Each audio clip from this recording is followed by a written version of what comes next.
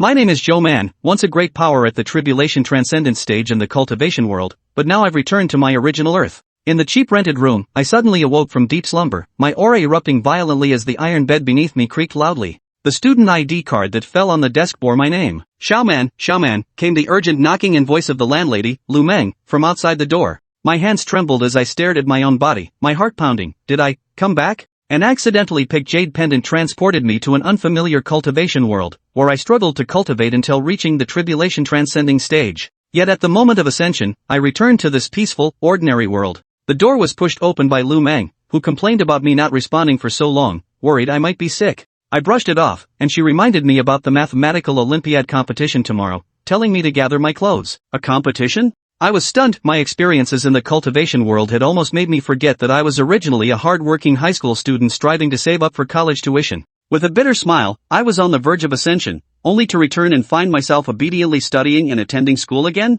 After dealing with Lu Meng, I returned to my room to study when my phone rang. The person on the phone said the CEO was very satisfied with what I had sent earlier and wanted to purchase the patent. I frowned and requested to meet in person for a detailed discussion, but the woman became hostile and threatened me, saying that if I didn't sell, I should watch out for the safety of those around me. If I don't see it, then I won't sell it, I said coldly, and in the next instant, an invisible slap sliced through the air, landing precisely on the mouth of the woman on the other end of the call. The call ended, and I sneered. I'm on the verge of ascension. Why would I fear the threats of a mere mortal? I tucked away the notebook left by my parents, which recorded profound knowledge, and opened the textbook. Even with enhanced memory and comprehension after cultivating immortality, relearning such long-abandoned knowledge still requires time. It wasn't until dawn broke that I finally mastered the contents of the book. The hunger and discomfort emanating from my body reminded me that this form was unlike before. I needed to find a way to absorb pure spiritual energy. On my way downstairs, Lu Meng was working at the flower shop. I greeted her first, and she asked me to bring her breakfast, stuffing 20 yuan into my hand. I noticed someone glancing casually in one direction. After I left, 3 young men dressed like ruffians entered the flower shop. The greasy fat guy at the head grinned slyly, using the excuse of fetching flowers to take liberties with Lu Meng, even threatening her with protection fees. Why couldn't she do it alone? I carried breakfast back to the shop entrance, hearing a calm voice speak. The thug questioned me aggressively, while the fat guy recognized me and threatened me for meddling in their business. Lu Meng looked pale, signaling for me to leave first. I ignored them and persistently asked Lu Meng how long they had been pestering her, stating, I'm very strong now and no longer need your protection, Sister Xiaolu. I put down my breakfast and signaled for the 3 to follow me outside. We couldn't ruin Liuji's flower shop. As soon as he stepped out of the shop, a scream from the fat man rang out, followed by the other 2 collapsing to the ground. Dealing with this kind of person, I didn't even need to use spiritual power. With ease, I snapped the fat man's hand bones barehanded and knocked out several of his teeth. If I catch you in Xiaolu's sight again, I'll gouge your eyes out, I promise. My god of warlike eyes sent the trembling fat man into spiritual convulsions. Lu Meng, frightened herself, rushed over with concern, fearing I'd landed myself in trouble. I calmly reassured her, it's alright, Sister Xiaolu, don't mind them. The police never cared anyway. I'll take them back. You go focus on your tasks. I'll treat you to dinner after the competition. I casually found a corner to dump them, leaving a spiritual mark on each person. Flying back to school, I arrived right at the gathering time with everyone waiting for me. I don't see anything wrong with that. Ascended beings are worth waiting for. Zhou Man, what's with this guy's pretentious act? Though my classmates' murmurs were quiet, my hearing was just too sharp.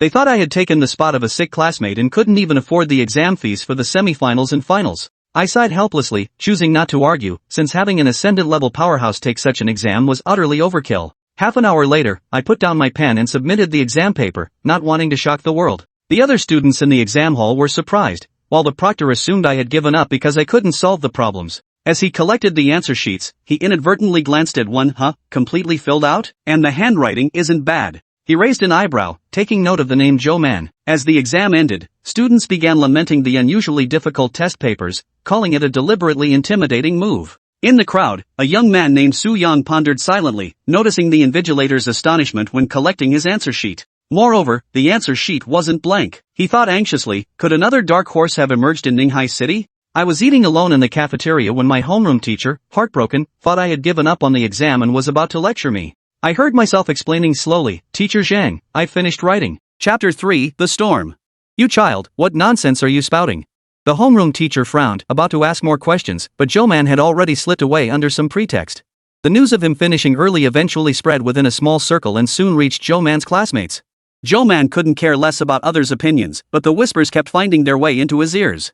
Did you hear? That Zhou Man kid handed in his paper just half an hour into the exam. He must be out of his mind. That much confidence, doesn't he fear overdoing it?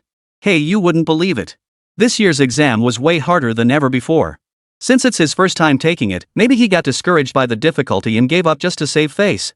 Zhou Man, too lazy to listen, simply laid his head on the desk and fell asleep. His behavior only reinforced their suspicions that he'd been so overwhelmed by the exam's difficulty that he'd shut himself off. In truth, Zhou Man hadn't slept all night and had just finished the morning exam. Only now was the exhaustion finally catching up to him. Normally, he would have meditated to replace sleep, but that wasn't an option now. He carefully sensed his own body. Using spiritual energy required circulating it both inside and outside his body, a process that inevitably absorbed external spiritual energy. Over time, completely sealing spiritual energy within the body could lead to stagnation or even regression in cultivation. The urgent priority was indeed to find a way to purify spiritual energy. Unconsciously, his thoughts drifted back to the notebook his parents had left him. Its pages were filled with intricate, profound formulas, encompassing a vast and diverse range of knowledge. After studying it all night, Zhou Man revisited the contents. Though still incomprehensible, he sensed a faint familiarity. That familiarity, combined with his intuition, instinctively drew him to the realm of immortals. Otherwise, how could he possibly not understand it? But how could that be possible? Meanwhile, the teachers who had finished proctoring, collecting, and submitting the exams were equally unsettled. They gathered in a huddle, discussing the difficulty of this test. A plain-clothed, lean middle-aged man hurried past, clutching a sealed bag containing the students' answer sheets. A colleague spotted him and called out, "Hey, Zhang Qinghai, what's the rush?" Zhang Qinghai's mind was consumed by the answer sheet of that student who had finished early. He had casually worked through the exam himself during proctoring, growing increasingly alarmed as he progressed. The answers he had deduced were nearly identical to those of the student. The student's approach was exceptionally elegant, concise, and logically flawless.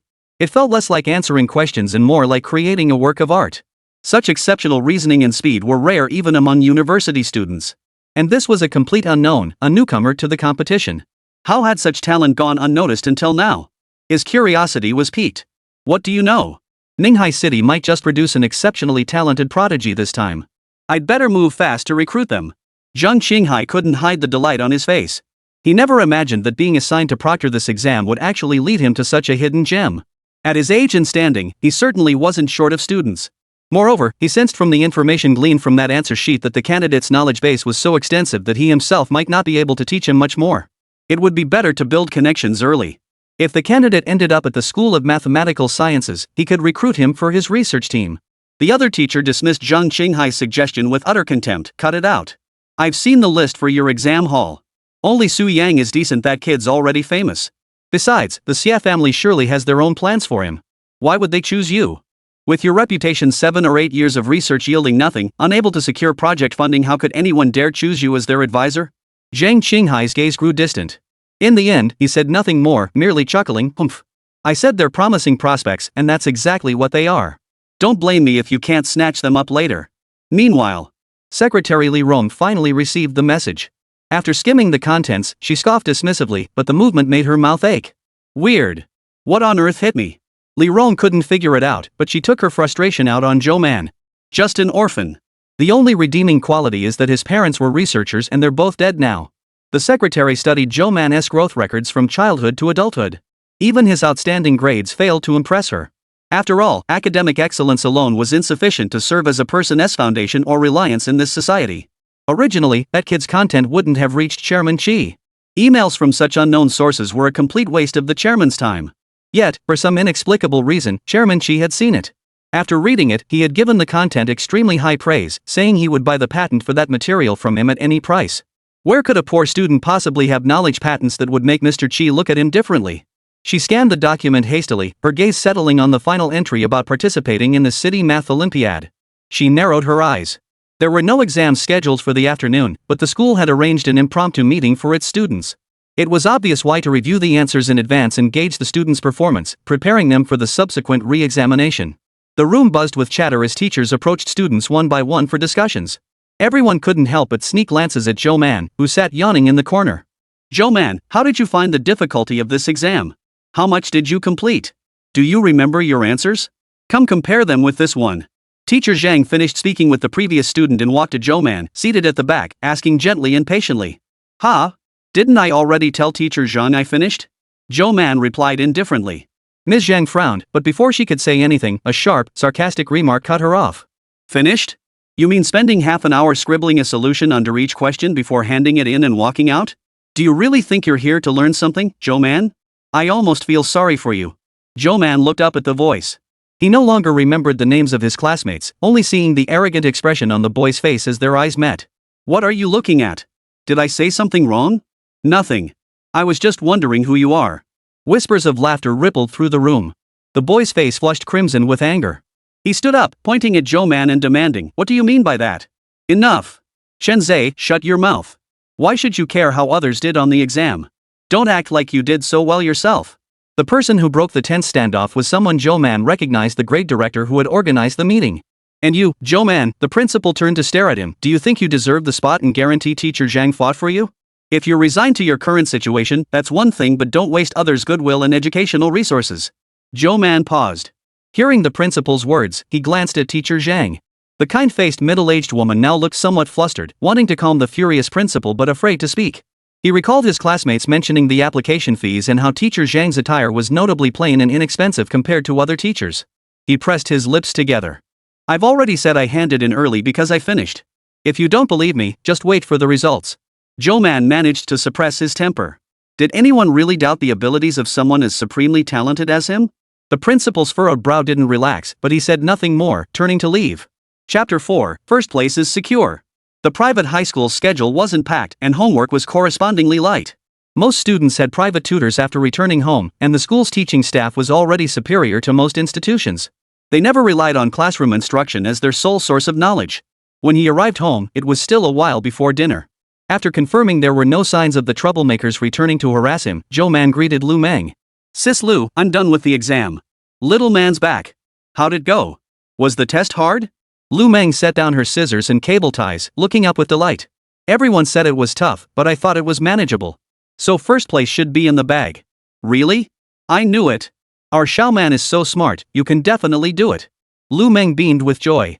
"When will the results be out? I want to go show off to everyone." The them Lu Meng referred to were the other shop owners on the street. Though she had dropped out of school early to work and open her store, she possessed a natural talent for interpersonal relationships and got along well with her neighbors.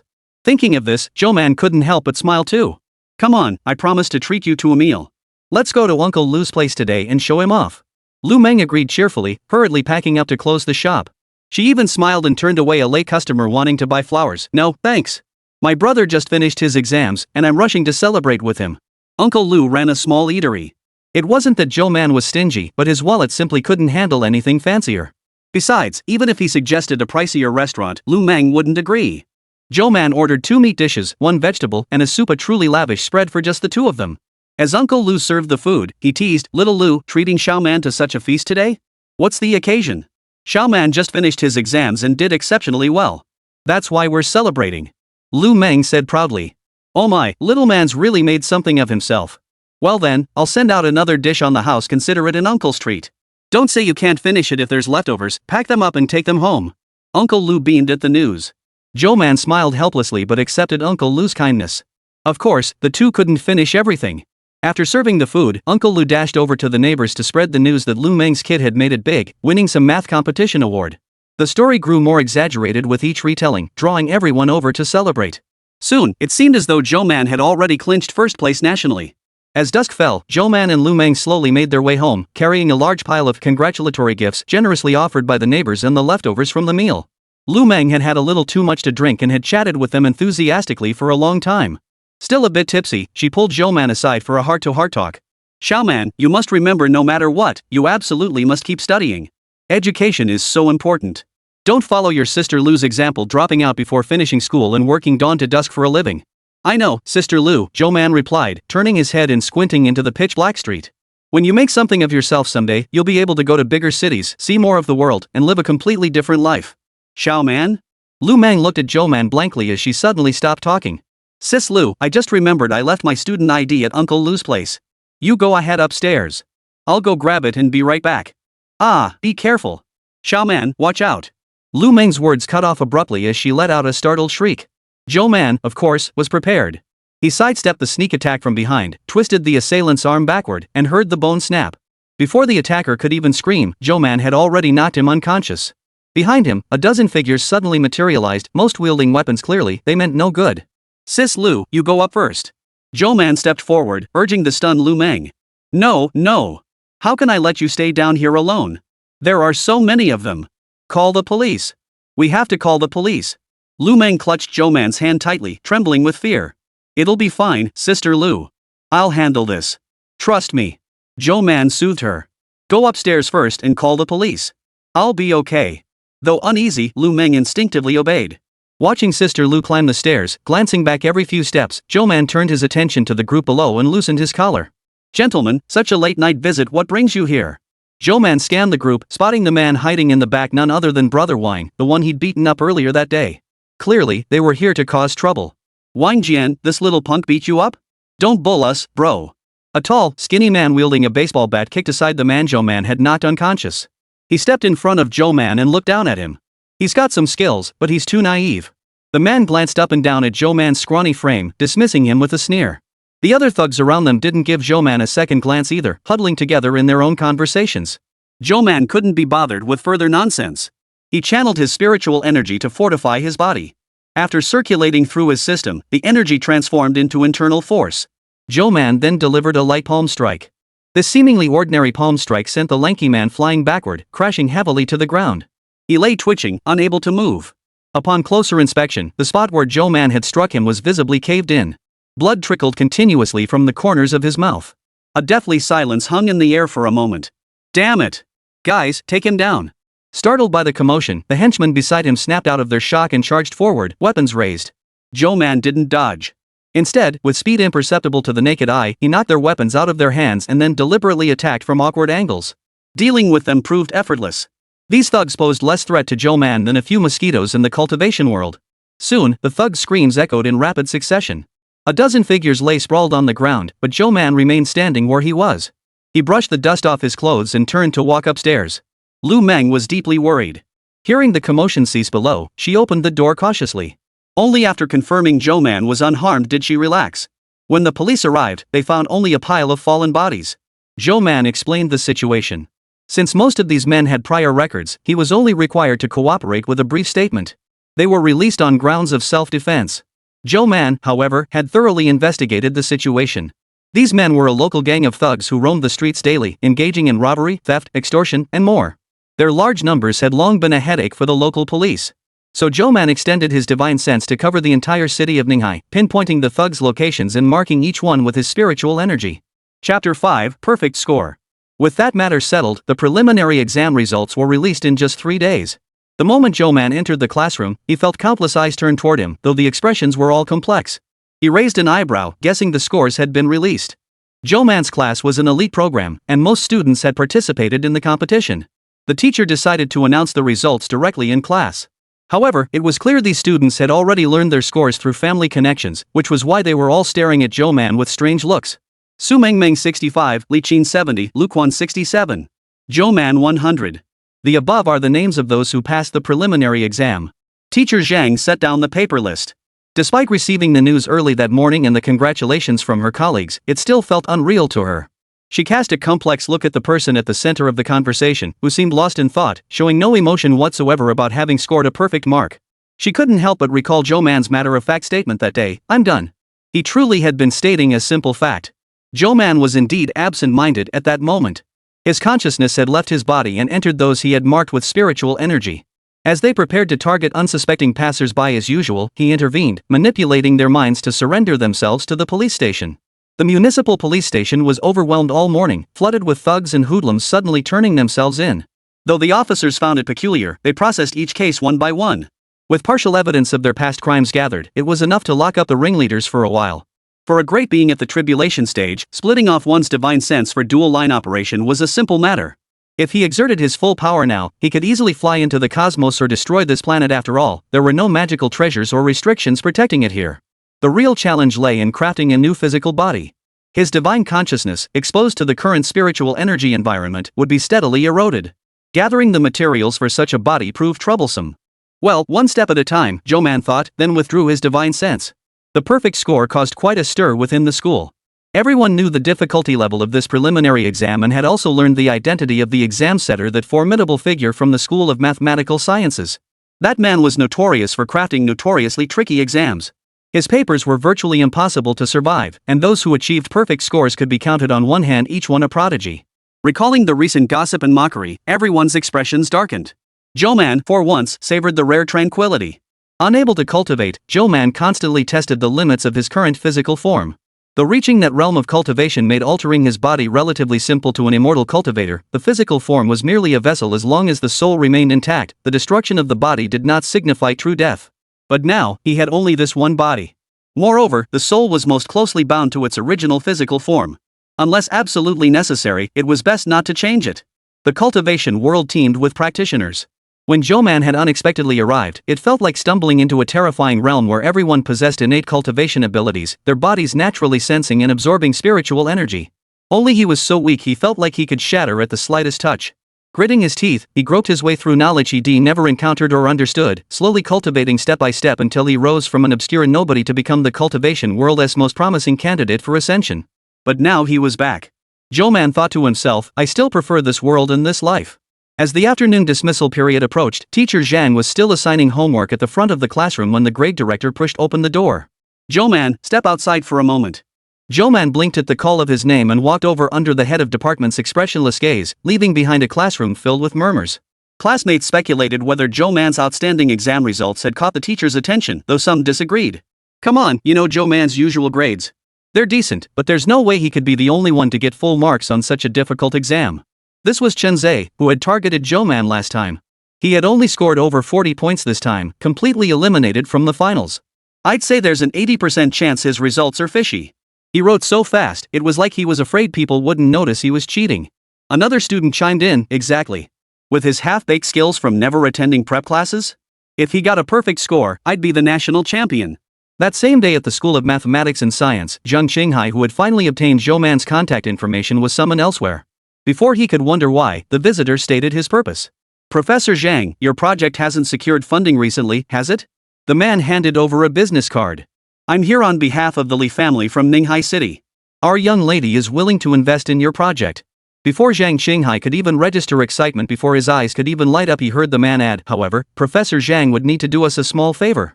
Zhou Man followed the grade director to the office, where several teachers were seated. Once the door closed, the principal addressed him bluntly, someone reported you for cheating. The matter has reached the organizers.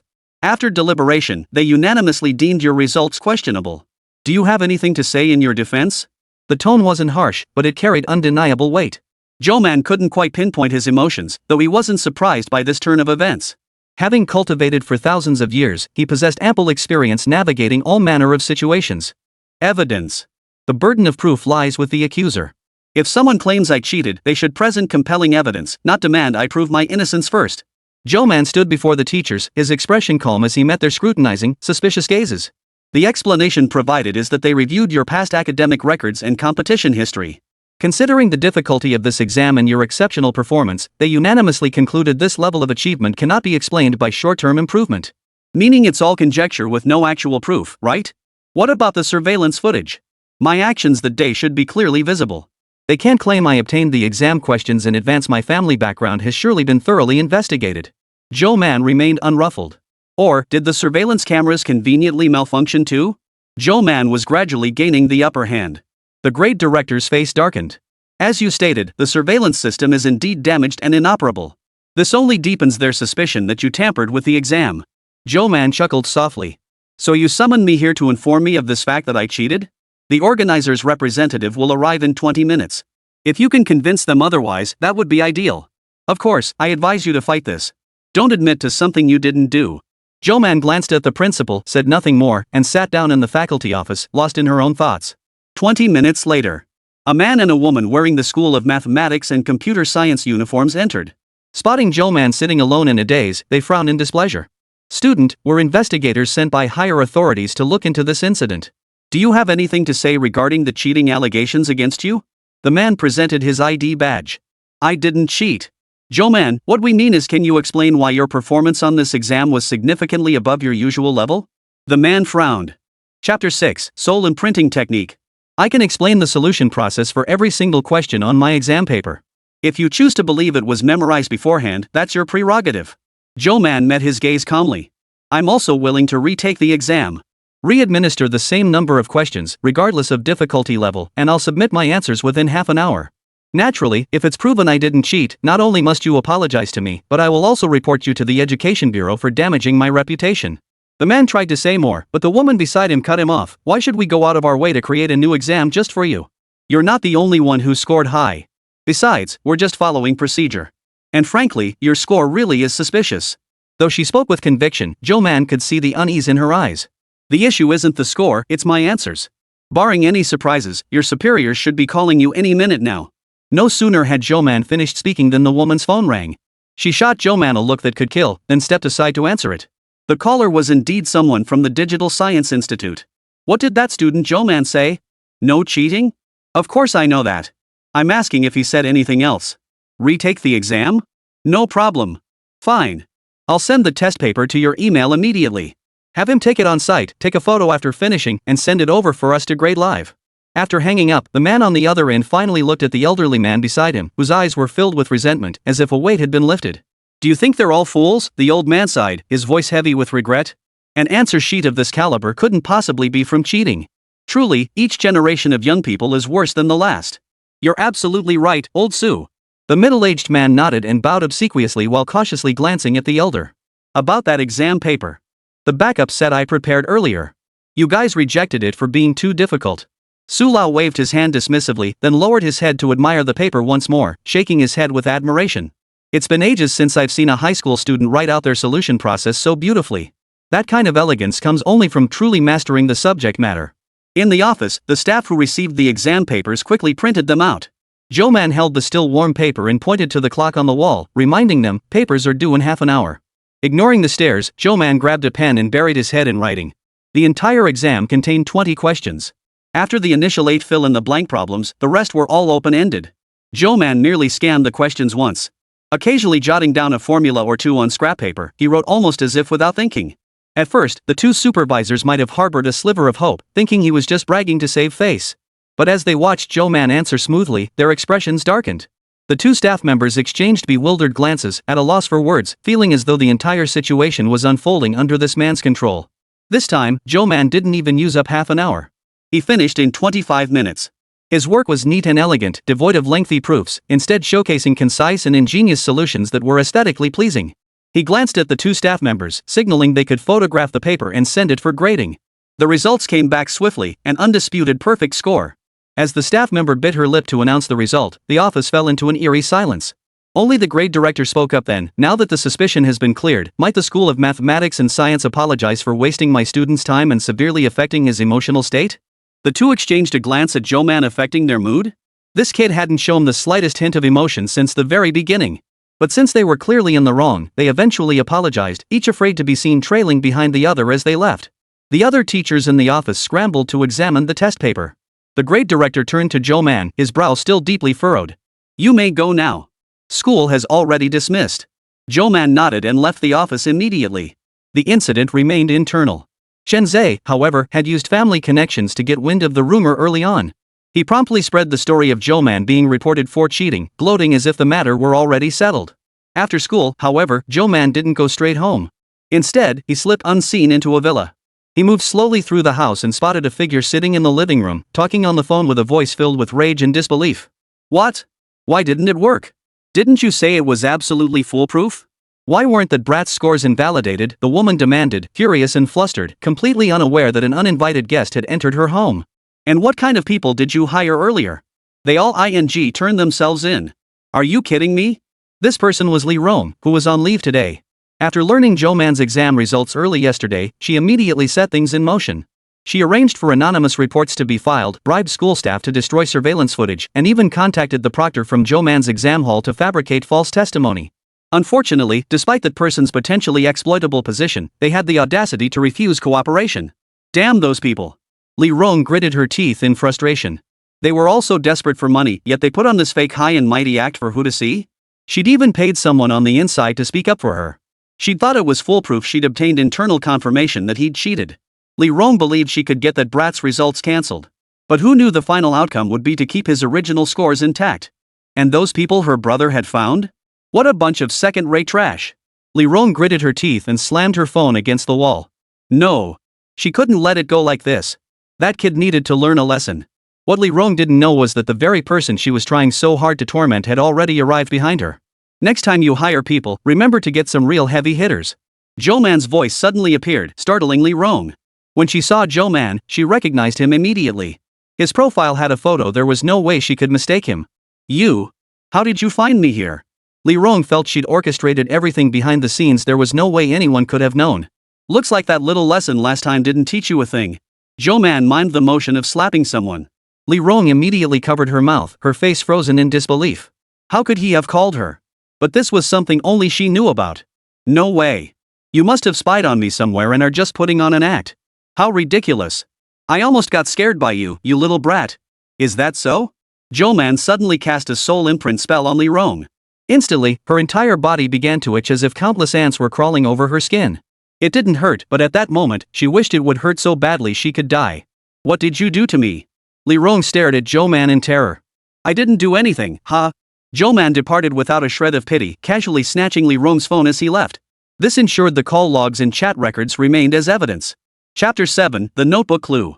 Li Rong later passed out from the unbearable itching, but when she woke up, she felt perfectly fine and noticed nothing unusual. She thought it had all been a dream. She proceeded to prepare her report for CEO Qi for the next day. As the eldest daughter of the Li family, she had outshone countless others from birth. Being the sole daughter, she naturally grew up showered with affection and indulgence. Li Rong had always looked down on ordinary people in this world, yet she held an intense admiration for Qi Ruoyun. She idolized strong, capable women like Qi Ruoyun, so much so that she willingly chose to work as a secretary at CEO Qi's company instead of joining her family's business. Consequently, she harbored an intense dislike for anyone who opposed CEO Qi, from business rivals to those who showed her disrespect, and she never held back when dealing with them. Little did she know that the soul imprinting technique was a lifelong bond. Every act of malice triggered a reaction, each time more intense than the last. Moreover, evidence of her every action had been meticulously compiled and delivered into Qi Ruoyun's hands.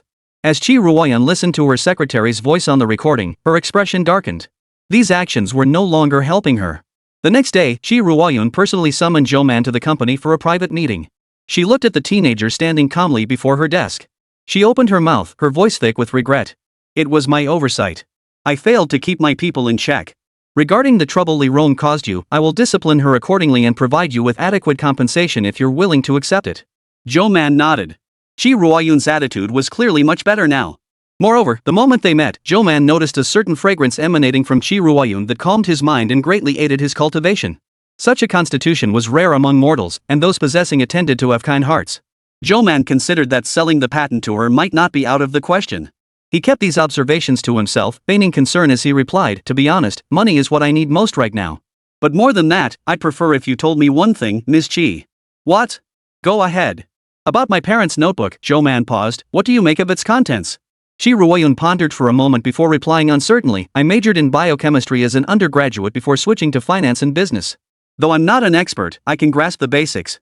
The notes contain formulas and procedures for extracting and refining certain substances, along with principles and other things I don't understand. But if you follow the steps exactly as written, you could refine entirely new substances, things humanity hasn't even discovered or named yet. Their applications are vast, some slow cellular aging and boost vitality, while others provide massive energy reserves for living organisms. It's a truly monumental hypothesis, as these products seem like substances that shouldn't exist in this world." Zhou Man listened, suddenly understanding. These descriptions matched the familiar sensations he had previously experienced. The content in this notebook corresponded entirely to matters related to the cultivation world. As for the content Qi Ruoyun mentioned, it covered the fundamental properties of alchemical herbs and elixirs, even including more basic, detailed knowledge he hadn't encountered in alchemy texts. The notebook left by his parents seemed more like an encyclopedic compendium of the immortal realm. Zhou Man composed himself and asked Qi Ruoyun, "Do you know anyone else who might be able to understand what's written here?" He wondered why he couldn't decipher its secrets. It seemed as though the notebook imposed a kind of restriction on true cultivators, preventing them from understanding it. For now, Zhou Man could only seek help from specialists in this field. After all, no matter how slim the chance to restore his cultivation might be, Zhou Man refused to let it slip away. "My senior from undergraduate studies is still researching this field and has his own lab. If you need it, I can put you in touch with him," Qi Ruoyun replied, visibly relieved. "Thank you, Miss Qi," Zhou Man nodded, turning to leave. "No need to thank me. It's just a small token of appreciation." I'll transfer the money to your card as compensation for your mental distress. Shi Ruoyun generously deposited 50,000 yuan into his account, a substantial sum for a high schooler, in a gesture of sincere goodwill. Having obtained clues to the notes, especially ones connected to the cultivation world, Zhou Man was naturally delighted. Moreover, discovering a method to recreate and refine cultivation artifacts in this world solved his most pressing problem. His worry, however, was that both alchemy and artifact forging were incredibly costly.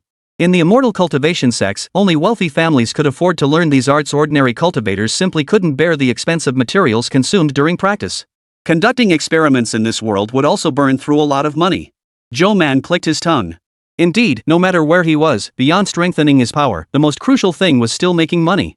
Glancing at the 5,000 yuan balance in his bank account, he suddenly felt his pockets grow even tighter. Too bad. Zhou Man seemed to recall something as he summoned the shattered jade pendant from within his body. He had actually forgotten about its existence until recently, assuming it had been left behind in the cultivation realm and hadn't come with him. This jade pendant was no ordinary object. It possessed an internal space and storage function, where time flowed 100 times slower than the outside world. However, without a good magical artifact to feed it, one couldn't cultivate within it for too long. All of Zhou Man's possessions accumulated over centuries in the cultivation realm were stored within this jade pendant that had journeyed with him to this unfamiliar world. It was also the first life-bound artifact he had acquired after embarking on his immortal path.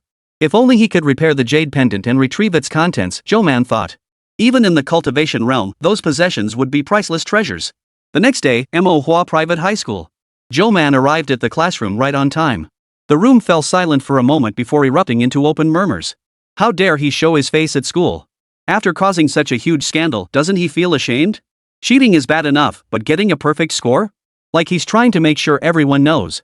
Hey, Chen Zhe strode over to Zhou Man's desk with an air of superiority, his voice dripping with malice. Heard you got caught cheating on the preliminary exam and had your score cancelled?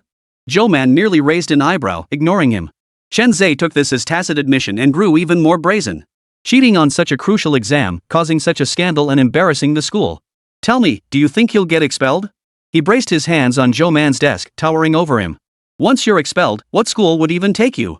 Your life is over. Spend the rest of your days begging for scraps. Zhou Man remained utterly unmoved by the threats. He calmly extended one hand and effortlessly pried Chen Zhe's fingers apart. In that instant of contact, the Zhou Man reflected in Chen Zhe's eyes suddenly magnified thousands of times over, making himself feel smaller than an ant before him. As Chen Zhe's face drained of color, the vision abruptly vanished. Zhou Man then spoke with unexpected politeness, "You're interrupting the teacher's class." It turned out the instructor had been standing at the doorway all along, observing them with a subtle expression. Zhou Man held a favorable impression of this teacher, which was why he gave her face and avoided disrupting her class. Otherwise, this Chen Zhe wouldn't have gotten off lightly. At the very least, he would have been scared out of his wits in front of the entire class. Chapter 8, Miss Zhong. Chen Zhe snapped back to his senses, convinced he'd merely imagined the scene. He glanced back, utterly unconcerned by the teacher's arrival, and turned to continue his mockery. "What's that? Changing the subject now that you've been called out? Chen Zhe, I must remind you that staff from the School of Mathematics came yesterday to investigate. They confirmed Zhou Man's score was not achieved through cheating." The ignored math teacher couldn't hold back any longer and interrupted. She simply couldn't bear to listen to this anymore. Moreover, under the witness of all teachers and staff, Zhou Man completed the alternate exam paper which had been excluded due to excessive difficulty in just half an hour. It was personally graded by the exam setter and scored full marks. The chatter instantly fell silent, leaving only Chen Zhe standing frozen in place, his face frozen in disbelief. "What? That's impossible. With that kid's level." "Chen Zhe, I recall Zhou Man consistently excels in regular exams. Acknowledging someone else's excellence doesn't diminish your own standing," the teacher at the door, textbooks in hand, admonished him sternly. Finally, Chen Zhe pressed his lips together, his face darkening. He shot Zhou Man a fierce glare before returning to his seat. The teacher's words carried too much weight, and the classmates' gazes still drifted uncontrollably toward the subject. Right then, under everyone's watchful eyes, he openly yawned. The math teacher at the front naturally noticed. Though momentarily speechless and annoyed, she recalled his flawless exam paper and decided to let it go. After all, at his level, there was little more she could teach him. Since he wasn't disrupting others, she shrugged it off. Zhou Man truly hadn't meant to disrespect the teacher. After discovering the notebook's clues yesterday, he'd excitedly studied all night. Combined with last-minute research, he'd crammed enough to grasp the covered content. As for the sealed sections? That would depend on who could unlock them later. Beyond substituting naturally grown immortal herbs for alchemy ingredients, the methods within could even replicate celestial realm forging materials. Though inferior in effect, something was better than nothing. Besides, even counterfeit celestial products could be infused with spiritual energy during refinement to mimic the originals perfectly. But to begin any of this, he first needed money, a problem that, unusually, had Zhou Man pondering for quite some time. In the cultivation world, amassing wealth was straightforward, whether through formidable strength or mastery of alchemy, artifact forging, or array painting. Working for sex or accepting bounties yielded quick riches. At the pinnacle of fame, merely attending a prominent clan's banquet could command a hefty fee. But in this peaceful world, none of those skills were useful. Zhou Man couldn't help but smile bitterly. He couldn't exactly take on contracts to kill people for hire. That went against his original intentions, and he didn't want to disrupt this world. He only wished to live as peacefully as possible. He could participate in more competitions, Zhou Man mused. The prizes were usually quite generous, and it would also allow him to smoothly connect with many valuable contacts, better unlocking the secrets of the notes. While pondering which cultivation disciplines might correspond to real-world professions, Zhou Man mapped out his future plans. Zhou Man drifted into a deep sleep. When he awoke, it was already the last class of the morning. Perhaps word of yesterday's incident had spread among the teachers, for not a single one dared wake Zhou Man, who was openly sleeping with his head on the desk. Despite being a private high school, the cafeteria was surprisingly affordable, confirming the school's financial stability and allowing Zhou Man to enjoy lunch without worry. However, his lunch break was destined to be anything but peaceful. A tray appeared across from him. First, he noticed a pair of slender, feminine hands. Then, the owner of those hands sat down opposite him, completely ignoring the murmurs around them. "Why didn't you enter the competition before?" The short-haired girl stared at Zhou Man, asking each word deliberately. "Ha?" Zhou Man hadn't quite processed the question, nor was he accustomed to being stared at like this by a girl. "With your talent, why did you hide it all this time? If I hadn't gotten sick, would you have never competed for a spot?" Zhou Man suddenly understood. So this was the Miss Joan who had given him her spot in the competition due to her illness. This could be trouble, Zhou Man thought. If such a young lady decided to make things difficult for him, it would have the most significant impact on his current situation. Zhou Man chose his words carefully. "The teacher said I haven't had systematic competition training and advised against wasting my time on this." Teacher Zhang wouldn't say something like that, Miss Zhong frowned. It wasn't her. It was the head of registration. The girl fell silent, staring at Zhou Man for a long moment. "Don't think you snatched this spot from me. Your results are more than worthy of it." Zhou Man blinked, saying nothing more. Across from him, the girl fell silent and began eating, no longer acknowledging him. What a peculiar person, Zhou Man thought. Though awkward to deal with, she wasn't unpleasant. Only after Zhou Man finished eating slowly did the girl, who had remained seated across from her the entire time, finally speak as if seizing an opportunity. "You haven't received any systematic competition training. So how exactly did you learn? You're curious?" Zhou Man raised an eyebrow. The girl nodded earnestly. "Truth be told, I've always taught myself by reading books. You know, I couldn't afford tutoring classes or private teachers," Zhou Man shrugged. "You're that strapped for cash?" Miss Zhong's tone brimmed with disbelief. "Well, actually, I came here specifically because Manhwa promised tuition waivers and scholarships. After all, Manhwa is renowned for its competition students, not the college entrance exam track I originally considered." Zhou Man's academic performance had always been outstanding. He ranked among the top 20 in the city during the high school entrance exams. However, the generous bonuses for competition students had always tempted him to give it a shot. "You came to Manhwa just for this money? Tuition at First High isn't expensive either." She frowned as a passing staff member came to collect their trays, momentarily blocking their view. Thus, she missed the fleeting look of displeasure that crossed Zhou Man's face. "I'm an orphan, Miss Zhong. I need money to live." Zhou Man explained helplessly, feeling no shame in revealing his background to others. But Miss Zhong clearly didn't see it that way. Evidently well-bred and refined, her face flushed with regret. "I'm sorry. I never really paid attention to other students' family backgrounds. I didn't mean to. It's nothing. It's not your responsibility." "No need to apologize," Zhou Man reassured her. "Would you be interested in tutoring me?" The girl looked up, her expression resolute. "The hourly rate would be the same as my current tutor. I need help with advanced math." Hearing this, Zhou Man initially intended to refuse. After all, it seemed like a waste of his talents, a great cultivator at the ascension stage, to be a tutor. But the next moment, Zhou Man discovered her innate talent was exceptional, rare even in the cultivation world. Suddenly, the thought of taking her as a disciple crossed his mind. Chapter 9, Text Message. Zhou Man didn't give an immediate answer, only saying he'd consider it. He took her contact information and left. Only after leaving did he learn her name, Zhong Yulan. The name sounded familiar, and he recalled that she had consistently ranked first in Manhwa's math competitions. Yet she had never surpassed another student from a rival school, earning her the audacious nickname among some as Ninghai's perennial runner-up in math contests. The young miss, however, remained focused on her studies and never bothered to dwell on it. It was the Zhong family who privately issued a warning to that other household. It was rare for such a family to raise a child with this kind of character. The Zhons were considered an old established wealthy family in Ninghai City. Zhou Man mused that someone with this temperament, talent, background, and exceptional innate potential would be a prodigy destined for greatness in the cultivation world. Yet, the girl's family background remained a complication. Her origins and transformations might be endlessly scrutinized and probed. Until she found a more efficient way to earn money, Zhou Man had no intention of accepting the young lady's invitation, much less revealing her cultivation level. At the Digital Science Academy, Zhou Man's perfect exam paper remained a subject of intense curiosity. After some hesitation, however, everyone tacitly agreed to keep the news from their superiors for now. After all, they all understood that the purpose of this competition was ultimately for final selection. Naturally, the city's promising talents should be retained within their own ranks as much as possible. They had also learned bits and pieces about Zhou Man's family background, which left them all in awe. Competitions weren't like the college entrance exams. The odds of someone from a humble background rising to the top were exceedingly slim. Students with his advantages typically chose the straightforward path of the college entrance exams rather than a track that relied more heavily on innate talent and financial resources. Old Su curled his lips, choosing not to comment on their ulterior motives. After all, they were all thinking about cultivating local talent. He himself was born in Ninghai City and had stayed at the Ninghai City Digital Science Institute precisely because of his affection for the place. After exchanging pleasantries, the group unanimously agreed to postpone the final decision until after reviewing Zhou Man's results in the next round of interviews. Yet, deep down, everyone knew Zhou Man was undeniably a genius. They then reported on their respective work progress over the past period, and the meeting concluded rather abruptly. After the meeting, Zhang Xinghai was called aside by the dean. "Professor Zhang, I'm aware of the situation. When Zhou Man was accused of cheating, you overruled objections and presented his exam paper to Professor Su. You've helped Ninghai retain a promising young talent."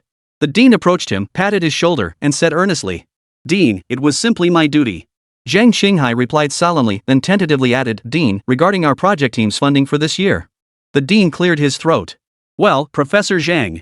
As you know, our School of Mathematical Sciences hasn't produced any significant new results in recent years.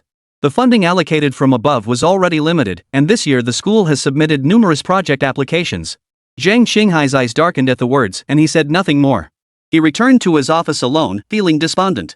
Glancing at the reports submitted by his students this week, he sighed helplessly. Recalling the dean's words and those of others, he couldn't help but reflect on his years of research. When Zhang Xinghai first decided to launch the project, both the dean and higher-ups had been enthusiastic supporters. They all believed it was an extraordinary and promising endeavor, a groundbreaking discovery if successful. Yet 7 or 8 years later, Zhang Xinghai's project continued to repeat its failures. The initial admiration and optimism had turned to mockery. Everyone now believed he was stubbornly pursuing an impossible endeavor, that his earlier claims had been nothing but empty boasts. Yet no one knew what had kept Zhang Xinghai going all this time. Sitting in his office, lost in recollection, Zhang Xinghai unlocked a secure cabinet and retrieved a document. Its pages were densely covered with mathematical formulas. He removed his glasses and gently ran his fingers over the yellowed paper. These were the final materials left behind by Zhang Xinghai's friend, a man he had known for decades, a crucial companion who had witnessed each other's academic achievements throughout their careers. He had established this project team precisely for his friend. Zhang Xinghai sought to complete the research his friend had been unable to finish before his passing. The friend had never publicly disclosed his findings, partly because he lacked absolute certainty. Perhaps this earth-shattering discovery was destined to remain merely a hypothesis. Zhang Xinghai sighed, resignedly tucking the documents away with care. He took out his phone, deliberated for a long time before composing a text message, and felt an unusual nervousness as he clicked send. Meanwhile, Zhou Man wasn't having much luck either. Since he didn't have an urgent need for one yet, he hadn't bought a new phone and instead went to an internet cafe. He browsed various job sites online as he remembered, but unfortunately, none of them hired minors for part-time work. When they heard Zhou Man was a high school student, they ended the conversation outright. Feeling helpless, Zhou Man had no choice but to head home. If he arrived too late, Lu Meng would surely worry. With those troublesome punks gone, Lu Meng's life had become noticeably smoother lately. The faint traces of worry that had lingered on her face were gone. Zhou Man's phone buzzed twice. He pulled it out. It was Qi Ruoyun calling. She had made progress on the contact she'd promised to arrange for him. The person had just wrapped up a phase of experiments and was quite interested in the notes Zhou Man possessed. They wanted to meet and discuss things, but Zhou Man would have to travel to Beijing himself. Such a distance was nothing to Zhou Man. Immortals could travel 1,000 miles in a day, though in modern society, discretion was key. Just avoid bumping into airplanes and being spotted. So Zhou Man arranged to meet the person at Beijing University of Technology in a week. Scrolling further down, among the spam messages, a text from an unknown number caught his attention. "Meet me tomorrow night at 8 p.m. in the alley behind number 187 Menliang Street." Zhou Man raised an eyebrow and tucked his phone away. Tonight, he had other matters to attend to. He intended to attempt cultivating his chi, testing how potent those immortal cultivation techniques might prove in this world. The most fundamental was the introductory breathing technique, sensing the spiritual energy of heaven and earth, connecting with the stars above, and circulating true chi through the body once counted as one cycle. Repeating this 77 times, 49 cycles in total, was considered success. The cosmos of that world differed from this one. While the spiritual energy was far purer, the universe itself was barren and impoverished for cultivating divine consciousness. He turned his gaze inward, skillfully activating his cultivation technique. The spiritual energy first circulated autonomously within his body, then flowed outward. Yet the energy absorbed into his body bore no resemblance to the pristine essence within Zhou Man's. It felt like murky black mist corroding his internal organs. He immediately halted the cultivation technique and used his own spiritual energy to purify it. Higher tier, lethal techniques could still be employed, though without the aid of pure external spiritual energy, they demanded vastly greater expenditure than before. Zhou Man shifted his spiritual energy flow several times, a colossal force continuously compressing and transforming within his body. Outside the window, birds in the trees seemed startled, flapping their wings and flying away. Zhou Man halted his spiritual energy circulation, and the air settled into stillness once more. Chapter 10, Who's Looking for Trouble Now? In the laboratory of Capital University of Science and Technology, a man who had just finished a phase of experiments replied to a message. The sender was a junior from his undergraduate days. She hadn't pursued further studies in their field, however, switching to business and finance for her graduate studies. Now running her own company, she left a lasting impression on him. Her message piqued his interest. He didn't believe someone as serious as Chi Ruoyan would joke about such matters. For her to be so certain he'd be interested, it likely meant she had already reviewed and confirmed the content, deeming it highly valuable. Still, it remained just another item on his to-do list, quickly pushed to the back of his mind. "Boss, you think that kid's gonna show up?" A guy dressed in a trendy, edgy style looked up at another man with a sycophantic expression. "No clue. I'm just doing my job," replied a man in tight leather gear, flicking his cigarette as he leaned bored against the wall, scrolling through his phone. "If he shows up, we beat him up. If not, saves us the trouble." Hearing this, the dapper guy exclaimed, "Got it, boss. We'll keep staking out then." They described him as a scrawny nerd. "Be careful not to kill him. I don't want to bail anyone out from the cops again." The man waved dismissively, opened a game, crouched down to play, and ignored his men. After autumn arrived, darkness fell quickly. By 8 o'clock, Ninghai City was already shrouded in night, and the deserted streets showed no signs of passers-by. Even those who happened to see the smoke-filled alley where the thugs loitered would instinctively give it a wide berth. Yet a teenager approached slowly. He lifted his head, counting the house numbers on the wall one by one, 185, 186, 187, then stopped. Turning, he headed into the alley beside him. "Bro, you Zhou Man?" Spotting the newcomer, the sharp-looking guy crouched in the alley sprang to his feet, his spirits finally lifting. He roused his buddies nearby, who perked up too. In the pitch-black alley, the silhouettes of a dozen delinquents encircling someone under the faint moonlight created an oppressive atmosphere. But Zhou Man, standing calmly in the center, remained unhurried. "I am Zhou Man, may I ask, what business do you have with me here?" The other party eyed Zhou Man up and down in confusion. This scrawny kid wanted to pick a fight? He must be a total coward, looked like he'd go down with one punch. "Sorry, buddy," the lanky youth sighed without a trace of remorse, patting Zhou Man's shoulder before swinging a punch straight at his head. Zhou Man didn't move. He raised his hand and effortlessly caught the punch, still asking politely, "Who sent you here?" The young man's face turned grim as he tried to pull his hand back, but it wouldn't budge. How could this kid be so strong? "What are you standing around for? Get him," he barked at his brothers watching the show. The crowd behind him snapped to attention, charging forward in unison to take Zhou Man down. Zhou Man sighed inwardly. He hadn't intended to resort to violence right away. After all, he'd overheard from a distance that someone else was pulling the strings. He'd hoped to find out who that person was peacefully, if possible. But these guys always loved violence. Zhou Man sidestepped the charging attackers. The basic skills he'd honed while learning martial arts were still sharp, more than enough to handle these half-baked thugs. He didn't even bother using his spiritual power, relying solely on fundamental combat techniques. With a few nimble backflips, he dodged their attacks, then used the momentum of his movements to counter. Every strike landed with brutal precision, rendering his opponents incapacitated with a single blow. Within moments, the once dense crowd lay mostly sprawled on the ground. The young man who'd spoken first, sensing trouble, slipped away to seek backup from their boss. The boss, still immersed in his game, snapped to attention with obvious irritation when interrupted. "Wang Wei, you better have good news, you little. You interrupt me during a crucial raid and get me killed." The boss impatiently shoved Wang Wei aside, his eyes never leaving his phone. "Boss, it's bad. The intel was wrong. That Zhou Man kid is off the charts. He took out all our brothers single-handedly. We can't win." Wang Wei screamed in utter panic, nearly ready to kneel before the boss. Seeing Wang Wei wasn't joking, the man frowned, grabbed his weapon, stood up, and walked out, his face stubbornly refusing to believe it. Less than a minute later, Wang Wei heard the boss's agonized cries echoing from the other side. With a look of despair and resignation, he closed his eyes. Ready to talk now? Zhou Man crouched down, locking eyes with the leader of the delinquent gang he'd just knocked out. Why yes. Brother man, I'll call you brother. Whatever you say goes. The man scrambled to respond, his face a bruised and battered mess, his expression as obsequious as possible. Who sent you? The very first question stumped him. The man's face twisted in distress as he stammered, unwilling to speak. Zhou Man showed no mercy, reaching for his right hand with a threatening gesture. I'll talk. I'll confess. I'll tell you everything. Li Changling made me do it. He paid me, said he'd arranged for you to come here so we could teach you a lesson. He also told us to warn you to stop coveting what isn't yours. The man was nearly crying from fear, clutching his nearly broken hand as he hurriedly spilled everything. Zhou Man released him and turned to leave. They thought they'd dodged a bullet and started to flee, but as they ran, their feet seemed to have a mind of their own, steering them toward the nearby police station. They all had criminal records.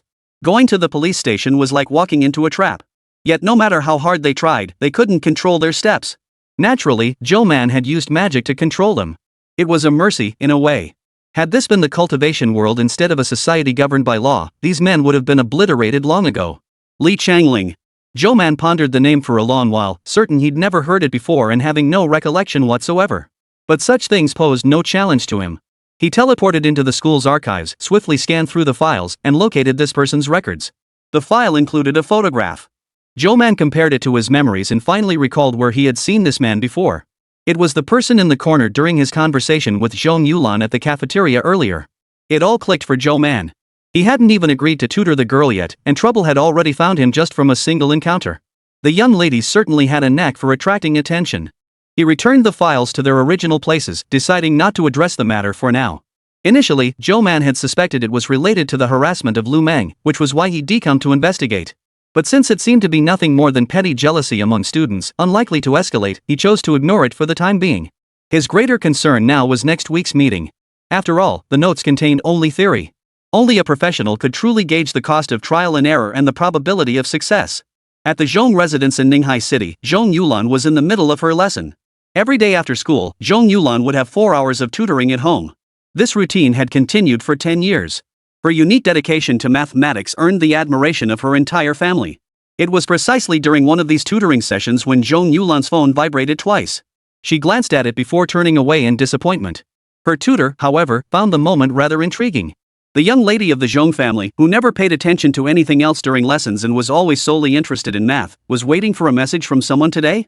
The tutor dared not ask, but curiosity lingered. Only after an hour had passed and the tutor said goodbye and left did she remember to reply to the message. Zhong Yulan opened her phone and tapped on the chat window. The contact name on the other side was Su Yang. Su Yang, Manhwa took first place this time. Your school has such a dark horse? Zhong Yulan replied, I hadn't paid attention either. He never participated in competitions before. Su Yang replied quickly, I think we were in the same exam hall that day. He finished in half an hour scary fast. Too bad I couldn't see his answers. Zhong Yulan frowned, tapped her keyboard, but ultimately didn't reply. She exited to the home screen, double-checked her inbox for any missed messages, and closed her phone in disappointment. Chapter 11, 10 million. A week passed in the blink of an eye, and soon it was time for their meeting. When Zhou Man arrived at Beijing University of Technology, he still had an hour before the meeting. He looked around at the city's surroundings with curiosity. It seemed considerably more developed than Ninghai City, with clean streets and passers-by dressed in far more expensive-looking attire. Since the meeting had been pre-arranged, after Zhou Man gave his name, someone went inside to notify them. While waiting, Zhou Man curiously surveyed the laboratory. Through the windows, he could see numerous tall, sophisticated instruments. Tables were piled high with documents and models. Zhou Man could barely make out some of the details. Before he had time to delve into the meaning of the data, the person he was meeting emerged. Hello, Zhou Man. I'm Li Zipping. I understand you're the person Shi Ruoyun wished to meet? A tall, slender man wearing glasses opened the door and extended his hand. Zhou Man politely shook his hand in return. Yes, because Ms. Chi mentioned you might be able to understand those things. Li Zipping raised an eyebrow, took the notebook Zhou Man offered, and began flipping through it while leading the young man to a seat. He hadn't taken the claims seriously at first, assuming it was somewhat exaggerated. But when he casually flipped to a page and his gaze fell on the first formula, his attention was immediately captured. Only when he nearly bumped into the door did Li Zipping snap back to reality. Turning his head in a daze, he asked Zhou Man, who gave you this notebook? My parents. What kind of researchers were your parents? Li Zipping's tone brimmed with curiosity. Zhou Man paused briefly before answering calmly, I'm sorry, my parents passed away before I can remember them. I don't know much about them either. All I know is that this is indeed something they left behind. Ah. Li Zipping froze, unable to process it. So, at least 15 years ago, your parents had already discovered and written down all this? Zhou Man didn't answer. The man before him continued to speak to himself, it really is a fascinating hypothesis. If only I could ask them in person how they arrived at their conclusions. It's a pity they only recorded the results without any further details. Mr. Li, Zhou Man interrupted him, would you mind sharing your thoughts on the contents of this notebook? Li Zipping pulled out a chair and sat down, pouring himself a glass of water as he spoke deliberately. If your parents weren't madmen, this notebook could overturn modern human understanding. Its logic is so complete and reasonable it almost seems fabricated. Yet there's no further experimental data, and its scope is incredibly broad. If we could successfully replicate the experiments described here, we'd create entirely new entities that don't exist in this world. Li Zipping took a sip of tea and calmly delivered this potentially world-shocking revelation. What are the chances of success if we conduct the experiments? Zhou Man frowned, clearly concerned about this question. Extremely low. Li Zipping sighed. The data is too sparse, the conditions too demanding. The raw material requirements alone are extensive, and the extraction process is incredibly complex. Of course, all this assumes no one invests in the project. With funding, anything is possible, though it would burn through a lot of money. How much? Zhou Man mentally calculated the figures. We'll need the first batch of experiments to estimate costs. Based on my experience, a project like this one unlikely to be favored by the conservatives won't yield results for less than 10 million. Li Zipping raised an eyebrow, looking at Zhou Man with curiosity. What? Is junior sister Qi interested in investing?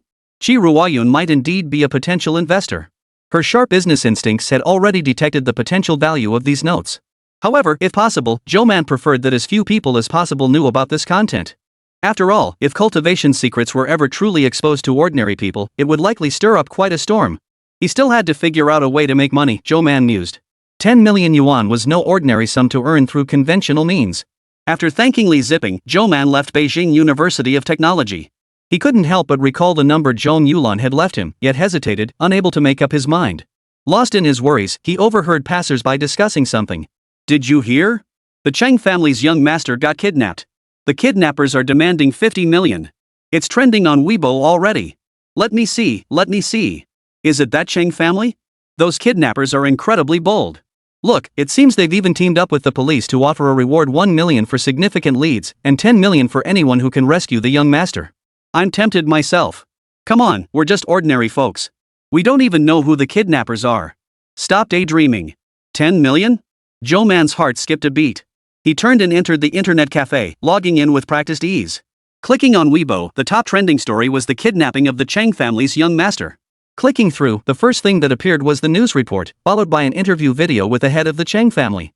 His face was twisted with rage as he cursed the kidnappers, yet his concern for his son was palpable. At the end of the video, the middle-aged man on screen waved his hand dramatically, announcing a nationwide call for help. Anyone providing clues about the kidnappers would receive a reward of 1 million yuan. Those who rescued the young master or directly saved him would be rewarded with 10 million yuan or more. Zhou Man's eyes lit up instantly. Talk about perfect timing. He jotted down the contact information provided, then listened again to the Cheng family's released recording of the kidnapper's call. The voice was clearly altered, offering no further clues for now. He reviewed the Cheng family's public account of the young master's last known whereabouts before his disappearance, committing the details to memory before projecting his divine sense outward. It swiftly flew to the designated location. May the final reward justify this expenditure of spiritual energy, Zhou Man thought. The cultivation world boasted myriad techniques, and methods for locating people naturally existed. Beyond the common use of divine artifacts and treasures for tracking, the most prevalent was the soul tracking technique.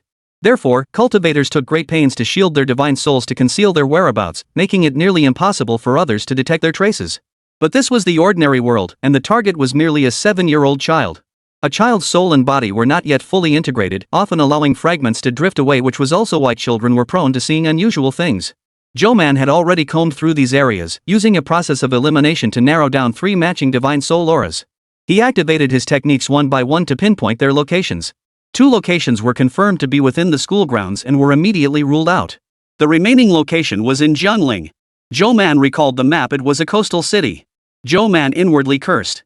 The other party intended to smuggle people out of the country. They might not even plan to release the hostages after receiving the ransom. Why? Had he been provoked by their actions? Or had this been their plan all along? Regardless, he had to act fast. Chapter 12, it's not that simple. The soul tracking technique hadn't updated the location yet. Perhaps the target was resting, or had encountered trouble. At Zhou Man's speed, flying from the capital to Jianling would take at least an hour. A magical artifact would have sped things up, but now he could only rely on his spiritual energy. Zhou Man swiftly dialed the contact number provided in the video message. Unfortunately, the line seemed perpetually busy. With no time to spare, he hastily drafted a text message before setting off alone. At that moment, in a hotel in Jiangling, several tall, menacing men with grim expressions crowded into a room.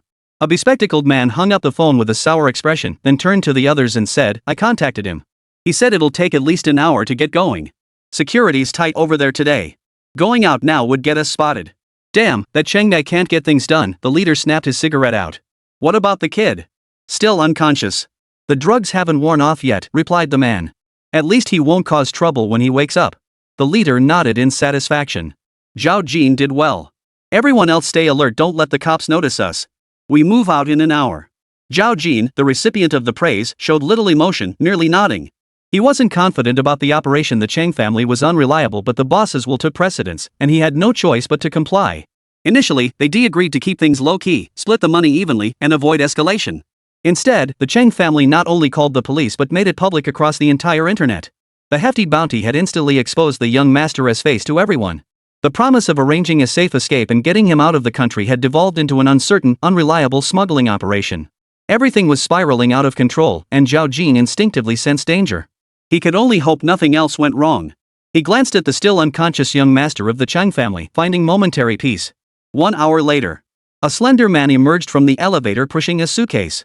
After checking out of the hotel, he stepped outside. Just as he was about to turn a corner, someone blocked his path. He looked up to see a dark-haired youth, appearing somewhat malnourished, whose expression held no particular emotion as he blocked his path. "Young man, what might I do for you?" the man asked politely. "Sorry, I'm here to ask for someone." "My apologies for the intrusion," the youth said without waiting for a reply, his hand reaching straight for the man's suitcase. Zhao Jin grimaced and dodged the hand, glancing warily at Zhou Man. "Young man, have you mistaken me for someone else? What do you want with my suitcase? It's been 20 minutes since you put him in there. You didn't bring an oxygen tank or ventilation equipment. Even a child would be close to suffocation by now. Or do you simply not care?" Hearing this, Zhao Jin's expression changed drastically. Ignoring Zhou Man's words, he grabbed the suitcase and began sprinting. Zhou Man showed no urgency at the man's flight. His words held no deception. He had already channeled spiritual energy to the child, ensuring at least his survival. Zhou Man preferred to catch the entire gang at once. Moreover, from the intelligence he'd gathered, this kidnapping wasn't straightforward. There might even be unexpected rewards. For now, he'd let that man lead the way. Zhao Jin sprinted the entire way, too terrified to glance back at whether anyone was pursuing him. Only upon reaching the agreed meeting spot and seeing his boss and the others still waiting did he manage to calm himself somewhat. "Let's move fast. Trouble's knocking at our door," Zhao Jin gasped, urgently telling the boss. The boss dismissed his urgency with a joke. "So anxious? The cops are after us?" "No," Zhao Jin paused to catch his breath. "It's some weirdo. I don't know how to describe the feeling, but we're exposed now. We need to get out of here as soon as possible." They had been waiting for Zhao Jin, the last to arrive. Though the boss didn't quite believe his warning, it was indeed time to leave. Just then, Zhou Man arrived. He emerged slowly and spoke up to stop everyone. "Guys, rushing off like this, isn't that a bit rash?" Compared to Zhao Jin's disheveled state, Zhou Man, who had flown over, looked incredibly relaxed. Seeing this, Zhao Jin's expression turned even more horrified. The boss glanced at Zhou Man, showing no sign of taking him seriously. He challenged, "So this is the weird kid you were talking about?" Zhao Jin nodded. "Hey, kid. If you want to live, keep your nose out of this. I don't know how you found out, but you're just a student. Mess with us, and the consequences." The man made a threatening gesture, drawing his hand across his throat. Zhou Man ignored the provocation, charging forward with a swift attack that caught the man off guard. These men's physical prowess was no match for that of street thugs. Only by enhancing his body with spiritual energy could Zhou Man inflict any real damage on them. Still, the spiritual power of a Tribulation Stage cultivator was overkill for these men. Zhou Man's fist slammed into the man's midsection. He hung in the air for a split second before crashing backward with a thunderous thud. Those around them hadn't even registered what happened. "Damn, this kid's trained too," someone whispered nearby. "Knocking the boss flying with one punch? I wouldn't even dare dream of that. What's there to fear? There's so many of us, and we can't take down one student?" An impatient man couldn't hold back any longer and charged straight at Zhou Man. Zhou Man sidestepped the swinging baseball bat, grabbed the man's shoulder, and drove his knee into his stomach.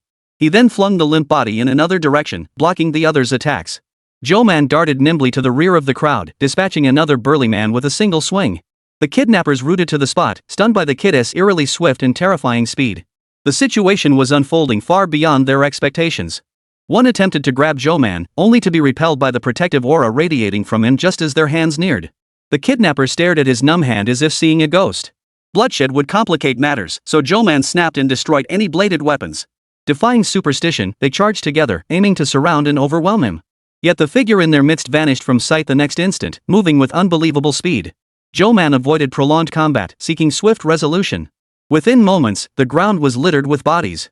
The few remaining men sensed something was terribly wrong and dared not utter a sound. But Zhou Man had no intention of sparing them either. He knocked them all unconscious and tossed them into a heap. Afterward, Zhou Man dialed the police. He released the young master from the suitcase and only vanished once the officers arrived. It wasn't that he'd suddenly developed a conscience and wanted to do a good deed anonymously. It was more that he instinctively sensed something was off. He followed the police all the way, watching as the young master was taken to the hospital. 3 hours later, the Chang family finally arrived. The head of the Chang family held his son's hand with a look of heartache. The ward was filled with warmth and joy, except for one person who couldn't blend in. The honest-looking man with a receding hairline squirmed uncomfortably, his forced smile cracking under the strain. Had everyone's attention not been fixed on the young master, his unease would have been immediately apparent. The Chang patriarch quickly regained his composure and demanded the police interrogate the kidnappers to reveal who was behind it all. The Chang family has always conducted ourselves with integrity. This must be someone plotting behind the scenes to harm our heir for personal gain. There must be rivals of the Chang family orchestrating this in the shadows. The man's expression darkened further. Zhou Man watched it all unfold with a hint of amusement. When the honest-looking man made an excuse to leave, she followed him out. The honest-looking man peered around furtively the entire way. Only after confirming no one was following him did he appear to relax. He pulled out his phone and hurriedly dialed a number, but the response was an out-of-service alert. The man's expression froze instantly, filled with utter disbelief. Chapter 13, Spirit Gathering Stone. Most of the arrested men were still unconscious. Those who had woken up and faced police questioning all looked terrified, claiming they had been knocked out by a kid who looked like a high school student. Unfortunately, no one believed them, dismissing their claims as nonsense or feigned madness. After all, the place where they had planned to escape had no surveillance cameras. There was no evidence to prove the accuracy of their claims. Zhou Man emerged from the interrogation room and saw the Chang family members standing outside. He stared at the expressionless head of the Chang family with a hint of amusement. Inside the hospital room, the young master of the Chang family had regained consciousness. The child was remarkably composed, not crying or fussing upon waking, but quietly cooperating with the doctor's examinations and blood draws. News of the young master's rescue spread quickly, though it omitted the fact that he had been saved by an anonymous individual. Reports only stated that the perpetrator had been successfully apprehended with police assistance. The matter, which had been debated for half a day, was resolved swiftly, surprising everyone, including the Chang family patriarch himself. He glanced expressionlessly at his son, now awake in the hospital room, before rushing back to the capital. Reporters came in a steady stream, but all were turned away at the door. The young master of the Chang family sat motionless on his hospital bed, his face pale as he watched the reporters gathered below. He knew it wasn't the police who had saved him, but someone else. He had regained consciousness while being stuffed into the suitcase, but had remained silent. He had clearly heard that person's voice and conversation. Fortunately, the person seemed to have sensed something and left before the police arrived. The honest-looking man with the earlier unsettling expression entered the hospital room at that moment. Zhou Man left his consciousness watching over the situation while his physical body returned to Ninghai City. Jiaqing, how are you feeling? The man wore a fawning smile, nervously rubbing his hands together. Chang Jiaqing stared at him expressionlessly before offering a smile. Uncle Chung Fu, I'm perfectly fine now. The doctors have all checked me over. The man called Chung Fu gave an awkward chuckle before tentatively probing, Jiaqing, do you recall the kidnappers mentioning anything about who was behind them? I'm worried we might have missed some crucial information.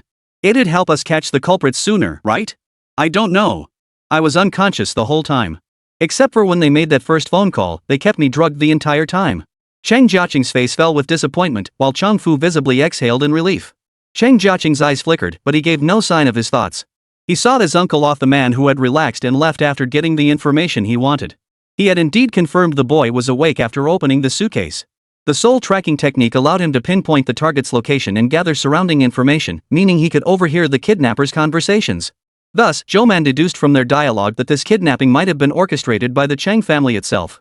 Both the reaction of this man named Chung Fu and the completely different attitude of the Chang family patriarch when no outsiders were present confirmed his suspicion. At the very least, the family patriarch showed no surprise at the kidnapping. It might even have been encouraged or orchestrated by him. The only unknowns were the exact role he played and the interests involved. Zhou Man had no desire to risk drawing the attention of a powerful family just to obtain the ransom money, even though he desperately needed it. Before withdrawing his divine sense, he glanced once more at the young master lying in the hospital bed. He wasn't certain if the boy had seen his true appearance, but judging by his reaction, he wouldn't be the one to reveal it. He shrugged it off, thinking of the 10 million as a debt owed to them for now. There would be plenty of opportunities to collect later. He sensed this kidnapping case was far from over. For now, he had his own affairs to attend to. After several days of intensive self-study, Zhou Man could now decipher the more basic sections of the notes. One-page detailed formulas and steps for recreating spirit-gathering stones, a common item in the cultivation world. Spirit-gathering stones stored spiritual energy and were incredibly versatile materials, useful for both artifact forging and array painting. Their unique structure meant different qualities could store varying amounts of spiritual energy. Higher quality stones were jet black with a smooth, lustrous sheen. Spiritual energy in the air was diffuse and intangible, existing only within living beings. Forcibly injecting it into ordinary stones or inanimate objects would cause them to explode under the pressure. Zhou Man hadn't previously studied the origins of spirit-gathering stones, only knowing that natural deposits existed in the cultivation world. Many had built fortunes on them, as they were highly marketable and always in demand. With only 50,000 yuan in hand, Zhou Man chose spirit stones for his experiment because, among the sections of the notes he could currently understand, this was the simplest in terms of materials required. The raw materials for crafting spirit stones could be procured through ordinary channels, and the necessary instruments were readily available in the laboratories of Manhwa Private High School, where Zhou Man studied. It was, in short, the most suitable subject for experimentation. Manhwa's labs required advance reservations. While competition students could easily book and conduct experiments, regular students still had to wait in line. Nevertheless, when submitting his application to the school, he still faced skepticism from the responsible staff member. "What do you need the chemistry lab for? Got a big head just because you aced the preliminary exam?" The student officer registering the list shot Zhou Man a disdainful look. "Do you have any idea how expensive this equipment is? If you break it, your scholarship won't cover the damage. Haven't you heard the old saying, a loose tongue invites bad luck?" Zhou Man reminded him. "Bad luck? Ridiculous." The student officer, educated and skeptical of such superstitions, dismissed the warning. But the moment he finished speaking, his stool inexplicably collapsed beneath him, sending him crashing to the floor. After struggling to his feet, he inexplicably bumped into the desk, sending his phone crashing to the floor and shattering it. Worst of all, the computer shut down when he knocked the power cord loose, erasing most of the data he'd spent hours compiling. He'd have to start nearly everything over. "Well," Zhou Man smiled at him. "Believe it now?" "I do. I believe it." The student officer immediately approved Zhou Man's application. Zhou Man said nothing more, smiling as he walked away. What had just happened was merely a little play he'd orchestrated from afar, using his spiritual energy, a small punishment for someone like that. Still, the application was submitted. Approval would take at least half a month at the earliest. Fortunately, he could use this time to continue studying and search for cheaper material suppliers, not an unbearably long wait. As his self-study deepened, Zhou Man finally grasped the meaning behind Li Zipping's interesting conjecture from that day. The person who wrote this notebook seemed to fear running out of paper or time, as the recorded content appeared extremely rushed. Almost all entries were scrawled with only the process and necessary formulas, occasionally offering explanations for more complex outcomes. At first glance, the procedures appeared logical, yet they lacked the extensive experimental data and potential variables required for verification. Scientific research demanded rigor. Even the slightest deviation could yield different results. Without experimental data to substantiate them, these conclusions remained mere conjectures. To be safe, Zhou Man purchased at least 20 sets of materials, the maximum his wallet could afford at the moment. Before entering the lab, the instructor gave the usual reminders: avoid hazardous experiments, report any issues immediately, and ensure proper instrument usage. The student's supervisor standing nearby grew impatient, rolling her eyes at Zhou Man. What a greenhorn! Did he really need the professor to tell him to bring materials? Acting like he was actually conducting an experiment. Once the professor left, Zhou Man nervously laid out his supplies on the table and began following the steps in his notes. He ground 10 types of ore with excellent energy storage properties into powder, mixed them together, and heated the mixture. Then he combined various metals and chemical agents into a high-temperature liquid. Gradually adding the powder in small batches, he stirred the mixture thoroughly before finally using an instrument to cool and solidify it. The first attempt failed without question. He couldn't pinpoint where things went wrong, but the final product never solidified. Instead, it remained a sticky, viscous liquid. After several consecutive failures, Zhou Man transitioned from his initial cautious approach to gradually finding a familiar rhythm in the alchemy process. Unfortunately, most steps in artifact forging could be handled by spirit energy manipulation, but that wasn't possible now. But, was it truly impossible? A sudden flash of insight struck Zhou Man. Chapter 14, Success? What if he released a small amount of spiritual energy during the mixing process to try fusing them together, allowing them to gradually adapt to absorbing spiritual energy? Zhou Man had once speculated that the cultivation world's abundance of spiritual energy where even seemingly ordinary plants and trees differed from those in his former world stemmed from their natural nourishment by vast quantities of spiritual energy during growth. What if he could replicate this process in the real world? But this process was undoubtedly fraught with danger. Setting aside the delicate equilibrium achieved through precise calculations in the mixture itself, spiritual energy was also a variable. Arbitrarily introducing variables not documented in the notes, no one could predict the consequences. If it were to explode, the force would be no small matter. Zhou Man glanced at the dwindling materials, reluctance tugging at him. He resolved to attempt it anyway. Zhou Man raised his hand, forming a hand seal that conjured an invisible barrier, encasing himself and the table before him. He then released a small portion of spiritual energy, allowing it to drift within the barrier's air. Worried that high-purity spiritual energy might overwhelm the materials, he refrained from expelling the original murky spiritual energy. Instead, he let them blend naturally to a similar concentration. The preceding steps were now second nature to Zhou Man, grinding each of the 10 mineral samples to powder. For this stage, however, he opted to substitute the grinding process with infusing spiritual energy. He carefully manipulated the airborne spiritual energy to inject it into the mineral samples, then collected and gathered the explosive powder generated, enveloping it in spiritual energy before setting it aside. The process for blending the liquid samples followed a similar pattern. Zhou Man guided a small portion of the ambient spiritual energy to mix with the liquids. Consequently, each addition of a new liquid caused violent boiling, though under Zhou Man's tense gaze, it eventually settled back into calm. Zhou Man breathed a sigh of relief. The final step was mixing and setting. The liquid remained heated at a high temperature. The mineral powder mixture, enveloped in spiritual energy, was added to the liquid in small increments over multiple additions. Finally, it was placed into the apparatus for reaction and cooling. At each stage, Zhou Man guided a small amount of spiritual energy from the air into the mixture. The instrument constantly emitted unsettling sounds, a reminder of the intense chemical reactions occurring inside. As the red indicator light on the device beeped and turned green, Zhou Man saw light illuminate the chamber. Within the 10 centimeters diameter viewing window lay a stone the size of a thumb. Zhou Man's heartbeat quickened. He swiftly retrieved the stone, cradling it in his palm for careful examination. The stone, barely larger than his thumb, glowed an eerie blue-purple.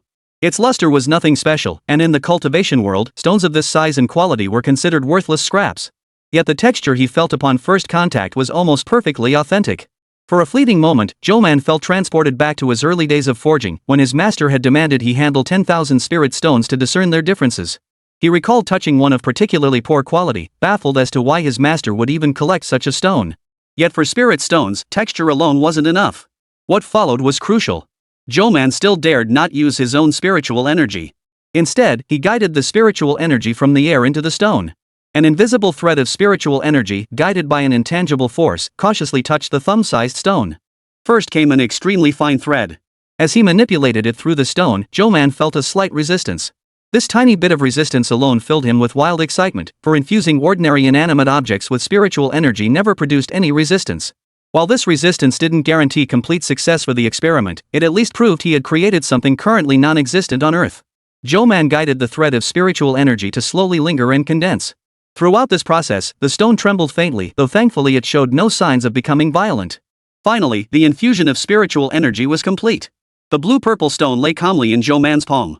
A bead of sweat had slipped from his temple unnoticed, followed by an unstoppable smile. Using the remaining materials, Zhou Man conducted several more experiments, gradually increasing the spiritual energy concentration with each attempt. He gained a clear understanding of the maximum purity and concentration these materials could withstand under current conditions. These creations could hardly be called spirit-gathering stones. Their efficacy fell far short of those in the cultivation realm, making them mere imitations with vastly inferior storage durations. The highest quality specimen could only hold spirit energy for half a month, while the largest capacity stone couldn't even store enough to cast the simplest spell. Yet for Zhou Man, this was already tremendous news. At the very least, he had confirmed that replicating items from the cultivation realm was indeed possible in this world. That meant one day, he too could repair the jade pendant and retrieve what lay within. Along with this good news came a nagging question: how did his parents know all this? Zhou Man's memories of his parents were essentially blank. All he knew was that he had lived in an orphanage since he could remember. This notebook was the only thing his parents had left behind. People around him said his parents had been researchers who had suddenly disappeared and were later found dead. He had no idea where his parents had worked, what field they researched, or what achievements they might have left behind. Even searching online yielded nothing. Could his parents, like him, have stumbled upon something related to the cultivation world by chance and recorded it all? Countless speculations swirled within Zhou Man, but they remained just that, speculations. He had no clues linking this notebook to his parents. Zhou Man packed away the replica spirit-gathering stones he had crafted and left the lab. As he exited, the student in charge of registration noticed the joyful expression on Zhou Man's face and, feeling annoyed, stopped him. What experiment were you conducting? What equipment did you use? And what are your results? The man's tone was unpleasant, his face practically screaming for trouble. I submitted all that information before requesting lab access. If you have questions, you can review the records, Zhou Man replied calmly. What kind of attitude is that? The man frowned. Do you think you'll ever get approved for lab time again? Zhou Man sighed inwardly. These children from wealthy families were truly spoiled rotten, just like in any other world.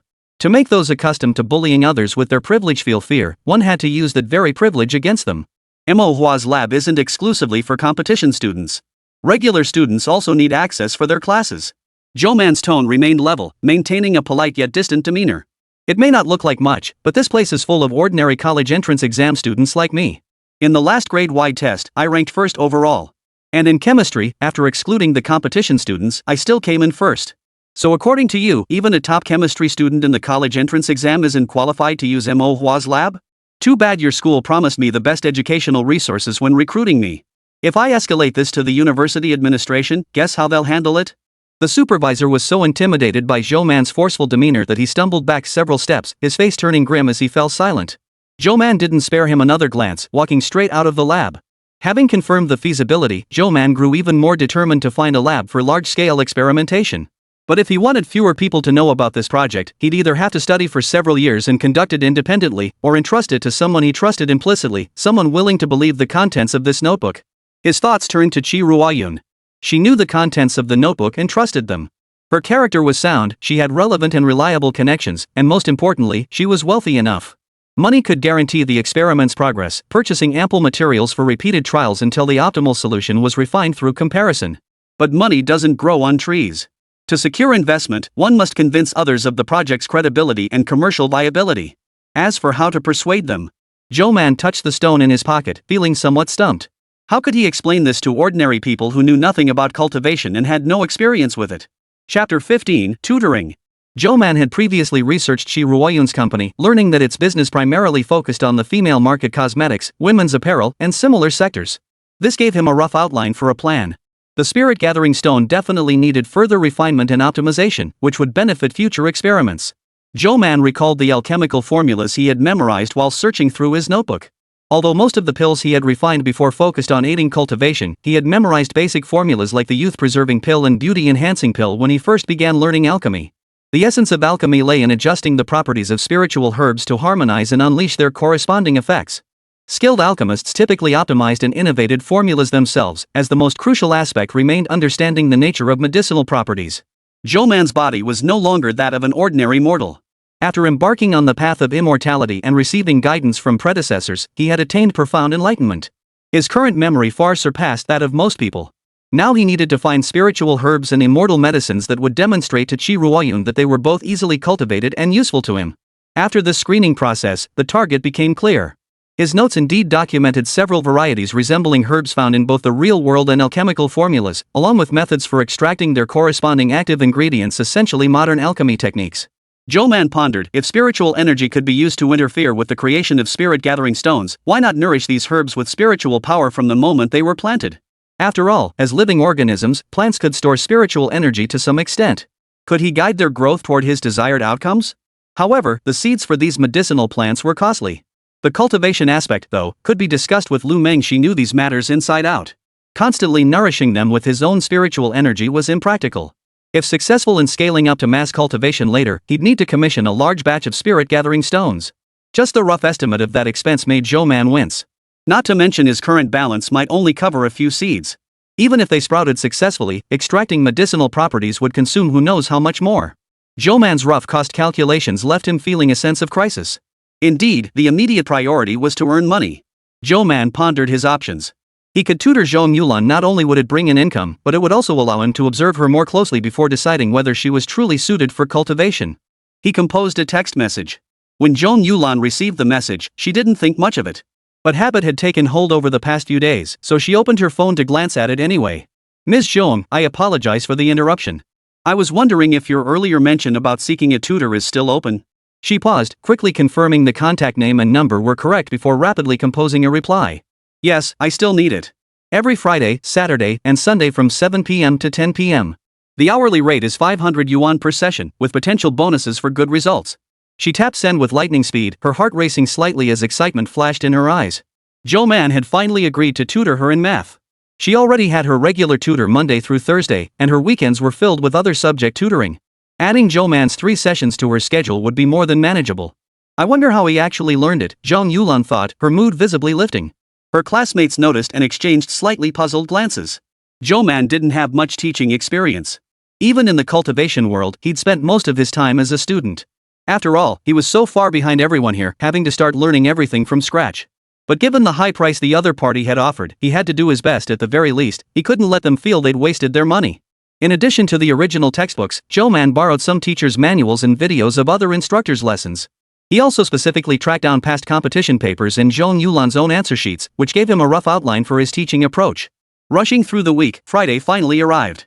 As soon as he stepped out of the school gate, Zhou Man spotted Zhong Yulan standing by the roadside, accompanied by a person dressed as a butler. They were clearly waiting for him. He approached and greeted her politely. Zhong Yulan nodded in acknowledgement before leading him to the car. The Zhong family estate was vast and extravagant.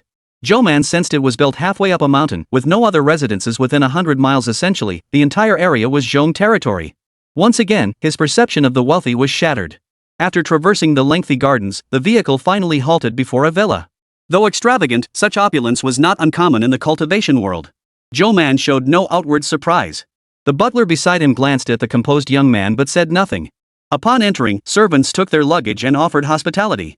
Zhou Man accepted their attentions with perfect ease. Such displays were commonplace in the cultivation world, and he wasn't about to show any weakness now. Still, this was clearly meant to intimidate him. Zhou Man briefly scanned the surroundings. At least 6 or 7 pairs of eyes were watching him from the shadows, not counting the servants assigned to monitor him. Meanwhile, Zhong Yulan beside him remained completely oblivious, earnestly introducing her family home to Zhou Man. The Zhong family members lurking in the shadows, seeing Zhou Man show no signs of fear or unease, grew even more displeased. He's just a student. What makes him think he can teach our Yulan? A young man stood with his arms crossed, speaking with obvious displeasure.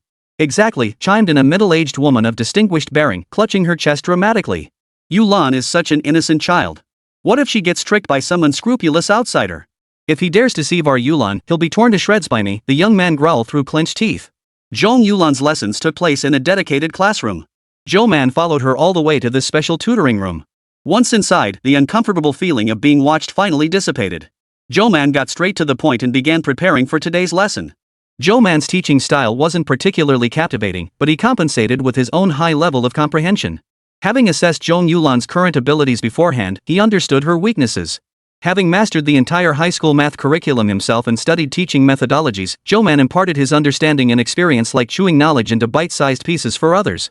Barring extreme dullness, anyone could grasp it. The 3 hours stretched on, yet flew by in an instant. Only when the alarm rang did Zhong Yulan snap back to reality. Dazed, she clutched her pen as her mind still processed today's lessons, utterly oblivious to the passage of time. Zhou Man's teaching was packed with substance and remarkably easy to grasp. She wasn't particularly gifted at math, her only talent was her passion for it. Like anyone else, she encountered concepts she simply couldn't wrap her head around and problem types she struggled with. Yet Zhou Man seemed to know her weaknesses inside out. Not only did he tailor his explanations to her specific blind spots, but he also made the underlying principles crystal clear. She'd never found math so accessible before. 4 hours of intense concentration had left her brain weary, yet Zhong Yulan still felt unsatisfied. You're even better at teaching math than I imagined. I'd wager no one your age could match your skill. Zhong Yulan understood well that one's teaching ability could never fall below their own level. Zhou Man's grasp of mathematics was at least far beyond that of his peers, and it was quite possible he had already self-taught himself university-level knowledge. Well, that's all for today. I'll head back now. Chapter 16, The Bet. Zhong Yulan was academically stronger than most, and tonight's lesson progressed much faster than Zhou Man had anticipated, requiring little effort to teach. Over the following weekend, Zhou Man would arrive at Zhong Yulan's home at the same time each day to continue her lessons. During their casual conversations, she also learned about the prominent families of Ninghai City. The Zhong, Su, and Li families were collectively known as Ninghai's top 3 clans, with lesser families trailing behind. The Zhang specialized in antique auctions and trading, the Zus excelled in commerce, and the Lise dominated Ninghai's real estate sector. While their relationship wasn't particularly close, they maintained a relatively harmonious coexistence, effectively balancing each other's power. Although Zhong Yulan couldn't participate in the competition due to illness, her family connections meant she could easily obtain all the relevant information. She had privately worked through the preliminary exam papers, which made her acutely aware of what Zhou Man's perfect score signified. Recalling information she'd heard from someone at the Digital Science Institute, Zhong Yulan snapped back to reality and asked Zhou Man, "Did you know the first round of the re-examination is in just half a month?" Zhou Man hadn't known this and hadn't paid much attention to it either. He raised an eyebrow, assuming the young lady had used her family connections to find out early. "This time is different from before," Zhong Yulan explained. "There are 2 rounds of finals, and the championship will be held in the capital. Since you haven't participated in competitions before, you might not be familiar with these procedures." She casually pulled out a blank sheet of paper and began sketching diagrams. "I hear the first round is still a standard exam screening, with results coming out within a week." She circled the word second round and drew 2 arrows. "The second round will have a new assessment format. Specific details haven't been released yet, but I suspect it might involve team collaboration projects. Before it starts, there will be a training camp lasting about half a month to a month, to help everyone get familiar with the format in advance. The exam format differs from the initial round. All 15 questions will be essay style. But for you, it shouldn't make much difference." Zhong Yulan smiled. Zhou Man still thanked the young lady for her kindness, though Ninghai's competition problems were indeed no longer challenging for him. Zhong Yulan's lesson fees were conveniently settled weekly. After just 3 days, Zhou Man had already earned 1,500 yuan, which he promptly used to purchase a batch of seeds. The notebook contained no detailed records on herb cultivation. Its original owner seemed more inclined toward biochemical materials. Alongside herbs with similar medicinal properties, Zhou Man also bought seeds for a variety of flowering plants. These were species that had struck him as eerily familiar upon first arriving in the cultivation world, bearing a striking resemblance to modern plants. Though Zhou Man could indeed refine pills, he had never actually planted herbs himself and knew next to nothing about cultivation. Thus, he decided to seek guidance from Lu Meng. When Zhou Man expressed his desire to learn cultivation techniques from her, Lu Meng was slightly puzzled but inwardly delighted. This meant she finally had something to pass on to him. Lu Meng possessed considerable talent in cultivation and eagerly shared her experiences with Zhou Man. Soil and containers were readily available in Lu Meng's shop. Following her instructions, Zhou Man planted the seeds and placed spirit-gathering stones beside the pots.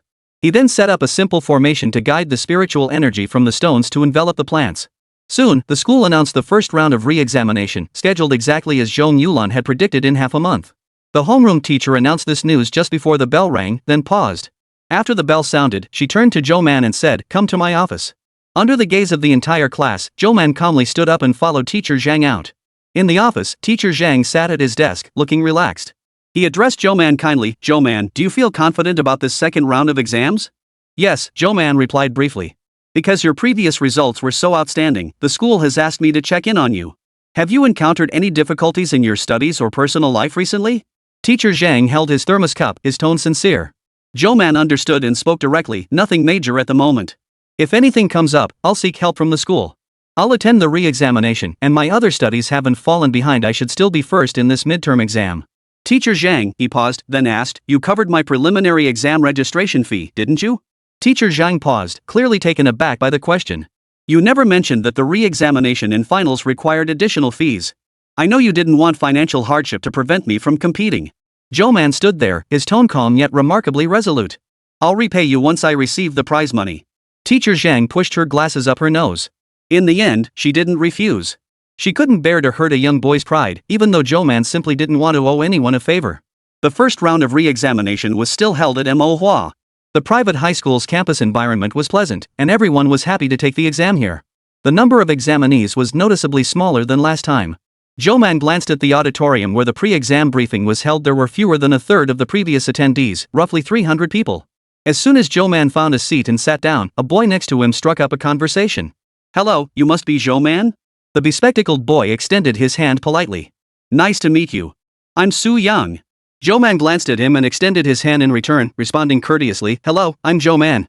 The name Su Yang wasn't unfamiliar to him. Zhong Yulan had mentioned him before. He was the runner-up in the preliminary exam, though he trailed Zhou Man by 15 points. However, the difficulty of this preliminary exam had been excessively high to begin with. Fewer than half the examinees had passed, let alone those scoring in the 70s or 80s. Zhou Man didn't respond further, but Su Yang continued talking to himself. "You must have heard about me from Zhong Yulan? We know each other, barely friends, I suppose." We were in the same exam hall for the preliminary round. I was surprised to see you hand in your paper after just 30 minutes, though you probably didn't notice me. Su Yang gave a self-deprecating chuckle. I'm genuinely curious, how did you score so high without any prior competition training? Zhou Man frowned but remained silent. He sensed a hint of hostility in Su Yang's words, though he didn't dwell on it. Instead, he found it amusing. Making an enemy of a cultivator like him would likely be the biggest mistake of his life. Su Yang, however, seemed unconcerned whether Zhou Man responded. He appeared to merely need an outlet for his emotions. The examiner for the second round wasn't the same as the first. They wouldn't dare use such a high difficulty test again to torment the student's mental state. If the preliminary exam was a brutal threshold to quickly weed out those lacking foundational knowledge, the re-examination will focus more on assessing students' depth of knowledge, comprehension, and overall academic aptitude. Su Yang rattled off a long monologue, seemingly offering well-meaning advice to the inexperienced Zhou Man. So let's make a bet, the boy shifted his tone, on who'll rank higher in this re-examination? Chapter 17, the second round. Zhou Man frowned, puzzled by the hostility. I don't see why I should agree. His response didn't seem to surprise the other man. Since it's a bet, there has to be a stake. If you lose, you pay nothing. If I lose, I'll give you 100,000 yuan or something of equal value. Zhou Man's brow twitched. These aristocrats were wealthier than he'd imagined. The offer was undeniably tempting. He couldn't think of a reason to refuse. May I ask why you insist on betting with me? This arrangement offers you no advantage, does it? Zhou Man's tone was sincere. Pure curiosity. You could even think I'm burning money for fun. So, what do you say? Will you take me on? Su Yang maintained that polite, gentle smile, his true intentions impossible to read. If you don't change your mind, of course. Zhou Man nodded. If you're uneasy, we can record it. Or I can have my family lawyer draft a contract right now. We can sign it just before the exam starts. Zhou Man was slightly taken aback. No need. Your word is enough to put my mind at ease. Only after the teacher finished announcing the pre-exam instructions and motivational speech did everyone begin moving to their respective exam rooms to prepare. Along the way, numerous glances swept toward Zhou Man, accompanied by hushed whispers. Did you hear? That guy's the only one who got a perfect score on the preliminary exam. Perfect score? That's insane. Shoo, I heard it from a friend of Manhwa's. I don't know why they didn't make a big deal about it this time. It took me days to find out, and a lot of people still don't know the top scorer got perfect marks. The person quickly hushed the other. Wow, so you're saying he'll probably top the second round too? Yeah, but it's hard to say. I heard that kid's a first-time contestant who taught himself everything, though self-studying and acing Professor Su's exam is seriously insane. But the final round isn't just about raw difficulty. Only when Zhou Man received the exam paper did he grasp the meaning behind Su Yang and the other person's words. 15 problem-solving questions might be overwhelming for a student new to competitions, given the sheer difficulty and computational demands. The difficulty didn't increase progressively either. The questions were randomly ordered and covered an extremely broad range of knowledge. Essentially, each problem encompassed 3 or more distinct concepts. While not exceptionally difficult, the questions rigorously tested students' comprehensive skills. First-time takers could easily become flustered, wasting precious time and ultimately failing to complete the exam or demonstrate their true ability. This truly isn't something that can be solved merely by memorizing facts.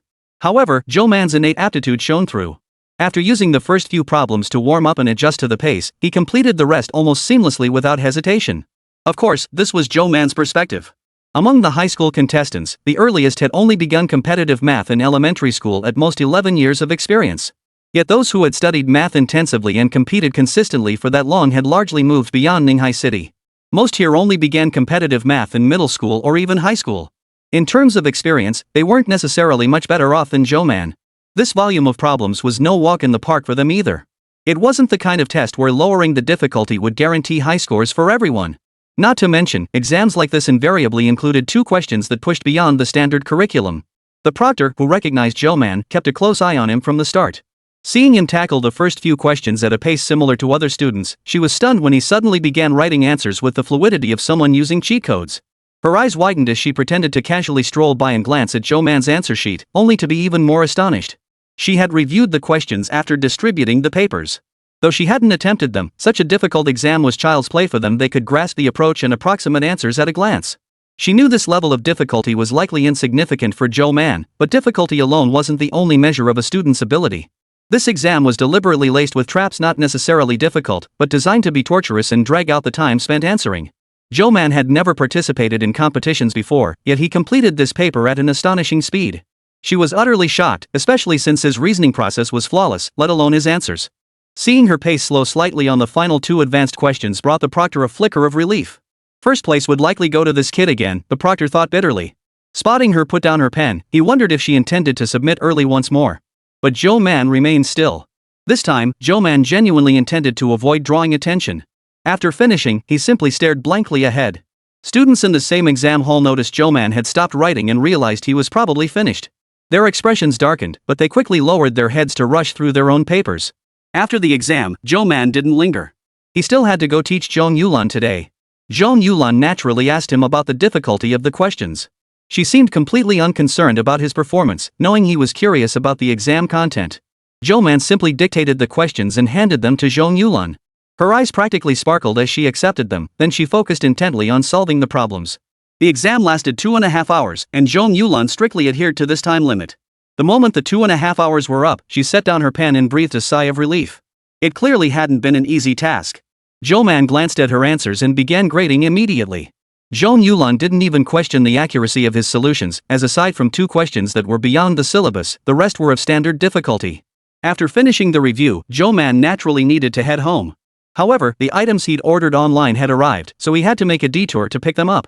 Yes, after being back in the real world for so long, Zhou Man had finally readjusted to the convenience of online shopping. The delivery station operated 24/7, while most street shops were closed. Only nighttime businesses like barbecue stalls remained open. Carrying his package on the way home, Zhou Man noticed voices arguing ahead. A group of thugs were gathered together, seemingly up to no good. As he drew closer, he realized the thugs were blocking a young woman, preventing her from leaving. Their lewd words and lecherous stares made their intentions clear. "Hey, sweetheart," one of them whistled suggestively, "we told you, we're just trying to be friends. Yeah, we wouldn't really do anything to you. We just want to get to know you, buy you a drink." Zhou Man frowned almost imperceptibly as he spotted Manhwa's uniform. "I said I don't want to know you, and I won't drink," the girl replied, forcing herself to stay calm as she shook off the hand reaching for her. "Do these thugs spend all day doing nothing but this?" Zhou Man wondered, but still stepped forward and patted the leader's shoulder. "Isn't it a bit much to hassle a girl like this?" Chapter 18, The School Beauty. "Who the hell are you? What the are you doing sticking your nose in my business?" The man spun around, flinging Zhou Man's hand away and snarling a threat. He eyed Zhou Man up and down. With his scrawny build, how dare he play the hero? The girl trapped in the circle flashed a moment of hope when she heard another voice, but her face drained of color when she looked up and saw Zhou Man standing alone. "She's my classmate. What you're doing puts me in a difficult position," Zhou Man stated, pointing to his school uniform. The man snorted with laughter. "Kid, you don't seriously think talking sense to us big boys will work, do you?" The thugs grinned at Zhou Man as if he'd told the funniest joke. "Of course not. I just hope we can resolve this peacefully. You don't want to end up at the hospital or police station in the middle of the night, do you?" Zhou Man dodged the hand reaching out toward him. "Hey, you should call the police right now," the girl couldn't help but warn. But the thug beside her seemed to be provoked. He swung a vicious kick, "You dare call the cops? Don't push your luck." But his attack missed. Zhou Man reacted faster than both of them. The moment the thug lifted his leg, she instinctively unleashed a surge of spiritual energy to shield the girl. Then, with lightning speed, she drove a fist straight into his gut. The thug felt his foot strike solid steel. Before he could cry out in pain, Zhou Man's punch sent him staggering backward. He fell to the ground, pale-faced, clutching his stomach. The girl shielded behind Zhou Man hadn't regained her composure yet. She only knew that just as she thought she was about to be kicked by the thug, a figure flashed before her eyes. Zhou Man, who had been standing on the other side moments ago, was suddenly right in front of her, while the thug beside her lay motionless on the ground. Though still terrified, Zhou Man's back somehow gave her a strange sense of reassurance. "Looks like peaceful resolution isn't an option," Zhou Man sighed softly, dodging the fist swung at him by the others. These thugs were all half-baked fighters. They'd picked up a few half-baked moves, but relied entirely on numbers and weapon advantages in a fight. So when they encountered someone truly trained, like Zhou Man, they were quickly beaten into submission, begging for mercy. Zhou Man ducked to avoid a sneak attack, then seized the moment before the assailant could recover, landing a vicious punch to his jaw that nearly knocked him unconscious. He kicked the knee of a thug charging straight at him. The man's face contorted as he lost his balance and fell. Zhou Man showed no mercy, delivering a brutal kick to the prone body. Next, a perfectly timed left hook sent another thug crashing to the ground. As if he had eyes in the back of his head, Zhou Man caught the flailing fist with a backhand grab, seamlessly transitioning into a flawless shoulder throw. Determined to teach them a lesson, Zhou Man held nothing back this time, deliberately targeting the most painful spots. "Ow! Stop hitting me! Stop hitting me, bro! I was wrong really, I was wrong. We were blind. Ouch, my arm. Brother, we truly regret it. Stop hitting us." In the pitch-black alleyway, the only sounds were the thud of fists meeting flesh and the rising and falling cries of pain and wails. Zhou Man kicked aside the thug sprawled on the ground and turned to the girl standing in the corner. Her expression was blank, as if she couldn't comprehend how the situation had escalated so suddenly. "Where do you live?" "Need a ride home," he offered. "No need. I mean, thank you." Realizing the situation was resolved, she no longer needed to feign composure and began trembling uncontrollably. "I'll walk you home. It's fine." Zhou Man saw her emotions hadn't settled yet. After what just happened, he couldn't possibly let her go alone. "Are we just leaving these people here?" she asked, standing up. "No need. They won't call the police." Zhou Man brushed dust off his clothes and gestured for her to lead the way. They walked in silence. Unable to bear the heavy atmosphere, the girl finally spoke again. "My name is Czee. I'm in Class 7, Senior 3. What's yours?" "Zhou Man, Class 1, Grade 11. Zhou Man knew the name Czee. It was discussed so often among students that it was nearly impossible not to recognize it. Czee Manhwa's undisputed campus beauty. No one knew her family background, it was impossible to dig up any information. Though honestly, compared to that, everyone cared more about her face. Her delicate, petite features, a perfectly oval face, fair skin, and a tiny tear tattoo at the corner of her eye. Rumor had it she'd received multiple contract offers from film and entertainment companies, all of which she declined. The conversations surrounding her always revolved around one question: who did the goddess favor? Whoever she was seen with a little closer that day would be scrutinized and discussed from every angle. But Zhou Man didn't care about any of that. He simply saw someone in need and did what he believed was right. The principles he held onto in the ruthless world of cultivation remained steadfast in this world too. The results of the first round of interviews came back quickly. The grading teachers were highly efficient, delivering the outcomes within a day. Since fewer than half the class had passed the initial exam, the results were communicated privately by the teachers. Zhou Man was summoned to the office, where he found not only the math teachers but also an unfamiliar middle-aged man. "Well, Zhou Man, the retest results are in. We called you here to inform you of your score, and also because Professor Li from the School of Mathematical Sciences mentioned he needs to speak with you," Teacher Zhang explained. "What is it this time? Is there a problem with my scores again?" Zhou Man raised an eyebrow, his tone dripping with sarcasm. "Not at all, student. I believe there must be some misunderstanding between us," Professor Li said with a kindly smile. "As you've probably guessed, you once again achieved the highest score in Ninghai City on this re-examination, and it's still a perfect score." Professor Li adjusted his glasses. "I made a point of arriving before those old codgers to ask Zhou Man, would you be willing to become my student?" The other faculty members in the office were stunned by this statement. Who was Professor Li? His full name was Li Yuman, hailed as the youngest and most promising researcher at Ninghai City's Mathematics Institute in recent years. With an outstanding academic background, he had devoted over 3 decades to mathematical research. His undergraduate thesis had already been published in academic journals, and over the years, he had produced countless exceptional achievements. No one had ever heard of him taking on students, let alone formally approaching a high school student to ask if they'd be willing to study under him. Mathematics is a profoundly fascinating discipline. Having reached this level of study, you must already appreciate its charm. If you choose to study with me, I will guide you to discover even more of its joys. Seeing Zhou Man's silence, Li Yuman continued calmly. Zhou Man wasn't really listening. His mind had wandered something rare for him because he suddenly thought Zhong Yulan might really like this teacher. They'd probably have a lot to talk about. The Zhou Man of before might have been tempted at this moment, perhaps even agreeing outright. For this undoubtedly signaled a bright future and a new turning point in his life. But once he'd embarked on the path to immortality, his ambitions had long since shifted away from this world. His sights were set on the endless life and the immortal realm beyond ascension. The honors and fame of the mortal world had long ceased to hold any value for him. Even returning to his current world, his thoughts were focused on finding a way to purify his spiritual energy as quickly as possible, so he could resume cultivation and ascend once more. "I'm sorry, but I have no intention of becoming your disciple at this time. I'm not as fond of mathematics as you imagine, and my future path may not lie in furthering my studies in this field." Zhou Man calmly declined amidst the mixed looks of envy and complexity. A flicker of surprise crossed Li Yuman's face, as if he hadn't expected the refusal or hadn't anticipated such a response. "If you genuinely seek a student who loves mathematics, I know someone who shares your passion for the subject. Perhaps she would find more common ground with you." "No need. I don't take just anyone as a student," Li Yuman sighed. "It's a shame. You truly have a gift for mathematics." Zhou Man offered no reply. Realizing he had intruded, Li Yuman departed, leaving only the teachers in the office to exchange complex glances at Zhou Man. Chapter 19, The Martial Arts Club President. "Regardless, I hope you won't regret your decision and will take responsibility for your actions." The great director's tone remained stern as she adjusted her glasses, refraining from judging Zhou Man's choice. News of Zhou Man's top score in the retest quickly spread throughout the school. Suddenly, those who had harbored reservations about him, who had gossiped behind his back, claiming his initial exam results were mere luck, found themselves at a loss for words. Had they known Zhou Man had even declined Li Yuman's invitation to become his disciple, they would likely have been even more shocked and perplexed. Zhou Man enjoyed a rare period of peace, meaning he no longer heard his name constantly on others' lips, as they had temporarily lost interest in discussing him. Zhou Man could certainly choose to seal off his divine sense and hearing, but habits cultivated over years in the cultivation world weren't easily broken. Moreover, being cut off from information made him feel insecure, even though he knew he was exceptionally powerful in this world. Zhou Yulan had naturally learned of this news, though it held no surprise for her. Perhaps having heard about the wager between Su Yang and Zhou Man from Su Yang himself, she cheerfully revealed Su Yang's score to Zhou Man. 97 points. Second place, but clearly still a loss. As if to confirm her words, Zhou Man received a text message the very next moment. You lose, so send me your card number. No need to guess, this was undoubtedly from Su Yang.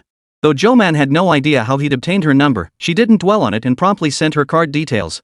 The transfer confirmation arrived swiftly, and Zhou Man was surprised by the other party's promptness. Zhou Yulan, who seemed to know Su Yang well, explained to Zhou Man, "Don't worry about him. Just take the money. He's not short on cash. Su Yang's just that kind of neurotic guy. He gets stressed when he sees someone better than him. He was bullied too much by his older brother when they were kids." Zhou Man raised an eyebrow. Such a personality wouldn't fare well in wealthy families, especially since it sounded like he was the one who always lost in the competition. Rumor had it that only 100 candidates remained after the first round of interviews. If a second round existed, it was clearly designed specifically for this extraordinary final competition. Held in the capital, the finals would likely attract top students from across the nation, not just Ninghai City. It was obvious how many would be eliminated in the final round, perhaps related to the potential teamwork component Zhou Yulan had mentioned. Zhou Man kept getting calls from the School of Data Science, each one subtly probing whether he planned to seek a mentor. Fed up with the hassle, he simply turned off his phone. He and Zhou Yulan headed to the cafeteria, where they unexpectedly ran into someone they knew. It was Xia Ziyi. She paused upon seeing Zhou Man, then greeted him casually. Zhou Man nodded in return, and they passed each other. But the surrounding students were anything but calm. Who was that person? Xia Ziyi Mo Hua's undisputed campus goddess, forever the unattainable beauty.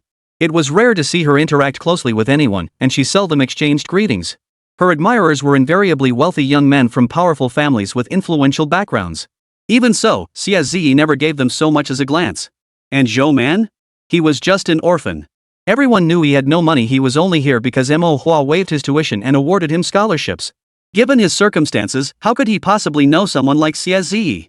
In the corner of the cafeteria, an inconspicuous boy had been glaring at Zhou Man and Zhou Yulan as they walked in side by side. His expression flickered with wild delight when he saw Zhou Man greet Xia Ziyi. Without hesitation, he pulled out his phone and sent a message. As Zhou Man finished his lunch and stepped out of the cafeteria entrance, a mountain-like shadow blocked his path. He looked up to find a burly, muscular boy standing before him. Thick muscles bulged across his arms and legs, and his fierce expression, paired with his buzz cut, made him look extremely intimidating. "Excuse me, did you need something?" Zhou Man asked politely. Instead of answering, the other guy eyed Zhou Man up and down with utter contempt, his gaze bordering on offensive. "Kid, you're after Xia Ziyi," the other blurted out of nowhere. "Who do you think you are, daring to go after her?" Zhou Man realized this was one of Xia Ziyi's unwanted admirers, coming to cause trouble. "Classmate, you're overthinking it. Xia Ziyi and I aren't close, just casual acquaintances." Zhou Man spoke the truth. He'd only met Xia Ziyi that one night, when he'd casually helped her out. That was all. "Don't play dumb with me. So many classmates saw it. Xia Ziyi never greets anyone. Why would she suddenly greet you?" The other person rolled up his sleeves irritably, radiating a strong sense of pressure. Zhou Man sighed, maintaining his calm tone as he asked, "So why did you go out of your way to find me?" The man seemed taken aback by Zhou Man's composure, momentarily speechless. Then he said, "I came to warn you, so you'll know your place." "Is that so? Just a warning? I thought you were just angry and frustrated because I rejected you and you wanted to beat me up." Zhou Man's words instantly ignited his fury, like pouring gasoline on a fire. But it was clear she meant every word. Though he usually adhered to the principle of non-aggression, preferring peaceful resolutions, repeated incidents like this inevitably wore on his patience. Anyway, these people needed a beating to realize their own weakness. Might as well fast forward to that step and skip all the pointless chatter that wasted so much time. While Zhou Man didn't think much of his brain, he didn't underestimate his physique. A high schooler achieving this level of muscle development was indeed rare and terrifying. The moment anger flashed across his face, Zhou Man had already enveloped his entire body in a protective barrier of spiritual energy. The opponent's stance and techniques didn't resemble those of the petty thugs and ruffians Zhou Man had encountered before. Instead, they carried the aura of a genuine martial artist. Zhou Man recognized the foundational principles of several cultivation techniques in his movements. It seemed the cultivation arts of the immortal realm and the martial ways of the mortal world shared fundamental similarities after all. With the man showing no regard for the setting and immediately launching an attack, Zhou Man naturally refused to hold back. He assumed a fighting stance, studying the rhythm of his opponent's strikes. His fists were lightning fast, each strike cutting through the air with a sharp whistle. A blow like that would likely shatter a bone or two on an ordinary person. But thanks to his cultivation, Zhou Man's dynamic vision far surpassed that of the average person. Li Tian's speed was nothing to him, every move was crystal clear, and he dodged them effortlessly. After several missed punches, the opponent's rage intensified. Infuriated and humiliated, he shouted, "All you do is dodge. What kind of man are you? Do you dare take one of my punches head on?" The crowd of onlookers grew larger, and many recognized his identity. Isn't that Li Tian? Did Zhou Man offend him? Who? Li Tian, our school's martial arts club president. He's supposed to be pretty formidable, right? Won a bunch of awards, didn't he? Holy crap, how dare Zhou Man do that? He's gonna get beaten half to death. Just look at Li Tian's muscles, he could probably take out 10 Zhou Mans. The surrounding students showed no intention of calling the teacher. They seemed more eager for this farce to continue, many waiting to see Zhou Man make a fool of himself. But what they didn't know was that Li Tian, the one in the thick of it, wasn't feeling nearly as carefree as the onlookers made him out to be. In fact, he found the whole situation downright bizarre. This was downright weird. Why couldn't he land a single blow on this kid? Chapter 20, Overnight Fame. Zhou Man seemed to be toying with Li Tian, each punch grazing just past his target. From a distance, it looked like only Li Tian was standing there, swinging his fists wildly, like a monkey being toyed with. Of course, being toyed with by Zhou Man was a rare opportunity in itself. Countless cultivators had met their end before even getting close to Zhou Man. Before Zhou Man even lifted a finger, Li Tian had already exhausted himself, seething with rage so intense he could have swallowed Zhou Man whole. Finally, someone stepped in to halt this farce. "What are you doing? Which class are you all from?" A teacher burst out, his furious, stern gaze commanding the crowd. Li Tian halted at the sight of the teacher, though his tone remained sharp, "Nothing. Just having fun, engaging in friendly exchange with classmates. Zhou Man expressed interest in the combat club, so we're demonstrating for him, right?" This was his way of temporarily avoiding escalating the situation to the teacher. But Zhou Man refused to give him any leeway. He stated bluntly, "Teacher, Li Tian is threatening me. He's just here to pick on me. He tried to beat me up but failed, so now he's looking for another chance. He even warned me not to report him." Hearing this, the teacher glared angrily at Li Tian. Bullying in school is bad enough, but threatening someone right in front of a teacher? You guys have got the nerve. Do you think this isn't a school, but your own private turf? Li Tian hadn't expected Zhou Man to lay it all out so bluntly. He completely ignored the teacher's warning and threatened Zhou Man, "You just wait. I'm not done with you." Zhou Man smiled as he saw Li Tian off. Soon enough, he understood why this person had inexplicably come looking for trouble. After lunch break, rumors about his ambiguous relationship with the school beauty had already spread throughout the entire campus. On one side was the school beauty, already famous and a hot topic. On the other was the recently controversial center of attention. Add to that the gossipy romance rumors that teenagers love to discuss, and it was bound to gain massive attention. One moment, rumors claimed they'd been secretly dating all along, that Zhou Man, feeling unworthy of the goddess, had driven himself to excel and was now desperately trying to steal the spotlight. The next, it was said Zhou Man had gotten cocky after winning first place, eagerly fawning over the goddess, who, being kind-hearted, had responded to spare him embarrassment. Though the reality was merely an ordinary greeting, they managed to spin it into a novel spanning thousands of words. Some looked down on it, some were dissatisfied, some were furious, but no one cared whether it was true. What mattered was, how dare Zhou Man be linked to the school beauty? Even many wealthy students who normally ignored their peers' idle chatter began inquiring about Zhou Man's identity. Zhou Man's brief respite from attention lasted less than a morning, replaced by an even greater barrage of speculation and scrutiny. Zhou Man realized that if this matter wasn't resolved decisively, it would only bring him endless trouble down the line. Without hesitation, he accepted Li Tian's challenge to a fight. The time was set for after school, the location at the combat club. With club activities as justification, even if teachers wanted to intervene, they'd lack a valid excuse. A solution both parties found satisfactory. With no need to tutor Zhong Yulan today, he arrived at the combat club as agreed after school. The club's activity room was exceptionally spacious. Beyond the standard training equipment, it even featured a dedicated sparring area and spectator section, facilities far beyond what most schools would provide for a club. The spectator area was already packed. Clearly, everyone had heard about the fight between Zhou Man and Li Tian and had come specifically to watch. Zhou Man pushed open the door with a calm expression. The noise inside instantly fell silent, only to erupt into even more intense chatter. Li Tian had been waiting on the sparring platform for ages. He'd spent the entire afternoon mentally rehearsing how to beat Zhou Man even worse. Now, seeing him in person, he couldn't help but flash a vicious grin, then made a throat-slitting gesture with his hand, dripping with menace. Zhou Man ignored his childish provocation. He set down his backpack, shed his jacket, and strode directly onto the stage, locking eyes with Li Tian. You didn't chicken out at the last minute? I'll give you a little credit for that, the other man sneered, his voice dripping with malice. But don't cry when I knock you flat on your ass. Zhou Man offered a polite smile and replied, I'll return that compliment to you. No further words were needed. Things had reached a point of no return. Zhou Man flexed his joints, calmly observing Li Tian. Li Tian charged straight ahead, his stance radiating the intent to knock Zhou Man down with a single blow. Unlike at noon, Zhou Man didn't dodge to toy with him, he too opted for a swift finish. Dodging the initial, most powerful punch by sidestepping, Zhou Man drove his elbow viciously into Li Tian's jaw, sending him reeling sideways. Such an impact would likely cause concussion and unconsciousness in an ordinary person, but Li Tian merely staggered slightly, revealing his terrifying physical conditioning. Without hesitation, Zhou Man unleashed a spirit-enhanced punch, driving it savagely into Li Tian's ribs. Li Tian could even hear the bone beneath his muscle crack under the unbearable force as the fist struck his body. But it didn't end there. Zhou Man didn't give Li Tian a chance to speak. Grabbing his arm, he executed a textbook shoulder throw. The sight of a frail-looking man lifting someone at least twice his size for a shoulder throw was utterly shocking. Those present didn't even register what had happened until a wave of disbelief washed over them. Zhou Man grabbed Li Tian, who was reeling from the impact, and delivered another punch to his jaw. He restrained his spiritual power. This blow wasn't lethal, but it could knock him unconscious from the pain. Li Tian sensed something was terribly wrong. His survival instinct kicked in, urging him to cry out in surrender and call for a halt. But Zhou Man wasn't about to give him that chance. He directly cast a silencing spell on Li Tian. Denying Li Tian any chance to call a halt, he righted the man and delivered another punch. The ferocity of the assault silenced even the onlookers. Bruises quickly spread across Li Tian's body, his face beaten to a pulp. Only when his opponent was completely immobilized did Zhou Man release him. He left Li Tian behind and walked down from the sparring platform on his own, then calmly scanned the rest of the participants in the arena. As Zhou Man's gaze swept over them, everyone felt a chill run down their spines, yet not a single soul dared to speak.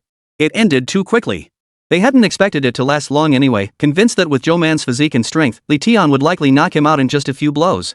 But they assumed Li Tian, intent on humiliating his opponent, would drag out the torment rather than deliver a swift defeat. They'd come merely to witness Zhou Man's humiliation. Yet reality turned their expectations upside down. News of the incident spread like wildfire. Li Tian, president of the combat club, had been beaten senseless by Zhou Man without putting up a fight. Suddenly, many who had spoken ill of Zhou Man began inwardly wondering, had he overheard my bad-mouthing him? Those who had been cautiously probing for information about Zhou Man, hoping to cause trouble for him, suddenly fell silent and backed off. Everyone knew the combat prowess of martial arts club president Li Tian. He had won numerous martial arts and combat championships, and his bulging muscles alone were intimidating to behold. Yet this very man had been beaten so badly by Zhou Man that he didn't even get the chance to call for a stoppage or admit defeat. Those who witnessed it firsthand knew all too well the extent of Li Tian's humiliation. It had been a one-sided beating. This single fight had truly made Zhou Man famous. At the very least, people stopped discussing him behind his back, or at least toned it down considerably. Zhou Man could finally settle down to study his notes again. Chapter 21, The Sports Meet. From the moment Zhou Man resolved to use spiritual energy to induce plant mutations, he had envisioned attempting alchemy. His mind still held the comprehensive compendium of medicinal properties he'd memorized during his alchemy studies, filling in a significant gap in his notes. Among the most common and versatile were the calming grass and the perseverance flower. They were easy to cultivate and ubiquitous throughout the cultivation world, serving as fundamental herbs akin to a universal remedy. Moreover, both possessed neutral properties, making them ideal as decoction agents without risking imbalance among other herbs. Given his current material constraints, they were the most perfect choice. The real challenge, however, lay in how to cultivate modern plant seeds into the herbs of the cultivation realm. Zhou Man knew little about this process, yet he understood that they could be considered two distinct varieties. Theoretically, any seeds from plants or herbs with similar medicinal properties could be guided to grow into cultivation realm herbs. But putting this into practice proved far more difficult. Cultivation itself was a technical skill. Just the precautions Lu Meng had mentioned to him that day were numerous: soil moisture, fertilizer composition and timing, light exposure and temperature, seed spacing. All these factors influenced growth. Zhou Man had prepared several types of seeds. From the moment they were buried in the soil, he carefully infused them with spiritual energy. Yet, after observing them for several days straight, there seemed to be no sign of change. Conveniently telling himself that perhaps the slow growth was a sign of underlying changes, Zhou Man redirected his attention to new experiments. The principles of alchemy and medicine in the cultivation world shared many similarities with modern Chinese medicine. Zhou Man wondered, even without cultivation herbs, could modern Chinese herbs, supplemented with spiritual energy, achieve similar effects in simulating alchemical processes? Medicine making didn't require expensive, complex equipment. The pots used for simmering herbs would suffice. So Zhou Man purchased a large quantity of Chinese medicinal herbs and a clay pot for decoction. For several days in a row, Lu Meng could smell the medicinal aroma wafting from Zhou Man's room. He guided spiritual energy throughout the boiling process to mimic the reactions inside a pill furnace. However, the final step, refining the medicinal properties, liquefying them, and solidifying the final form, remained impossible. Forcing it to solidify would only yield a pile of worthless medicinal residue. Zhou Man couldn't even identify what these concoctions were. They contained no spiritual energy, though they did possess some medicinal properties. It seemed natural spirit herbs and immortal medicines were truly indispensable. Resigned, Zhou Man had no choice but to temporarily shelve this plan. As the weather grew warmer and summer approached, the school began preparations for its annual athletic meet. Manhwa's sports meet followed the standard format seen at most schools, with nothing particularly noteworthy. Every year, aside from the athletic clubs and students with sports talents, ordinary students showed little enthusiasm for signing up. This was especially true for Zhou Man's Class 1, Grade 11. The class was already filled with top academic performers who spent their days diligently studying. They weren't particularly skilled at sports, and no one was eager to run the 5,000 meters. The physical education representative had to use every persuasive trick in the book to get classmates to sign up, but they only chose simpler events like relay races and long jump. For the boys' events, weightlifting and the 5,000-meter race had no takers at all. Just as he was fretting, someone suddenly suggested, "Why not put Zhou Man's name down?" Zhou Man? Can he handle it? The sports committee member questioned. He acknowledged Zhou's academic prowess, but athletics? With that scrawny build? The person grinned and patted him on the shoulder. You don't know, huh? Zhou Man just fought Li Tian, the martial arts club president, not long ago. According to eyewitnesses, Zhou Man totally dominated. If he's that impressive, a measly 5K run in weightlifting should be a breeze for him. Though phrased as praise, the tone dripped with malice. Anyway, if he embarrasses himself and tarnishes our class reputation, what's it got to do with us? The sports committee member hesitated. Pressured by the surrounding crowd's jeers and persuasion, he finally relented. Gritting his teeth, he wrote Zhou Man's name on the form. Thus, it wasn't until the day before the sports meet began that Zhou Man was informed he had been entered into the men's 5,000-meter race and weightlifting events. The sports committee member avoided meeting his eyes, rushing off after delivering the news without waiting for Zhou Man's response. Zhou Man couldn't refuse, nor did he have the option to. If he refused to compete, it would only cause trouble for the homeroom teacher. He didn't want to put teacher Zhang, who had been kind to him, in a difficult position. Besides, those people just wanted to humiliate him. But the 5,000 meters and weightlifting were truly insignificant for a cultivator. How could he possibly give them the satisfaction? The 5K race was scheduled for the morning. The sun was shining brightly, and the playground was filled with the vibrant energy of youth. Zhou Man grabbed his race number and headed straight for registration, drawing plenty of stares along the way. His classmates were buzzing with discussion. Sure, he beat Li Tian in a fight, but running doesn't care about fighting skills, it's all about stamina and endurance. Look at his skinny frame. He'll probably be done after 2 laps. Wouldn't it be hilarious if he came in dead last? Though, that'd be typical for him. Whatever. It's not like we're the ones who'll be embarrassed. Zhou Man arrived at the track and assumed his starting position. He channeled his spiritual energy throughout his body, employing a foundational cultivation technique commonly used by cultivators in combat to stimulate his body and maintain peak excitement and readiness. With the crack of the starting pistol, the runners shot forward like arrows released from a bow. Among them, Zhou Man surged to the very front. Among the competitors was a senior track athlete who was also a member of the provincial sports team, having won numerous awards. Even so, he could only manage to close the gap to within an arm's length of Zhou Man. Only when Zhou Man appeared to run out of momentum did the opponent manage to overtake him. But Zhou Man was deliberately holding back. He didn't need this first place, nor did he want to draw too much attention. After all, how could a cultivator possibly lose to ordinary mortals in athletics? Maintaining a comfortable distance and pace, he looked effortlessly composed. By the 2-kilometer mark, the other runners were panting, flushed, and breathless.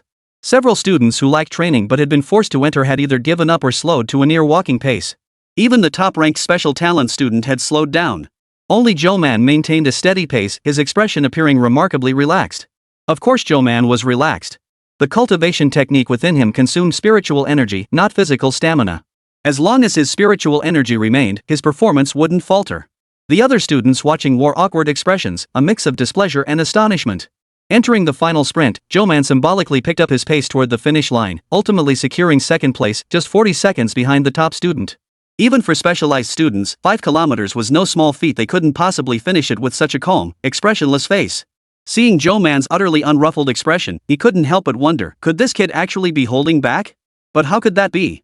What would he gain from holding back? The awards ceremony would be held after the sports meet concluded. For now, Zhou Man was rushing off to compete in the next event, weightlifting. Chapter 22, Explosion. At the weightlifting venue, Zhou Man coincidentally spotted another old acquaintance, Li Tian. Li Tian clearly hadn't expected Zhou Man to be competing as well. His expression darkened instantly, as if he wanted to say something but then swallowed his words. His injuries had healed remarkably fast after getting beaten up that day. He now looked almost completely unharmed. Neither spoke, but the surrounding students were all waiting for a show. After registration, they entered the arena to await the referee's announcement of rules and procedures. Since it was only a school-level sports meet, there was no weight class division like in official competitions, only men's and women's categories. Li Tian seemed determined to challenge for the championship, starting his attempt at 110 kilograms. Compared to the other students, he already appeared to be far ahead. He lifted 110 kilograms with ease, then steadily increased the weight, 120, 130, 135. Finally stopping at 140 kilograms. His face flushed crimson, beads of sweat forming on his forehead. As he stepped down from the platform, he shot Zhou Man a defiant glance. Zhou Man ignored him, patiently waiting for the students ahead to finish their attempts. Most competitors stopped at 50-60 kilograms, with the slightly better ones reaching 70-80 kilograms. Unlike other events, weightlifting lacked the usual fervor and excitement. The surrounding spectators held their breath, afraid to disturb the athlete's concentration. When it was Zhou Man's turn, he selected 90 kilograms. Many heard the weight and showed expressions of surprise, followed by mocking looks anticipating a spectacle. He's just trying to save face without considering his own limits. Weightlifting isn't a fight. With his scrawny build, his strength is bound to have limits. What if he got injured? Or rather, perfect, give that kid a lesson so he learns not to bite off more than he can chew. The referee frowned, disapproving of Zhou Man's choice. Student, are you certain you want to attempt 90 kilograms? Should you sustain an injury during the competition, you will bear full responsibility for the consequences. I'm certain, Zhou Man nodded. Under the gaze of the crowd, he stepped onto the platform. Channeling his spiritual energy into his arms, he felt an endless surge of strength wash over him. With effortless ease, Zhou Man lifted the 90-kilogram barbell. Then came the weight increase phase. Without hesitation, Zhou Man added another 30 kilograms, bringing the total to 130 kilograms. The students watching below had already been utterly stunned by his first successful lift. Hearing Zhou Man aim for 130 kilograms, Li Tian, already looking grim, struggled to hide his expression. This kid was taunting him. But no matter how furious he felt, he couldn't interfere with the competition. Watching Zhou Man effortlessly lift the 130-kilogram barbell, he continued to add weight. This posed no real difficulty for Zhou Man, yet it felt unfair. If he wished, he could lift 1,000 kilograms, but there was no need to waste his spiritual energy on such trivial matters. After reaching 150 kilograms, Zhou Man stopped adding weight and stepped down from the platform. The final result was unsurprising. Zhou Man took first place. The announcement was met with dead silence below the stage. Many classmates who had doubted Zhou Man wore grim expressions. Repeatedly proven wrong, they felt nothing but frustration and anger. Yet they were utterly powerless, forced to watch Zhou Man depart with composed ease. With this interlude of the sports meet concluded, Zhou Man soon received notification for the second round of interviews. The venue was the School of Mathematics and Computer Science, and the exam would last an entire day. Zhou Man planned to conduct one more experiment before then. Among the basic materials used in artifact forging was one called coal iron. While the raw material was relatively easy to obtain, the challenge lay in restoring it to its original state. The touch of cold iron was an extreme chill. Cold iron ore was typically found deep within frozen soil, its quality improving with age. Despite its name, it possessed remarkable ductility and versatility. If he could successfully replicate it, the material would at least have guaranteed commercial value, giving him more confidence in his discussions with Qi Ruoyan. The cultivation world's understanding of iron differed from the modern concept. When it came to composition, the required materials included mineral samples and chemical reagents whose names Zhou Manlian couldn't even recall. When he applied for lab access again, the student in charge of registration didn't ask many questions and simply assigned him a lab. Zhou Man glanced at him. Before entering, he caught the man flash a peculiar smile. Ignoring him, Zhou Man proceeded to prepare for the experiment. With the experience from last time, he navigated the process with much greater ease this time around. The steps were similar to making spirit-gathering stones last time, mixing different mineral powders with liquid metals, but the final step differed. It required high-temperature liquefaction followed by rapid cooling with extreme cold. This step was prone to errors, as the instantaneous release of steam could easily trigger an explosion. The equipment used this time differed from before. During registration, he had noted that the experiment involved a certain degree of risk, and the school had provided basic protective gear. To Zhou Man, however, it felt rather superfluous. The laboratory apparatus was still heating internally. Just as the cooling phase began, it suddenly started violently trembling. Zhou Man instinctively sensed something was wrong and raised his hand to form a protective barrier. Using his spiritual energy to inspect the machine's internal structure, Zhou Man discovered that some components had aged and become loose. Reporting damaged experimental equipment for repair was always the responsibility of the person in charge, and someone was supposed to inspect it after each use. Recalling the previous supervisor's expression, he quickly pieced together what had happened. The supervisor had already left the building hours ago. Zhou Man was the only one registered to use the lab today. Upon seeing Zhou Man's log for a hazardous experiment, the supervisor had hatched a plan. The equipment in that lab had previously been flagged for aging and needing replacement, but the report hadn't been submitted yet. Now, Zhou Man was about to conduct a hazardous experiment. If that kid had bad luck. The supervisor flashed a sinister grin. Good luck to him. The reaction inside the apparatus continued. Zhou Man sent his spiritual sense to inspect the surroundings, confirming no one else was in the building before relaxing. He minimized the protective barrier of spiritual energy, compressing the explosive reaction to its smallest possible scale. The energy released by the explosion was absorbed by Zhou Man as he circulated his cultivation techniques. Aside from the destroyed sample materials, everything else remained intact. After a moment's thought, however, he released his spiritual energy again, deliberately damaging the instrument and leaving traces on the protective equipment issued by the school. The supervisor had long since departed, clearly aware of what was about to happen. Despite his young age, his intentions were wickedly malicious. Zhou Man frowned, instantly pinpointing the man's location and darting toward him. Holy! The supervisor jumped at Zhou Man's sudden appearance, convinced he'd seen a ghost. What the hell are you doing here? Shouldn't you be in the lab? The guilt was practically written all over his face as he backed away several steps, cold sweat beading on his forehead. Zhou Man ignored him, immediately casting truth-seeking spell on him. You knew that piece of equipment was faulty, didn't you? You assigned me that lab knowing I was conducting a dangerous experiment. What was your purpose? Of course I knew. In fact, the moment I saw the experiment you registered, I planned this. If you died, it would conveniently cover up the cause. After all, if it exploded, it would be your own fault. If something happened due to bad luck, who could you blame? He blurted it all out, then clapped his hand over his mouth in terror. What did you do to me? Zhou Man didn't answer. Instead, he pulled out the phone displaying the recording and dialed the police right in front of him. Chapter 23, The Lee Family. The student supervisor's first instinct upon hearing Zhou Man call the police was to flee, but Zhou Man planted his foot squarely on the man's back, pinning him immovable. You dare call the cops? Listen to me, you're nobody with no connections. I'll walk free no matter what. Drop this now, and I might let you off. Otherwise, you're finished. His face contorted in fury as he struggled. Zhou Man, his expression icy, ignored the threats entirely and simply knocked him unconscious. The police arrived swiftly. After listening to the recording and hearing Zhou Man's account, they immediately pledged a thorough investigation with solemn expressions. Officers cordoned off the lab for evidence collection. Only then did university administrators rush over. Upon hearing the recording, their faces shifted through a range of emotions. The man who had tried to harm Zhou Man was named Lu Yu, a student official responsible for arranging lab access for students. His family had some connections after all. Most students here came from wealthy or influential backgrounds, so the university hesitated to take a firm stance immediately. Instead, they first contacted Lu Yu's family. Zhou Man sat in the police station lounge, a cup of hot tea handed to him by an officer to calm his nerves.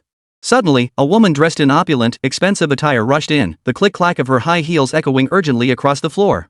Who dared harm my son? Who called the police? The woman was none other than Lu Yu's mother. Hearing those words, Zhou Man understood exactly how her extreme temperament had been cultivated. Such overindulgent parents were not unheard of in the cultivation world, and the situation was often more pronounced within prominent families. The power to stand above others, to hold their lives in the palm of one's hand, brought these individuals a twisted sense of pleasure that quickly became addictive. Lu Yu had only just been roused from unconsciousness and was still being questioned in the interrogation room. Where is my son? How dare you do this? Where is Deputy Director Zhang? Bring him out here and give me an explanation. The woman pushed open the break room door, her shrill voice causing the officers present to frown uncomfortably. Nevertheless, they patiently answered her questions. Your son, Lu Yu, is currently being questioned in the interrogation room. We are following standard procedure. There is no need for Deputy Director Zhang to intervene. Hearing her son was in the interrogation room, the woman became even more enraged. Spotting Zhou Man sitting calmly before her, fury nearly erupted from her eyes. You're Zhou Man? My son is such a good boy, how dare you frame him for attempted murder? Clearly, the woman had grasped the situation over the phone. Zhou Man couldn't be bothered with such unreasonable behavior. He downed the hot tea in his hand and ignored her completely. The woman tried to approach Zhou Man again, but an officer nearby stepped in to stop her. Ms. Li Xiang, please refrain from causing a disturbance in the rest area. The victim needs emotional support right now. Please do not provoke them further. Zhou Man wasn't sure how powerful her family connections were, or whether this deputy director Zhang she mentioned would intervene. After a moment's thought, he still sent a text message to Zhong Yulan. He sighed. He'd owe another favor. No matter the world, these bullies who bullied others by leveraging power were the most troublesome. But that was how this world worked. Those without power or connections couldn't survive. Zhou Man wasn't arrogant enough to think he could change this reality. It was far more difficult than destroying this world. He still didn't fully understand the distribution of power and influence here. Until he had sufficient confidence in his own protection, it was better not to draw too much attention.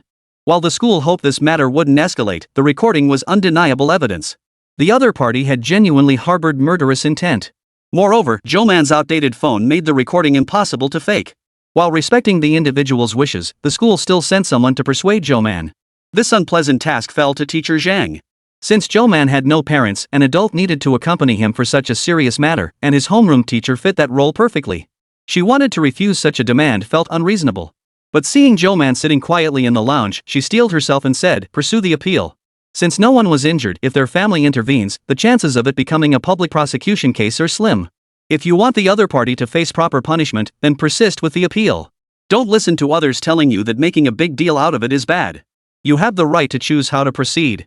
Zhou Man paused, then offered his homeroom teacher a composed smile. Calm yet resolute, he replied, "I will, teacher.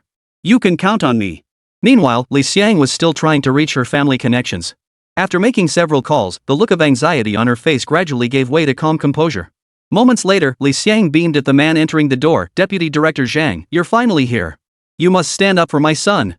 The man addressed as Deputy Director Zhang glanced at Li Xiang, then inquired about the situation from the police officers beside him. Frowning, he said, "You've let this minor issue drag on this long? Nothing serious happened, right? How can you guarantee the recording wasn't made under duress? What if it was just classmates messing around?"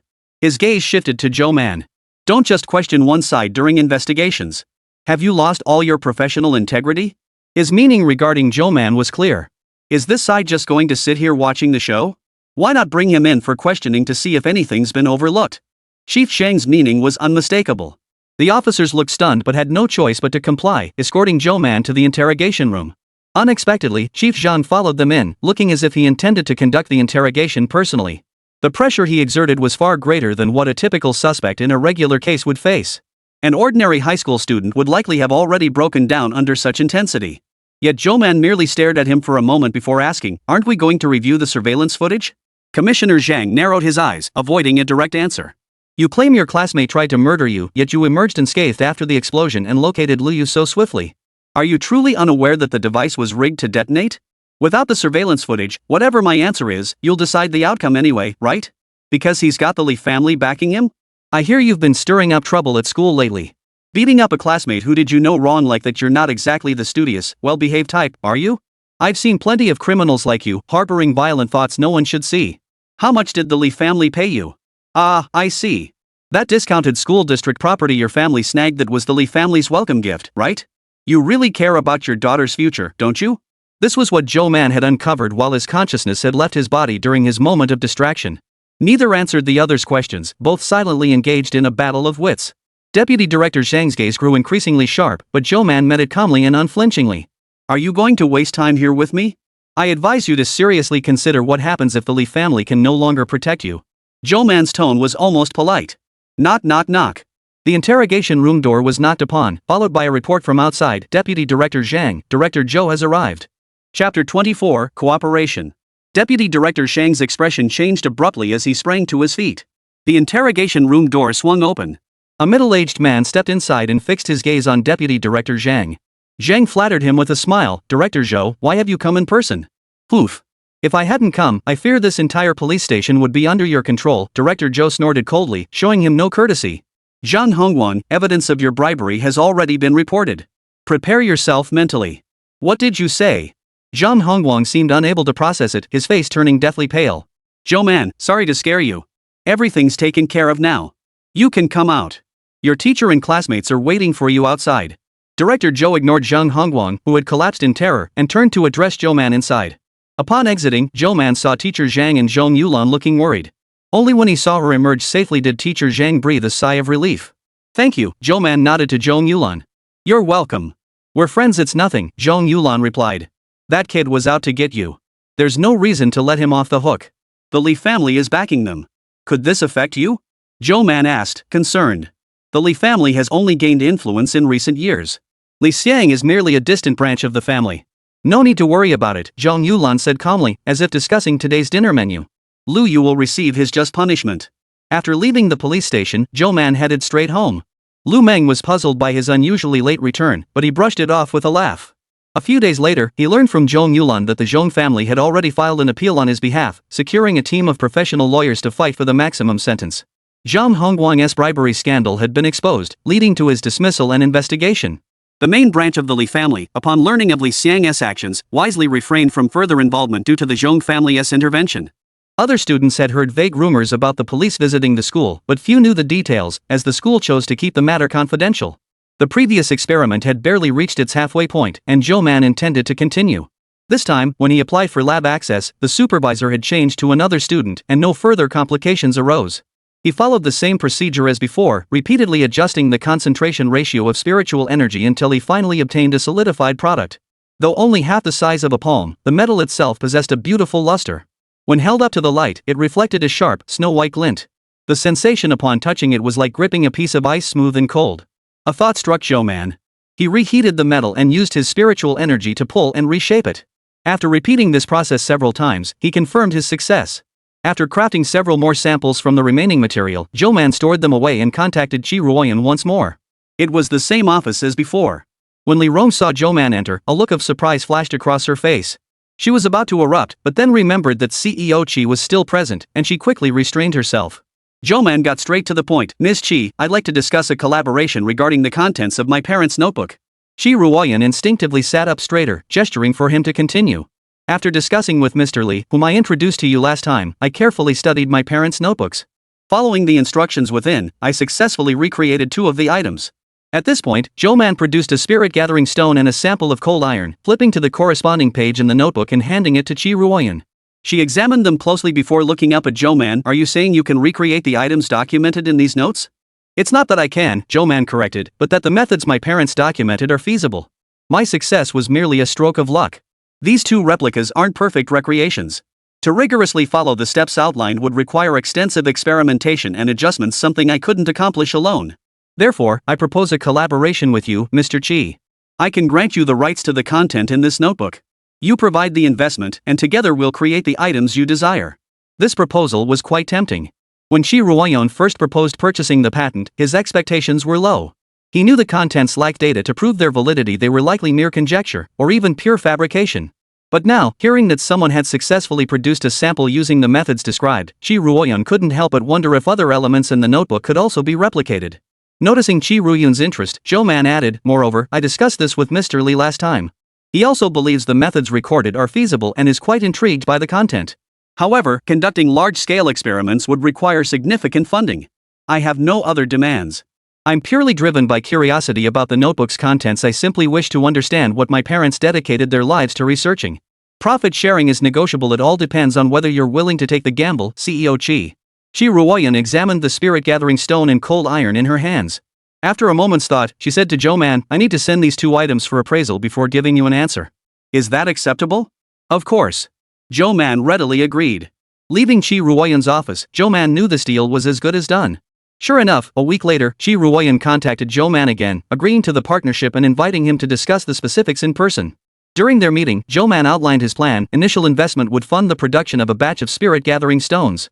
These stones would then be used to cultivate plants, from which Qi Ruoyan's required components would be extracted. All other byproducts would belong to Zhou Man.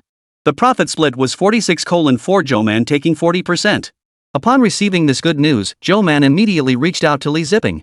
Li was quite surprised that Zhou had secured investment so quickly and agreed to join the project, as he was genuinely curious about the contents of the notebook. "But I'm more interested in the samples you've produced. Once junior sister Qi finishes her analysis, send me a copy to review." Zhou Man complied, sharing his experimental insights with Li Zipping along the way. The only remaining challenge was confirming the success rate of replicating the methods described in the notebook without any spiritual energy intervention from Zhou Man.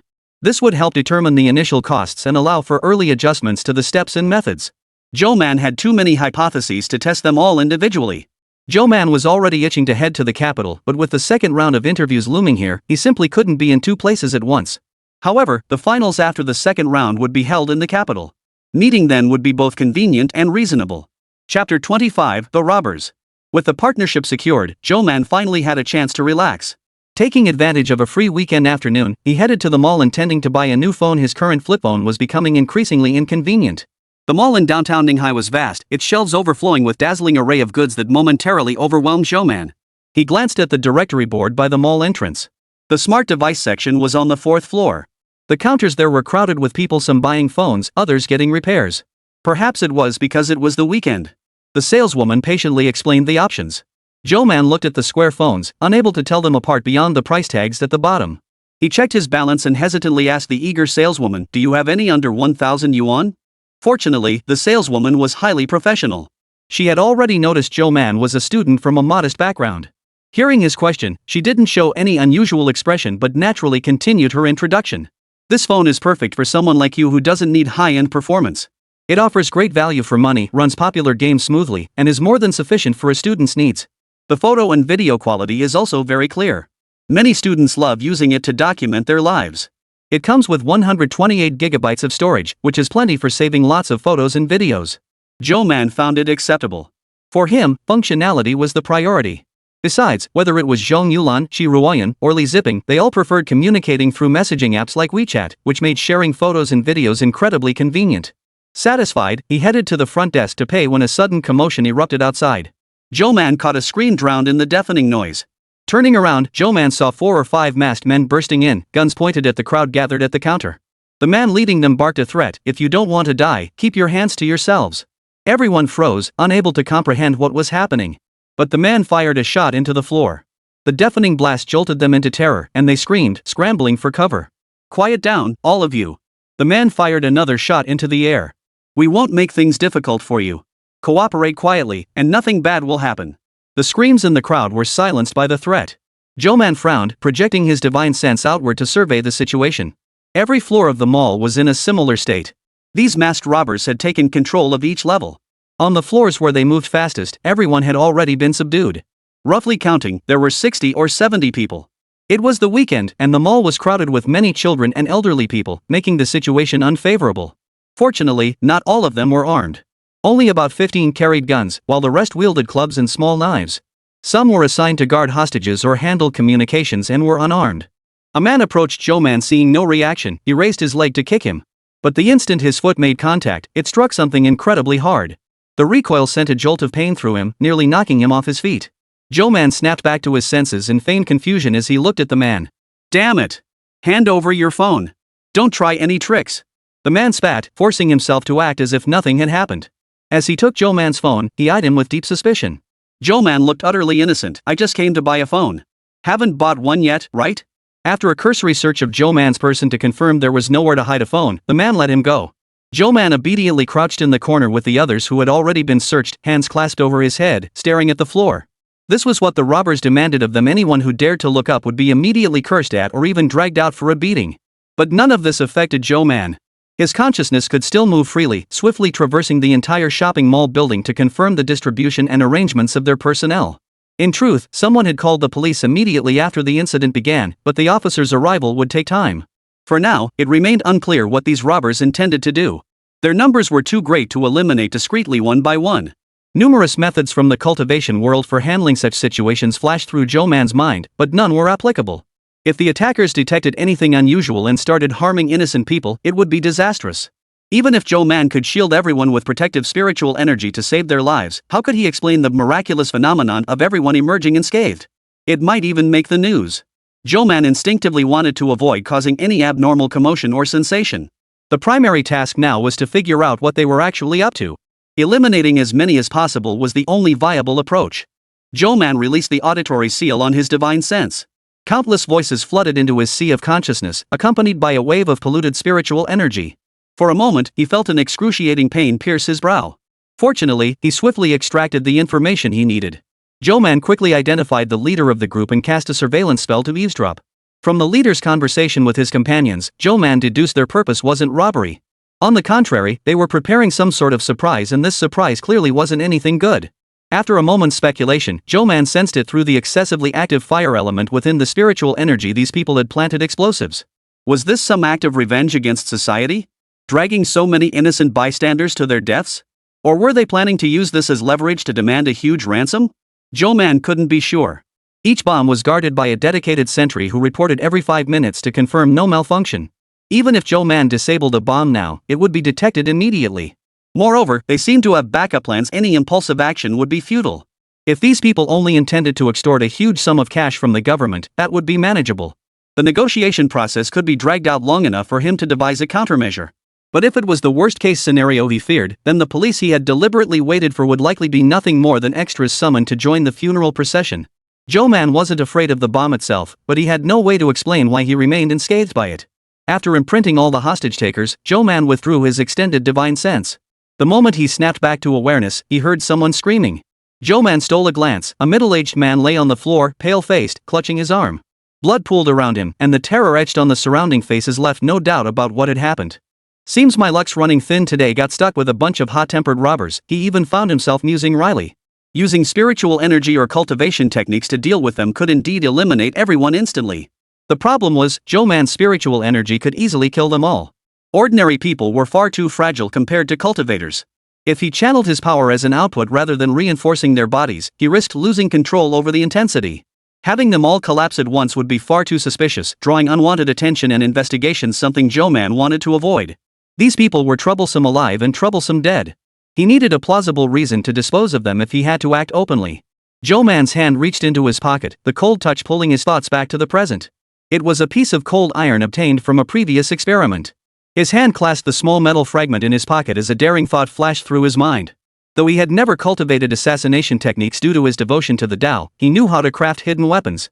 Chapter 26, Cold Shadow Needles. The crafting of hidden weapons remained quite popular within the study of artifact refinement.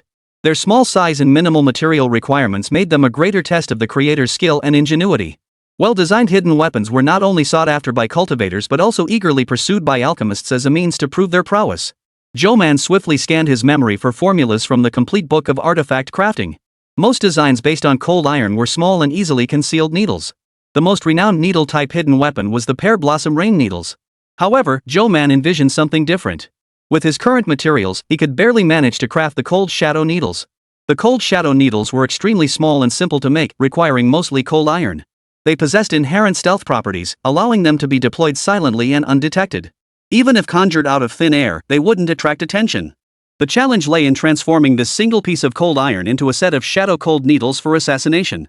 Refining weapons was hardly simpler than alchemy. It still demanded specific equipment, tools, and workspace. While highly skilled artifact smiths could force their way through these limitations, the consumption of spiritual energy would be doubled. Zhou Man currently lacked sufficient materials. He wasn't even sure if he could replicate a decent set of shadow needles. If he managed to make them, he'd be grateful. He could simulate the forging environment using spiritual energy, but the drain on his reserves would be immense. For Zhou Man, who had no idea when he could purify his spiritual energy to resume cultivation, this was a luxury he couldn't afford. Simply maintaining his body to prevent it from automatically absorbing the polluted spiritual energy outside already consumed a significant portion of his reserves. The numerous incidents he'd faced earlier had all been resolved using his spiritual power, which had no means of replenishment. Even a great power at the Tribulation Stage couldn't withstand such relentless depletion. But now, he had no choice but to take a gamble. He cast a concealment spell upon himself, instantly reducing his presence to the absolute minimum.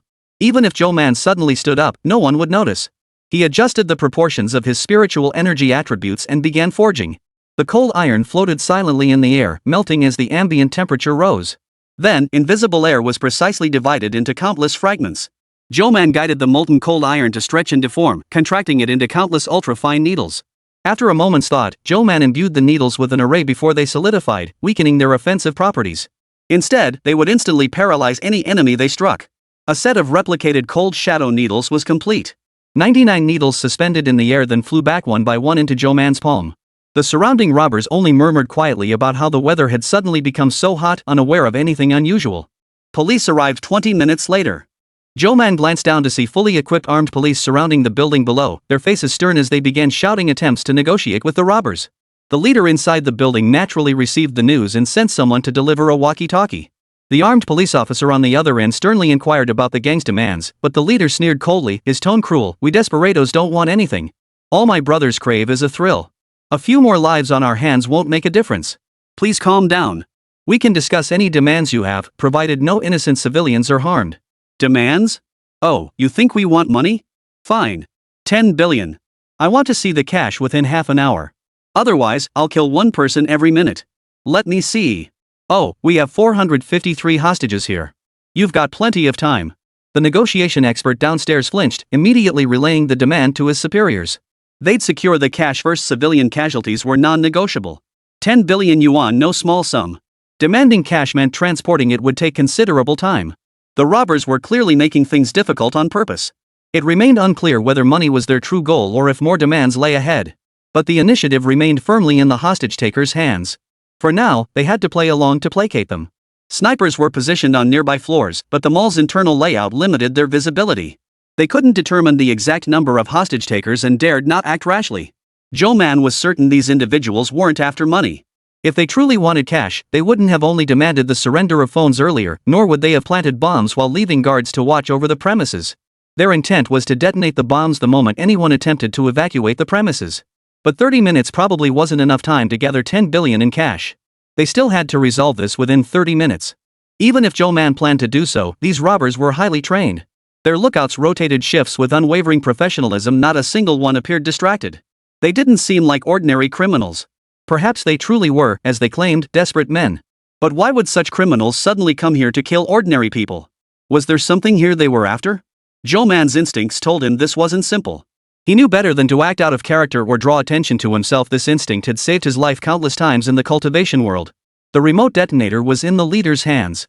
Zhou Man manipulated a thread of spiritual energy to infiltrate it and disrupt the signal transmission function. Fortunately, the enemy hadn't been meticulous enough to design a self-check warning system that would activate immediately if the remote malfunctioned. But it was impossible to say if the enemy had any other tricks up their sleeve. Zhou Man had left a trace of spiritual energy in each bomb. Half an hour was nowhere near enough to gather 10 billion in cash, not even half that amount. The robbers immediately began selecting the first unlucky victim. The hostages on the floor, unaware of the negotiations, watched the sudden movement with hearts pounding in their throats. Without hesitation, Zhou Man detonated the bomb furthest from the crowd, one that appeared strategically placed to block an exit. The armed police outside heard the explosion. Well trained, they instantly recognized it as a bomb, their expressions darkening. They instantly realized that if it were purely about money, there would be no need for bombs. These people had never intended for the hostages to walk out alive from the very beginning. The leader frowned, immediately questioning his subordinate about the situation. The guard assigned to that bomb was too close, already dead, with no way to respond. The leader instantly dispatched men to investigate. The hijackers on the floor, who had just been about to pick an unlucky victim to eliminate, froze momentarily, unsure whether to proceed. Continue. Don't waste time, the leader ordered. Unfortunately for them, the first floor they selected was the one where Zhou Man was located. They randomly dragged out a man. Seeing the terror in his eyes, they kindly explained the situation. The man's expression grew increasingly panicked and pale. He began crying and struggling, begging the robbers for mercy. Seizing the moment, Zhou Man manipulated a cold shadow needle to pierce the arm of the robber holding the man. The robber felt his arm suddenly go numb and immobile, allowing the man to break free and flee. The robber cursed under his breath, raised his gun, and fired in the direction the man fled. Zhou Man guided the bullet off course, ensuring it missed. Only this one robber on the floor had a gun, so the threat wasn't significant. Zhou Man scanned the floor. This level specialized in electronics, and the customer base was heavily male, which actually made things easier. The robber, having missed several shots, cursed angrily but showed no suspicion. Taking advantage of the moment he paused to reload, Zhou Man charged forward, knocking him down and snatching the gun before the robber could react. Zhou Man raised the gun, pointing it at the leader of the robbers. The roles had suddenly reversed, and no one had time to process what had just happened. Quick-thinking individuals immediately followed suit, seizing weapons from nearby robbers. Without firearms, the threat level dropped significantly, and the numerical advantage now favored the ordinary shoppers. Without hesitation, Zhou Man detonated the second bomb, again in a location away from the crowd, destroying the surveillance room. He saw the armed police preparing to infiltrate the building and take down the hostage-takers by force. Chapter 27, How could ordinary people possibly defeat cultivators? The hostage-takers, guns pointed at them by Zhou Man, showed no sign of tension.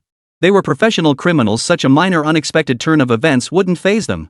If anything, the sight of a scrawny student holding a gun made them feel less threatened. It was doubtful whether the other even knew how to use the gun, let alone whether he dared to fire it. Zhou Man certainly didn't know how to use it, but he didn't need to. He manipulated the cold shadow needles to immobilize the other robbers who tried to resist, ensuring they couldn't break free from the others' restraints. In truth, Zhou Man had just used a bit of magic to subtly guide those with rebellious thoughts to cooperate with him in a split-second action. Once someone took the lead, others followed. Though terrified, the robbers on that floor were all subdued before they could fully react.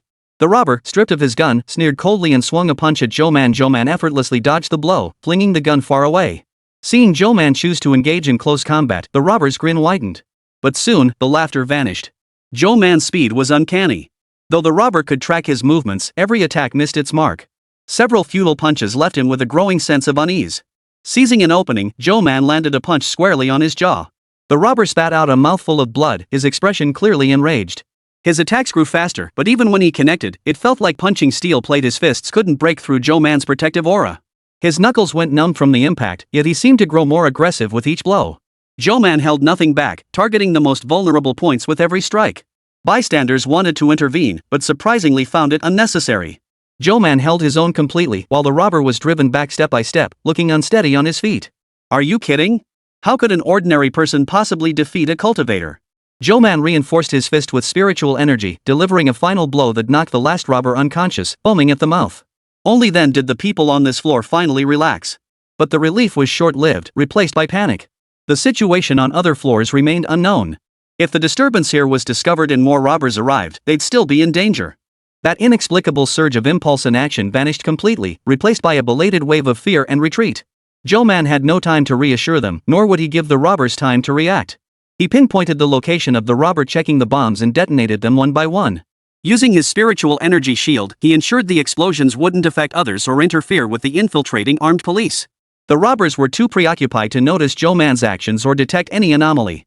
They were all thrown into panic by the sudden explosions, for they had planted bombs on every floor with the sole purpose of leaving no one alive, no escape route for anyone trapped inside. Now, that included themselves, still trapped inside the building. The uncertainty of when the next bomb would detonate turned the fear they had intended to inflict upon others back upon themselves. In that moment, they overlooked numerous signs of something being amiss. The well-trained armed police moved stealthily through the building, astonished at how smoothly their infiltration was proceeding. This ease stemmed from Zhou Man's deliberate orchestration of the bomb sequence, which had deliberately guided the hostage-takers away from their intended path. Reporting, infiltration complete. Estimated 5 to 6 hostage-takers per floor. Preliminary count suggests no fewer than 50 total. Proceed with caution. Prioritize civilian safety above all else, came the voice over the radio. Regardless, the current situation had finally presented them with an opening. Roger that. The elite infiltration squad numbered only 20. The armed police swiftly assigned each member their tasks: first conceal themselves on the lower 2 floors, then exploit the chaos to eliminate the hostage-takers below before systematically moving upward. Upon hearing their plan, Zhou Man activated the third bomb to clear their path. This explosive was positioned in the staff room on the second floor, far from the armed police's location but close to the hostages. Thanks to Zhou Man's spiritual energy shield, the police suffered no significant harm beyond feeling a wave of heat and hearing a deafening blast. Only the unlucky hostage-takers standing closest to the explosion were knocked unconscious by the blast's force. The armed police were startled, but upon hearing the panicked movements of the hostage-takers, they immediately sprang into action. They charged to the area where the hostages were being held, swiftly neutralizing the hostage-takers on both floors. After reporting to their superiors, they chose to continue their infiltration. The third-floor robbers were swiftly dealt with by the armed police, while the fourth-floor ones had already been taken care of by Zhou Man and his team. The armed police were surprised but refrained from praise. Such actions were still too impulsive. The opponents were armed professional robbers, and one careless move could cost them their lives. Fortunately, the civilians were unharmed. After confiscating the weapons, Zhou Man's consciousness followed the armed police as they continued ascending. The robbers finally noticed the infiltrating armed police and immediately threatened them with the remaining hostages, demanding an immediate retreat. Without hesitation, Zhou Man detonated 2 bombs. He couldn't let the criminals dictate the pace. These uncontrolled bombs were the ultimate weapon. The situation was clearly becoming tense. Though few bombs remained, they were drawing ever closer. If they retreated now, they would clash head-on with the armed police. While they could use the hostages to clear a path, the operation would undoubtedly fail. Still, it was better than dying here. Seeing his comrades panic and lose their composure, the leader gritted his teeth and ordered the retreat. They held 5 hostages, demanding the armed police clear the way. There was no choice with the hostages in the hostage-takers' hands. The police couldn't genuinely block their escape. Superiors had issued orders to prioritize rescuing others above, so they silently let the hostage-takers leave. The hostage-takers now numbered fewer than 30. Zhou Man surveyed the sniper positions around him and decided to rescue the hostages first. The robbers had retreated through the fire escape. Zhou Man stealthily infiltrated the area. Before the robbers could clearly see the figure suddenly blocking their path, the first thing they saw was the bomb in Zhou Man's hand. Yes, Zhou Man had disarmed a bomb. The scene was eerily terrifying. Zhou Man's expression and demeanor were naturally somber when he was silent. Now, standing before a group of vicious hostage-takers with a bomb in his hand, his presence felt even more menacing. For a moment, no one dared to make a move or utter a word. The leader was the first to react, raising his gun and aiming it at Zhou Man's head. "Kid, what do you think you're doing?" His tone was vicious. He confirmed the remote was still on his person and recognized the bomb as the one they had planted. Though he harbored more doubts, the priority now was a swift escape. "Let's make a deal. Release them. I'll be the hostage." Zhou Man didn't flinch. He took a step forward, facing the muzzle, and pried open the bomb's casing, revealing the intricate mechanism inside. "If I know how to disarm it, I certainly know how to detonate it. You don't think I'm bluffing, do you?" A bead of sweat rolled down the leader's temple. The two faced off, neither willing to yield. Finally, the leader exhaled, signaling his men to release the other hostages. He then aimed his gun squarely at Zhou Man's head. Zhou Man complied without resistance, allowing the barrel to press against his temple as he walked out alongside the robbers. He knew the robbers had prepared getaway vehicles in the underground garage, and he had naturally made his own preparations in advance. "Damn it," one robber cursed furiously upon seeing the flat, deflated tire. The leader suddenly snapped to attention, turning to Zhou Man. "You did this?" Zhou Man smiled silently, then detonated the bomb in his hand as the leader's eyes bulged in fury. Chapter 28, Miscalculation. Last week, a sudden robbery occurred in the city. The robbers demanded 10 billion in cash from the government, took hundreds of hostages, and planted bombs throughout the building. Fortunately, our city's armed police are well trained. As the robbers were evacuating, a bomb planted in the underground garage unexpectedly detonated. 17 people were killed and 10 seriously injured at the scene. Thankfully, the hostages had already been evacuated and were not affected. Zhou Man watched the news on the breakfast shop's TV while sipping his porridge. The owner beside him shook his head and sighed. Bad guys always get what's coming to them. Zhou Man exerted immense effort to alter the memories of the surviving hostage-takers and hostages. They only recalled the ringleader suddenly releasing them after deeming them a hindrance. Surveillance footage had long been destroyed, leaving no trace of Zhou Man's actions. Today was the second round of interviews. The School of Mathematics and Science had already prepared the examination venue.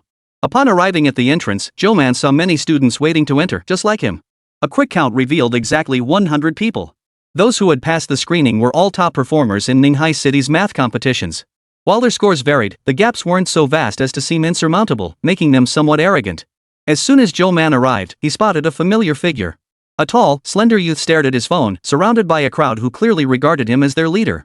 It made sense. Su Yang had consistently ranked first in Ninghai, so it was only natural for everyone to gather around him. When the time came, the mathematics department staff led the students into the conference room.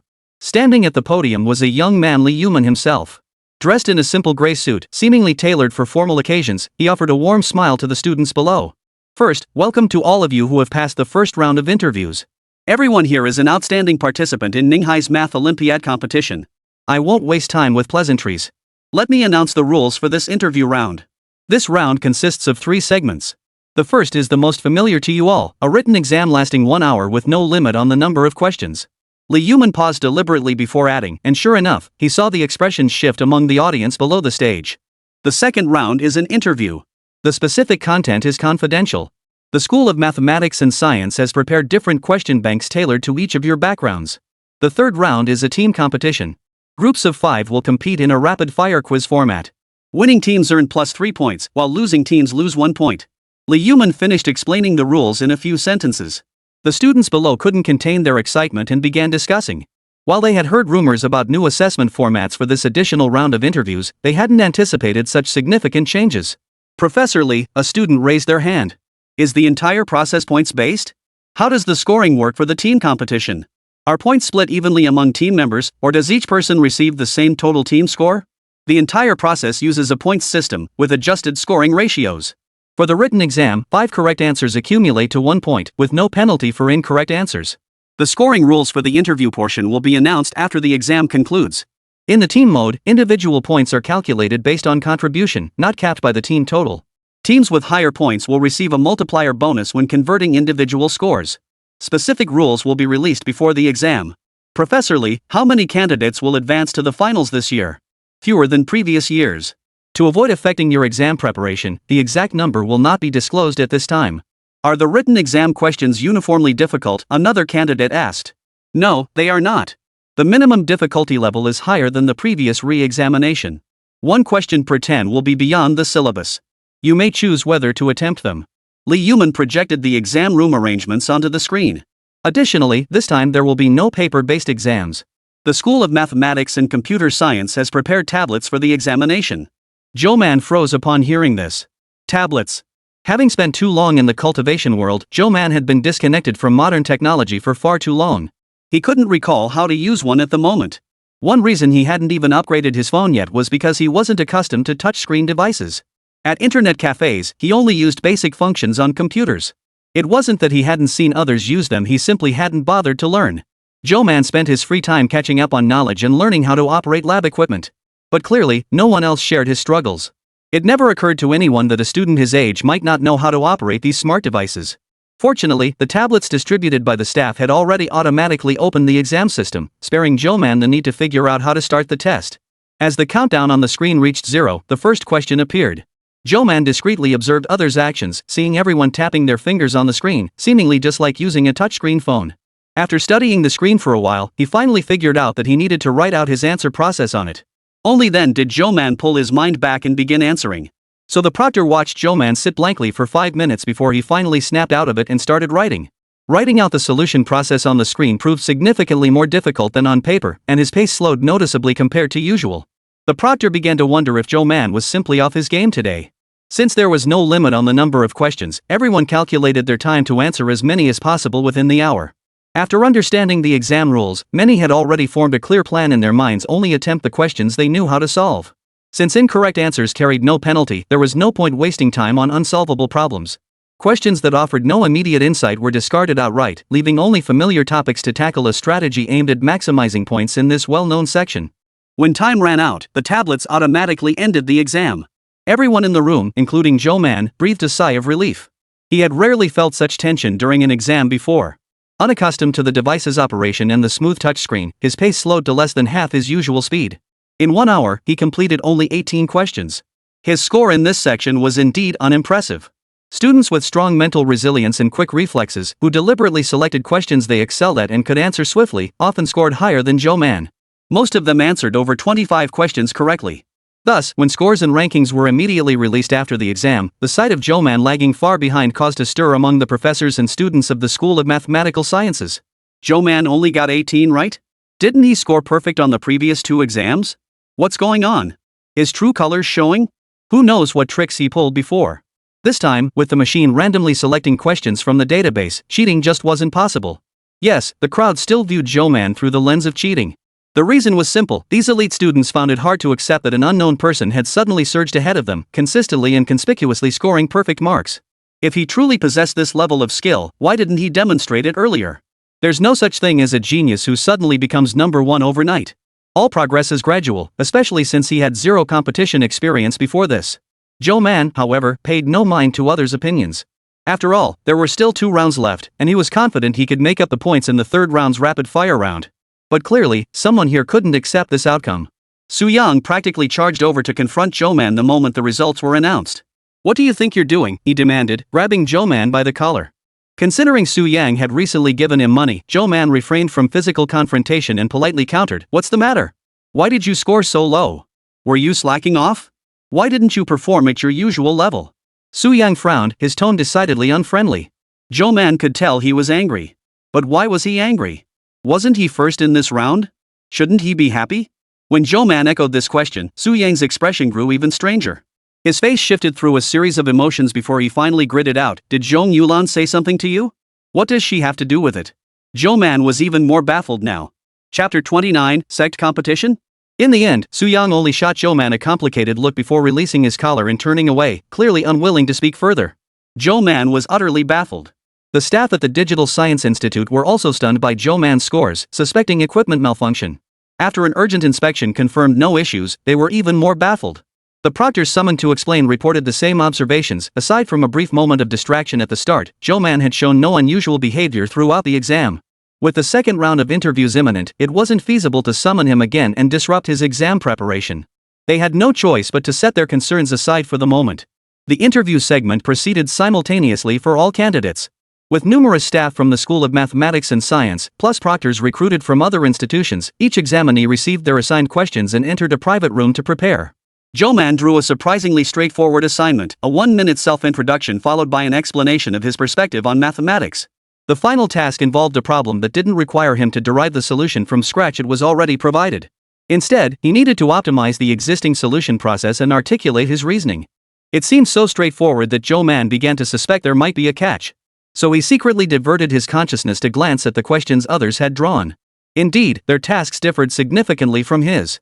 Some were asked to explain a specific mathematical concept, others to solve a problem while outlining their reasoning, and one was tasked with discussing their perspective on the Millennium problems. In short, no one else had a task as straightforward as his, which included a mundane self-introduction. Zhou Man became even more convinced this interview was no ordinary affair. The 30 minutes flew by. Soon, the interviewers entered the room, and Zhou Man recognized familiar faces. These three were none other than Zhang Qinghai, who had proctored the preliminary exam, Su Lao, the exam paper's author, and Zhou Man, who had just explained the rules for the second round to everyone. Zhou Man. This only reinforced his suspicion that they had ulterior motives. Fortunately, Zhou Man possessed exceptional mental fortitude. His expression remained utterly unchanged. Observing his calm demeanor, Su Lao inwardly admired his composure. The inexplicable slip-up in the first written exam and the imposing scale of this interview hadn't fazed him. His mental fortitude was rock solid, exactly the kind of pressure resistance competitive students needed. The self-introduction segment passed quickly. Clearly, the focus of his questions lay in this perspective on mathematics. Zhou Man even suspected Zhou Man had devised them. Zhou Man answered truthfully, "I don't have an overwhelming passion for mathematics. My participation in competition stems from very practical reasons. To me, mathematics is a foundational discipline that is profoundly worth exploring. The academic path I aspire to pursue in the future will undoubtedly be built upon its fundamental principles." Then came the third question, optimizing a solution process. Frankly, Zhou Man didn't see the process as overly lengthy enough to warrant optimization, but he diligently worked through it, writing out the steps on the blackboard. By the time Zhou Man finished, only 10 minutes had passed, significantly faster than the others. All three listened intently. Then came the interviewer's questions, the critical scoring segment. "You mentioned participating in the competition for very practical reasons. What exactly are those reasons?" Zhou Man asked first. "Money," Zhou Man replied without hesitation. "I needed the money. The championship prize plus Manhwa's separate payment totaled a solid 30,000 yuan. Zhou Man raised an eyebrow and scribbled something on his paper, a common interview tactic designed to increase pressure on the candidate. But Zhou Man had seen it all in the cultivation world. A mere interview posed no pressure to him whatsoever. "You claim to lack passion, yet your proficiency surpasses most peers. Is it because mathematics holds no challenge for you?" Zhang Qinghai adjusted his glasses. "No," Zhou Man replied calmly, standing before the three examiners as the chalkboard remained untouched.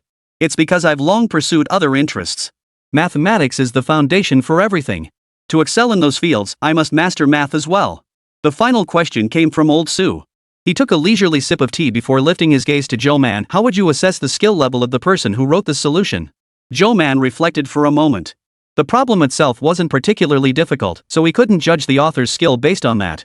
The solution process was straightforward and conventional, flawless, really. A solid, competent level, I'd say. It's hard to judge based on just one problem, but on a test of similar difficulty, it would be around the upper middle range, Zhou Man replied after a moment's hesitation. Old Su gave him a subtle look but said nothing. Beside them, Zhang Qinghai rubbed his nose and spoke up. "I did it. I wrote it during the preliminary exam proctoring." Zhou Man fell silent. What he'd said earlier was perfectly fine, right? Surely they wouldn't dock points for that? The QA session proceeded without any trick questions and wrapped up quickly. However, the scores wouldn't be announced until the very end, a move that left everyone on tenterhooks. Everyone returned to the conference room where Zhou Man announced the rules for the third round. The third round was a team competition. Teams would be formed based on the rankings from the first written exam, with 5 people per team, a setup that felt both cruel and unfair. There were 20 teams in total. Each team would face off against every other team, playing up to 19 matches. Each team started with 5 points. If a team's score turned negative, they were eliminated and could no longer participate in subsequent matches. The round concluded once all teams had completed their matches. Team battles use a buzzer-style format with 10 questions. Teams must answer within 5 minutes of buzzing in, with no requirement to show work. 3 incorrect answers result in failure, as does forfeiting an attempt. Final team scores are calculated as team total points 1 plus individual contribution ratio, team ranking bonus coefficient.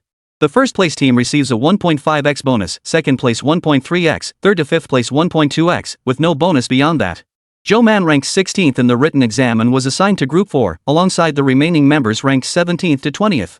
The initial atmosphere felt awkward. Few knew Zhou Man well, and no one knew what to say. They waited quietly for the competition to begin. Since individual contribution ratios impacted final scores, balancing personal needs with team harmony became a challenge. After all, it wasn't feasible for everyone to just sit idle. Even though they were currently a group, the final tally would ultimately be based solely on individual scores. Moreover, with the exact number of eliminations still unknown, securing as many points as possible offered the greatest peace of mind. Though the rules seemed complex at first glance, Zhou Man grasped them instantly. This was nothing more than the Sex Grand competition held every 10 years in the cultivation world. These competitions featured both individual contests and team events, with final evaluations scored based on so-called personal contribution ratios.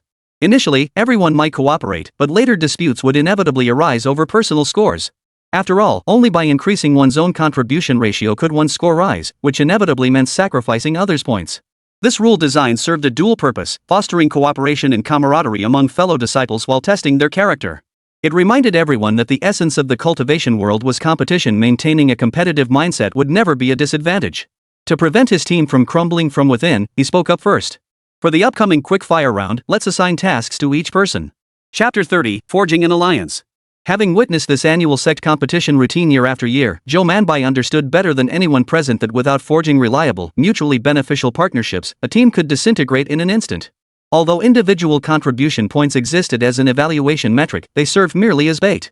Some would inevitably prioritize answering questions individually. The more correct answers, the better, figuring that as long as they avoided elimination, why bother with teammates? If the test only measured quick reflexes in a buzzer-style competition, there'd be no need for teams at all.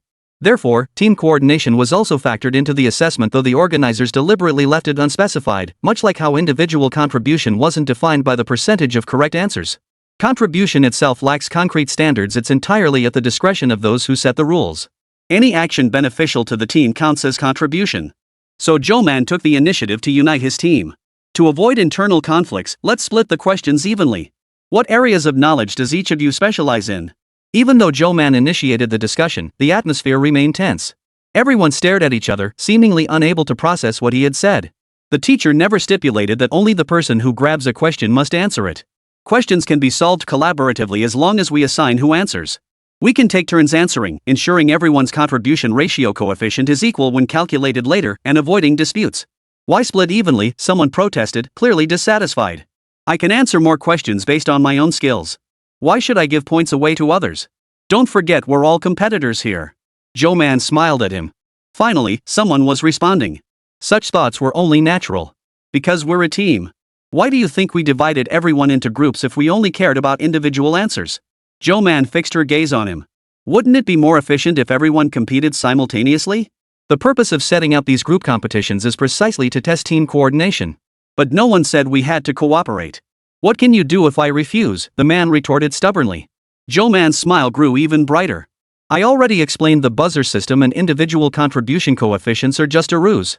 They're meant to mislead everyone into assuming whoever answers gets credit, but that's not actually the rule. The two aren't entirely linked. He explained calmly. If you refuse to cooperate, then let's see, are you guys faster at solving problems, or am I? The group instantly turned wary eyes toward Zhou Man. He knew the pressure was sufficient. Relax, no need to be so tense. My reason for proposing cooperation is simple. He waved his hand dismissively. 3 wrong answers means automatic elimination for the team. I certainly don't want my own team to fall apart from internal strife and get dragged down by others exploiting that weakness. I'm sure you don't want that either. This was precisely the scenario Zhou Man anticipated among other teams. Some members, driven by greed for higher scores, would hog the buzzer without giving teammates a chance. When pushed to the limit, teammates could deliberately buzz in and give wrong answers. Repeat this 3 times, and the team would be forcibly eliminated. With such a weapon at hand, the ideal scenario was for no one to become the biggest beneficiary. Equal distribution was the best mutual check, maintaining stable interests while preserving competition. This was a lesson Zhou Man had learned during his years in the cultivation world. Because the most reliable relationship is always one of mutual interest. Everyone present was intelligent and understood the implication in Zhou Man's words. How do you guarantee the questions will be evenly distributed and that we'll all get them right? Someone still voiced their concern. This was precisely what Zhou Man had no worries about. If you trust me, feel free to scramble for questions. I'll handle them all, and we'll take turns submitting the answers later. The man paused, then looked at Zhou Man with a skeptical expression. You only ranked 16th in the first round of written exams. How can we trust you? Zhou Man realized what the concern was. Don't worry about that. Since we don't need to write out the solution process on the tablet, my speed won't be slow. The man didn't grasp Zhou Man's meaning. Recalling his previous 2 exam scores, he remained silent for the time being. The group eventually accepted Zhou Man's proposal. Though visibly reluctant, each believed they could score more by snatching questions than by evenly distributing them. Zhou Man's reasoning held merit. Neither scenario they feared was desirable, Zhou Man monopolizing all questions or someone deliberately answering incorrectly 3 times to eliminate the team. Thus, they reached a consensus: all questions would be solved collectively. For questions where someone had an immediate idea, they would press the buzzer immediately. For slightly more difficult questions, they would press the buzzer after 1 minute. All 5 members would work on the question together to confirm the accuracy of the answer. If they answered incorrectly twice, they would no longer use this method. Other teams weren't so harmonious. Though some started off lively and encouraging each other to answer more questions, they inevitably harbored mutual suspicion or kept their own agendas. Observing the expressions on the young faces, Zhou Man couldn't help but recall the scenes from the sex grand competitions. Yet the competition in the cultivation world was far more brutal, for resources there were far more precious and limited. He took a moment to observe Su Yang's team. They seemed to be faring much better than the others. Naturally, being higher ranked, they faced less competitive pressure compared to the other teams. Coupled with Su Yang's long-established status as the de facto leader in everyone's eyes, their team harmony was quite remarkable. It was refreshing to see a team united by personal charisma like this. Zhou Man withdrew his divine sense. The first round of team battles was about to begin. Everyone in their team felt some degree of tension. Compared to those ranked far ahead or far behind, the pressure on them stuck in the middle was the most intense. To overtake the teams ahead and secure a spot in the finals, they needed to score significantly higher in this round. But were their opponents really that easy to beat? Zhou Man thought they were worrying needlessly. Assuming all teams answered every question correctly, winning each match required answering just 6 questions. Moreover, it was highly likely they'd encounter situations where rival teams squabbled internally, allowing their own team to coast to victory.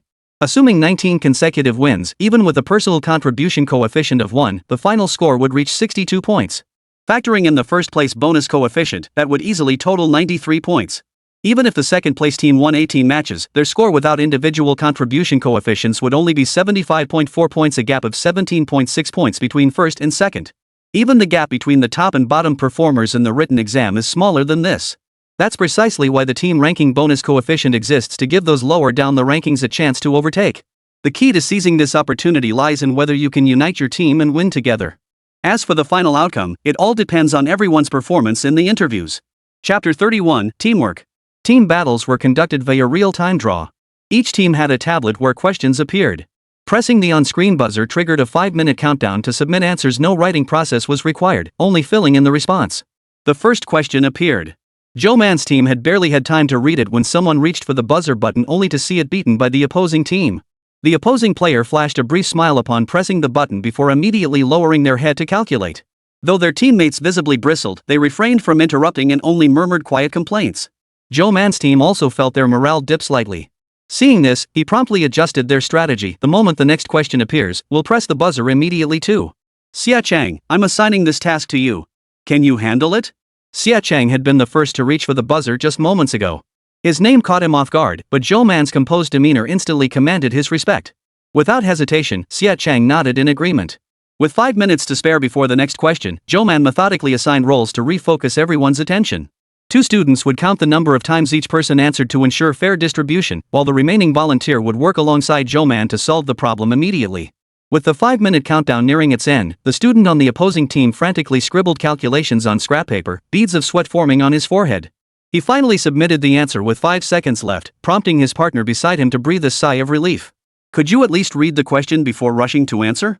What if you couldn't get it right? Someone from the opposing team couldn't help but retort. But I got it right. Blame yourselves for not reacting fast enough. If we don't grab this point quickly, it'll go to the other team. Zhou Man wasn't surprised at all. This was only the beginning. As the competition progressed, the fast-paced, highly competitive nature of the buzzer rounds only intensified. Everyone's nerves grew increasingly frayed, and conflicts became more frequent. This made prior communication and task allocation crucial. Xia Chang rubbed his palms together. Remembering Zhou Man's instructions, he slammed the buzzer the moment the question appeared. Zhou Man glanced at the question, instantly forming a solution in her mind. After scribbling a few complex calculations on paper, she arrived at the answer. The opposing team was startled by Zhou Man's team's swift action, assuming they feared another question would be snatched away. They mimicked the earlier player's behavior. Seeing this, the boy who had been questioned moments before wore a smug look. "See? I told you. If you don't act fast, the questions will just get taken by the other side. Whether you can actually solve it is another matter. Don't forget, 3 wrong answers means automatic loss," the girl who had questioned him earlier reminded him coldly. The classmate working alongside Zhou Man solved the problem slightly slower than him, but since it wasn't too difficult, he also arrived at the answer within 2 minutes. The other team members had already formed a rough idea upon seeing the question, and by combining it with the formulas Zhou Man had written down, they too arrived at the solution. Zhou Man signaled to Xia Cheng to submit the answer, and the latter quickly understood. This approach was also to avoid drawing attention. The fact that the person who answered and the person who submitted the answer didn't have to be the same person was something the others should find out as late as possible. This successful coordination boosted the team's confidence, and their faces lit up with excitement. Witnessing Zhou Man's terrifying speed firsthand also deepened their admiration for him. Xia Cheng immediately snatched the third question as well. The opposing team visibly grew restless. Seeing Zhou Man's team get another correct answer, they began contemplating using a similar strategy to compete except for the girl who had initially insisted on the opposite approach. "So we're just going to sit here and watch them finish all the questions while we lose?" The other team members were growing restless. The professors supervising nearby had been observing Zhou Man's team from the start, and they all sighed in admiration. Zhou Man's mind is incredibly agile. The other students are smart, but they just aren't as flexible. There's no helping it. Textbook knowledge is something they all grasp quickly, but there's still so much to learn beyond the books. Had Zhou Man overheard the professor's remarks, he likely would have felt a pang of recognition. After all, during his first sect competition, his performance hadn't been much better than these current contestants. He too had been thoroughly outmaneuvered by the elders within his own sect. The fourth question was snatched by the opposing team, sparking a small cheer from their side. The person who grabbed it immediately began solving it, but unfortunately, the difficulty level had increased this time. After 5 minutes, they still hadn't answered it. The high spirits from their recent success quickly deflated. Zhou Man's teammates couldn't help but feel a twinge of worry. After all, the previous 2 questions had been relatively straightforward. If they stumbled on an overly difficult one and failed to answer within 5 minutes, it would mean wasting a precious opportunity. Zhou Man had his own strategy, just play it by ear. If they don't plan to grab it instantly, wait a moment. The moment they make a move to grab it, press first. Even if you're a split second slower, it's fine. You can handle it, right? Xia Cheng licked his lips. This task wasn't exactly difficult, but it wasn't simple either. It gave him a strong sense of involvement, and he patted his chest, promising he could absolutely handle it. Zhou Man then turned to the other 2 teammates responsible for tallying scores. Besides counting each person's answers, during the latter half of the match, you'll need to estimate how many more questions we'll likely need to answer. Keep that number within a range that ensures victory and is a multiple of 5. Both tasks were demanding, but they ensured the final contribution points among the 5 members wouldn't be unevenly distributed. Everyone was satisfied with this arrangement. Xia Cheng snatched the 5th question, and Zhou Man's team answered correctly again. With only 5 questions left, Zhou Man's team needed to avoid mistakes and answer at least 4 correctly to secure a win. The pressure on the opposing team was immense. No one wanted to lose the first match, as it would be a devastating blow to morale. The 6th question was snatched the instant it appeared. This time, the person who grabbed it actually answered correctly, allowing the opposing team to breathe a slight sigh of relief. The 7th question suddenly increased in difficulty.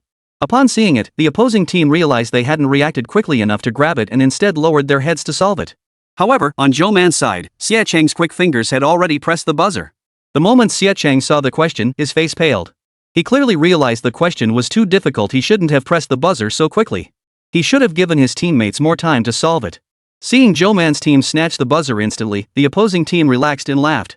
The other team must be crazy, grabbing it without even reading the question. Well, good for us finally, it's their turn to mess up. Xia Cheng turned to look at Zhou Man's expression, but Zhou Man had already lowered his head, concentrating intently on solving the problem.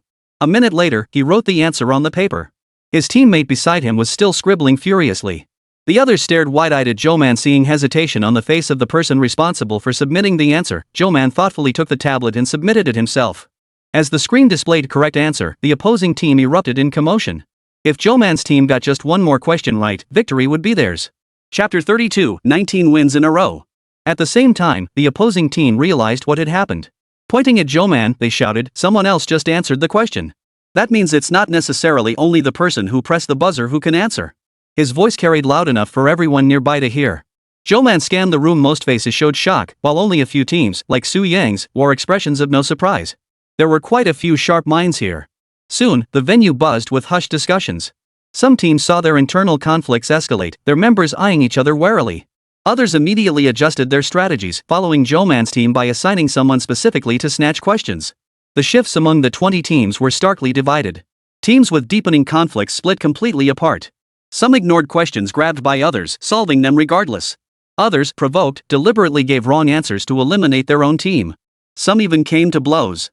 All within Zhou Man's expectations. The four people beside Zhou Man exchanged nervous glances. Watching him unfold, they couldn't help but feel a wave of dread wash over them. Everything had unfolded exactly as Zhou Man had predicted. If he hadn't proactively offered to cooperate, they would undoubtedly be in the same state of conflict as those other teams now. As for their opponents in this round, this revelation had naturally caused them to completely fall apart. The rare sense of shared purpose born from facing a common adversary vanished instantly, replaced by the mindset that since they couldn't win anyway, they might as well focus on maximizing their individual contribution points. Zhou Man's team won this round with almost no difficulty. His teammates were naturally thrilled. Riding this momentum, they swept the next 3 matches consecutively, boosting their confidence immensely. So far, only 3 teams had achieved 4 consecutive wins. Besides Zhou Man's team, one was Su Yang's first squad, and the other was a slightly lower-ranked team. They too had secured their 4 victories through solid teamwork and steady play. Clearly, these 2 teams would be the toughest opponents in the end, but Zhou Man wasn't the least bit worried. With Zhou Man boasting a perfect 100% accuracy rate in solving problems, his teammates faced almost no pressure. During the race to claim questions, Zhou Man would occasionally prompt them to adjust strategies. The only ones slightly busier were the 2 classmates responsible for calculations and statistics, as there were simply too many variables to account for. It wasn't until the 10th match that the first team was finally eliminated Zhou Man's opponents from the opening round. Thanks to the guaranteed 5 points, losing didn't result in severe point deductions.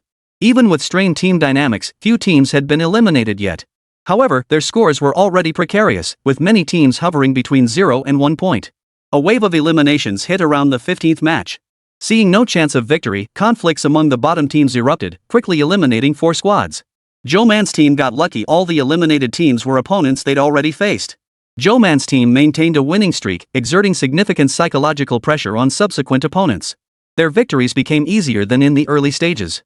Besides them, Su Yang's team also held an undefeated record so far, clearly relying on Su Yang's command and leadership. The third-place team had won 12 matches, completely overtaking the leaderboard. Their performance remained consistently steady, and even after taking the lead, they showed no signs of arrogance or complacency. In the 17th match, Zhou Man faced this team. Even after losing to Zhou Man, they remained undeterred, accepting the result with remarkable composure. In the 19th and final match, Su Yang's team had been sitting idle, waiting for Zhou Man's final match to conclude, as all remaining teams had already faced each other. Up to this point, Zhou Man's team had 18 wins. Su Yang's team, though undefeated, had only 16 total wins because some opponents had been eliminated before facing them. On the surface, Zhou Man's squad appeared to be in first place. But clearly, neither Su Yang nor the surrounding students saw it that way. Only the winner of this match would be the true champion in their eyes. Su Yang's reputation in Ninghai City was formidable, inspiring awe among many math competition students. Coupled with his equally terrifying problem-solving speed and seamless teamwork, Zhou Man's teammates felt considerable pressure. Zhou Man saw right through it, so he turned to his teammates and said, "Relax, this round is easy. We just need to get 6 questions right, same as before." Having witnessed his prowess firsthand, the team trusted him completely. But perhaps it was intentional on the organizers' part. They deliberately saved these 2 teams for last. The difficulty of the questions suddenly skyrocketed, reaching a level completely beyond that of the previous rounds. Xia Cheng froze the moment he saw the questions. As a competitive student, he could usually gauge a problem's difficulty at a glance. He was confident in his abilities, yet this time, he had no idea where to start. If he rushed to claim it now, could he really solve it within 5 minutes? In that split second of hesitation, the opposing team had already claimed the problem. A flash of frustration crossed Xia Cheng's face. Zhou Man, however, remained unfazed. He had glanced at the problem and mentally deduced the solution, while the opposing team huddled together, still debating their approach. In contrast to Zhou Man's approach of assigning tasks to 2 people, they clearly opted for collaborative problem solving. This way, regardless of the final number of correct answers, their contribution points wouldn't diverge too widely. Su Yang submitted the answer in the final 30 seconds. The words "answer correct" appeared on the screen. The opposing team snatched the second question first again. Zhou Man immediately realized they were employing the same strategy. He turned to calm his slightly anxious teammate. "Don't worry, Xia Cheng. Just grab the questions the moment they appear. Leave the rest to me." The third question was successfully grabbed by Zhou Man's team, but its difficulty had increased again. It was clear that the questions grew progressively harder as the game progressed. This was more stressful than the earlier random difficulty changes, because the more questions they secured early on, the greater their chances of winning. The formula section alone took up 3 full lines in the question stem. Many students watching below the stage found it challenging just to comprehend the problem, let alone solve it. Yet Zhou Man merely scanned the question once before picking up his pen and starting to solve it on his scratch paper. This time, it took him only 2 minutes to arrive at the answer. Nodding to his teammates, he signaled for them to submit it. The screen flashed correct answer once more, plunging the spectator area into deathly silence. From the 4th to the 8th problem, Zhou Man's solution time never exceeded 3 minutes. This time, the professors seated on stage could no longer remain composed. After all, the 8th problem had been crafted with the same difficulty level as last year's final Olympiad question. Su Yang's teammates went from initial shock to numbness, and finally gave up struggling altogether. Su Yang, however, wore a look of relief, his expression much more relaxed than at the start. There was no doubt about it, Zhou Man and his team had already won this match. For the final 2 questions, Zhou Man waved them off, letting his teammates attempt them themselves to give them a sense of participation. This finally gave the opposing team an opportunity. They took 45 minutes to solve the last 2 problems. Zhou Man's teammates stared blankly as Li Yuman congratulated them on securing first place. Xiaocheng sighed, so this is what coasting to victory feels like? In the end, just as Zhou Man had predicted, every member of their team had a personal contribution coefficient of 0.2. All 5 of them scored 111.6 points individually. Both their team score and individual scores were overwhelmingly first place. This meant that as long as their interview scores weren't wildly off, their ranking was virtually guaranteed to stay within the top 10. Chapter 33, First Place. The third segment stretched from afternoon until 8 p.m., so results weren't announced yet. Still, everyone had a rough idea of the rankings. Zhou Man inevitably drew attention, and he decided to slip away before anyone approached him. Unfortunately, he was a step too slow. Zhou Man. Someone tapped his shoulder briskly. Don't rush off, you haven't answered my question yet. It was Su Yang, who casually slung an arm around Zhou Man's shoulder. Zhou Man stiffened uncomfortably. As a great cultivator at the Tribulation Stage, no one could get close to him. He had to consciously suppress the urge to unleash his spiritual energy and blast the man away. Why did you only score so low on the written exam? With questions that difficult, solving 1 per minute shouldn't be a problem for you, right? Su Yang was still dwelling on the morning's events. Zhou Man sighed helplessly. He couldn't understand why these people cared so much about his scores. After all, points didn't represent everything. But considering the money involved, he answered anyway. I've never written on a tablet before. I don't know how to use it. Zhou Man genuinely wasn't accustomed to it. The screen was far too smooth compared to paper, making it difficult to control his pressure while writing. He also had an unconscious preference for neat handwriting, naturally slowing him down considerably. Not to mention, he'd accidentally triggered the undo function several times, taking him ages to figure out what had happened. Clearly, this answer wasn't what Su Yang had expected. His expression darkened as he muttered in frustration, "Ugh, what kind of question was that? Forget it, just pretend I never asked." He knew college entrance exam questions avoided mentioning things rural kids might not encounter, and he understood why. Yet when confronted with this situation himself, Su Yang's first thought was, how could someone not know how to use a tablet? Only then did he remember the other person's circumstances and instantly realize how arrogant and rude his question and assumption had been. The eavesdropping classmates around them fell into an awkward silence, unsure what to say. After all, who could have imagined that the only area where they had ever outperformed Zhou Man was precisely because of such a reason? Zhou Man paid no heed to their reactions. His focus was entirely on how many candidates this retest would eliminate. If the finals drew participants from across the nation, passing this round would be a significant achievement. Even making it through at a rate of 1 in 10 would be considered a strong outcome. The uncertainty of the interview made him uneasy about his own ranking. So, Zhou Man left a trace of his consciousness behind to watch them discuss and tally the scores. The School of Mathematical Sciences operated with remarkable efficiency. No sooner had the students departed than the third round results were already entered and tallied. All that remained was to confirm the interview scores. Several key officials stayed behind to listen to the interview recordings together. After listening, they would score each candidate in turn, providing justifications for their scores. Finally, they would remove the highest and lowest scores and take the average. Though subjective, the interview scoring followed basic criteria. Zhou Man's consciousness hovered behind a professor, scanning the evaluation sheet. The items listed were mostly about clear, logical speech and the ability to handle pressure. The recordings for the first few groups passed quickly, with the professor's scores largely consistent and few extreme outliers. Soon, Su Yang's recording came up. Zhou Man paid close attention because the topic unexpectedly overlapped with his own. Su Yang's interview question was, why study mathematics? Because it's straightforward, easy to grasp, and challenging enough to keep things interesting. Most of the time, it's genuinely engaging, Su Yang replied succinctly. It took the interviewer a moment to realize he had finished speaking. Do you plan to continue studying mathematics in college? As a member of the Su family, you'd likely switch to finance or business studies, wouldn't you? The interviewer inquired. I'm not sure. If I develop other interests, I might switch directions for a challenge. But for now, I plan to continue with mathematics. Su Yang's tone sounded slightly less enthusiastic than at the beginning. The subsequent questions were designed to test his resilience, but Su Yang handled them with ease. The professors huddled to deliberate, ultimately awarding him 27 points, the highest score so far in the interview segment, where most students faltered during the pressure tests. Next up was Zhou Man's recording.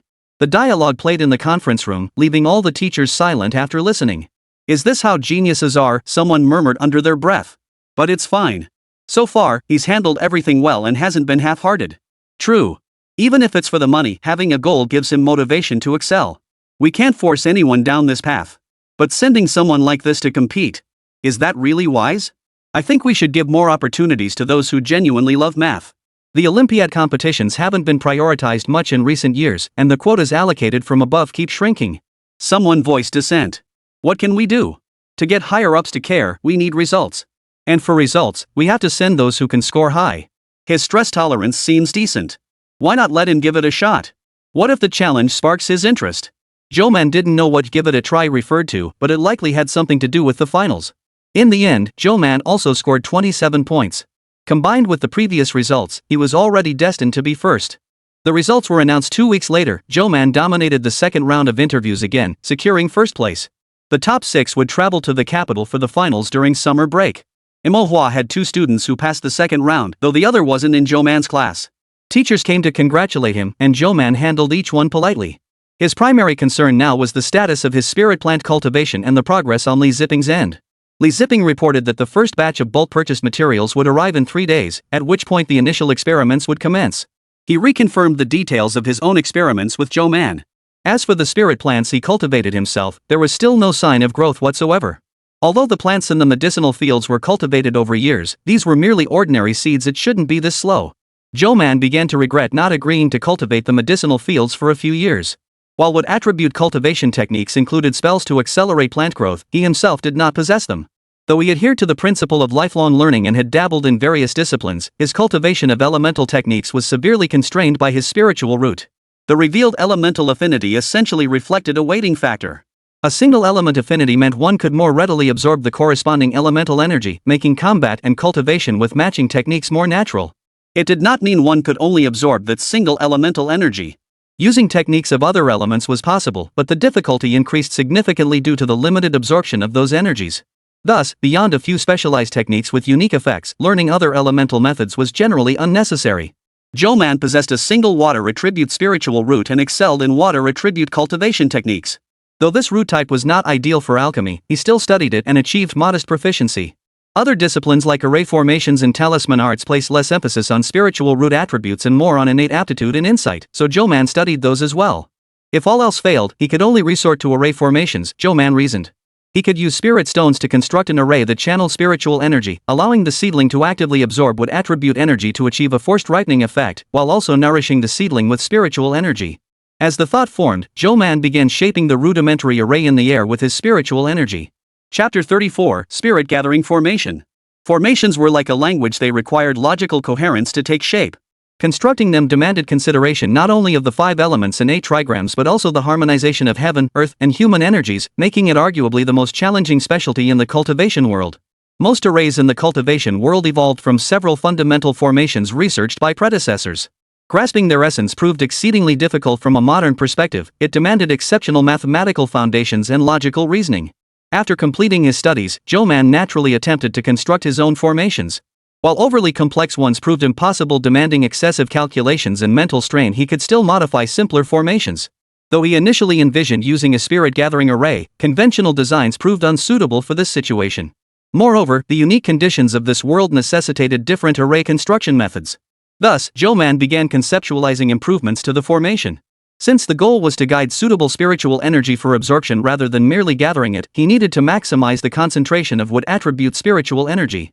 This required adjusting the proportions of the 5 elements within the array, necessitating a complete redesign of both the array's focal point and its overall configuration. Zhou Man's mind raced through calculations unimaginable to ordinary cultivators. It was precisely his exposure to arrays in the cultivation world that had convinced him mathematics was the foundation of all disciplines. After roughly half an hour, Zhou Man withdrew the spiritual energy used to construct the array. The draft outline was now set. The next step required spirit stones as the foundation to ensure its operation. The spirit stones currently in Zhou Man's possession were clearly insufficient. He couldn't reveal to Li Zipping that his experimental success had come from non-technological intervention, and he didn't expect much progress in the short term. Thus, he used the 100,000 yuan Su Yang had given him to purchase a large quantity of materials. He then applied for a laboratory to expedite the production of a batch of spirit-gathering stones.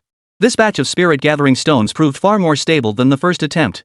Their color was slightly deeper, and their texture felt markedly different from ordinary stones. The next step was testing whether the formation could take shape. Its operation required external factors in the cultivation world. Formations drew upon the energies of heaven, earth, and humanity, known as spiritual energy. But here, the spiritual energy was far too murky, making success highly uncertain.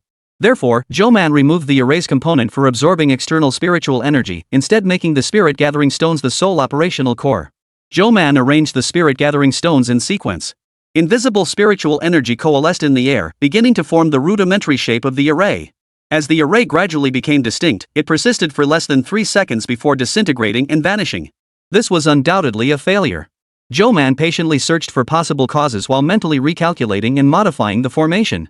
After repeating this process dozens of times, the improved spirit-gathering formation finally became less fragile and prone to collapse than its initial version. The key factor, as expected, was the purity of the spiritual energy. Zhou Man sighed. If he could enhance the quality of the spirit-gathering stones, enabling them to store purer spiritual energy, the situation would improve significantly. Fortunately, the spiritual energy reserves of a Tribulation Stage powerhouse were terrifyingly vast. Such consumption posed no burden to him at his current level. This small, fragile spirit-gathering array hummed quietly within Zhou Man's room. After weighing various considerations, Zhou Man had added a double safeguard, a concealment spell, and a spiritual energy shield to protect the array. The successful experiment with the formation didn't surprise Zhou Man much. Taoist mysticism in this world had long studied such things, though they ultimately remained unobservable theoretical concepts. Only after systematically studying the cultivation world did he realize these principles were far more rigorous and ordinary than he'd imagined, essentially the programming major of the cultivation realm. Zhou Man sighed as he gazed at the seeds still lying quietly in the soil. He could only hope for good news later. As summer arrived, temperatures climbed daily. Senior year students faced the college entrance exams, and before they knew it, summer vacation would arrive along with final exams for other grades. Though Zhou Man himself felt no anxiety, his teachers clearly did. They feared his focus on the math competition might neglect his other subjects. Consequently, Zhou Man felt himself being called on to answer questions in class far more frequently lately, leaving him no chance to distract himself with the books that truly interested him. Everyone was curious, with Zhou Man pouring so much energy into the competition, could he still maintain his top spot in the final exams? After all, the gap between him and second place wasn't huge, though that was before Zhou Man returned from the cultivation realm. At his current learning pace, Zhou Man had already mastered the entire high school curriculum half a semester ago, and that was while he was squeezing in self-study of university-level chemical materials science during his spare time. Thus, everyone else's worries proved unnecessary. Zhou Man not only retained his top position but widened his lead even further than before. 739 points. Keep this up and you'll be next year's top scorer on the college entrance exam, Zhong Yulan teased after seeing the results. Yeah, probably, Zhou Man replied nonchalantly. The finals are confirmed for Beijing. You'll be heading there for summer training camp. Is there anything you want to know? Zhong Yulan asked kindly. Zhou Man pondered for a moment. He'd flown to Beijing several times before, so it wasn't unfamiliar territory, but he did have questions about the competition itself. For the training camp, will the organizers arrange all meals and lodging? Or can we stay elsewhere and handle it ourselves? After a moment of speechlessness, Zhong Yulan replied, You really aren't worried or curious about the final exam format at all, are you? Accommodation and meals are centralized. Barring any surprises, you'll likely stay in the dorms at Beijing University of Technology, though this year it might be at Mingchuan University. It mainly depends on their president. She had attended training camps before. Competitors typically gathered during holidays each year, but usually, coaches reached out based on performance that year to gauge interest. This year's selection through multiple rounds of exams was unusual. Normally, the middle and high school groups train together, but this year is different. The high school group might be separate. The finals are most likely to be selecting reserves for the national team. Zhou Man wasn't particularly concerned about this and gave a perfunctory response, though he was curious why Zhong Yulan didn't seem to regret missing out on such an opportunity. Zhong Yulan explained she had no shortage of resources. She already had contact information for several renowned domestic training coaches. She harbored no particular obsession with joining the national team. She simply loved mathematics and wanted to keep studying it. Zhou Man couldn't help but whistle inwardly. No wonder competitive math was a path few ordinary families could afford unless their child was a true prodigy. Since Manhwa wasn't a college entrance exam venue, students in other grades didn't get the exam break. However, their vacation started earlier than most schools, giving Zhou Man ample time to prepare for his trip to the capital. Upon learning Zhou Man would be traveling alone to Beijing for the summer, Lu Meng naturally worried. After repeatedly confirming he didn't need her to accompany him, she reluctantly agreed, promising to tend to the spiritual plants in his room. Zhou Man had little to pack, as his travel expenses including airfare were fully reimbursed. He informed Li Zipping only that he'd be in the capital for half a month over summer break and would visit the lab to assist with experiments. Li Zipping replied with palpable anticipation. Chapter 35, The Capital. The organizer had booked the flights. Upon landing, he spotted the staff waiting to greet arrivals, along with other students fresh off the plane. Dressed plainly and pulling a simple suitcase, Zhou Man blended unremarkably into the crowd. Once everyone gathered, they were led onto a bus bound for the designated location. Perhaps due to the long commute, the ride was quiet throughout. Upon arrival, Zhou Man saw the towering characters Mingchuan University in large letters. Zhang Yulan had been right after all. Though not being at Beijing University of Technology was slightly inconvenient, it was manageable. Staff guided the students to the auditorium. Pushing open the doors, they found many already seated inside, apparently arriving earlier. Zhou Man scanned the room with his perception and counted 176 people. These were the top 6 regional winners selected from across the nation, geniuses of the highest caliber. The president of Mingchuan University took the stage, delivered a few polite words of welcome, and then it was time for the organizers of this final competition, the Capital City Institute of Mathematical Sciences, to speak. The Academy's president, an elderly gentleman with distinguished bearing, stood ramrod straight behind his glasses. First, welcome to all who have traveled far to join this intensive training in the capital. As top students selected from across the nation, I trust you all possess confidence in your abilities. However, I must remind you, there are always those more talented than you, and the sky has no limits. Never underestimate any of your peers, yet do not belittle yourselves either. The door to mathematics will not close on you because of a single exam result. The final competition, like those you've faced before, is a selection process. Yet I hope you will focus more on what you learn throughout this journey. May you fully appreciate the charm of mathematics during these 2 weeks of intensive training and advance further along your mathematical journey. After the dean's brief remarks, the head coach of the training camp took the stage. He skipped the pleasantries and immediately outlined the training schedule. Many students recognized him, and the atmosphere grew noticeably livelier. Zhou Man listened intently. It seemed this coach had organized previous training sessions and typically led the competition team. This year, however, both the organizers and leadership had shifted to the School of Mathematical Sciences. Originally, such competitions were managed by specialized committees and coaching groups, but this year, the responsibility had fallen to the School of Mathematical Sciences. Perhaps, as Zhou Man had heard from those professors, the domestic math Olympiad competitions had consistently failed to produce results, prompting this year's organizers to make the change. But that wasn't Zhou Man's concern. He only wanted to make the most of these 2 weeks to push his experiment forward as much as possible. Only after the lengthy speeches concluded did the gathering disperse, allowing students to rest in their assigned dorms. The official training wouldn't begin until the next day. Glancing at the schedule, Zhou Man marveled at its grueling intensity. Zhou Man, however, felt no fatigue. After tossing his luggage into his dorm, he immediately set off for Beijing Institute of Technology.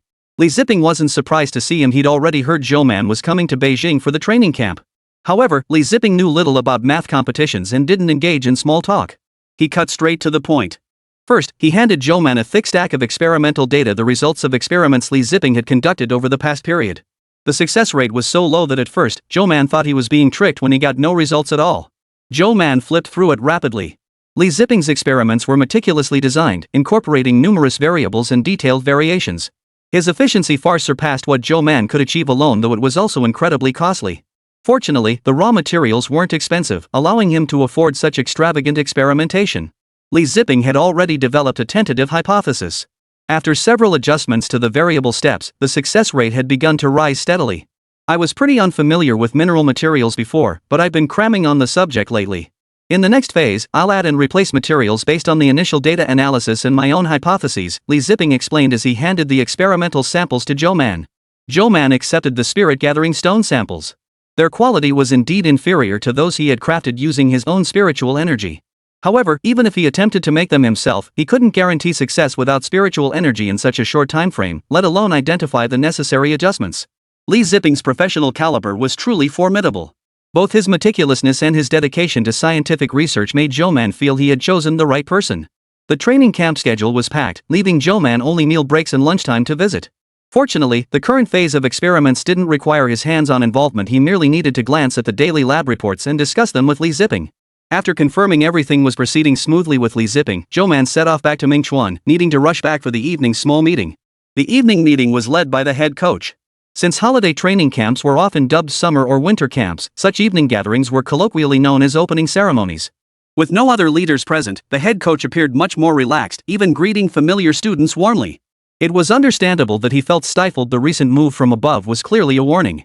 But failing to win championships wasn't due to poor coaching. Only those truly immersed in math competition education understood these hardships. Head coach Lin Wenbin had mentored numerous competition teams and even the national squad, earning him considerable renown domestically. Zhou Man observed that most of the students he was familiar with were local Beijing competition participants, while those from other provinces were mostly from well-known regions. The students below had already begun mingling and making connections. The student who had come with Zhou Man from Manhwa joined in, leaving only Zhou Man still seated. Lost in thought, he suddenly felt someone sit down beside him. Turning his head, he recognized the person as Su Yang. Su Yang raised an eyebrow at him. "Aren't you going to introduce yourself to them?" "Nah, too much hassle," Zhou Man replied indifferently.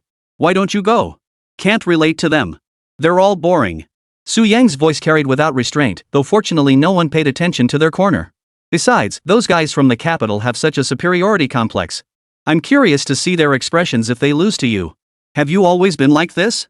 Zhou Man was puzzled. Among peers, Su Yang usually came across as steady and composed, not the type to make such remarks. Su Yang didn't deny it. He pulled out his phone to change the subject. "It's been so long. Do you have my number saved?" "You haven't added me." Zhou Man hadn't saved it. When he pulled out his phone, he felt Su Yang's gaze linger on him in a rather peculiar way. He ended up saying nothing, typing in the number right in front of Su Yang before the latter finally relaxed. The coach on stage finally got down to business. After adjusting the microphone and signaling the students to quiet down, he delivered a bombshell. "The purpose of this final round is to select candidates for the national team reserve squad. There is only one spot available." Chapter 36, National Team. Zhang Yulan had been right after all. But Zhou Man had little interest in that spot. He promised Lu Meng he'd come in first, and that was the only reason he was here. Su Yang, on the other hand, seemed quite intrigued. He pulled Zhou Man aside and began explaining the situation. "You have no idea how tough it is to make the national team. Domestic Olympiads mean little to them. They're aiming for world-class competitions. But are they scouting prospects this early this year? Or did someone on the team get into trouble? Oh, you probably don't know, every year, our national team loses athletes to other countries who pay them huge sums to defect. All that hard work nurturing talent just to see them become our opponents. But nobody up top cares. All they notice is that we never win first place. You probably haven't heard of Lin Wenbin. He was the national team coach for years, but he couldn't keep his students. Eventually, he switched to coaching the middle school division." Zhou Man felt a faint sense of familiarity with this scenario. Similar situations occurred in the cultivation world. Two elders from different sects vying for disciples was commonplace. It seemed everyone understood the importance of talent, no matter where they were. To prevent others from reaping the rewards of their efforts, cultivators took a demonic oath upon joining a sect, pledging never to betray their master. This too was a method of retaining talent. After announcing this crucial matter, Lin Wenbin proceeded to outline the training camp's schedule and study arrangements. Beyond the rigorous coursework, a daily evening quiz would be administered.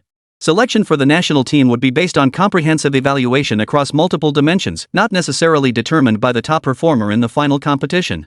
He openly stated that the training would cover knowledge typically taught only at the university level, implying that only those who passed the tests would possess the potential and qualifications to join the national team. The students below reacted with a mix of excitement and unease. Zhou Man and Su Yang were among the rare few who showed little reaction. "Don't you want this spot?" Zhou Man asked curiously. "With you here, why would anyone else need this spot?" Su Yang's tone was utterly matter-of-fact, leaving Zhou Man momentarily disoriented by being elevated to such a lofty position. Fortunately, Su Yang's boastful words went unheard. "Didn't they say they consider more than just the final exam scores? Just talk. You actually believe that? Given the current state of our national math competition, so-called other factors only come into play when there's a tie or an extremely small point difference." Su Yang was indifferent, cutting straight to the heart of the matter. Their biggest problem right now is not securing first place. Given that, they'll obviously pick whoever scored the highest. With classes not starting until the next day, the meeting concluded with Lin Wenbin delivering a few motivational platitudes before everyone dispersed to their dorms. The dormitory was a double room. Mingchuan University's dormitory environment was excellent. Zhou Man's roommate was none other than the student who had come with him from Manhwa's class. His name was Ji Yun. Clearly excited by the news he'd heard that evening, Ji Yun paced restlessly back and forth in the room. Zhou Man paid him little mind and retired early to bed. The next day, the classroom was packed with students when he went to class. Fortunately, the university classrooms were spacious enough to accommodate such a crowd. As soon as Zhou Man sat down, the student next to him leaned over and struck up a conversation. "Hey, what's your name? Where are you from?" "Zhou Man, Ninghai City." Zhou Man's tone wasn't exactly dismissive, but it wasn't particularly friendly either. The other student scratched his nose, pretending not to notice Zhou Man's distant attitude, and tried to continue the conversation. Unfortunately, Zhou Man wasn't in the mood to socialize at that moment. "Ninghai City. I know this guy named Su Yang from there. He's pretty famous. Did he come with you? Do you know him? How does your second round re-examination work? I heard the assessment formats vary by region. Have you attempted papers from other provinces? They should be considerably harder than Ninghai's. I recall your math competitions didn't produce many standout talents over the years, only Su Yang has shown real promise." The person chattered on endlessly, but Zhou Man had long since let his divine sense wander off to explore, paying no attention whatsoever to the conversation.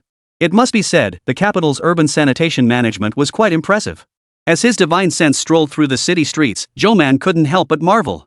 Compared to Ninghai City, it was indeed quite backward. Most of what the teachers covered in class was already within Zhou Man's grasp, making it unnecessary to relearn it. However, they did teach some content that only a small number of students would find interesting. Zhou Man found these supplementary lessons knowledge not found in standard textbooks particularly engaging. Not only did he grasp them quickly, but he consistently scored high on the daily quizzes based on the material. However, the results and rankings of these quizzes weren't publicly disclosed yet, so his classmates remained unaware. After several days of this, Manhwa students, who were studying alongside Zhou Man, had long since been crushed by the pressure. They spent each day anxiously trying to digest the overwhelming amount of new knowledge. After observing for several days, Zhou Man also noticed the subtle discrimination these students harbored toward those from smaller towns. Those from relatively educationally underprivileged areas, upon encountering someone so much more capable than themselves, had also fallen into deep anxiety.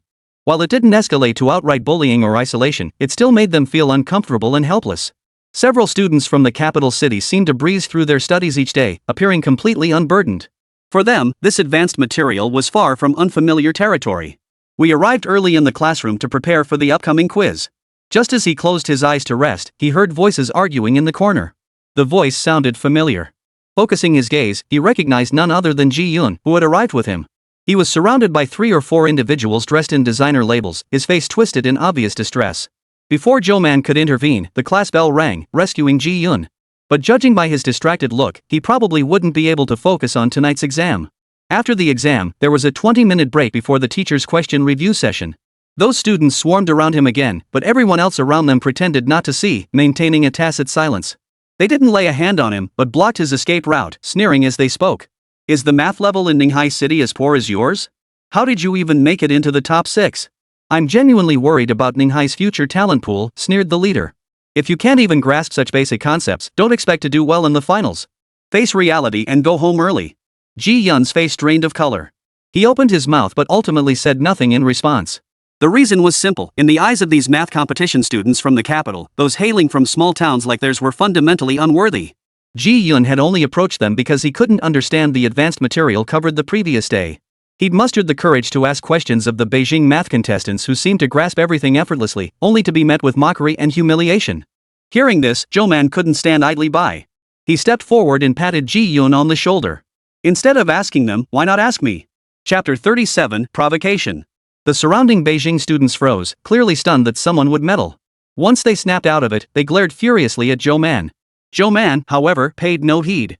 He grabbed Ji Yun's arm, intending to lead him away, but someone blocked their path. "Hold on a moment, classmates. What's wrong with a friendly exchange?" A man with black hair parted down the middle stood before them. "Sorry, we're not exactly acquainted, and if you have questions, you can ask me directly. No need to involve others." Zhou Man's tone was polite, yet it carried a distinct edge, a subtle, sarcastic twist that seemed to turn their own tactics back on them. The man's face darkened, clearly taken aback by Zhou Man's refusal to give him face. Ji Yun, however, lit up with excitement, as if he'd spotted a savior. "A student from Ninghai? How dare you speak to us so insolently?" The man's tone brimmed with disbelief. "What's wrong with my city?" Zhou Man countered calmly, making the other person appear hysterical. But he had ample experience dealing with such individuals. In the cultivation world, countless sects, factions, and families look down on others based on background. After all, such origins largely determined one's cultivation ceiling. To silence such people required demonstrating absolute strength they could recognize. "My level? We'll see when the preliminary test results are released. You wouldn't believe me now anyway, Zhou Man faced him calmly. Or if you want to compare yourself to me, go ahead. The other man took the bait immediately, clearly unable to resist Zhou Man's provocation. He retorted, fine. Let Lin Wenbin prepare a test. Whoever scores lower leaves the training camp immediately. How about it? Dare you? Zhou Man chuckled softly. Fine. Ji Yun, who had been standing nearby, watched the scene unfold. His expression shifted from initial panic to utter disbelief. He stared at the man who had just confronted them as if he were a fool. The challenger was Chen Xiao, the runner-up in the Beijing district's second round. His confidence was well-founded. He never imagined someone from a small town would challenge him in math. So what if they'd been selected from thousands? Wasn't he the same? Besides, the disparity in educational resources had long determined their starting points and potential limits. Word of the challenge spread quickly, but Chen Xiao felt no tension whatsoever. He simply couldn't imagine losing to Zhou Man, an unknown from a small town. He wasn't entirely unfamiliar with Ninghai City. He vaguely recalled someone named Su Yang from there who was reasonably skilled. Lin Wenbin felt a twinge of irritation upon hearing this. He had explicitly warned the students not to underestimate any of their peers. Everyone present was an elite competitor in national math contests. Yet he understood the sense of superiority and arrogance inherent in these Beijing natives. It was undeniable that they possessed more abundant and superior educational resources than those from other regions. Even the knowledge covered in this training camp was familiar territory for them, unlike the unfamiliarity felt by others. He verbally reprimanded the two, stating that betting their withdrawal from the training camp was reckless and extreme. Nevertheless, he still provided them with a set of exam papers to complete. The reason was simple: Lin Wenbin had already seen the results of the daily quizzes over the past few days. Zhou Man had consistently maintained perfect scores. Out of curiosity, he had obtained Zhou Man's scores and test papers from the preliminary and final exams in Ninghai City. He didn't believe the Ninghai Math Academy would dare to fabricate results, but he couldn't understand why they hadn't publicized the emergence of such a genius dark horse. Thus, he was deeply curious to see just how far Zhou Man could go. He was well aware of Chen Zhao's level and understood that competition students from the capital city were inherently more advanced than those from other regions. Consequently, he designed the exam without holding back, setting the difficulty nearly on par with the Olympiad level. Other students who learned of the exam were equally intrigued, though most didn't hold high hopes for Zhou Man, being far more familiar with Chen Zhao's abilities. As a private duel between the two, the exam was scheduled during lunch break with Lin Wenbin proctoring. When Chen Xiao received the paper, he knew it would be grueling, yet that only heightened his excitement. This way, that cocky kid from Ninghai City could be sent packing. Raising the difficulty would only widen the score gap. Meanwhile, Zhou Man remained remarkably calm. Upon receiving the exam, he proceeded as he had countless times before. His gaze swept over the questions without pause, then he picked up his pen and began writing answers. Having recently learned material beyond his previous studies, Zhou Man wasn't entirely sure of his current level and naturally had no sense of the exam's difficulty. Lin Wenbin had positioned himself behind Zhou Man almost the instant the latter began writing out the solution to the first question. Watching Zhou Man write out the answers with such fluid ease, Lin Wenbin would have suspected he'd memorized the answers beforehand if he hadn't been certain this was the very paper he'd just created. With few questions, Zhou Man finished in 30 minutes, while Chen Xiao beside him was only halfway through. Though his pace was already terrifyingly fast, it paled in comparison to Zhou Man's. Before Zhou Man could even mention handing in his paper, Lin Wenbin eagerly snatched it away and began grading. Chen Xiao, hearing the commotion, looked up, momentarily confused. Had Zhou Man already finished? In just half an hour? Did he think it was too difficult and give up? People from small towns really did have weak mental fortitude. Chen Xiao lowered his head and continued writing. Lin Wenbin was speeding through the grading. He knew the answers to his own exam, of course, but what mattered wasn't the answers themselves, but the reasoning behind the solutions. Zhou Man's solution process was exceptionally elegant and concise, devoid of any unnecessary steps. The logic was sound and complete, showcasing a distinct personal style. Most importantly, Zhou Man's problem-solving speed was astonishingly fast. It seemed as though he arrived at the answer after merely glancing at the question, as if he hadn't even had to think. The more he graded, the more astonished he became. No wonder the folks at Ninghai Math Academy kept such talent under wraps. They'd do anything to keep a prodigy like this. Even he was tempted. Another half hour passed before Chen Xiao finally handed in his paper. On the final major question, Lin Wenbin held nothing back, but he struggled immensely and couldn't guarantee the accuracy of his answers. Lin Wenbin took Chen Xiao's paper and finished grading it in under 5 minutes before calmly announcing the result. Chen Xiao, you lost. The person whose name was called was still in a daze. How could that be? Lin Wenbin handed him Zhou Man's paper. Chen Xiao snatched it up and stared at the densely filled pages, stunned to the point of dizziness. The other guy only took half an hour. Finished everything and handed it in with a perfect score in just half an hour? This kid's been hiding his true abilities this deeply? Chapter 38, Apology. Impossible. Chen Xiao retorted instinctively. You're just some kid from Ninghai City, how could you possibly write that?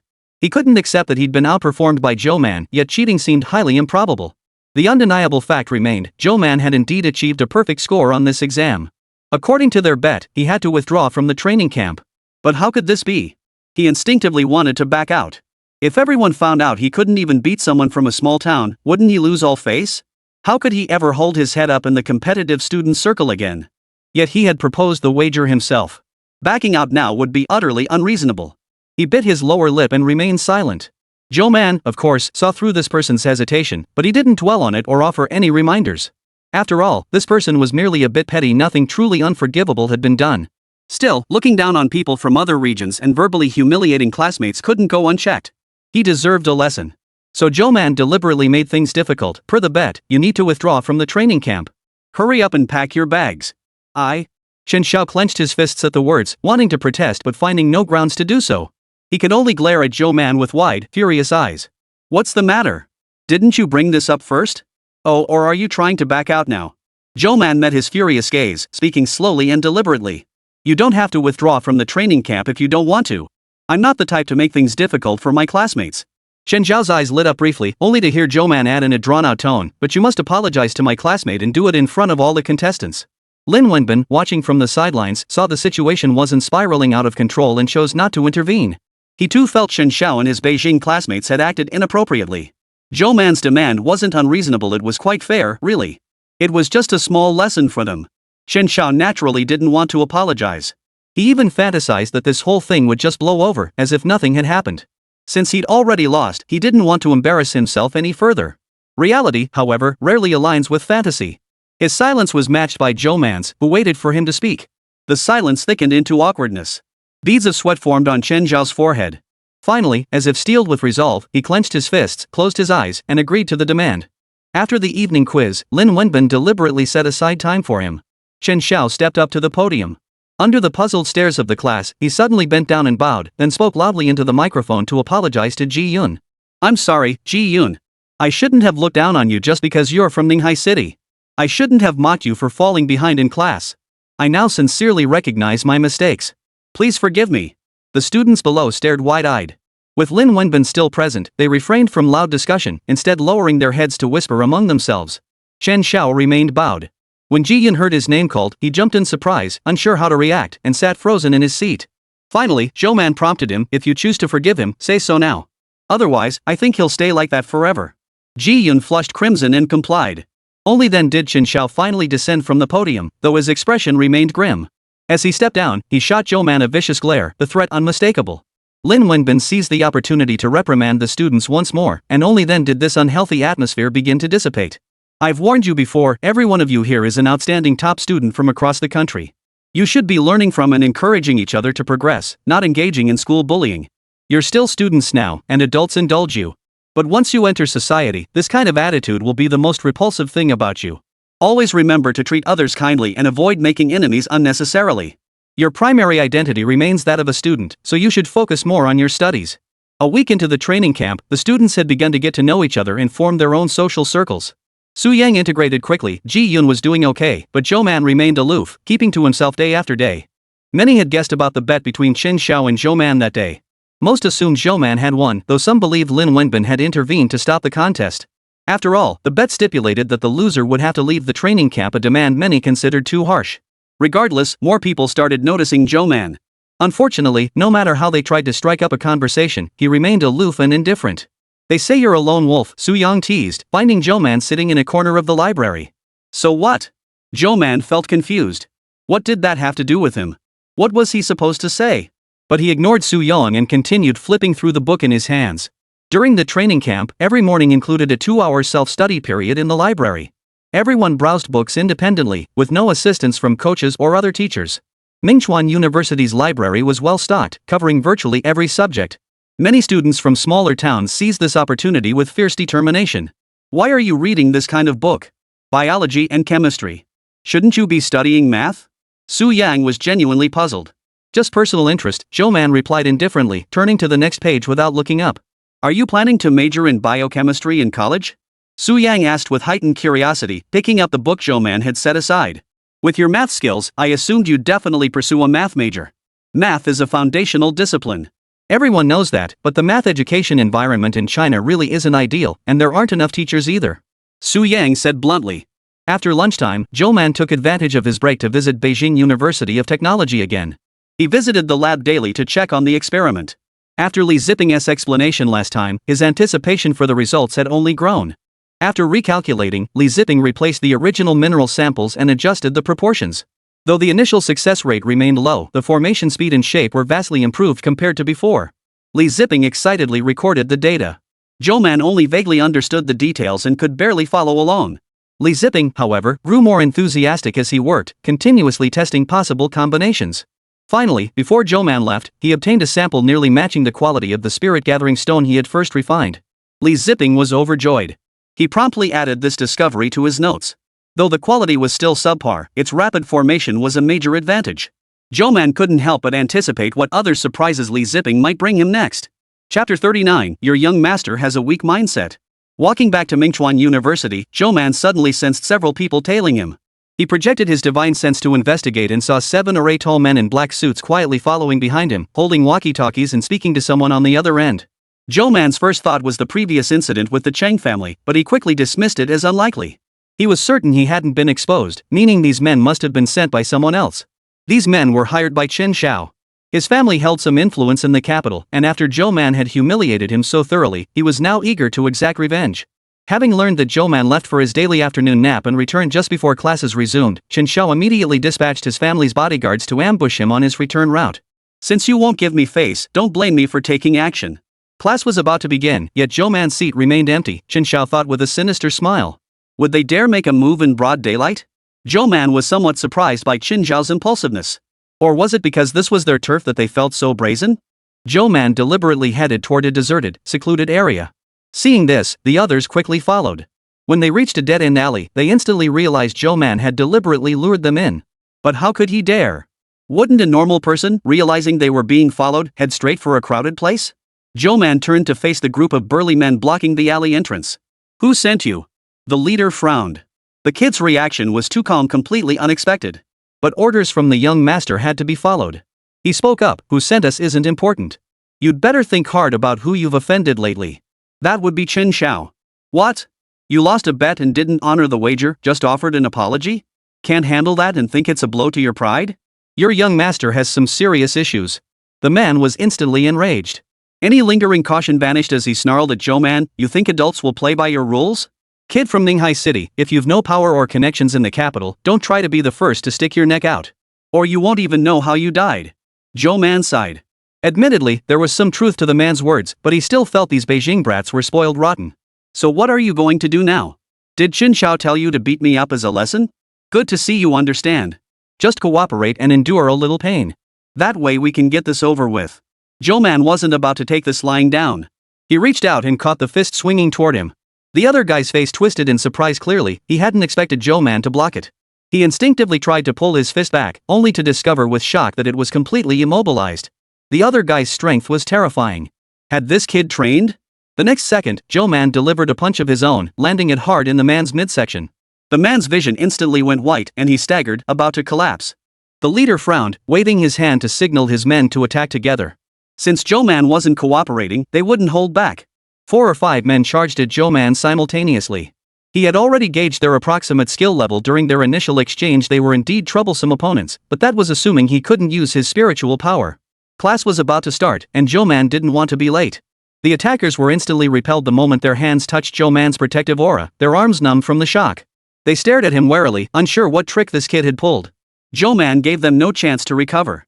Spirit energy surged into his fists as he launched his own assault. A spirit-enhanced punch could easily kill an ordinary person, but these were martial artists. They could withstand the blow. Yet Zhou Man's reflexes and speed were too swift. To him, everyone's movements appeared painfully slow. Once he spotted an opening, a punch would strike from an unexpected angle. The weaker ones were quickly knocked unconscious, leaving the remaining few looking thoroughly disheveled. The burly leader's face darkened. This was no way to report back.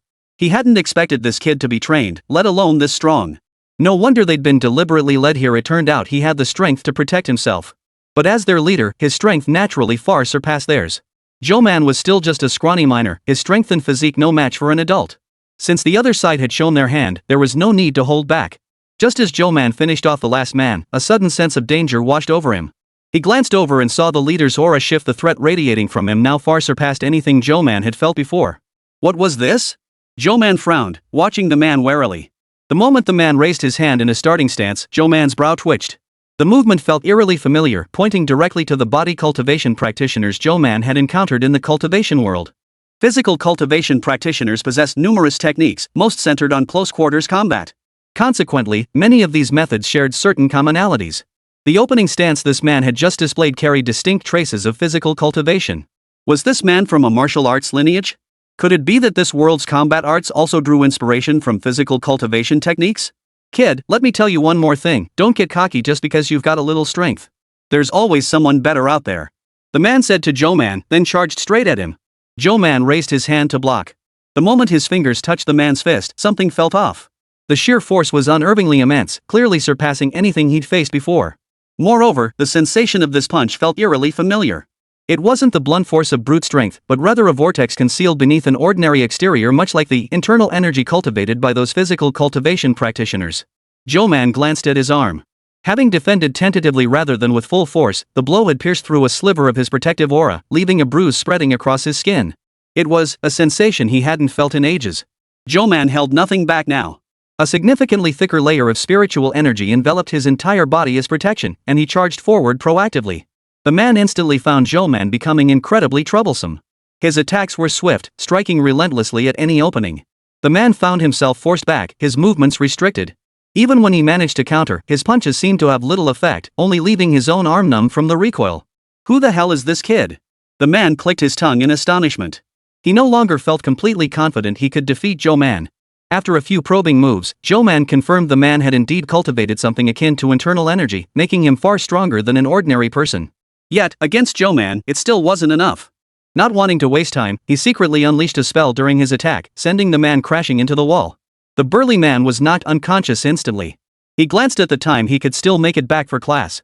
The bell rang the instant Zhou Man entered the classroom. No one noticed his last-minute arrival except for one person staring at him in disbelief: Chen Xiao. Zhou Man's gaze swept across the room, locking onto Chen Xiao's. He deliberately met his stare, then flashed a contemptuous smirk before ignoring him entirely and striding to his own seat. Chen Xiao was left alone, shifting uncomfortably in his seat. Chapter 40, Parents. Halfway through the training camp, leaders from the Capital Digital Science Institute arrived once again to inspect the situation. Among them was the elderly man who had spoken last time, Lu Sheng, the president of the Beijing Digital Science Institute. Though inwardly displeased, Lin Wenbin maintained a courteous reception. Lu Sheng casually picked up the ranking sheet showing the average scores from the recent quizzes. The top spot was clearly marked with the name Zhou Man. Lu Sheng showed no immediate reaction, then paused as if suddenly remembering something. He blinked, then looked up at Lin Wenbin and said, "Hand me the file on this child named Zhou Man." Assuming Lu Sheng was merely surprised by Zhou Man's scores, Lin Wenbin handed over the boy's file without a second thought. The so-called file was nothing more than a form everyone had filled out and submitted upon arrival. A 2-inch passport photo was affixed in the upper right corner, and below it on the left were some personal details, nothing particularly noteworthy. Lu Sheng stared at the photo on the form, unresponsive for a long moment. The students were nervous upon learning that someone from the School of Mathematics and Computer Science would be coming for an inspection. They all wanted to make a good impression. When the representatives from the School of Mathematics and Computer Science entered the classroom where the students were attending class, Lu Sheng stood among the crowd, silently observing a figure in the corner. It wasn't until after class that he instructed his accompanying staff to notify Zhou Man to come over. Zhou Man's summons by the School of Mathematics and Computer Science caused quite a stir. Everyone speculated about why he'd been called away, except for the other 5 individuals from Ninghai City. They showed no surprise whatsoever. They had witnessed his capabilities during the previous interview and were entirely unsurprised. Listening to the surrounding speculation, they merely smiled enigmatically without comment. Zhou Man followed the attendant to an office where a white-haired elder sat alone. The man exuded an air of scholarly grace and approachability, wearing glasses and loose, casual attire, the quintessential image of an intellectual. "You're Zhou Man, correct?" the old man asked with a smile, then delivered news that stunned Zhou Man. "Is your father named Zhou Hanyuan and your mother named Li Qian?" Zhou Man froze in place, stunned by the question. Those were indeed his parents' names. But it had been so long since anyone had mentioned them that he was momentarily unable to process the question or understand the man's meaning. Seeing Zhou Man's uneasy reaction, Lu Sheng confirmed his inner conjecture. His tone was filled with nostalgia. "Back then, Hongyuan mentioned his child's name to me. I said how familiar your name sounded. I never imagined you'd be so grown up now." You?" Zhou Man's throat felt dry. You knew my parents? Lu Sheng seemed surprised. You didn't know? Your parents worked at the Capital Digital Science Institute before they passed away. Back then, we were colleagues and got along quite well. Then they suddenly disappeared, and after what happened, none of us could have imagined. Zhou Man truly hadn't known. He knew nothing about his parents' lives before his own. From the moment he could remember, he had been an orphan raised in the welfare home. The people around him had never mentioned his parents, leaving him utterly ignorant of his origins. If he had been sent back to Ninghai from the capital after his parents' deaths, that would explain why no one around him except for the aunt at the orphanage in the beginning had ever heard of his parents' names or circumstances, and why no one had ever told him about them. He never imagined this trip to the capital would bring such an unexpected revelation. Zhou Man couldn't quite put his feelings into words. He had no memories of his parents' existence and had never felt the warmth of parental love. One might say he should have been completely devoid of emotion. But now, someone suddenly appeared claiming to know his parents and details of their lives before passing away. Could he really suppress his curiosity? Wouldn't you be curious about the lives of these parents you'd never met? Wouldn't you wonder what exactly happened that led to you being abandoned? Of course Zhou Man was curious. Lu Sheng had someone bring him a cup of hot water, gestured for him to sit down, and then began to recount the story slowly. Your parents were researchers at the Capital Digital Science Institute back then. They were fairly well known, and many people had heard of them. Then your parents suddenly vanished. By the time the police found them, it was already. Plus, they never brought their child to the institute. I was the only one who knew your name from them, so nobody realized they had a child.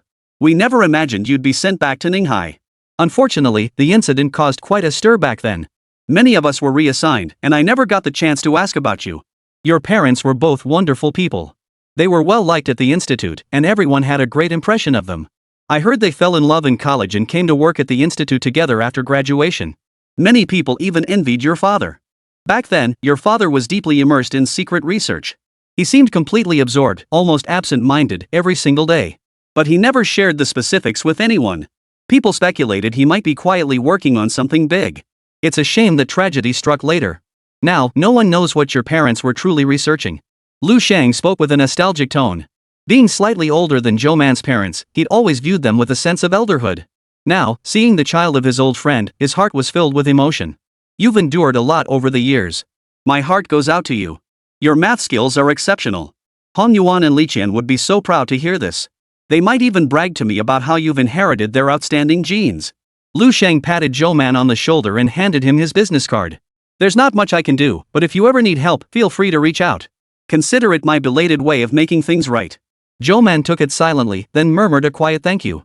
So this was what his parents were like. A strange emotion filled his heart, one he'd never felt before and couldn't quite describe. Now that he knew his parents' story, Zhou Man naturally wanted to know more. What exactly had they been researching during that period? Was it connected to the notebook they left behind? What were the specifics of their disappearance? Why did they vanish? Was it also tied to this notebook? Who was the murderer back then? Had they been caught? Countless questions surged forth through the opening created by Lu Sheng's words. The doubts and curiosity he had nearly forgotten after so many years in the cultivation world were suddenly reignited. Zhou Man felt such intense emotional turmoil for the first time in ages. It took him several breaths to steady himself and regain his composure. Investigating his parents' case was certainly necessary, but he had too many other matters to attend to right now. If his parents had indeed been killed because of the contents of the notebook, then he needed to study it even more urgently to uncover clues related to that year. Chapter 41, Re-encountering the young master of the Chang family. With only 5 days left in the training camp, Zhou Man ventured out at his usual time each day, now thoroughly familiar with the route to the Capital University of Technology. On this particular day, as he headed out as usual, he sensed someone secretly following him. Zhou Man initially thought it might be the same person from last time, refusing to give up. However, after making a detour, he realized it wasn't the same person. A small figure jumped in surprise at the sudden appearance, clearly unaware they had been tailed in turn. Zhou Man watched him motionless. This was none other than the young master of the Chang family he had rescued before Chang Jiaqing. The boy forced a calm expression, but his words startled Zhou Man. Hello, I'm Chang Jiaqing. Are you the person who saved me before? Seeing Zhou Man's expression change, Chang Jiaqing quickly added, I mean no harm. But you left without saying goodbye last time, and I never got the chance to thank you properly. I snuck out today because I have no one left I can trust. Will you listen to me? Seeing Chang Jiaqing's earnest expression, Zhou Man agreed. In a corner of a street-side coffee shop, a high school student and an elementary school student sat facing each other. Chang Jiaqing cut straight to the point. Actually, I woke up inside that suitcase. I secretly saw what you look like, but you never showed up again, and I couldn't find you. Then why didn't you tell them about my existence? That's precisely why I came to see you secretly today. There's no one left in my family I can trust. Chang Jiaqing took a deep breath and began his story. About 3 months ago, Cheng Feibai, the head of the Chang family, seemed to have secretly obtained some treasure. Not only did he keep it hidden from the outside world, but he also kept it a secret from his own family. From that day onward, the Chang family seemed to be targeted by someone or some other clan. It started with business rivalries and sabotage. Then, Cheng Feibai faced multiple dangers while traveling. Suddenly, the family head began publicly displaying affection for his youngest son, Cheng Jiaqing. Cheng Jiaqing sensed that the target had shifted to him. His travel plans were consistently leaked, and repeated kidnapping attempts were thwarted by his bodyguards until that fateful day when they finally succeeded. Chang Fu had been paid by the shadowy group behind the attacks to deliberately leak Cheng Jiaqing's whereabouts and distract his security detail, making it easier for them to carry out the kidnapping. Their goal was to abduct Cheng Jiaqing as a warning and threat to the family patriarch. But in truth, Cheng Feibai had known about this all along, both Cheng Fu's collusion with outsiders and the kidnapping itself. Yet he did not intervene. Instead, he used his son as bait to lure out the masterminds behind the scenes, all while continuing to put on a show, feigning deep affection for his son. His charade proved successful. To this day, those involved remain convinced that capturing the young master of the Chang family would force Cheng Feibai to surrender the treasure. The risk had shifted from himself to his son, a vicious yet effective ploy. My father began acting strangely after acquiring that so-called treasure. Cheng Jiaqing paused to steady his emotions. His temper became more volatile and unpredictable than before, only maintaining appearances in front of outsiders. No one in my family can be trusted now. They've either been bought off by those behind the scenes or were planning to eliminate me all along. My father, he's become a stranger. That's why I'm asking for your help. I'll pay you well, including the 10 million from last time. Cheng Jiaqing's tone was no calmer than his expression. Zhou Man could tell he was forcing himself to stay composed, especially considering he was still just a child. How do you expect me to help? I sense that group has targeted me again recently, preparing to strike. I believe in your abilities. I want you to protect my safety. You trust me even though I'm a stranger? Aren't you afraid I might have ulterior motives? Zhou Man raised an eyebrow. You're a smart one. Cheng Jiaqing's tone was unwavering. Otherwise, you wouldn't have slipped away before the police arrived last time. You sensed something was off too. And what if I refuse? I see no reason to get involved in your disputes. Cheng Jiaqing stiffened, then added, I can offer you a satisfactory reward. Whatever amount you desire. Honestly, Zhou Man was tempted. But getting involved in these feuds between powerful families just for money seemed like a bad deal. But the risks involved don't match the reward, if we're talking money. Or do you have a better reason to convince me? Zhou Man leaned back, his posture relaxed. After much hesitation, Cheng Jiaqing seemed unable to hold back any longer. He gritted his teeth and said, if you need it, I can take you to see the treasure my father obtained. If you want it, I can also help you take it away. Oh? Isn't that your father's property? He hasn't revealed it to anyone. Do you even know what it is? No, I don't know what it truly is, but I know where my father hid it. I once caught a glimpse of it myself. Cheng Jiaqing shook his head, frowning in thought. That's why I don't understand what exactly attracts those people behind the scenes. All right. Since you've shown sincerity, I'll trust you. Zhou Man cut him off. He himself had little interest in the so-called treasure. He merely worried this kid might be hiding some ulterior motive. After all, overly clever children always made one instinctively wary. Pay the deposit first, and I'll guarantee your safety. Zhou Man was concise. Suddenly, he reached up and touched Cheng Jiaqing's neck before pulling out his phone and gesturing for him to leave his number. I have class this afternoon. I'll be heading out first. Cheng Jiaqing seemed slow to react, exchanging numbers in a daze before watching Zhou Man walk away. Zhou Man had just planted a mark on him. Unlike the simple marks he usually used, this was a protective mark planted by powerful cultivators on their protégés for their own protection. It could sense danger in real time and contained life-preserving spiritual energy to prevent death. However, this protection was tailored for cultivators, ensuring their divine souls remained intact even under attacks that would be fatal to ordinary beings. When applied to an ordinary person, the protective spiritual energy of a Tribulation Stage powerhouse converted to the attack intensity of this world would leave Cheng Jiaqing unscathed unless he was struck by a nuclear weapon. Moreover, the mark contained a disposable miniature teleportation array, allowing Zhou Man to instantly teleport to the scene in case of emergencies. That said, it would be impossible for Zhou Man to feel no curiosity about such a treasure. In Cheng Jiaqing's description, it seemed exceptionally magical. Possession of it could drastically alter one's disposition. Such accounts made it sound as if the artifact possessed the power to bewitch the mind. Zhou Man wondered, could such an object exist in this world too? Chapter 42, Forgetting the Past. The 2-week intensive training concluded swiftly. After a day of rest, the final exams commenced. Zhou Man spent the entire day immersed in Li Ziping's lab conducting experiments with him. By the time they emerged, dusk had fallen. Footsteps approached from behind, and Zhou Man realized he was being followed. He speculated who it might be, but it was most likely people sent by Qin Xiao. Last time they hadn't succeeded, and Zhou Man had only given him a mild warning. It seemed he hadn't learned his lesson. Zhou Man roughly sensed their presence around 20 people, significantly more than last time, and seemingly stronger. None of the familiar faces from before were present. Had they deliberately chosen this day, hoping to prevent him from competing in the finals? Or perhaps hoping for a more severe outcome? What a vicious scheme. The men tailing Zhou Man watched their target vanish in a flash around the corner. Realizing they'd lost him, panic seized them. They immediately revealed themselves, desperate to pinpoint Zhou Man's location. Seizing this moment, Zhou Man used the cover of the dim light to deliver an elbow strike, knocking out 2 or 3 unlucky individuals. These men were indeed formidable, yet still fell short of the previous assailant. Though they possessed a hint of cultivated inner strength, it was ultimately insufficient. Zhou Man only needed to exert a little force before they collapsed unconscious. By the time he took down the 7th man this way, they finally realized something was terribly wrong. Damn it! He's right here. Blending into the crowd to strike from the shadows. They were well-trained bodyguards after all. Their coordination was sharp. The warning triggered an immediate realization of what was happening. They closed ranks, denying Zhou Man any chance to strike. Seeing this, Zhou Man stepped out of the shadows. He surveyed the dozen or so remaining men, each wearing a look of alert vigilance. It seemed the previous failure had served as a stern warning. Your young master has no memory at all, does he? Still hasn't given up? Zhou Man asked with amusement. No one answered him. They were all waiting for the other to show a weakness and strike, knowing Zhou Man was deliberately asking this. Answering would only be falling into his trap. Honestly, this back and forth is getting tiresome. Let's end this quickly. Once I'm done with you lot, I'll be paying your young master a visit. With that, Zhou Man wasted no more time. He teleported behind the crowd and launched a surprise attack, using the momentum of his strikes to unleash a surge of spiritual energy that knocked out several people. Those who were struck fell unconscious, their faces frozen in disbelief. Only those who had truly faced Zhou Man could grasp just how terrifyingly formidable an opponent he was. He didn't care if this offensive exposed any weaknesses, because even if it did, their attacks couldn't harm him in the slightest. 5 minutes later, the ground was littered with fallen figures. Zhou Man hadn't killed anyone, he'd merely knocked them unconscious. Following the scent on their bodies, he tracked down the Chen family's location. Moments later, at the Chen residence, the celebratory banquet for their son returning from the training camp had just concluded, the festive atmosphere fading. Qin Xiao returned alone to his room, imagining Zhou Man's pitiful state tonight and his despair tomorrow when he couldn't compete in the finals. His face twisted into a twisted grin as he laughed aloud. His expression froze instantly. For in the light cast by the room's lamps, he saw the shadow of another person. Qin Xiao tried to turn his head to see who it was, only to find himself unable to move.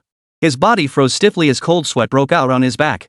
Zhou Man strolled leisurely around to face him, meeting Qin Xiao's wide-eyed, terrified gaze. Honestly, I warned you before, but you never learn. And all these petty tricks are getting annoying, so I came to see you myself. Zhou Man studied his expression with curiosity, sensing only anger and fear, not a trace of regret.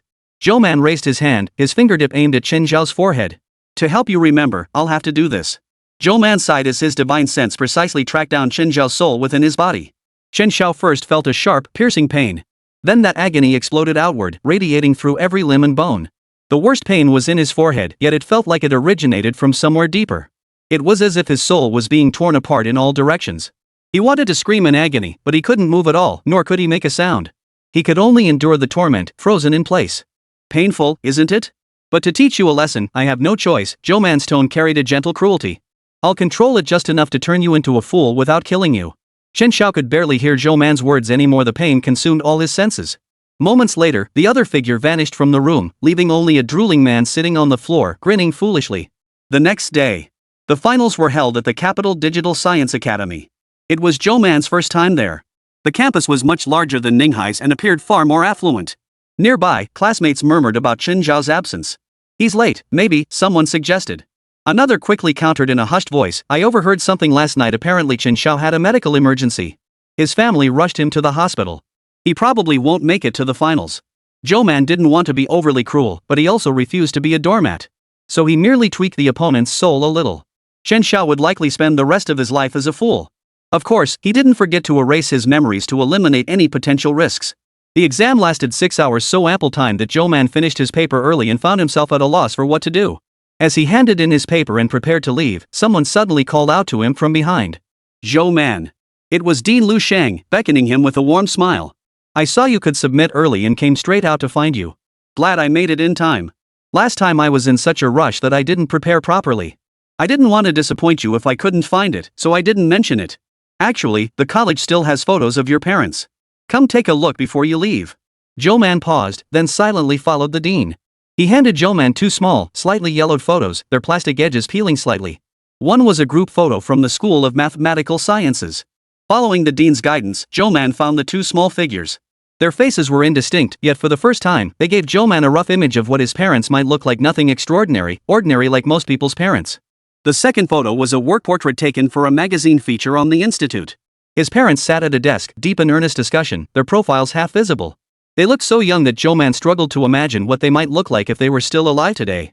Unconsciously, he ran his fingers lightly over the glass. Dean Lu Shang ruffled Zhou Man's hair. Take it with you. It's our fault for being such old fogies. We never liked taking commemorative photos. We couldn't find anything else, and your parents didn't leave much behind. They probably gave you everything they had back then. Indeed. The only clue Zhou Man possessed about them was that small notebook, carrying his decade-long longing. Now that I know your circumstances, I feel much more at ease. But I have one small question, or rather, a request. Dean Lu Sheng adjusted his glasses, his tone as gentle as an elder speaking to Zhou Man. Zhou Man, you are a very bright and talented child. For the first time in my long career, I ask this of someone: would you be willing to become my student? Chapter 43, The First Grade Alchemy Furnace. In the end, Zhou Man politely declined. His ambitions lay elsewhere. Even if he had returned to this world, his ultimate pursuit remained the path to ascension. Dean Lu didn't take offense. Instead, he smiled and said it was Zhou Man's choice. If you ever face any hardships or difficulties in life, don't hesitate to reach out to me. The national team's current coach may contact you soon. Take your time to consider whether you want to seize this opportunity. Barely 3 days after these words, a call from the national team coach reached Zhou Man. The purpose was clear, an invitation to join the national team in preparation for this year's World Olympiad. Despite the coach's persistent persuasion, Zhou Man only replied that he would consider it. By the time he returned to Ninghai City, summer vacation was barely halfway over. Lu Meng had specially closed her shop to pick him up at the airport. The moment Zhou Man stepped out, he spotted her and walked straight toward her. Welcome back, Xiao Man. Lu Meng beamed as she embraced him. Did you have fun in the capital? Sis Lu, I was there for an exam, Zhou Man replied with a helpless smile. It's beautiful. Next time, I'll take you sightseeing. Lu Meng insisted on celebrating, dragging Zhou Man out for another meal. When he pulled out his wallet to pay, she looked surprised. He calmly explained he'd won first place and promised to treat her with the prize money. The first place prize alone was a hefty 20,000 yuan. Manhwa's 10,000 hadn't been paid out yet, but it was coming soon. Zhou Man was feeling a bit flush for once. His living expenses were covered by his tutoring job with Zhou Mulan, so money was never an issue. Once he had funds, Zhou Man felt the urge to tinker with something. His mind drifted back to his previous failed attempt at alchemy. Since the spiritual herbs hadn't been cultivated yet, he could only tinker with the alchemy furnace for now. If he could build one, it might improve his future alchemy success rate. For days on end, Zhou Man immersed himself in libraries and internet cafes, scouring this world's records on alchemy. After poring over ancient texts and medical manuals detailing alchemical practices, he finally confirmed the feasibility of his plan. Though the historical methods and materials were outdated and flawed, Zhou Man possessed a wealth of correct alchemical knowledge in his mind. Even without prior furnace-making experience, his extensive alchemy practice and hands-on familiarity with furnaces gave him a clear understanding of their optimal construction, materials, and properties. For the few components requiring cultivation world materials, he opted to modify them using cold iron and spirit-gathering stones. As for functionalities unattainable with modern materials such as gathering spiritual energy and converting it into heat for combustion, he considered employing engraved array formations as a potential substitute. The first step was drafting the blueprints. Zhou Man went through several rough drafts before settling on a preliminary design. Though he was crafting the most basic entry-level alchemy furnace, the sheer number of original innovations and design considerations demanded careful thought. To be safe, he prepared 3 sets of materials, the maximum his wallet could afford, and also needed to test the feasibility of engraving the arrays onto the materials, to avoid failure at the final stage. After meticulous calculations, the furnace could accommodate up to 7 arrays. Zhou Man planned to engrave 4 spirit-gathering arrays and 3 functional arrays on the remaining slots. Initially, he struggled to gauge the intensity of spirit energy infusion, causing the cold iron to crack repeatedly. Fortunately, the fractured pieces could be repaired and restored, preventing material waste. After 7 or 8 trials, Zhou Man gradually mastered the technique. Following the engraving came shaping and assembly, relatively straightforward steps. The final stage, however, proved troublesome. The alchemy furnace must withstand intense heat, requiring 3 hours of blazing fire for the final step. Most artifact craftsmen preferred using fire from a spiritual root, as such flames were purer. But Zhou Man possessed a water spirit root. He couldn't summon a fire spirit root to complete this final step. Still, Zhou Man reasoned that if this furnace could withstand ordinary fire, that would be commendable enough. Zhou Man suspended the palm-sized alchemy furnace in midair and summoned a cluster of flames using his fire-based cultivation technique, allowing it to be engulfed and licked by the tongues of fire. Half an hour later, Zhou Man heard a distinct crackling sound from within the flames, signaling failure. But Zhou Man remained undeterred. He hadn't expected success on the first try. After identifying potential causes for the failure, Zhou Man refined his approach for a second attempt, which lasted a full 2 hours. For the final batch of materials, Zhou Man executed each step with meticulous care. The engraving of the formation was flawless, leaving him thoroughly satisfied. Then came the long wait. The room's temperature had risen significantly due to the flame's presence, yet Zhou Man remained completely sweat-free, his expression relaxed and at ease. At his level of cultivation, sensations like heat and cold could be easily blocked out. Finally, as time passed and the sky began to lighten, 3 hours had elapsed. The flame ceased burning, and the alchemy furnace hung silently in the air, its cold iron shell reflecting a beautiful gleam. It slowly descended into Zhou Man's palm. The moment it touched his skin, he knew it had succeeded. Though merely a low-grade, first-class alchemy furnace constrained by its materials and small size, it was now a fully functional vessel sufficient for refining small quantities of elixirs. With the furnace in hand, the urge to attempt alchemy arose. Zhou Man plunged back into medical texts, scouring for substitute herbs and ingredients with matching medicinal properties. He wanted to start by attempting to refine the most basic blood-activating and stasis-resolving pill. As its name suggests, the pill's function was fundamental, extremely common and highly marketable. The cultivation world was rife with conflict, where fights were commonplace. Such restorative pills were practically essential for cultivators, whether at home, traveling, or on adventures. Though Zhou Man currently had no need for them, he could still prepare some just in case for those around him. After all, he wasn't a medical cultivator. Encountering severe injuries would leave him at a loss. But for ordinary people, a single restorative immortal pill could offer some benefit, perhaps even prolonging a life hanging by a thread. Moreover, the ingredients were simple. Substituting common herbs might yield a basic version of the elixir. No sooner said than done. After procuring the ingredients, Zhou Man began his experiment. He skillfully processed the herbs, grinding them into powder before carefully adding each to the alchemy furnace.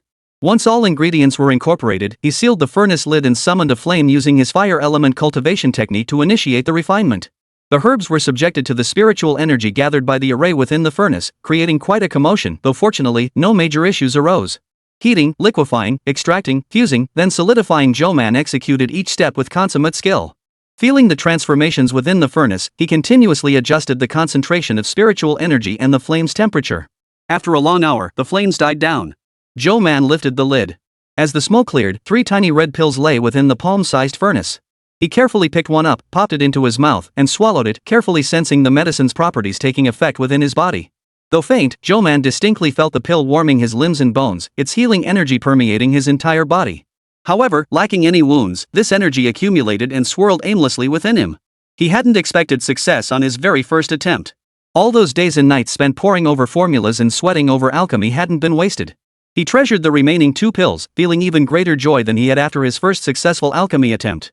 Though their appearance and efficacy were merely average, these were pills crafted entirely without any spirit herbs or medicinal ingredients. Chapter 44, Ancient Martial Plan. Half a month after Zhou Man's return, news of his first-place victory in the finals naturally spread. Yet with the holiday break, students only whispered their astonishment in private. Li Tian, upon learning the news, was naturally displeased. Having allowed this brat to steal the spotlight earlier, seeing him thrive now only deepened his resentment. Gritting his teeth, he opened his phone and dialed a number. The students only knew him as the president of the fighting club, unaware that he actually came from an ancient martial arts family. It was precisely because of this family background that he had trained in martial arts since childhood, allowing him to stand out among his peers. His family elders were all practitioners of ancient martial arts, far surpassing ordinary martial artists in combat prowess. He had kept his earlier defeat against Zhou Man a secret from his family, but now, embarrassment was the least of his concerns. He was determined to teach Zhou Man a harsh lesson, making sure he wouldn't have it easy. Finally, he contacted his cousin, a few years his senior.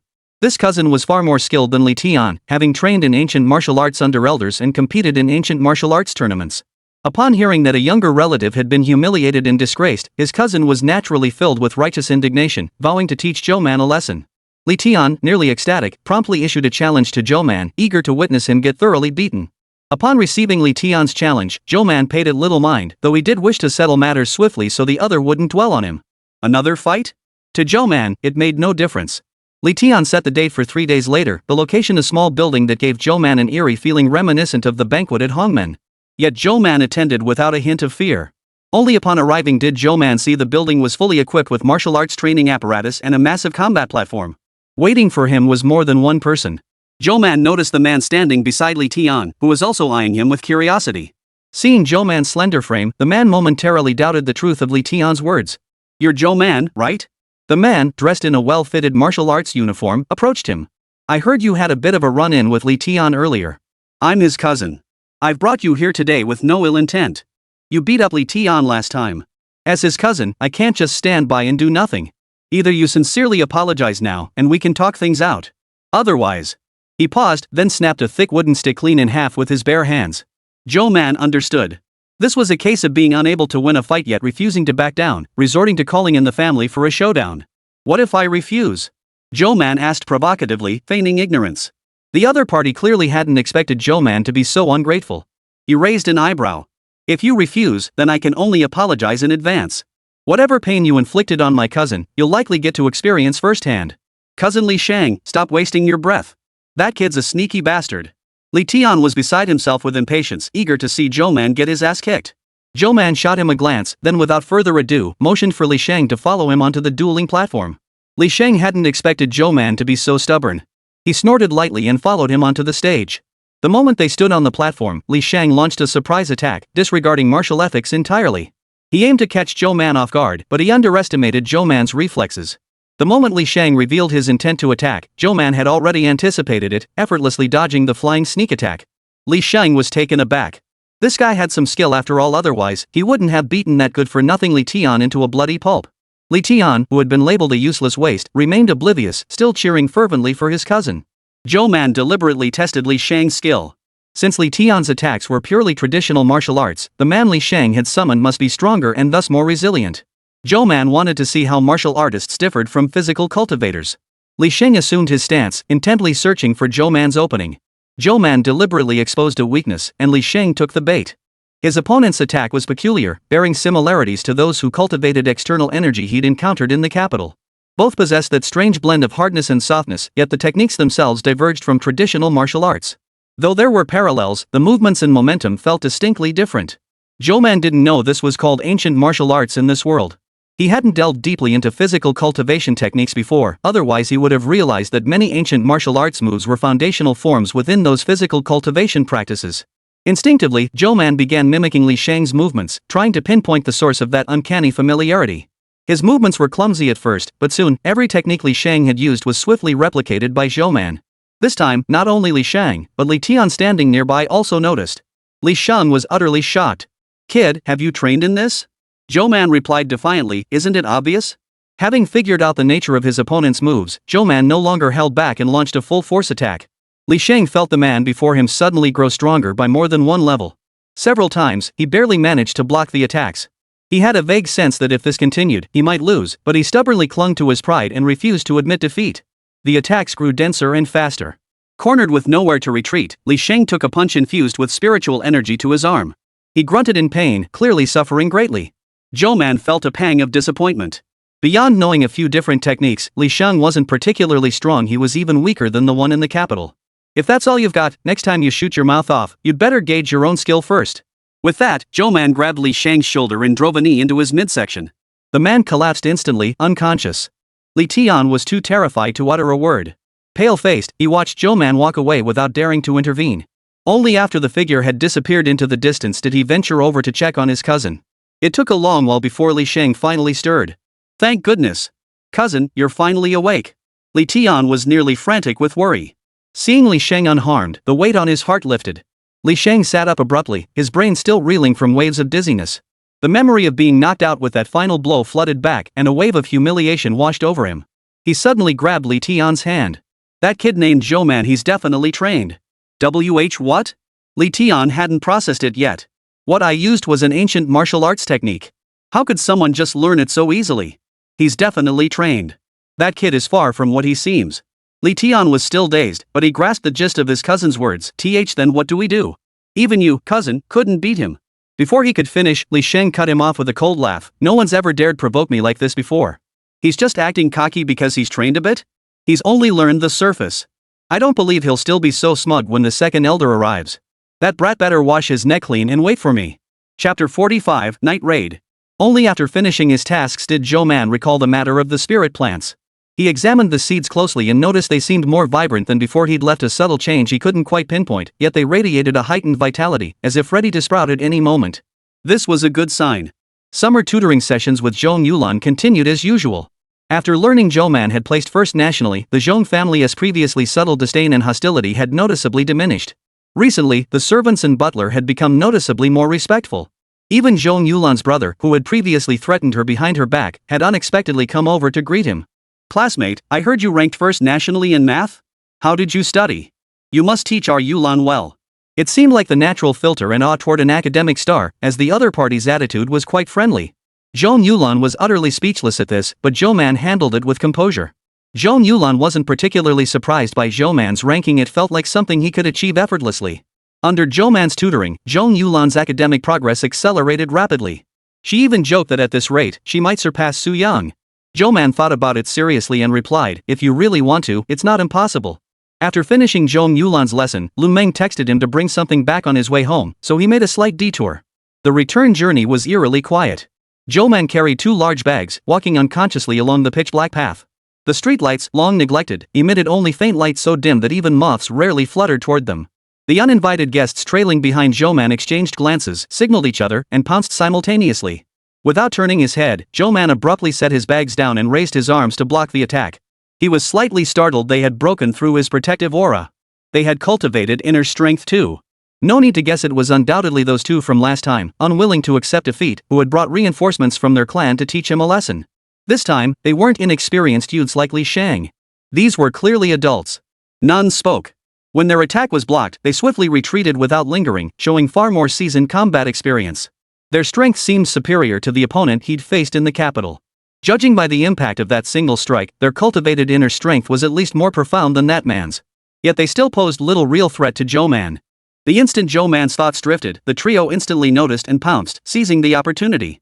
Yet Zhou Man's protective aura materialized a split second faster.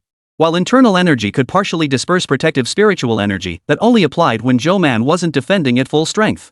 Higher-level protective spiritual energy proved more potent, and those cultivated by truly powerful individuals could even inflict counterattacks on assailants. Considering the physical limitations of ordinary people here, Zhou Man deliberately kept his protective barrier weak, sufficient for most situations. The trio silently marveled. Their strikes clearly connected, yet they felt an uncanny sensation of hitting something as hard as stone. Their opponent appeared completely unscathed.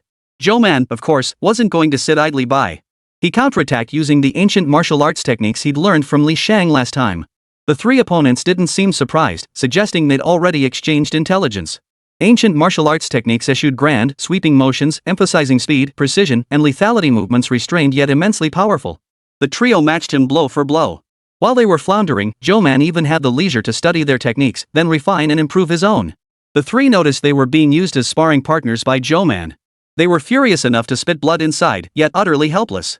After several exchanges that confirmed their strength, Zhou Man saw no point in prolonging the fight. He released a burst of pressure, intending to finish them off swiftly. These 3 were indeed formidable opponents. Zhou Man found it difficult to take them down with a single strike, and their evasive reflexes were far quicker than any foes he'd encountered before. Yet they were clearly spent, showing no signs of holding back any final tricks, and seemed poised to retreat. But Zhou Man had no intention of letting them leave so easily. He raised his hand, preparing to use magic to forcibly detain them. "Xiao Man!" A voice suddenly cut through the battle. Zhou Man's pupils contracted. He halted his movement and turned his head, seeing Lu Meng jogging over, panting heavily. She looked extremely anxious. "Sis Lu, why are you here?" Zhou Man asked in surprise. "I was worried when you didn't come back after so long." "Ah. What's going on here?" Lu Meng spoke as she approached Zhou Man, then suddenly noticed the 3 oddly dressed, disheveled figures on the other side. "I'm fine, don't worry. Just 3 thugs. I gave them a taste of their own medicine." Zhou Man stepped in front of Lu Meng, glaring at the trio from an angle she couldn't see, threatening them to leave. They clearly understood, reluctantly but cautiously backing away. "Kid, don't think we can't handle you just because you've got some skills," one of them gritted his teeth, delivering a threat while discreetly glancing at Lu Meng. Lu Meng felt a pang of fear and clutched Zhou Man's hand. "Xiao Man, you shouldn't always deal with these kinds of people. If it gets too bad, just call the police. Don't always try to handle everything on your own." "It's fine, Sister Lu. They're no match for me." Zhou Man didn't know how to explain it. He couldn't tell her the truth, or she'd only worry more. Is this even about who can win? Never mind. It's too late. Let's just go back." Lu Meng sighed. The three who had retreated to report back were naturally reluctant, but their fear of Zhou Man outweighed their resentment. That kid was too strange. They couldn't gauge his true strength at all. No matter what, he always seemed so effortlessly calm. Are we just going to let this slide? If we report back like this, second elder will tear us apart. He'll never forgive us for letting him humiliate our clan time and again. We absolutely can't let him off like this. But what can we do? We can't beat him. Who said we have to confront him head on? The speaker paused. We don't necessarily have to take him down personally. The other two immediately understood, their faces breaking into sinister grins. 3 days later, Zhou Man returned from the library and spotted from afar that Lu Meng's shop door had been closed early. Before he could register his surprise, a call rang on his phone. Zhou Man answered. The voice on the other end was genderless. Within an hour. 46, Panlu Street. Rustling sounds came from the other end, followed by a voice Zhou Man recognized all too well. Zhou Man, you absolutely must not come. If you come, the consequences are yours alone. The call ended abruptly. Zhou Man stared down at his phone, his overly long fringe falling across his face, obscuring his expression. The next second, the figure vanished from where he stood.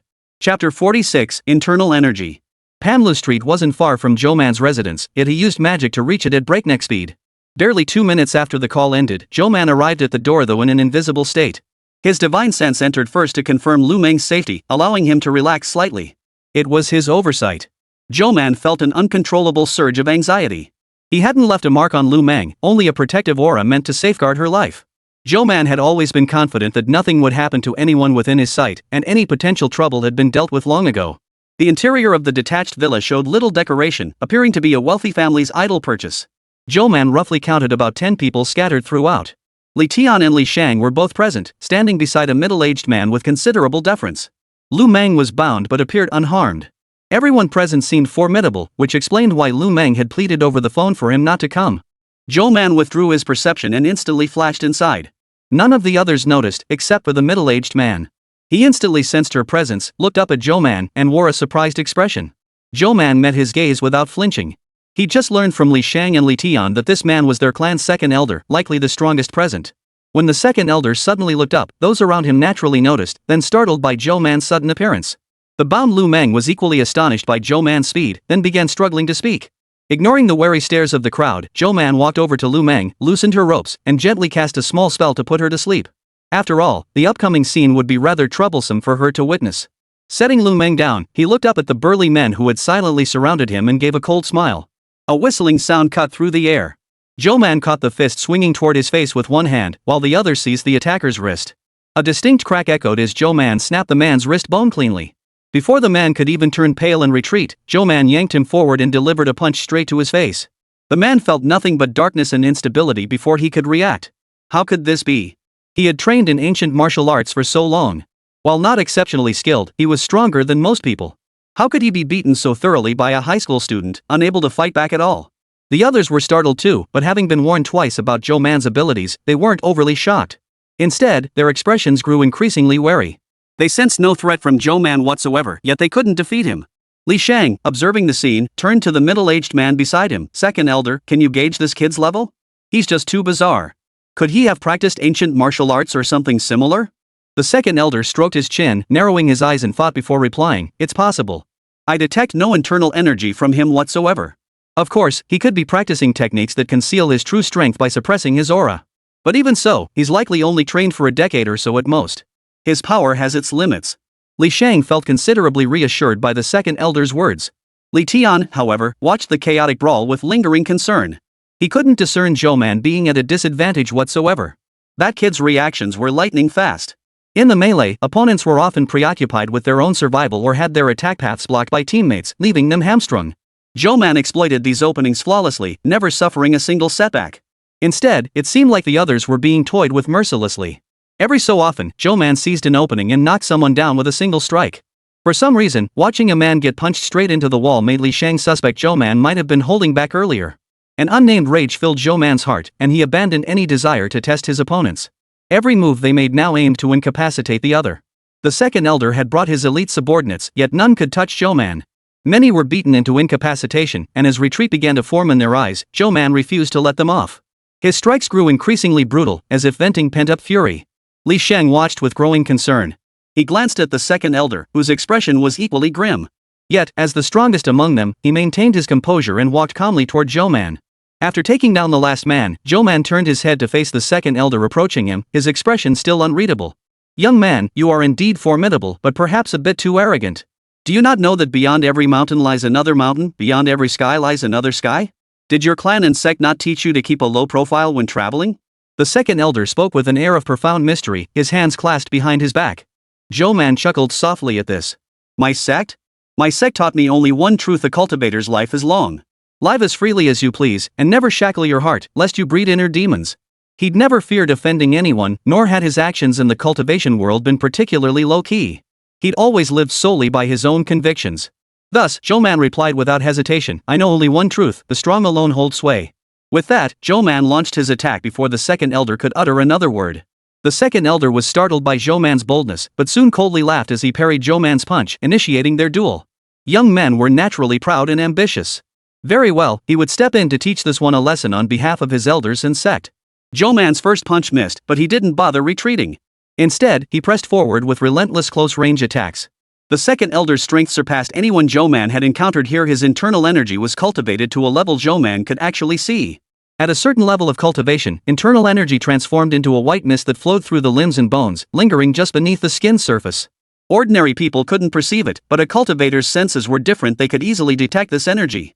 Whereas the internal energy practitioners he'd encountered before possessed only fist-sized reserves, forming a mere thin layer over their bodies when circulated. The second elder's internal energy was as vast as a bucket of water. Zhou Man dodged the second elder's fist, which carried such force it cracked the wall. Though this world lacked formal cultivators, its inhabitants had independently mastered ancient martial arts and discovered internal energy. While lacking formal cultivation, their physical prowess now closely resembled that of body cultivators. After several probing attacks, the second elder recognized Zhou Man's tenacity, a quality only apparent in direct confrontation. Every offensive intent seemed read by his opponent. Either a full-force strike was effortlessly dodged, or it was absorbed, only to be met with a relentless counterattack. After a fierce exchange, the second elder found himself gaining nothing. He's got some skill, no wonder he's so arrogant. But this is as far as he goes. The second elder snorted coldly, holding nothing back as he unleashed his full internal energy.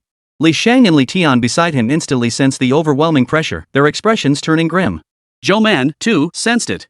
The ability to project such an aura of pressure was beyond his expectations. Yet, at this level, he felt almost nothing. Moreover, projecting such pressure, doing so in front of a great power at the Tribulation Stage? Who was he trying to provoke? Chapter 47, Ancient Martial Clan. Projecting an aura of pressure essentially meant suppressing the opponent with energy. Internal energy was also a form of energy cultivated within the human body. Much like cultivators using their cultivation base or divine sense to project pressure, it fundamentally involved releasing compressed energy from within the body to create a sense of oppression.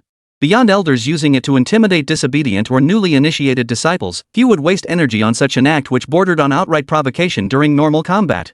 Zhou Man naturally avoided such displays in daily life. Squandering spiritual energy to show off during combat was hardly a wise habit. But now, someone had dared to provoke him right before his eyes, and with a technique he himself disdained as amateurish. He couldn't help but feel challenged. Li Shang and Li Tian beside him were naturally affected by the second elder's outwardly projected pressure, their expressions turning grim. Li Tian still didn't know what was happening, but Li Shang looked like he understood perfectly. The second elder brushed dust from his robes, staring in surprise at Zhou Man, who stood unmoved with an expression as calm as ever. He frowned, preparing to intensify his pressure. The very next second, a terrifying sense of oppression suddenly emanated from the man before him. Instinctively, he sensed danger. This instinct made him flinch reflexively. A pebble whizzed past his temple, grazing it and leaving a sizable wound, not from the stone itself, but from the spiritual energy and pressure it carried. Zhou Man tilted his head. Nice reflexes. He advanced step by step toward the three figures. With each stride, the oppressive aura emanating from him intensified. The second elder initially managed to remain standing, but eventually collapsed to his knees. The two younger disciples beside him didn't last even a moment, instantly knocked unconscious by the force. Cold sweat broke out on the second elder's back as he suddenly realized the unfathomable power before him, far beyond what his clan could afford to offend. His assumption that the man practiced techniques to conceal his aura was also mistaken.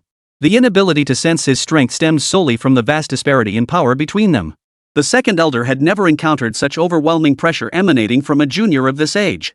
The opponent's innate talent and the sheer scale of the power backing him far exceeded his imagination. A clan capable of nurturing such a formidable young generation must possess profound foundations. He dared not even venture to speculate on the opponent's background. As he neared collapse, the second elder attempted to beg for mercy. But Zhou Man's pressure overwhelmed him in the next instant, sealing his voice. On the brink of unconsciousness, he heard Zhou Man stand before him, delivering a threat devoid of emotion. If there's a next time, I won't let you off so easily. When Lu Meng awoke, Zhou Man had already erased her memories of the incident, leaving her completely unaware of what had transpired. After confirming Lu Meng was unharmed, he contacted Zhong Yulan. Zhong family residence. You're asking about Li Tian? Zhong Yulan frowned and pondered for a moment. The one who gave you trouble last time? I do know a bit about his family situation. How should I put this? Zhong Yulan paused to gather her thoughts before explaining to Zhou Man. His family is from an ancient martial arts lineage. They're different from us families who operate openly. The activities of ancient martial arts families aren't usually known to outsiders. As for ancient martial arts, though, you specifically asked, so you probably already know it's a form of martial arts. I don't know the specifics, but basically, they all study it, and it seems pretty formidable. My knowledge comes from having a few bodyguards from ancient martial arts families. Many descendants end up working as bodyguards or personal protectors for other major families. The pay is pretty good. Mid-sentence, Zhong Yulan seemed to recall something. I remember you defeated Li Tian before? Have you trained in it too? For a moment, Zhou Man didn't know how to respond. He simply nodded vaguely to brush it off. Well then, Zhong Yulan's tone lightened noticeably. I was just wondering how to repay you. Our family received an invitation this year that I can give you. If you're interested, you can go take a look. An invitation? Yes. Ancient martial arts clans organize tournaments periodically, sending invitations to all major families in Ninghai. Our family isn't interested in these events, so we've wasted our spots every year. Zhong Yulan pulled out her phone, seemingly contacting someone. The invitation also serves as a competition entry. I recall there's prize money involved. I don't know your skill level, so just compete within your limits. Zhong Yulan summoned the butler, who retrieved the invitation and handed it to Zhou Man. The invitation was a black envelope adorned with dark gold patterns. Zhou Man accepted it and casually tucked it into his pocket. The butler standing nearby gave him a subtle, appraising glance. After seeing Zhou Man off, the butler encountered his young master and mistress blocking his path on the way back. Well, what was that boy doing here today? Did he have ulterior motives? Yes. Did you overhear anything they said? The butler hesitated before truthfully relaying the invitation. I suspect that student, Zhou Man, might be seeking entry into the ancient martial arts tournament. Could that be why he specifically asked the young lady for this spot? The man beside him frowned. The spot itself doesn't matter, it's useless anyway. But him competing? With that kid's build? He'll probably get beaten to death the moment he steps onto the field. Second young master, I investigated earlier. Zhou Man sparred with the Li family's descendant in Manhwa at school and won. Are you certain it was the ancient martial arts Li family? The man's tone was thick with skepticism. Absolutely. The kid's not as useless as I imagined, but he's still unqualified for that competition. He remained utterly perplexed. The butler adjusted his glasses and addressed the two troubled men. Madam and young master needn't worry. If that boy lacks the strength and makes a fool of himself, the young lady will naturally lose respect for him. Hearing this, both relaxed considerably. Not one of them had considered the possibility that Zhou Man might actually win. Zhou Man, of course, was filled with curiosity about the competition. He was eager to witness the prowess of these practitioners of ancient martial arts. If they could cultivate internal energy, might there be even stronger individuals? He would sign up, of course. The competition was scheduled for half a month before the start of the semester. Following the instructions given by Zhong Yulan, he went to the competition venue to register. The person in charge glanced at the invitation letter from the Zhong family and kindly reminded Zhou Man, this invitation letter doesn't necessarily mean you have to register. You can just watch the competition as a regular spectator. It's your first time here, and no one from your family told you, did they? I'm here to register. Are you sure? While lethal force is prohibited, injuries are inevitable in ancient martial arts contests. We assume no responsibility for fatalities or injuries. The organizer cautioned Zhou Man again, hesitantly sizing him up. He didn't look like someone who trained. Sending him into the arena would likely result in a first-round exit and potential disaster. Others were also signing up nearby, though major clans usually submitted their lists long ago. Those registering now were like Zhou Man, not affiliated with any great house. In other words, they were independent practitioners. A man significantly taller than Zhou Man happened to approach, overhearing their conversation. He leaned close to Zhou Man, sizing him up from head to toe. Kid, this isn't a place for you to play house. If you actually get on stage, you won't even last a single punch. And when things go wrong, your family won't be able to protect you. Chapter 48, Tianyan Sect. The man spoke with a sneer, reaching out to place his hand on Zhou Man's shoulder. Zhou Man, however, avoided it without a flicker of emotion. Zhou Man ignored him, instead confirming his registration with the official once more. After filling out his personal details, he walked away on his own. The ignored man's expression darkened. Watching Zhou Man's retreating figure, he cursed inwardly. Come competition day, he'd make this brat pay dearly teach him the meaning of overestimating his abilities. The competition rules were explained in a dedicated handbook, though few bothered to pick one up. Only Zhou Man specifically requested a copy. The rules were remarkably straightforward, with 5 key points listed on the very first page. 1. During the competition, all injuries or fatalities are the sole responsibility of the participant. 2. Continuing attacks or intentionally harming opponents after victory is certain or the referee calls a halt is prohibited. 3. The use of performance-enhancing drugs is strictly prohibited during competition. 4. Weapons are prohibited during competition. If a technique requires weapon use, it must be reviewed by the organizers, who will grant the opponent the right to wield a weapon of the same type. 5. Malicious manipulation of scores or match outcomes is strictly forbidden. Violators will have their results annulled, face permanent disqualification, and incur a 3-match ban for their clan. These 5 rules were written simply yet deliberately vaguely. Turning the page revealed the specific competition procedures and regulations. The tournament employs a knockout system.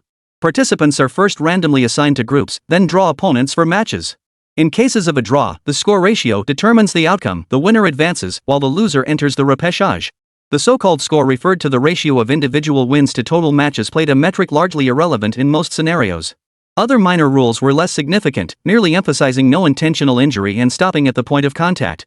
Compared to these, Zhou Man was far more concerned about their martial arts techniques and combat strength. The day of the competition. Zhou Man returned to the underground arena. Upon entering, he saw the same person who had handled registration last time. The man clearly remembered Zhou Man and seemed taken aback by his presence. The man seemed utterly astonished that Zhou Man had actually dared to show up, his face a mask of disbelief. Zhou Man ignored him and calmly walked inside. His previous visit had only lasted a moment at the entrance, he had never formally toured the interior. Upon stepping inside, Zhou Man was greeted by an immense space, with several combat platforms at the forefront. The overhead lights were dazzlingly bright, illuminating the area with remarkable clarity. The spectator seating wasn't particularly extensive, and judging by the attire and bearing of those seated above, most appeared to be members of ancient martial arts clans. They were likely bringing their juniors along to broaden their horizons. The attendant guiding visitors instinctively started leading Zhou Man toward the spectator seats.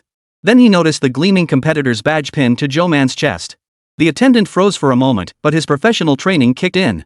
Without further inquiry, he obediently guided Zhou Man toward the preparation room. Along the way, Zhou Man drew considerable attention. Upon seeing his competitor badge, most reacted with visible shock. Some even wore looks of disdain, but Zhou Man paid them no mind. Upon entering the preparation room, Zhou Man immediately spotted the man he'd encountered during registration. The man clearly noticed him too, raising an eyebrow before averting his gaze without a word. The preparation room was filled mostly with self-taught practitioners. There weren't many of them. The scions of prominent families had their own dedicated lounges and rarely ventured over here. After the attendant escorted him in and withdrew, Zhou Man felt several subtle appraisals directed his way. When he turned around, those gazes softened. Instead, Zhou Man began curiously observing and speculating on the strength of those present. One could gauge a person's approximate strength from their outward aura and certain subtle details. Those who had cultivated inner strength were distinctly different from ordinary practitioners of ancient martial arts. There was a subtle distinction. Zhou Man scanned the room. Everyone present possessed internal energy. Some radiated it openly, while others carefully concealed it, yet none escaped Zhou Man's perceptive gaze. Before the competition began, the host delivered the customary opening remarks, nothing but official rhetoric, yet Zhou Man found it somewhat novel, having never heard such speeches before. For this tournament, our ancient martial arts clans have generously sponsored the prizes. Our aim is to motivate the younger generation of disciples to train diligently and strive for greater advancement in their cultivation of ancient martial arts. The prize for first place is a lost martial art technique offered by the Gongsun family, along with a cash reward of 500,000 yuan. Zhou Man paid little attention to the earlier parts of the speech, but the first place prize caught his interest, a cash prize of 500,000 yuan. He had only earned 30,000 yuan for participating in a math Olympiad competition, which involved so many troublesome matters and took such a long time. If he'd known there was such an efficient and time-saving method, he wouldn't have constantly worried about money being insufficient. After the host finished speaking, the draw results were quickly displayed on the screen. Zhou Man didn't recognize a single name, but he could gauge the general sentiment from the reactions around him. Who were the favored strong contenders, who possessed strange martial arts requiring caution, and so on. Zhou Man's first round opponent was named Wang Kansas. He appeared slightly older than Zhou Man but still quite young. Wang seemed to be the scion of some family, though not a major one, just an ordinary ancient martial arts lineage. Stepping onto the combat platform, his opponent bowed politely to Zhou Man, who returned the gesture with a nod. Their match drew little attention. The reason was simple: Zhou Man looked like he could be knocked out with a single punch. He was probably some kid who signed up recklessly without knowing any better, making the outcome a foregone conclusion. Standing opposite him, Wang Can clearly shared this assumption. He scratched his head, appearing somewhat dim-witted, and asked Zhou Man, "Are you sure you weren't tricked into this? I'll try to go easy on you. I signed up myself. No need to hold back." "I'm not as weak as you think," Zhou Man replied patiently. Wang Can didn't take it to heart, but he wasn't about to waste time either. He nodded. "Sorry about that, bro." He charged straight at Zhou Man, aiming to sweep him off his feet. But Zhou Man saw through his plan instantly. He ducked out of the way with a light step, then spun faster than Wang Can could react, grabbing his arm and flipping him over onto the mat. Wang Can, his attack nullified, was still reeling. The match rule stated victory was achieved by rendering the opponent incapable of retaliation. Uncertain of the exact threshold, Zhou Man held nothing back, his hand blade slashing toward Wang Can's face. Only then did Wang Can snap out of his daze. He swiftly wriggled free from Zhou Man's grip and dodged the blow, his face brimming with surprise. "Brother, what school do you train under? You've got some skills. How come I've never seen you before?" Zhou Man's thoughts were instantly transported back to a place he knew all too well. It had been so long since anyone had asked him that. He raised an eyebrow and replied, "I'm nothing special. I'm a disciple of the Tianyan sect, just a nameless apprentice." Chapter 49, Advancement. Of course, no such sect as the Tianyan sect existed in this world. Wang Can thought carefully and confirmed he'd never heard of it either. But now was the time for the trial, there was no time for idle chatter. Wang Can blocked Zhou Man's fist, steadying his stance as he channeled his internal energy throughout his body. Zhou Man saw the white aura of true qi manifesting and knew this man was getting serious. He swiftly retreated to create distance. Weapons were prohibited in the match, leaving only close-quarters combat techniques areas where Zhou Man possessed ample experience. Wang Can's body tensed like a bowstring, and in the next instant, he flashed before Zhou Man. The sheer explosive power startled Zhou Man. A rapid flurry of punches followed. Zhou Man didn't know the name of this technique, but he could sense its essence. Explosive power combined with internal energy amplified its effect. The sudden burst of force was enough to knock anyone off their feet. Seeing his attacks parried by Zhou Man, Wang Can raised an eyebrow in surprise. This was one of his signature techniques. He hadn't expected this kid to be so deeply concealed. Indeed, one couldn't judge a book by its cover. Those who cultivated ancient martial arts were never simple. Zhou Man's moves were all learned from people he'd observed before. They appeared dazzlingly chaotic and lacking in structure, leaving Wang Can disoriented multiple times as he couldn't decipher the opponent's attack patterns. Though he took several solid hits, practitioners at their level had long cultivated bodies as tough as iron. Zhou Man's attacks, delivered without full force, caused them little harm. It wasn't that Zhou Man was deliberately holding back, rather, he wanted to study his opponent's techniques and combat methods. Having spent too long learning a hodgepodge of skills in the cultivation world, his fighting relied primarily on swordplay and spells. He had scarcely studied this kind of close-quarters combat. Wang Can found the fight unbearably frustrating. Every strike felt like punching cotton. His opponent seemed unscathed, and though he wasn't losing ground, the situation had reached a stalemate. He unleashed that same fist technique once more. This time, Zhou Man finally saw it clearly and committed it to memory. To Wang Can's stunned gaze, Zhou Man adopted an identical starting stance before charging straight at him. Wang Can nearly cried out in shock when he saw Zhou Man execute that very set of techniques. Wasn't that his own move? How did this kid know it? Stunned yet reacting instinctively, he dodged and countered. After all, it was a technique he knew intimately. Though facing it felt profoundly unsettling, he still knew how to neutralize it. Having successfully parried the strike, Zhou Man showed no sign of discouragement. He had already mastered the technique. By observing his opponent's power generation posture and rhythm dozens of times with his divine sense, he had managed to replicate it in such a short time. Now that he had deciphered his opponent's technique, Zhou Man held nothing back and launched a full-force assault. Wang Can had barely recovered from the shock of seeing his move copied when he suddenly realized his opponent's strength had multiplied several times over. Holy! Wang Can was sent flying by Zhou Man's sweeping kick, landing with both hands braced against the ground to steady himself. He'd truly been fooled by someone playing dumb to catch the strong, he thought with a bitter smile. He'd even told the other guy to go easy on him, and now he was the one looking like a fool. After a few more probing moves, the opponent's strength and speed were exponentially greater than before.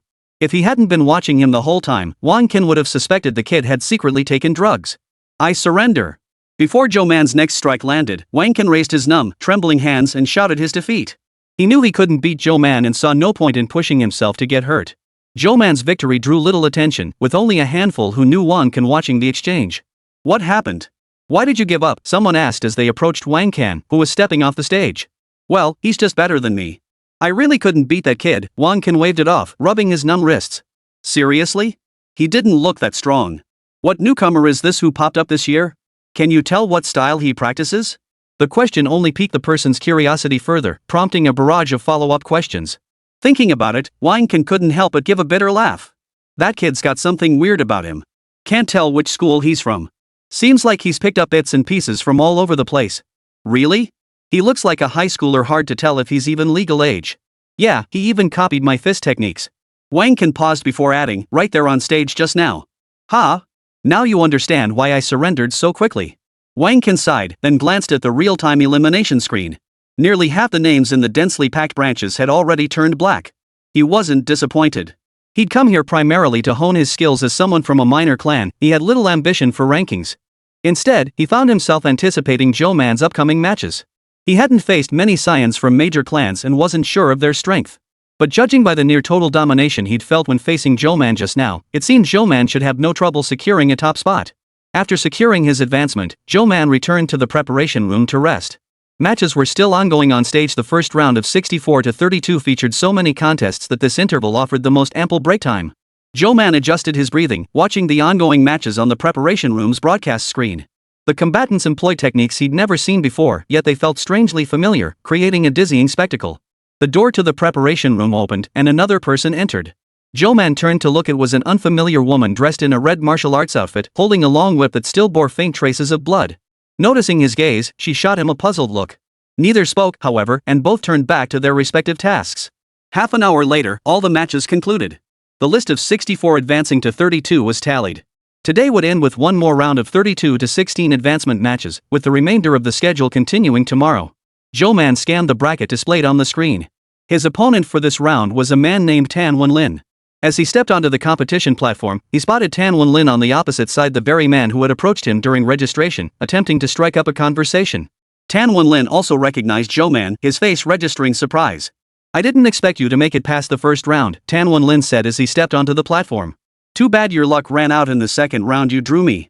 I don't know how you got through the first round, but if you admit defeat quickly, you might get off with fewer beatings." Zhou Man ignored his taunts, standing quietly to the side as he waited for the referee to signal the start. The moment the referee's command echoed, Zhou Man vanished from his spot and materialized before Tan Wenlin. The latter, still standing carelessly in place, took Zhou Man's punch completely unprepared. Chapter 50, The Chang Family Heir. Zhou Man held nothing back with that punch. Tan Wenlin felt as if he'd been struck by a cannonball. Even with his exceptional physical conditioning from ancient martial arts training, he couldn't withstand such a blow without warning. He doubled over, coughing violently as the taste of blood rose in his throat. A low curse escaped his lips, and when he lifted his head, his expression was one of fury. Seeing this, Zhou Man inwardly marveled at how resilient the man was. When he landed that punch, Zhou Man had expected it to be enough to knock him down. But it seemed the opponent's cultivation method had hardened his muscles and bones far beyond those of an ordinary person, significantly reducing the punch's effectiveness. Tan Wenlin's cultivation method focused primarily on body forging. He had spent day and night tempering his physique, striving to achieve the legendary state of invincible toughness. This was the first time he'd been knocked into such a sorry state by a single blow. For a moment, his rage overrode his instinctive caution. He silently vowed never to let this kid off lightly, determined to teach him a lesson no matter what. Tan Wenlin rose to his feet. His strength lay not in offense but in his extraordinary physical resilience, which he typically leveraged to wear opponents down in protracted battles. That was precisely his strategy now. Even if Zhou Man's surprise attack proved devastating, Tan assessed that such a technique, given the opponent's physical constitution, would likely lose its potency after only a few uses.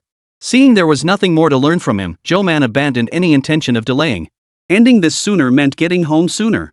Watching from below, Wang felt a chill run down his spine at the change in Zhou Man's expression. Their match had turned decisively against him the moment Zhou Man had worn that same look. It was the look of someone who'd lost interest in their opponent and simply wanted to end the fight quickly. Silently, he lit a cigarette for Zhou Man's opponent in this match, hoping he could truly take a beating. After all, only those who had faced Zhou Man firsthand could truly understand that feeling. So, under Tan Wenlin's stunned gaze, Zhou Man launched wave after wave of fierce attacks, each time changing his technique. It was as if he were using Tan as an experiment, testing the power and effectiveness of different moves. Tan Wenlin felt a surge of instinctive rage, yet he was powerless to fight back. Finally, after 10 minutes of endurance, a sidekick from Zhou Man knocked him unconscious. The referee immediately declared the match over. He found it odd why had the guy just kept taking blows without fighting back. He deliberately delayed announcing the result, thinking the opponent was holding back. If he knew he couldn't win, he shouldn't have stubbornly refused to concede. Zhou Man calmly exited the ring. His opponent in this round also came from a minor clan, so few spectators paid much attention to their match. Below the stage, Wang Qin wore an expression of unsurprised acceptance, while the brothers watching alongside him now looked utterly stunned. Holy, no way, how does this kid know so many moves? Where did he learn them? Wang Qin understood his shock completely, though he had no answers either. Perhaps this mysterious kid truly had some terrifying background unknown to everyone? Zhou Man's match concluded swiftly. Other contestants still battled on stage, with the most fervent activities centered around the platforms hosting the major clans' matches. Clan elders watched their juniors compete, offering occasional critiques. The contestants, desperate to impress the elders, pushed themselves to the limit to showcase their skills. Meanwhile, the referee finished his duties and returned to the backstage area to report the results. The supervisor looked at him in surprise. Someone finished already? That was fast. Yeah, the loser just kept taking the beating without fighting back. I didn't quite get it, the referee explained casually, handing over the recording camera pinned to his chest. It contained footage of the match, a precautionary measure, as recordings of every match were saved. The supervisor nodded and took it, not paying much attention. He casually removed the memory card, exported the footage, and transferred it to a dedicated computer for storage. As the progress bar slowly filled on the screen, he idly scrolled through his phone. A notification popped up at the top of his screen, a trending topic alert from Weibo. #Beijing's Cheng family designates 9-year-old son as heir. Curiosity piqued, the man clicked in. Some users were explaining the Cheng family's wealth and background to uninformed passers-by.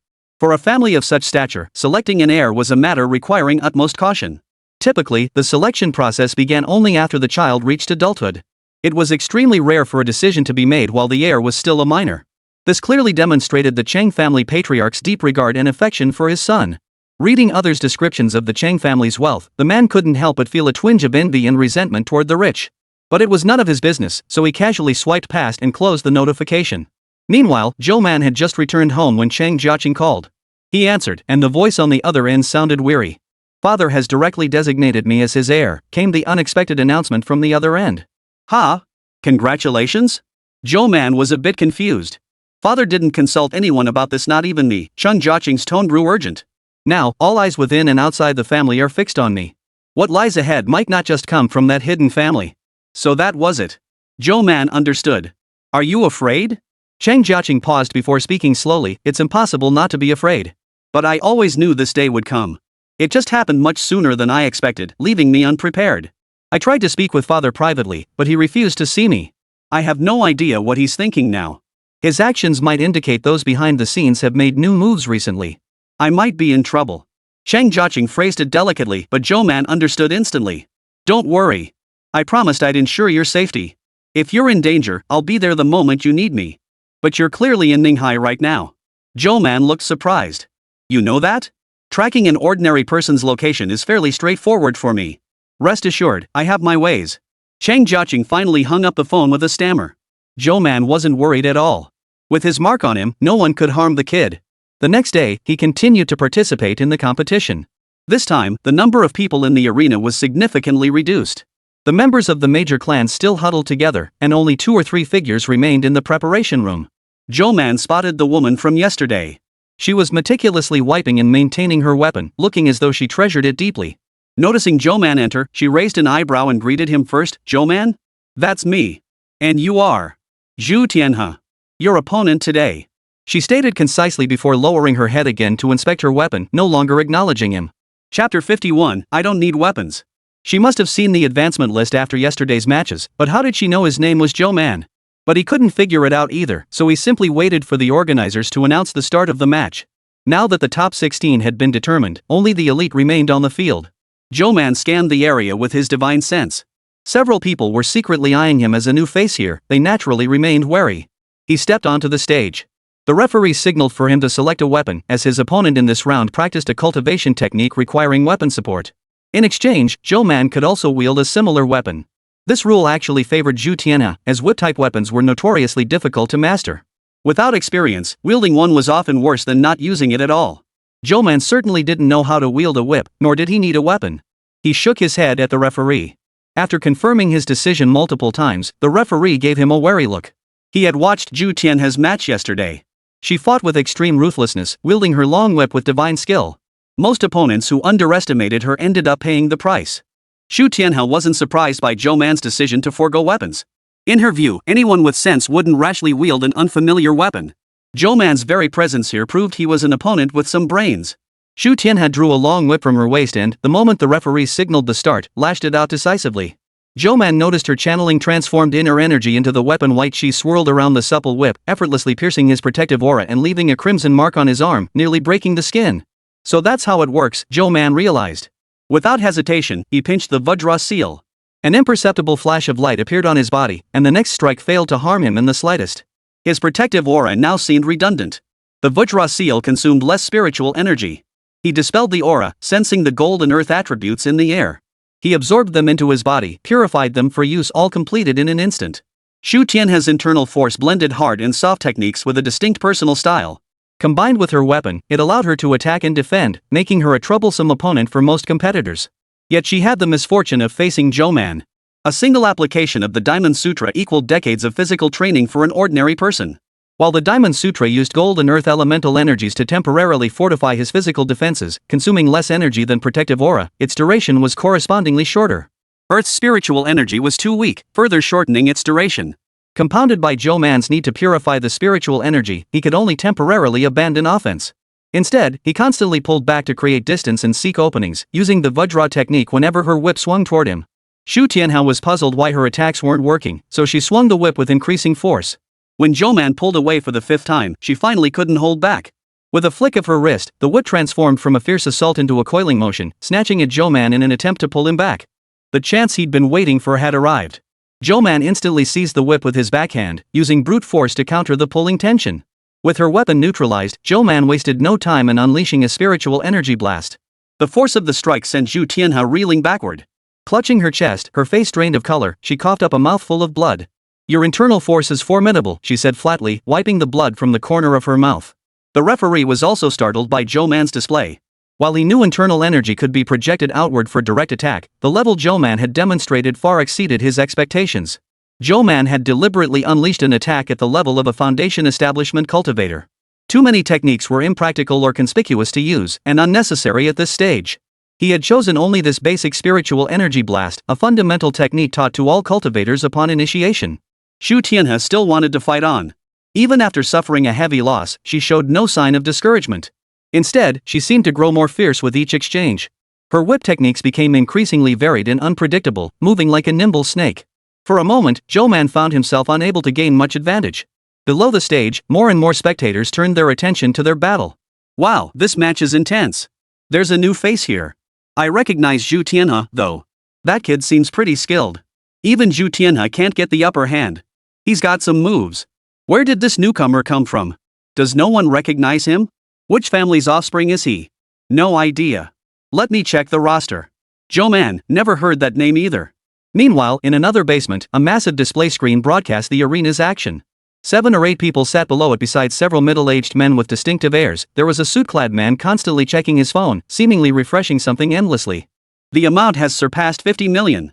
The suited man suddenly stood up and shouted loudly, but no one paid him any attention at first.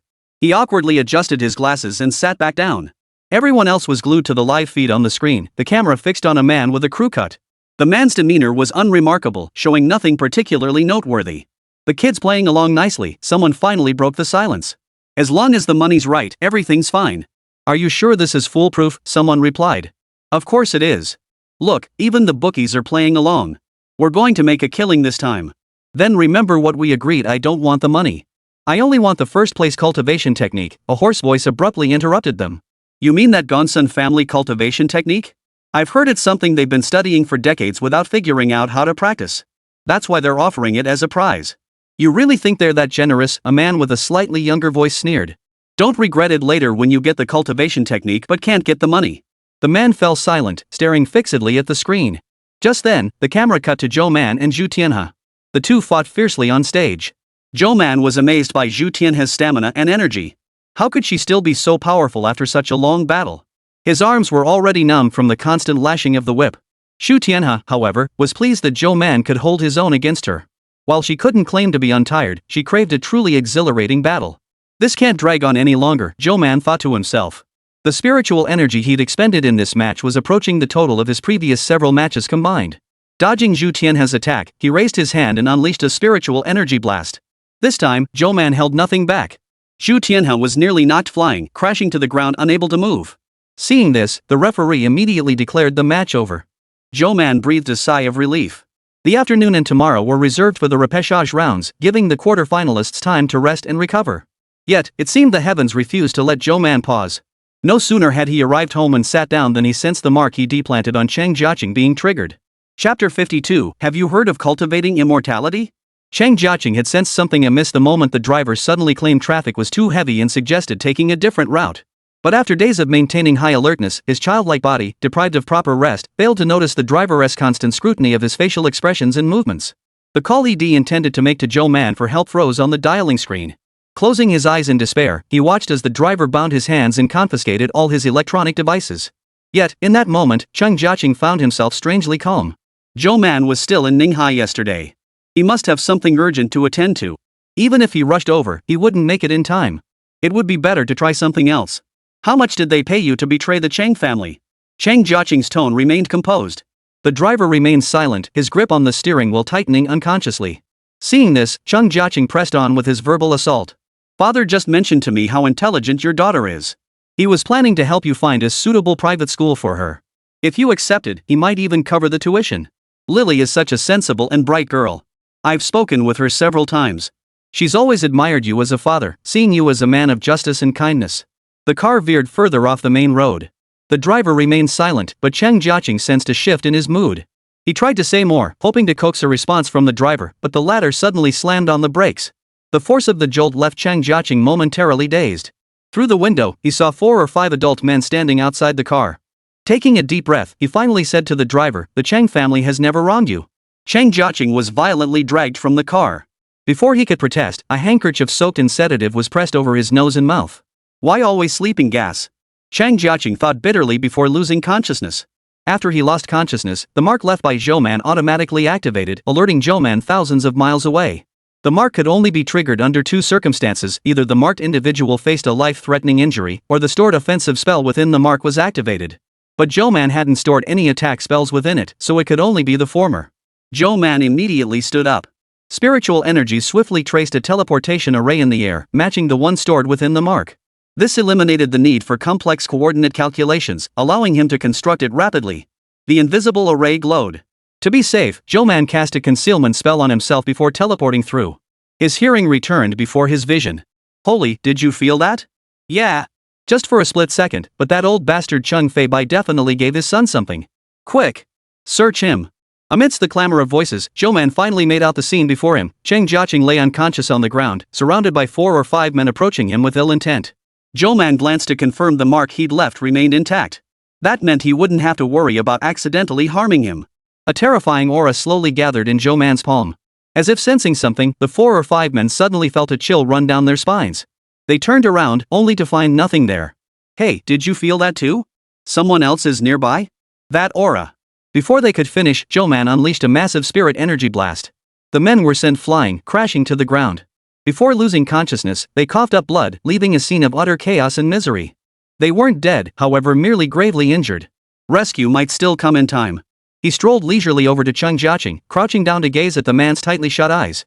His voice was eerily calm. No need to pretend once you're awake. Think you can pull the same trick twice? Zhou Man's imprint did more than just defend against external attacks. Anticipating the possibility of poisoning, it initiated purification upon detecting harmful substances entering the body, including sedatives. And sedatives were far easier to purge than toxins. That's why Cheng Jiaqing had regained consciousness within half a minute of passing out.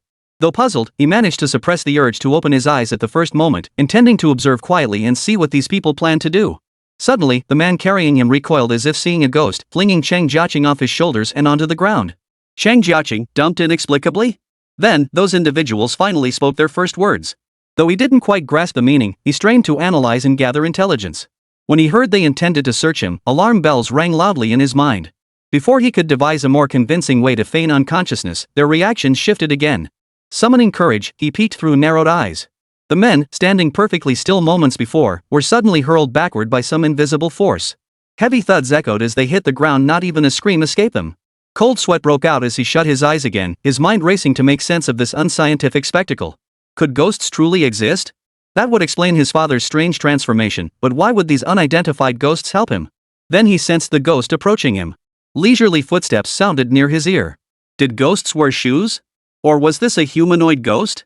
Before his mind could race further, a voice he recognized all too well spoke up in a drawn-out tone. You're awake, so stop pretending. Think you can pull the same trick twice? Chang Jiaqing? He snapped his eyes open to see a familiar figure crouched beside him.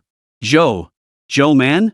Chang Jiaqing's tone was uncertain, his hand still clutching the hem of his clothes warily. Who else do you think it could be?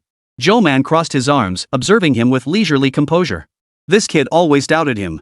Zhou Man hadn't intended to reveal any of his abilities, but after being teleported here just now, he changed his mind. He sensed an extremely familiar aura emanating from those three. Before they were blasted away by the spirit energy projectile, something had briefly shielded them, but it wasn't the ancient martial arts inner strength he'd expected. Instead, it was a fleeting flash of something identical to his own spirit energy. Combined with their conversation, which clearly referenced sensing spiritual energy during Zhou Man's teleportation and spirit energy blast creation, Zhou Man instantly surmised that these individuals could perceive fluctuations in spiritual energy. If they weren't ancient martial arts practitioners of a higher realm, then they were the same as Zhou Man cultivators.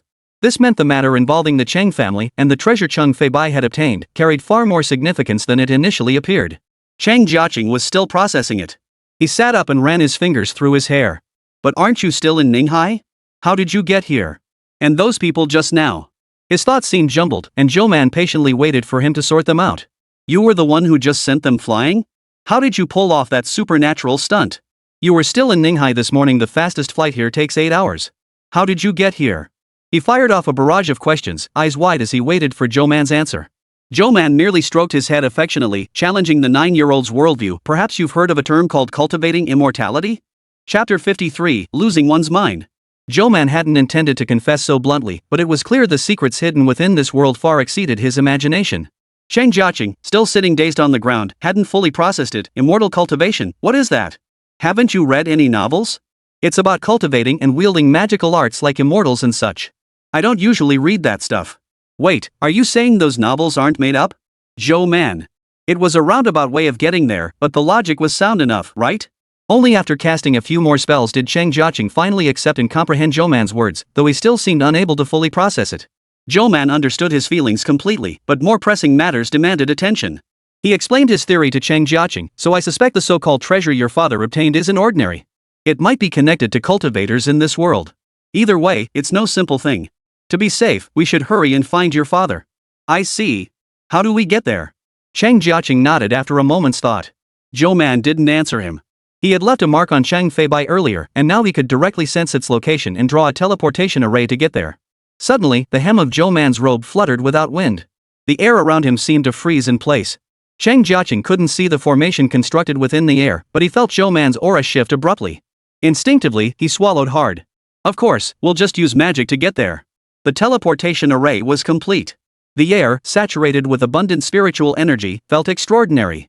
Zhou Man reached out to grab Chang Jiaqing, not forgetting to cast a protective layer of spiritual energy shield around him before activating the array.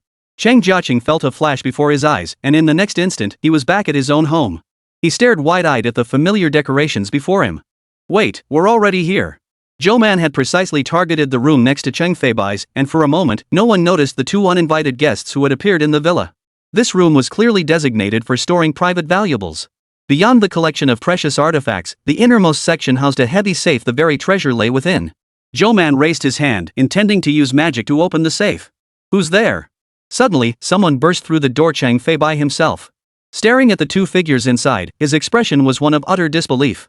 How did you get in? Great. So you betrayed me too? Cheng Feibai's voice cracked mid-sentence as he spotted his son, his tone turning savagely furious. My apologies. Zhou Man didn't answer his question, merely uttering a brief apology before darting in front of Cheng Feibai.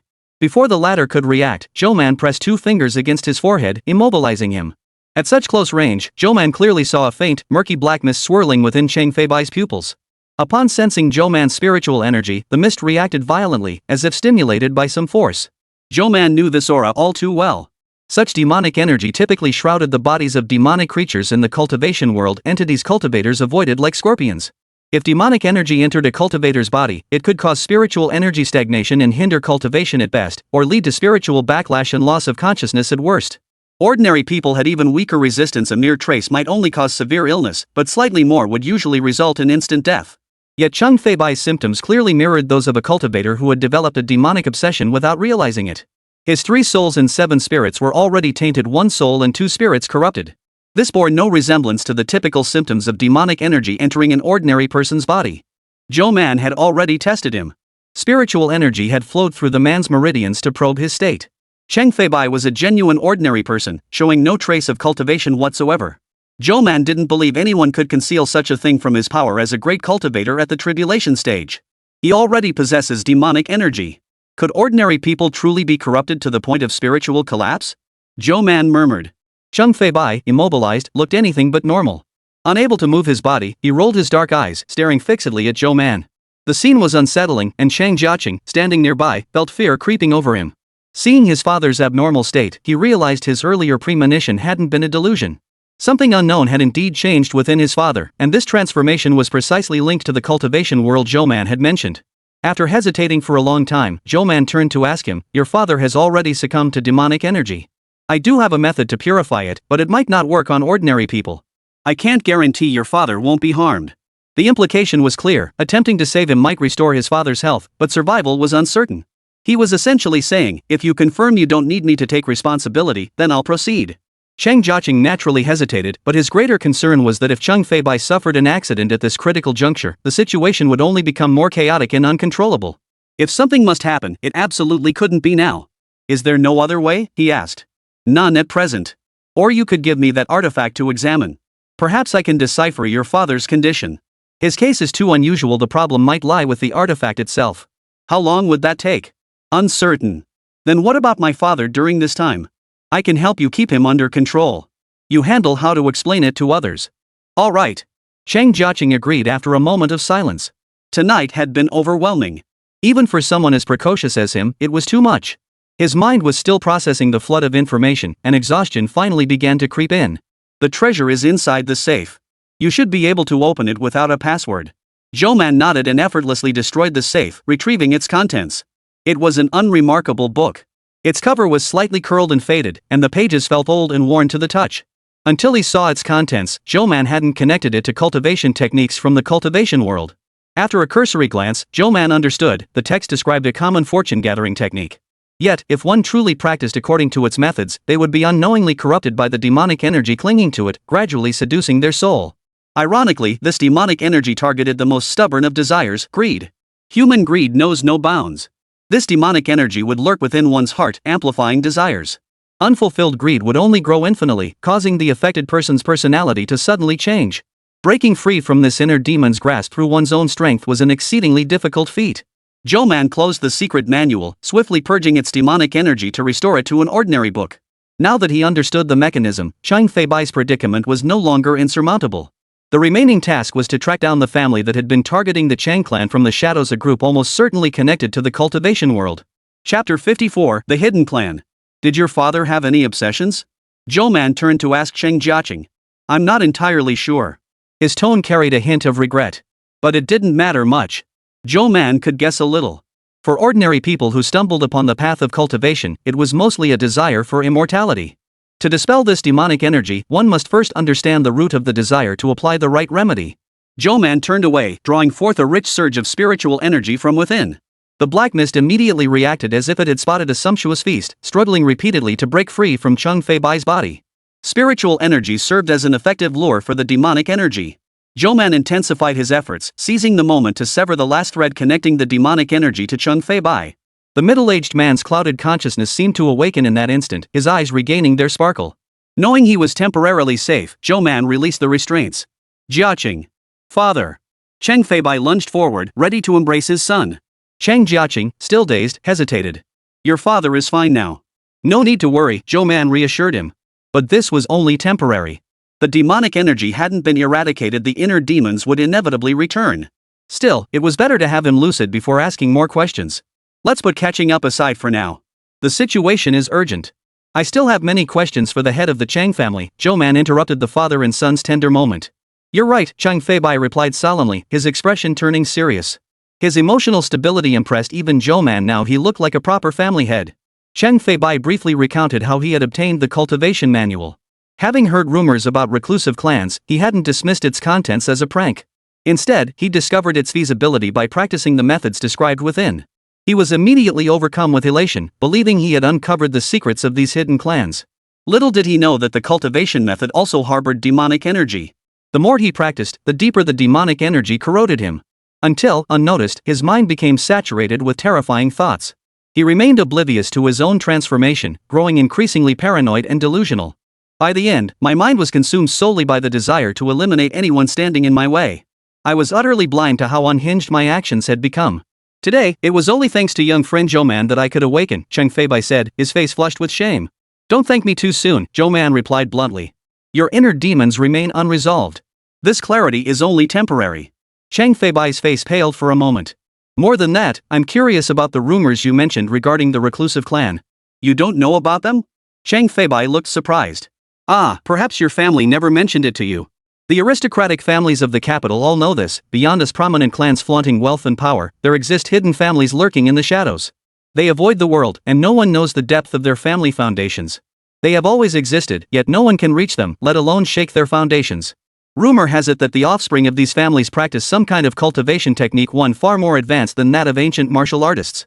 Not only does it greatly enhance their strength, but it also extends their lifespan and fortifies their bodies. Some are said to be capable not just of martial arts, but of scaling walls, traversing the skies, and delving into the earth, much like the immortals of myth and legend. Zhou Man understood.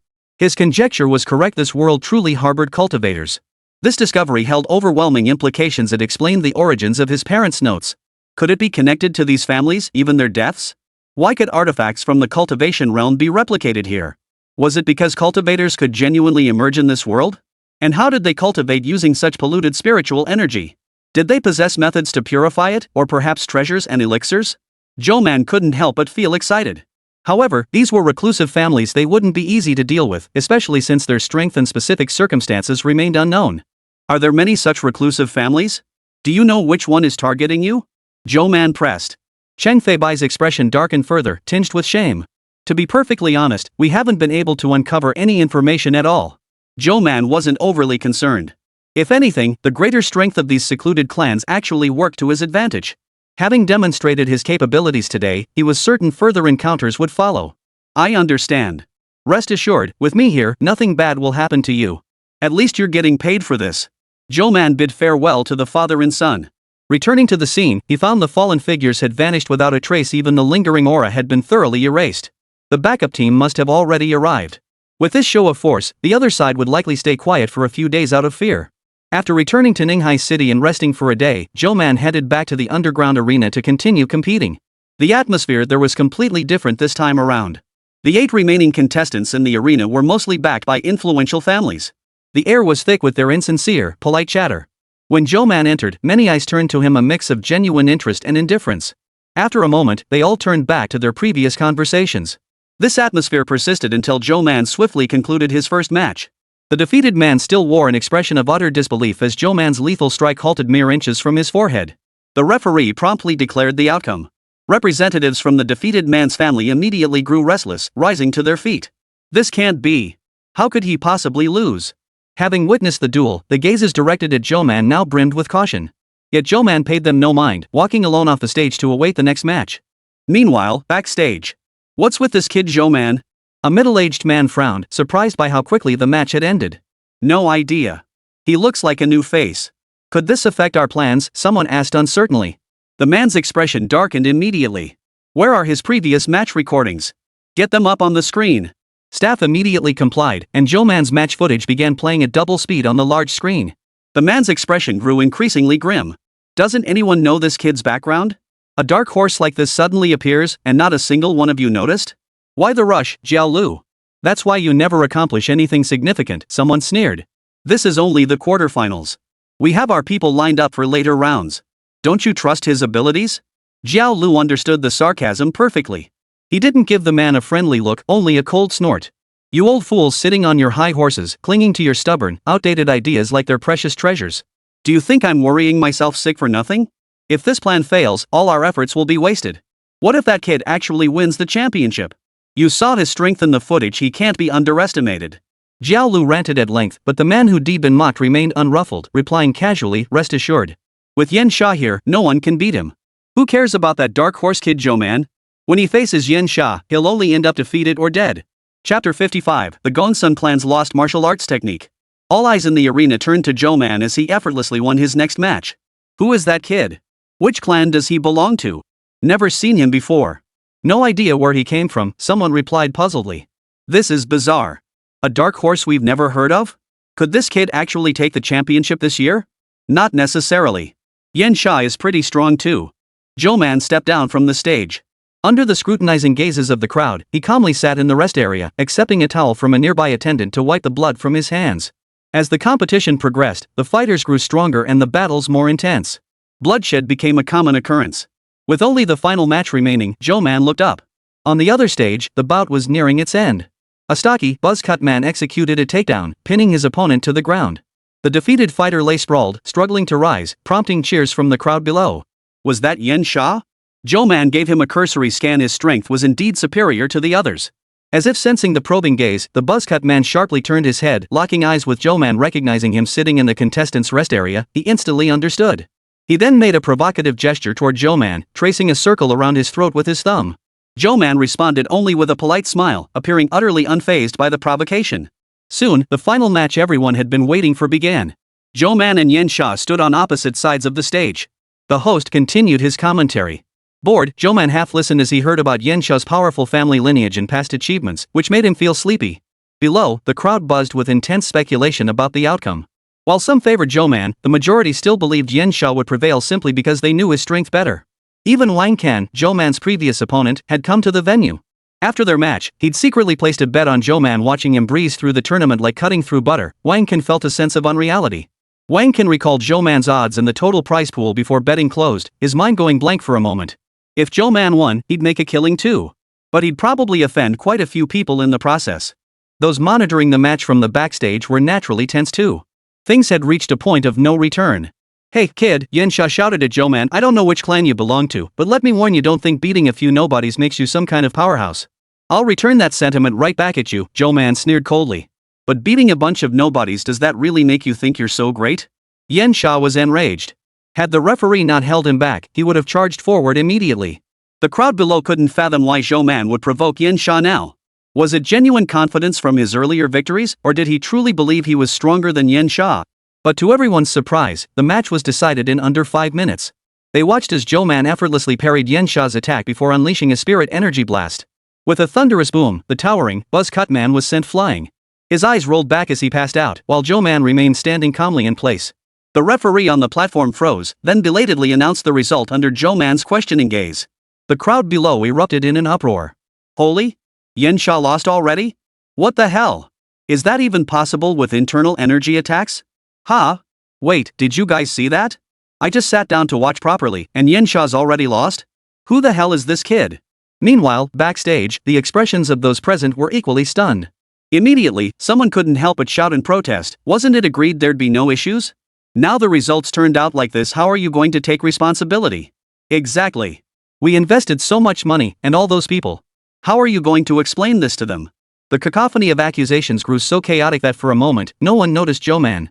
Cold sweat beaded on the man's forehead as hearts pounded wildly. It's over. Everything's ruined. All that planning, all those people persuaded to invest, it's all gone to waste. Martial arts events weren't so formal, there was no award ceremony. After the results were announced, someone led Zhou Man to collect his prize. The main event was still the martial arts technique offered by the Gongsun family, and their representatives were waiting backstage. Zhou Man followed the staff into a room where a young man sat. Lifting his eyes at the new arrival, he immediately offered a polite, courteous smile. "Hello, I'm Gongsun Chen." "Zhou Man. You must be this year's champion. One of your prizes is the martial arts technique provided by my Gongsun family." "My friend, if I may ask, which family do you come from?" Gongsun Chen inquired cautiously. "My entry was sponsored by the Xia family, but I'm not a member of the Xia family," Zhou Man explained briefly. "I see." Gongsun Chen, naturally familiar with the Xia family, showed no change in expression upon hearing this. He turned and gave a subtle nod to the attendant, who promptly understood and withdrew, leaving the two alone for a private conversation. With only the two of them present, Gongsun Chen visibly relaxed. "It's like this, young friend. As someone who also practices ancient martial arts, you should understand how crucial good cultivation techniques are to us. Especially for ancient martial arts families like ours, we all possess techniques passed down through generations. These are the very foundations upon which our families stand. Offering our Gongsun family's martial arts technique as a prize this time is a reluctant measure. It's called lost because, to this day, not a single member of our Gongsun family can cultivate this technique. Yet, as something passed down by our ancestors, even considering the greater good of the ancient martial arts world, we cannot bear to see it buried in obscurity. Thus, we offer it as the first place prize in this tournament, hoping that perhaps an exceptional young martial artist might decipher its contents and one day carry on its legacy. This is the request of our Gongsun family. The man spoke earnestly, his sincerity evident. Zhou Man was somewhat surprised by the Gongsun family's broad-mindedness, though he couldn't guarantee he'd understand it himself. His original intention had been purely for the money. Gongsun Chen carefully retrieved a martial arts manual from his robe. Its cover bore the characters 3 Purities Divine Transformation. The pages felt fresh and well-preserved. Zhou Man accepted it and flipped through it with curiosity. Gongsun Chen watched as the youth before him immediately opened the manual. Then he suddenly froze, his expression turning grave. This cultivation manual, he instinctively held his breath as Zhou Man spoke.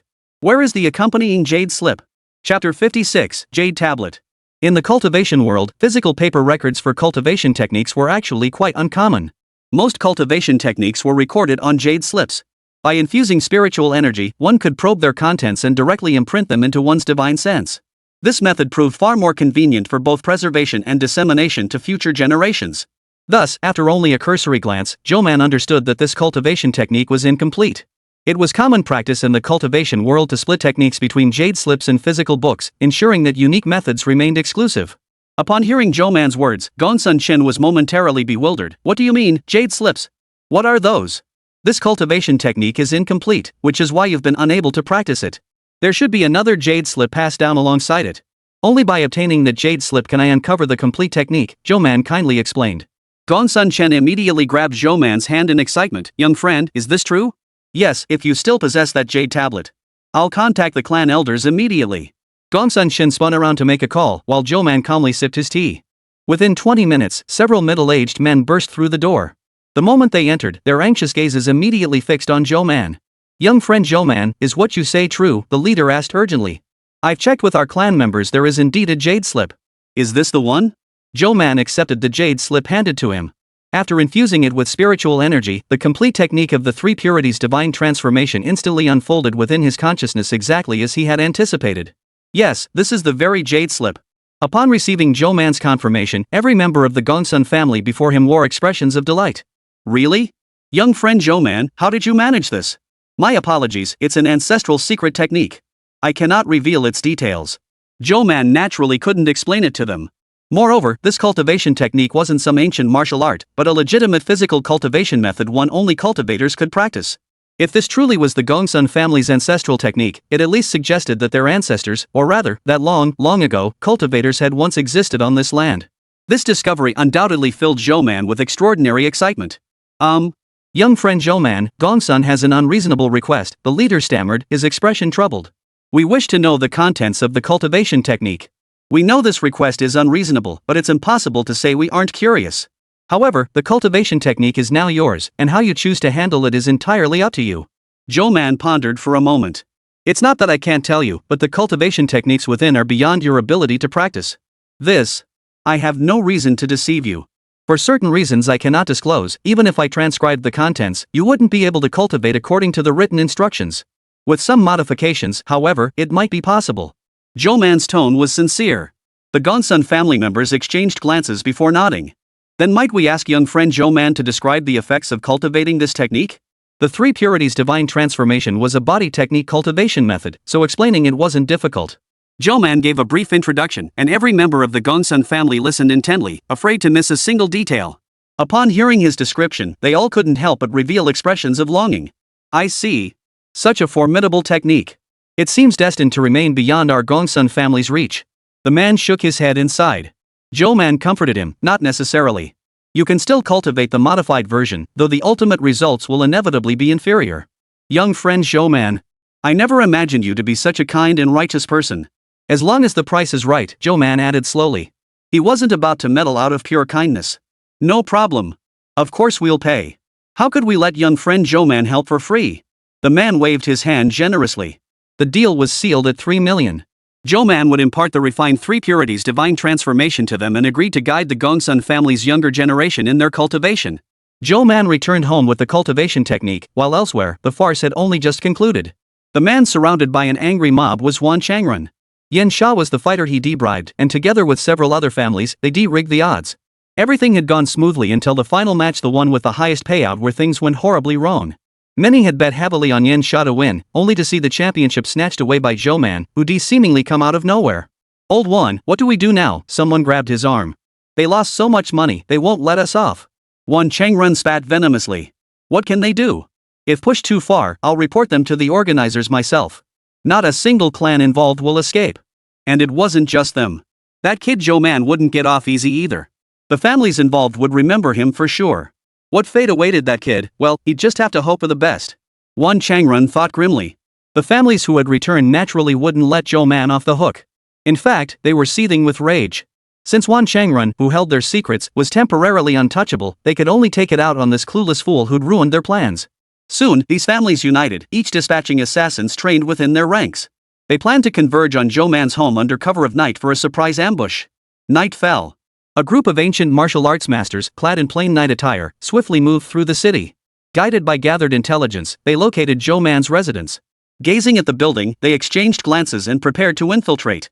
But in truth, the moment these individuals approached within 50 meters of the building, Zhou Man had already sensed them. Earlier, out of boredom, he had drawn an array beneath the building.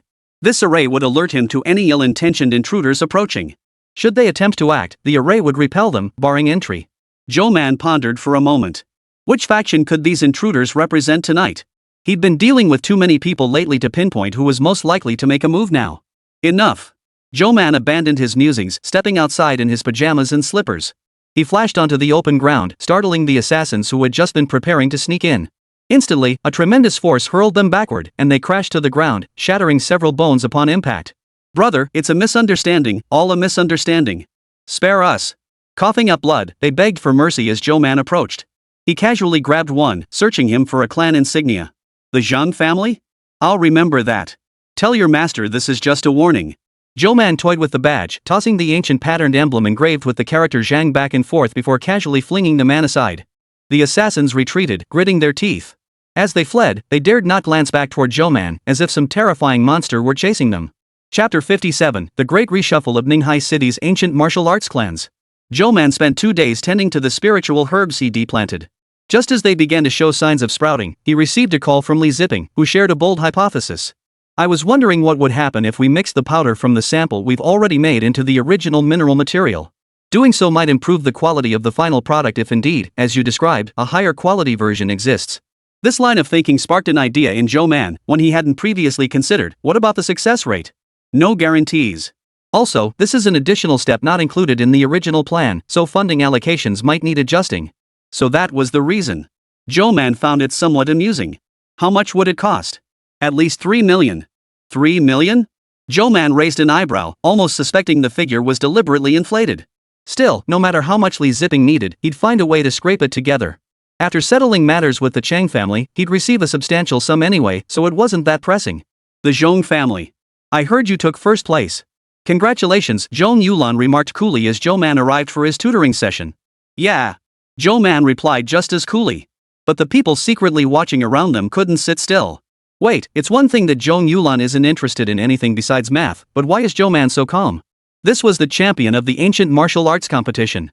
Though they knew little about ancient martial arts, they understood these masters far surpassed ordinary people. After all, their own household employed several ancient martial arts experts as bodyguards. The man's eyes widened as he watched the two simply drop the subject. He had deliberately mentioned Zhou Man's championship to Zhong Yulan earlier, hoping to gauge Zhou Man's reaction to congratulations and see if he'd reveal anything. And all he said was hmm. The man couldn't help but feel a pang of frustration. If Zhou Man hadn't actually won the championship, he would have suspected the guy was just putting on airs. But Zhou Man genuinely felt nothing. With the prize money from the competition, he finally bought a new phone. His previous trip to the mall had been cut short by robbers, and subsequent distractions had kept him from returning. Now, with the money, he upgraded to a higher-end model. Under Zhong Yulan's guidance, he downloaded WeChat, finally freeing himself from relying solely on phone calls and text messages. That night, Zhou Man sighed as he sensed the unwelcome visitor returning once more. It seemed verbal warnings had no effect whatsoever. Since that was the case, he saw no need to hold back. Zhou Man flashed out, surveying the dozen or so intruders slightly stronger than the last group. A single Foundation establishment-level spiritual energy blast knocked them all down. He searched each for tokens representing their respective clans. Zhou Man pulled out his phone. It was only 9 o'clock, still early. Well then, it was time to pay these people a visit. The ancient martial Zhang clan.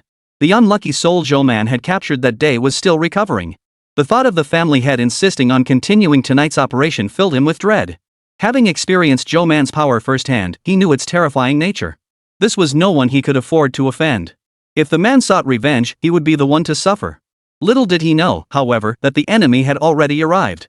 Screams echoed throughout the mansion as everyone who encountered Zhou Man along the way was struck down with a single blow, some suffering broken bones, others internal injuries and blood spitting. Zhou Man fixed his gaze on the Zhang family head, trembling in the crowd, whether from fear or rage unclear. "You, how dare you?" The Zhang family head pointed an accusing finger at Zhou Man. Zhou Man seized his throat, hoisting him up. "I thought my warning would carry some weight." Only as he neared unconsciousness from suffocation did the patriarch truly grasp the threat of death, realizing the terrifying power of the youth before him, a force he could never hope to defy. He raised a hand to pat Zhou Man's arm, seeking mercy, though he could barely utter a word. Zhou Man, however, had no intention of killing him. As the man drew his last breath, Zhou Man released his grip, casually tossing him to the ground. He then strode through the Zhang family's gate, heading toward the next target. This pattern repeated itself from house to house. For every clan that had colluded to send attackers, Zhou Man disabled the martial arts of their elders and dealt with their heads of household. Many, realizing they had provoked someone they shouldn't have, knelt down crying and begging for mercy. But Zhou Man couldn't care less. Using his true speech technique, he easily extracted the reasons these families targeted him and the schemes they'd been plotting behind the scenes. He immediately reported everything to the tournament organizers. With their powerful elders' martial arts neutralized and their collusion to manipulate the betting exposed, these families faced not only public disgrace but also impending tournament bans. Overnight, Ninghai City's ancient martial arts clans underwent a major shakeup. The Gongsun family naturally caught wind of the situation and learned Zhou Man was behind it. They reached out to him immediately, though it was clear he needed no assistance. He had handled everything single-handedly. "Young Master Zhou Man's prowess far exceeds our expectations," the Gongsun family cautiously probed. "Would we have the honor of inviting you to instruct our clan's disciples? The modified cultivation technique I promised you will be ready in a couple of days." "I'll take a look at it then." Zhou Man had already used this competition as an opportunity to thoroughly understand modern ancient martial arts. Adapting body cultivation techniques to suit their needs was no difficult task. With matters here settled, only the Chung family remained. He wondered if the reclusive clan, seemingly dormant these past days, had been plotting something behind the scenes. Zhou Man contacted Cheng Jiaqing, and the two exchanged recent developments and intelligence via WeChat. Cheng Feibai had reverted to his previous state half a day after Zhou Man's departure. Fortunately, he had made all necessary arrangements while lucid and was now being properly restrained. The reclusive clan had remained quiet for several days without further action, though unrest persisted within the Cheng family itself, but that was his own concern. Toward the end of their chat, Cheng Jiaqing finally mentioned that after Zhou Man's explanation last time, he'd spent days catching up on popular cultivation novels and stories circulating in the market. He'd gained a general grasp of what Zhou Man had described and the concept of cultivation, yet Cheng Jiaqing still found it utterly unbelievable. Are there truly people in this world who can cultivate immortality? It feels utterly unbelievable. You saw it with your own eyes. What's left to doubt? So what level are you at, brother Zhou Man? I read about different stages like Golden Core and Nascent Soul. Zhou Man smiled slightly before typing out his reply at a leisurely pace. I'm the strongest. Chapter 58, a mere cultivation stage. The next day, Zhou Man arrived bearing the cultivation technique. The Gongsun family received him with the highest honors. Attendants served tea, fetched chairs, and opened doors along the way, a level of deference that actually made Zhou Man feel somewhat uncomfortable. The Gongsun family members were overjoyed to receive the cultivation technique. They immediately gathered around to study it, murmuring their admiration as they read. We are truly grateful to you, young friend Zhou Man. Just doing my job for the money. The head of the Gongsun family cleared his throat. To be perfectly honest, the ancient martial arts families of Ninghai City will be hosting a banquet in a few days. I wonder if you might be interested in attending? Word is prominent families from other cities will be attending. Those folks are practically falling over themselves to curry favor by hosting this banquet. Each family will undoubtedly send their elite representatives. It's a matter of prestige for Ninghai's ancient martial arts clans. Would young Master Zhou Man be willing to represent our Gongsun family? Naturally, we will compensate you for your appearance. We wouldn't ask you to make the trip for nothing. It seemed the pretext of offering guidance was merely a cover for this request. Zhou Man was more than willing. Back in the cultivation world, many had paid hefty sums just to have him make an appearance for prestige. The banquet was scheduled for 1 week later. The Gongsun family had even arranged formal attire for his attendance. As Zhou Man surveyed the lavishly decorated banquet hall, he couldn't help but marvel inwardly. These people were far wealthier than he had imagined. Servants bustled about, carrying wine cups and pastries. Zhou Man and his companion hadn't arrived early. The hall was already filled with people. Glancing around, he saw martial artists with palpable aura, now pretending to be refined scholars, hypocritically toasting each other with flowery words. Zhou Man found a spot to sit. Most of the people here he'd seen at the last ancient martial arts tournament, so they weren't strangers. Many recognized him, and seeing him enter with the Gongsun family, they guessed what was going on.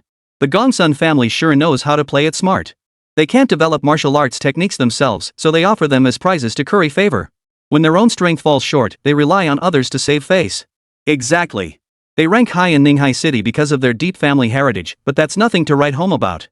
Especially compared to that family from the capital city this time. Hey, keep your voice down. That family from the capital isn't someone we can just gossip about. What are you all talking about? I still don't know the background of the host family for this banquet. Tell me about it. Whispers circulated among the surrounding guests. Zhou Man didn't find the Gongsun family's approach to cooking underhanded. If anything, he admired their adaptability. But that this banquet was actually held for the family from the capital? That was beyond Zhou Man's expectations. And from the sound of it, the ancient martial arts families in the capital seemed far more powerful than those in Ninghai. Zhou Man casually picked up a dessert from the table. Children darted about nearby as murmurs of discussion reached them from the doorway. Apparently, the banquet's main guests had arrived. Zhou Man glanced up to see several lavishly dressed figures being escorted inside. They remained utterly unfazed by the scrutinizing glances around them. The younger children showed a hint of curiosity, while the older generation wore expressions bordering on outright disdain. Not exactly welcoming, Zhou Man thought as he downed a drink and instinctively caught a child who nearly tripped while running. Many gathered around, hoping for a chance to exchange a few words. Zhou Man yawned boredom. I hear you just held a competition recently, a voice suddenly cut in, its tone sharp. I wonder if that person is here now. Give us a show, let us see the strength of Ninghai City's younger generation. Zhou Man raised an eyebrow and glanced over.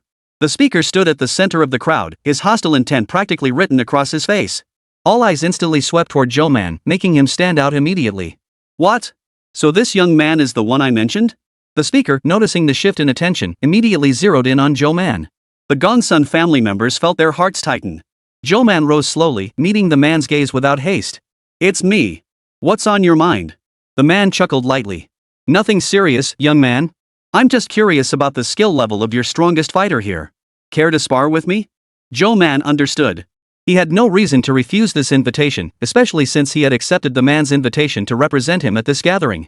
He now represented the Gongsun family. All right. Zhou Man nodded. True to their heritage as a martial arts clan, the banquet included a designated area for contests perhaps anticipated and prepared for in advance. Zhou Man stepped onto the elevated platform alongside the man, who clearly didn't take him seriously, continuing to banter with others. The man gestured for Zhou Man to attack first. Zhou Man wasted no time, using the opportunity to test the effects of the three purities' divine transformation. He closed the distance with an eerie footwork. Yet his opponent remained utterly unconcerned. Suspicion stirred within Zhou Man, but when a single punch sent the man flying instantly, he was utterly baffled. The crowd below erupted in shock. Impossible, he snapped, scrambling to his feet. How could you? He started to say something but stopped himself. Zhou Man looked at him questioningly. Want to continue? Again. The man assumed a fighting stance, his expression serious. Zhou Man caught the sudden shift in the flowing spiritual energy in the air and fixed his gaze intently on the man's entire body. Zhao Lu still can't keep his composure, someone who had come with him suddenly remarked from below. That fleeting surge of spiritual energy was all too familiar to Zhou Man. Yet, to verify his suspicion, he deliberately restrained the force of his punch this time. Finally, as his fist made contact with the man's body, he distinctly felt that sliver of resistance so faint it had been completely imperceptible during the previous strike. This man also used spiritual energy for protection. Or rather, he was a cultivator too. Zhou Man couldn't quite tell if he felt joy or tension. If he could, he'd have countless questions to ask, but now was neither the right time nor the right person. Moreover, judging by the sensation from that test strike, the man was merely at the chi cultivation stage. Zhao Lu, struck once more by the fist, saw his expression shift from rage to bewilderment and dread. His long relied upon tactics had failed, and the crushing sensation he now experienced inevitably bred fear. You, who the hell are you? Zhao Lu clutched his stomach, trembling fingers pointing at Zhou Man. Enough, Zhao Lu. Stop embarrassing yourself. A sharp voice rang out from below. A young woman stepped onto the stage, seemingly unable to bear watching this farce any longer. She interrupted Zhao Lu before he could make a further fool of himself. She had Zhao Lu escorted away, then turned to face Zhou Man, who had been deliberately left standing aside.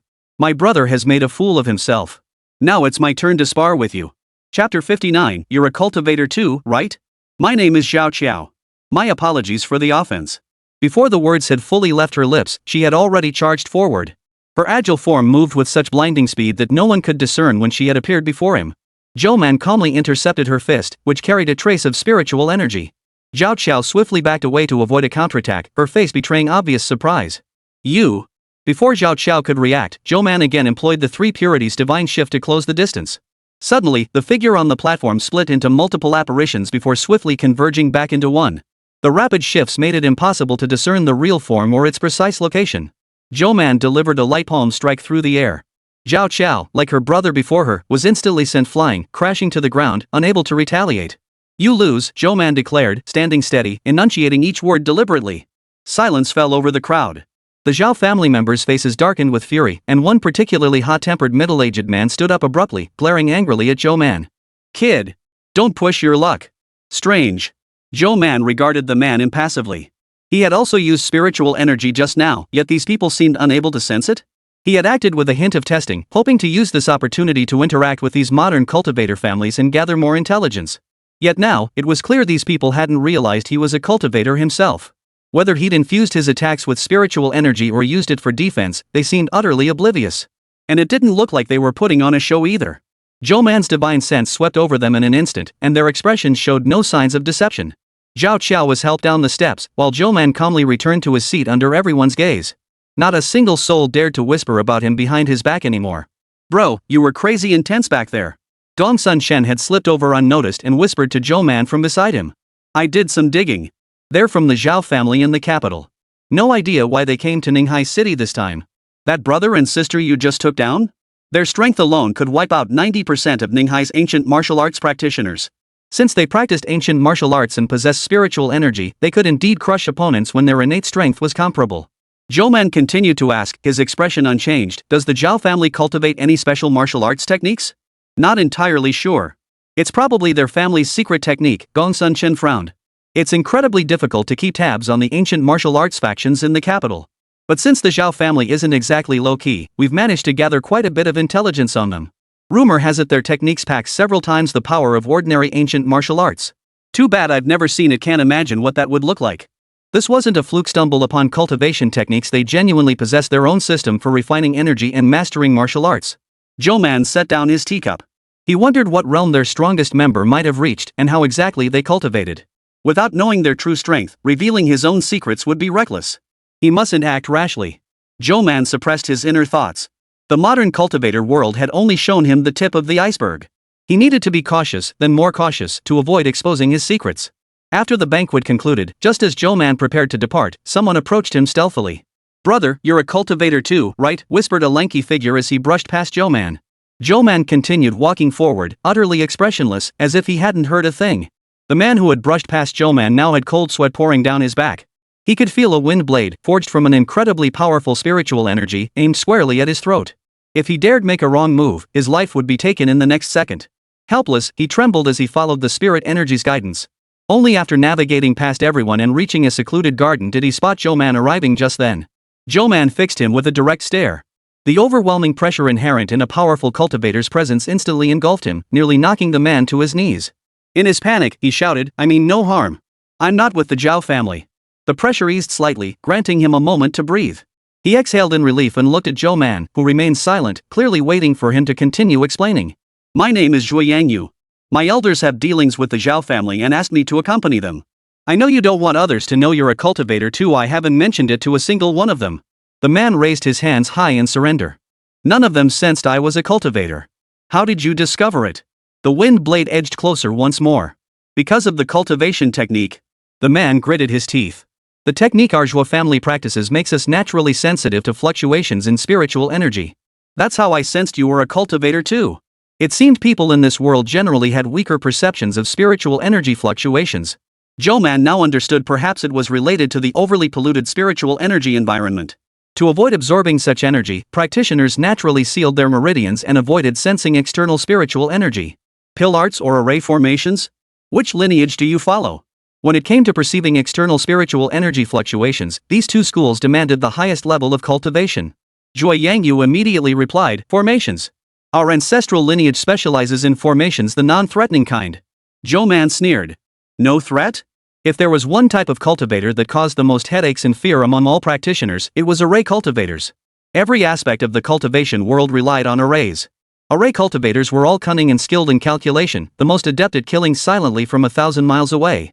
Yet, in the face of overwhelming power disparity, array masters truly posed no threat whatsoever. Feeling the killing intent wane, Zhou Yangyu finally exhaled in relief. He'd only intended to strike up a conversation after all. Independent cultivators were rare in small cities, and this one might be a runaway heir from some clan. Little did he expect the man to possess not only terrifying strength but equally formidable temper and vigilance. "So why did you come looking for me?" Zhou Man asked in a low voice. Zhou Yangyu scratched his head and answered honestly, "It's my first time seeing a cultivator outside. I thought I'd come say hello. By the way, which family are you from?" "I'd rather not say." Zhou Man chose not to be entirely truthful. "No worries, I understand. You snuck out without telling your family, right? And hiding your cultivator identity just now, probably afraid someone would find out. My bad for being so forward." Zhou Yangyu chuckled, having already pieced together the whole story in his head. Zhou Man was naturally glad to have a way out. He pretended to sigh in relief and pursed his lips. "Good to know. I came here to hide so my family wouldn't find me. Who knew cultivators would show up in this little place?" Hearing this, Zhou Yangyu felt his suspicions confirmed. His last shred of caution dissolved as he asked casually, "But are you sure you won't return to the capital? The Tianji auction is coming up soon. Didn't they say there'd be foundation establishment pills this year?" "Foundation establishment pills?" Zhou Manqin's heart stirred. Chapter 60, The Tianji Auction. Zhou Man naturally didn't miss the information in the other's words. He cautiously probed further. "I've been away too long and almost forgot about it. But foundation establishment pills aren't particularly necessary for me." True, Zhou Yangyu realized. With your strength, establishing your foundation realm on your own should be no problem. "But surely you need something else?" "I recall the auction listing quite a few cultivation resources. I've been away from the capital too long. I left in such a rush that I didn't pay attention to these things." "No worries. Let's connect on WeChat, I'll send you the auction catalog." Zhou Yangyu offered without a hint of suspicion, pulling out his phone to open the app. After adding each other as friends, Zhou Man silently reviewed the auction item descriptions sent over. He couldn't help but marvel at how distinctly different modern cultivators' ways were a stark contrast to the cultivation world he'd grown accustomed to, making him feel somewhat out of place. Before leaving, Zhou Yangyu thoughtfully added, "I know you can't go in alone without your family noticing. If you want to attend, just contact me. We can enter together with the Zhou family." Only after Zhou Yangyu disappeared from sight did Zhou Man eagerly open the file. Pretending not to care for so long had been unbearably stifling. The table of contents on the first page was thoughtfully categorized. Zhou Man skimmed through it: herbs, magical artifacts, cultivation techniques, elixirs, dozens of items in total, far more than he'd imagined. Zhou Man started with the herbal section. It seemed these cultivators had mastered herbal cultivation techniques, and he couldn't wait to see their results. Calm heart grass, mystic dragon bud, poison dream flower. Over a dozen herbs, large and small, were all familiar to Zhou Man. They were among the most common spiritual plants in the cultivation world, used to refine very basic elixirs. Yet at that moment, Zhou Man desperately wished he could photograph them all and take them back for study. But these weren't the main focus. Calming himself, Zhou Man flipped to the magical artifacts section, only to be disappointed to find nothing but protective talismans or defensive robes. He saw no treasures capable of purifying spiritual energy. The pill section matched Zhou Man's expectations, only the most fundamental types. Restorative pills like chi replenishing pills and blood activating pills for dispelling blood stasis. Combat pills offered short-term spiritual energy boosts. Cultivation pills were limited to the foundation establishment pills, reserved as the grand finale. With this in mind, Zhou Man opened Zhou Yangyu's chat window. "Is foundation establishment pill the only option this year? Are there none for other cultivation levels?" The question was deliberately vague, but Zhou Yangyu's response would reveal the highest cultivation level achievable by practitioners in this world. Zhou Yangyu replied immediately, "Just foundation establishment pills this year." "No way, bro. Are you already prepping for golden core? But with your strength, you could realistically reach gold core. Wonder if I'll even touch foundation establishment before 60.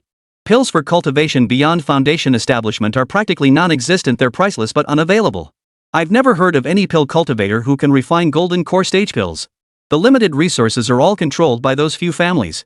Hey bro, with your strength and talent, why did you run away from home? You wouldn't be short on cultivation resources if you stayed, right?" Zhou Man paused mid-typing, his gaze lingering on the line about no being able to refine golden core stage elixirs. Alchemists crossing cultivation realms require immense skill. The information revealed earlier had already made Zhou Man aware that most cultivators here remain stuck at the chi cultivation stage for their entire lives. Very few ever advanced beyond foundation establishment. But if there were no golden core stage alchemists, where did their resources come from? Zhou Man frowned in thought. Could it be that they once had such cultivators but could no longer produce them? Were modern cultivators gradually declining? Countless possibilities flashed through Zhou Man's mind. Regardless, having this information and these items was better than nothing. He typed a reply to Zhuo Yangyu, "I'll attend the Tianji auction. I'll be counting on you then." "No problem, bro. It's no trouble at all." Zhou Man put away his phone and continued browsing other auction items. Cultivation techniques were scarce, no surprise, given how scarce resources were. Everyone would hoard such knowledge for their own kin. Those willing to auction them off were either desperate for cash or, like the Gongsun family, simply unable to cultivate themselves. The document thoughtfully noted the auction would be held in October, right after Zhou Man's semester started. Though he had countless questions for Zhuo Yangyu, he knew impatience wouldn't help. His immediate priority was finding ways to earn more money so he could bid on those herbs when the time came. At this thought, the Chung family immediately came to mind. Though they just paid the 10 million for the previous kidnapping case, the matter wasn't fully resolved. Settling this could yield another sum. He retrieved the cultivation manual he'd brought back from the Chang residence. After days of neglect, the demonic energy within had stirred from its slumber, now dancing seductively, tempting Zhou Man to open it and read its contents. Purifying and sealing demonic energy was the forte of Buddhist cultivators, but Zhou Man found the densely packed scriptures utterly headache-inducing. His approach to dealing with demonic energy was to stop violence with violence. Demon energy differed from spiritual energy. While spiritual energy's potency varied among cultivators based on their cultivation levels, demon energy possessed no such tiered power, only quantitative differences existed. It possessed an innate, terrifying capacity for devouring and infecting. Even the slightest taint of demon energy could affect anyone, regardless of their cultivation level. Thus, countering evil with evil, suppressing brutality with brutality, was Zhou Man's method for dealing with demonic energy. Within the quiet, small room, invisible spiritual energy condensed into water. This water then transformed into the shape of a sword, obediently landing in Zhou Man's hand. Zhou Man raised the sword's tip high. In an instant, a terrifying killing intent erupted from his entire body, its oppressive force so intense that anyone meeting his gaze would feel certain they were about to be killed. With a sword strike, a piercing whistle accompanied Zhou Man's attack, swift as a phantom.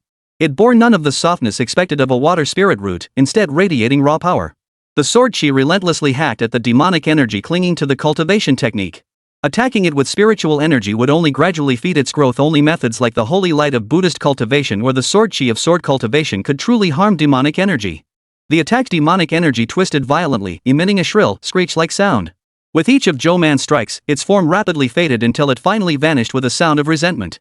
The sword in Zhou Man's hand disappeared as well. Eliminating the root of this calamity was still insufficient. Chung Feibai had been corrupted by the demonic energy, not merely possessed by it. To address the root cause, the treatment must begin with him. Zhou Man pulled out his phone and opened the chat window for Chang Jiaqing. "I'm coming over now to handle your father's situation." Chapter 61, Inner Demons. The moment Chang Jiaqing saw the message, a familiar figure suddenly materialized before him, startling him. "You scared the hell out of me. You're way too fast. You'll get used to it. Want to learn?" Zhou Man teased deliberately. "Really?" Chang Jiaqing's eyes lit up, his expression and reaction now resembling those of a 9-year-old child. "It's not that simple. You need to test for innate talent and spiritual potential." "Not everyone can become a cultivator," Zhou Man replied with a hint of resignation. But Chang Jiaqing wasn't discouraged. "I know about this. I've seen it. You test for spiritual roots and innate talent to see if someone has a connection to the immortal path, right? Can you do that? Just how much have you read?" Of course Zhou Man could. In fact, many in this world possessed innate talent, but their circumstances simply didn't allow it. The two chatted idly as they wound through corridor after corridor, arriving at the room where Cheng Feibai now lay. Chang Jiaqing took a deep breath and pushed open the door. "Father, I'm coming in." A hoarse growl answered him. Zhou Man looked up to see the man bound to the bed thrashing violently the moment the door opened, low roars rolling from his throat instantly evoking images of some beast or monster. Had it deteriorated this quickly? Chang Jiaqing fell silent for a moment. Zhou Man asked him proactively, "How long has this symptom been going on?" "About 2 days now." "He's completely unresponsive." "That's still manageable. There's room for recovery." Zhou Man turned to Chang Jiaqing and instructed, "I will now enter your father's consciousness. See. I will do my utmost to ensure he remains unharmed, but ultimately, whether he can rid himself of the demonic energy depends on his own will. Do you understand?" Sword energy could destroy demonic energy, but Chung Feibai was an ordinary person. His body couldn't withstand such intense sword energy. Using conventional methods would likely harm him instead.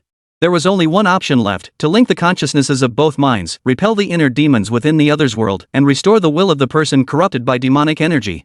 This method was rarely used due to its extreme danger. The Sea of Consciousness was a vital yet fragile realm for cultivators. Recklessly entering another Sea of Consciousness with one's divine sense was perilous, for within that realm, the owners will held absolute sway. However, Zhou Man's greater concern now was whether Cheng Feibai could withstand the intrusion of his overwhelmingly powerful divine sense into an untrained Sea of Consciousness.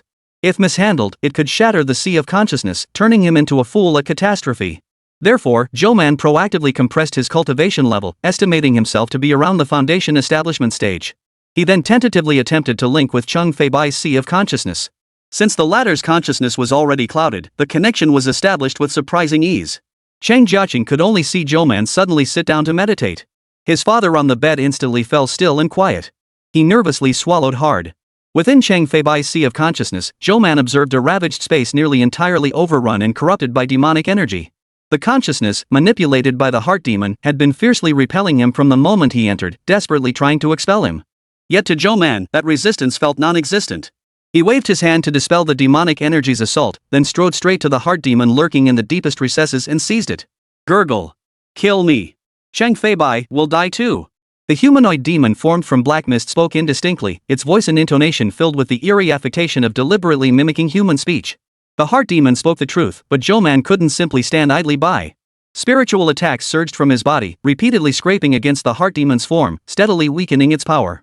The demon screamed incessantly as the black mist within the space began to dissipate.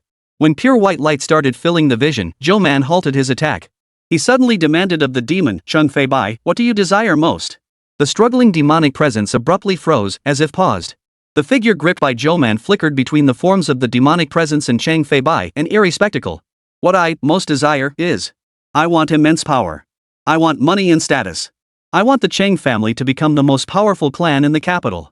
Cheng Feibai's voice echoed, and Zhou Man felt not the slightest surprise. For people of their standing, wealth, power, and status were the most coveted things. Otherwise, they wouldn't have resorted to pushing their own son out to attract attention just to survive after being corrupted by the inner demon.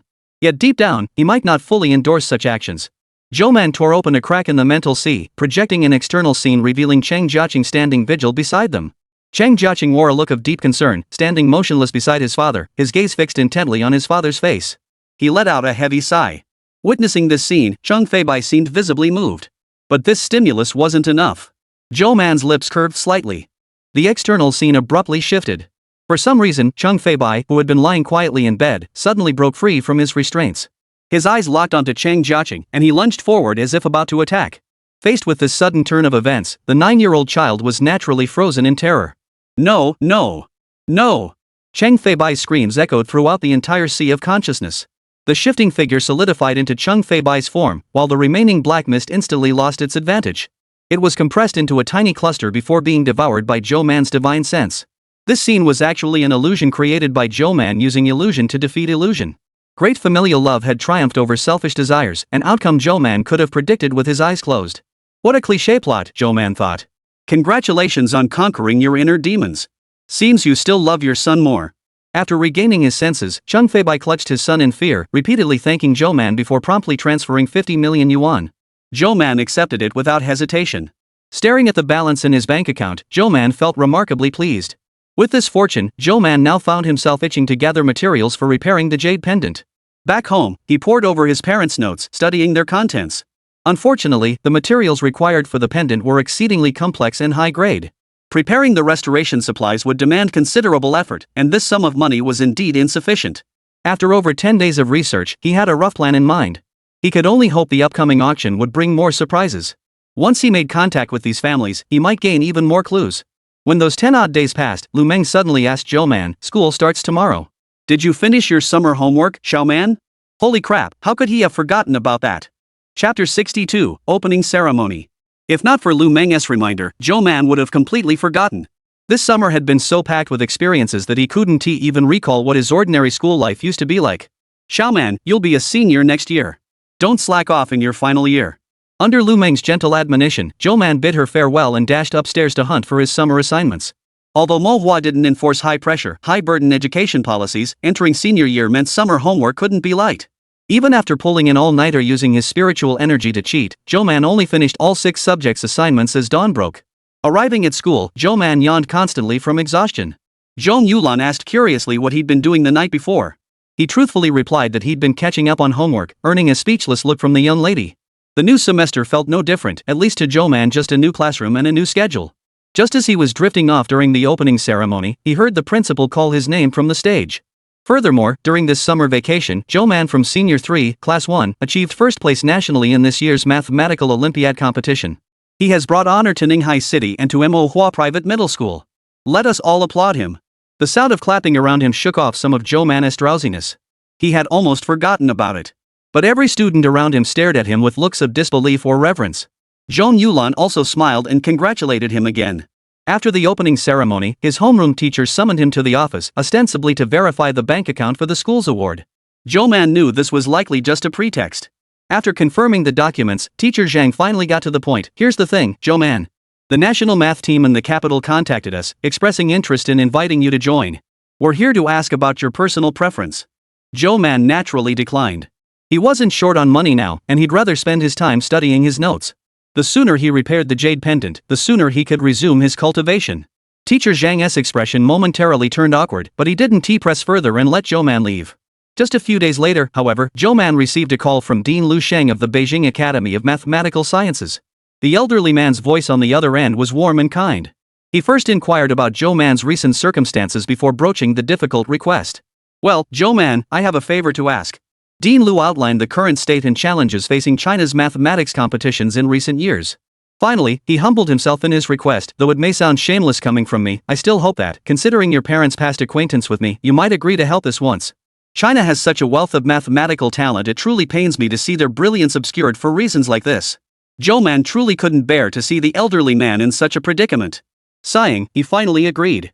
After all, it was just taking an exam finishing first would settle the matter. Meanwhile, the results of the conjecture experiment proposed by Li Zipping had arrived, and they were good news. In experiments where the original finished powder was mixed in, there was a 30% chance of obtaining samples with enhanced quality. Upon receiving the mailed samples, Zhou Man felt the vastly different texture of the spirit-gathering stones produced this time and was filled with excitement. If this cycle continued, it would eventually yield the highest-grade spirit-gathering stones. And top-grade spirit-gathering stones were one of the materials needed to repair the jade pendant. Without hesitation, Zhou Man waved his hand and invested another 5 million yuan to continue research in this direction. The semester began immediately with the opening exams. As usual, Zhou Man finished early and headed straight for the cafeteria. Passing by the restroom, he heard a sound. Smack! It sounded like a sharp slap. Zhou Man frowned and suppressed his aura. He glanced up at the women's restroom sign, ultimately deciding against directly projecting his divine sense inside. Instead, he unlocked the seal on his divine sense hearing. Su Xingjue. Answer me. A sharp, lowered female voice threatened, but the person addressed showed no reaction whatsoever. Didn't you think about this moment when you reported me to the teacher? Don't play dumb with me, speak up, damn it. Another slap landed, the sharp crack echoing. Zhou Man frowned, released his spiritual energy, then turned and left. Moments later, the teacher summoned by Zhou Man burst into the women's restroom with a stern expression, stopping the female student who was about to continue the assault. Luo Jia. I warn you, if you ever lay a hand on another student behind closed doors again, not even your parents will be able to protect you. Luo Jia, restrained, snorted coldly and turned to leave the restroom. She bumped into Zhou Man, who was just walking by, and glared at him with obvious displeasure. What are you looking at? Get out of my way. The teacher helped Su Xingjue out. Only then did Zhou Man see her appearance. His first impression was that she was extremely thin. Her sharp jawline and wrists so thin they seemed breakable at the slightest touch made her appear as fragile as a reed in the wind, raising concerns she might faint at any moment. Her pallid complexion and frail limbs suggested malnutrition. Clear handprints marred one side of her face, leaving it swollen and red. Seeing Zhou Man hadn't moved, the teacher immediately grabbed his arm. Student, take her to the infirmary first. I'll handle the other student involved. Zhou Man frowned but didn't refuse. He took Su Xingjue's arm and draped it over his shoulder. They walked to the infirmary in silence. Su Xingjue remained as she had been at the start, utterly silent, ignoring everyone around her. Zhou Man felt no urge to speak either. The nurse in the infirmary seemed accustomed to her demeanor. Recognizing the visitor, she began treating the wound without a word. Just as Zhou Man prepared to leave, his gaze shifted and he caught an accidental glimpse of the girl's wrist, exposed where her sleeve had slipped down. The jarring sight of the scars etched across her skin made Zhou Man freeze in place. His thoughts instantly returned to a small mountain, back to a time when he had only been the personally taught disciple of the Tianyan sect master for 10 years. There was a junior sister around his age, both of them merely at the golden core stage but already regarded as rising prodigies in the cultivation world. Her wrist bore the same chaotic scars. When he'd once asked why she didn't take pills to erase them, she'd only chuckled, saying that if the scars vanished, it would be as if the pain had disappeared too. She wanted to remember them as a constant reminder of the dangers lurking in the cultivation world. He and his junior sister shared a deep bond as fellow disciples, the kind where they could trust each other with their lives in secret realms. He had once dreamed of the day they would ascend together to the pinnacle of the cultivation world. But that little junior sister whom their master had defied all objections to take as a disciple, brought back from who knows where and for who knows what reason, died on the day she reached adulthood. When Zhou Man arrived, she was already gone, lying peacefully in the sect master's arms. The master simply told him that she had shattered her golden core, destroyed her meridians and bones, and finally severed her heart meridian before falling into a quiet sleep. His junior sister had taken her own life. So that's how it was, a strange voice suddenly echoed in Zhou Man's mind. Your obsession is simply to see your junior sister again, isn't it? Chapter 63, Furnace Vessel Constitution. In the cultivation world, anyone could cultivate. Appearances solidified upon successfully forming a golden core, and lifespans stretched several times longer, with adulthood only reaching at age 30. Zhou Man cultivated within the space of the Jade Pendant. In his second year in the cultivation world, he was taken as a direct disciple by the head of the Tianyan sect, a master who shared his water spirit root and sword cultivation path. In his fifth year of rigorous cultivation on the mountain, his master brought back another child, declaring her to be his junior sister. She became his sole companion during lonely sword practice sessions atop the mountain and later served as a comforting memory of those rare moments of respite. Had I truly never come to terms with my junior sister's death? Or perhaps it was the lack of rest from pulling an all-nighter last night catching up on assignments that allowed this demonic energy to exploit the opening. Zhou Man stood rooted to the spot as black mist swirled before his eyes and space began to warp and shift. He allowed the demonic energy to run its course, yet he steadfastly protected a sliver of his own clarity. When the black mist finally receded, the scene before him appeared unchanged. Yet the two people in the infirmary both looked up at him with curiosity, wondering why he had stopped halfway through leaving. Zhou Man gazed silently at Su Xinghua. She possesses the heavenly water spirit root too, just like your junior sister. I say, treat her as Xie Tingyu's substitute. That eerie voice spoke again. It was that same thread of demonic energy. Unable to forcibly eliminate it with sword energy, and to resolve Cheng Feibai's condition swiftly, Zhou Man chose to first devour it with his divine sense, transferring the demonic energy onto himself. He feared no inner demons. Zhou Man had endured countless trials of the mind in the cultivation world. Had his Tao heart been unsteady, he would never have reached this point. Zhou Man sighed softly, turning away without another glance at the pair. A heavenly water spirit root, born female, and moreover, possessing an exceptional furnace vessel physique. The moment Zhou Man touched Su Xinghua's body, he had sensed it. Even this trait mirrored his junior sister. Later, as his cultivation advanced, he had naturally re-examined his junior sister's background. She had been imprisoned by her family as a furnace vessel, her cultivation essence drained day and night like blood being siphoned. Had not their master heard of this and forcibly rescued her, she would have died before reaching adulthood. The alchemical vessel physique was a well-known concept in the cultivation world, though one that reputable sects avoided mentioning. Such individuals typically possessed water-type spiritual roots, enabling them to absorb spiritual energy with exceptional purity and speed. Moreover, they could transfer all their accumulated cultivation and spiritual energy to others. Major clans secretly hunted for cauldron vessels to serve as cultivation vessels for their own disciples. His junior sister had the misfortune of being born into such a family, a coincidence stemming from her mother having been abducted by this very clan as a cauldron vessel. If a furnace vessel were present, Zhou Man could have taught her cultivation and absorbed pure spiritual energy through it. But he couldn't. Seeing Zhou Man walk away without taking the bait, the demonic energy grew impatient. It had been waiting to corrupt his mind, hoping to claim all the spiritual energy within him. Such vast, pure spiritual energy, if devoured entirely by the demonic energy, it would likely transform into a truly terrifying monster. Zhou Man was well aware of this. He slipped away from the crowd to an open space, the water sword formed from spiritual energy reappearing in his hand. His intent was clear, he was waiting for the demonic energy's next move. Fuming with rage, the demonic energy gnashed its teeth and snarled within Zhou Man's consciousness. Fine. Then let me show you whether the most perfect illusion born from reading your memories can defeat you. Black mist separated from Zhou Man's consciousness, slowly coalescing into a human form before him. Staring at that familiar figure, Zhou Man let out a faint, ambiguous sigh.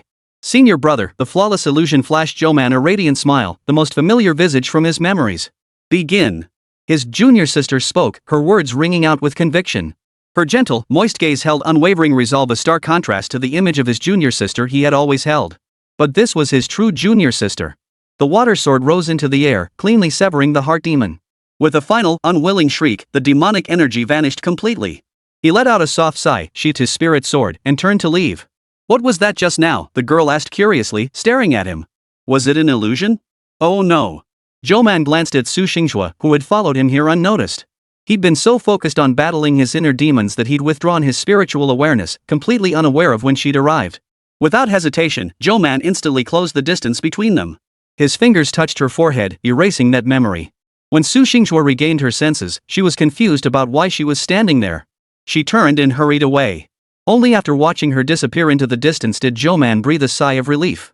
The furnace vessel truly possessed a terrifying constitution. Zhou Man stared blankly at his own hand. When he had cast the spell just now, the spiritual energy within him had begun to be absorbed by her body the moment it made contact. Then, all the parts that had been contaminated by Earth's spiritual energy over these days were purified and returned to his body. After school, Zhou Man yawned his way home. Thankfully, Manhwa didn't have evening study sessions, otherwise he'd have had to sleep on his desk for 2 more periods. The seeds he'd planted upstairs finally began to sprout. Watching that stubborn speck of green push through the soil, Zhou Man felt a surge of impatience. How long would it take for these things to grow? Zhou Man still had over 50 million yuan in his bank account. While it seemed like a lot, considering how the wealthy families in the capital treated money like it was nothing, he wasn't confident he could bid on all the spiritual herbs at the auction. For now, the only viable path to wealth seemed to be fleecing the local elite. Zhou Man approached the Gongsun family and got straight to the point. Did they need someone to train their martial arts disciples? The price remained unchanged, 3 million per session. Frankly, the price was outrageously steep. Yet, having witnessed Zhou Man's prowess time and again, the family was utterly convinced. They immediately agreed, almost fearing they might not offer enough and risk losing him to another clan. Even the way they addressed him over the phone had changed from the initial young master Zhou Man to Honorable Zhou, every syllable dripping with reverence. When Zhou Man returned to the Gongsun family's territory, they extended nearly the highest level of courtesy, treating him as an honored guest. Venerable Zhou, welcome. It is truly an honor to receive your guidance. Though ostensibly seeking guidance for the clan's young disciples, the expressions on these men all well past 50 clearly begged, could you teach me too?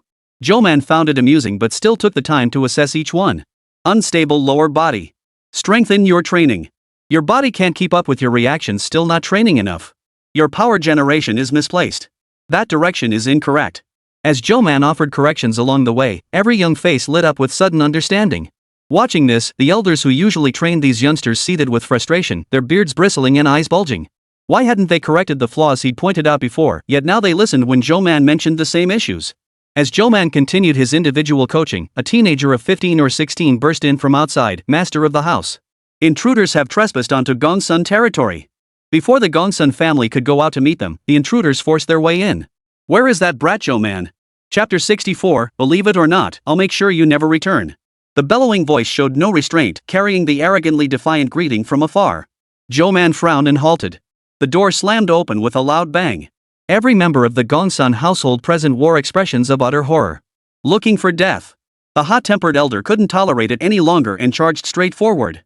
But the intruder seemed to anticipate the attack, blocking the elder's strike with a raised hand before sending him flying backward. The elder landed with a thud, spitting out a mouthful of blood. Stand down. The family head's expression immediately darkened. He signaled for men to carry the elder away. Who might you be, sir? Why have you trespassed onto Gongsun territory? Though his expression remained grim, the family head suppressed his anger and attempted to negotiate. The man paid him no mind whatsoever, speaking arrogantly, Zhao Diran. I'm here for Zhou Man, whoever you are is none of my concern. The rest of you, mind your own business.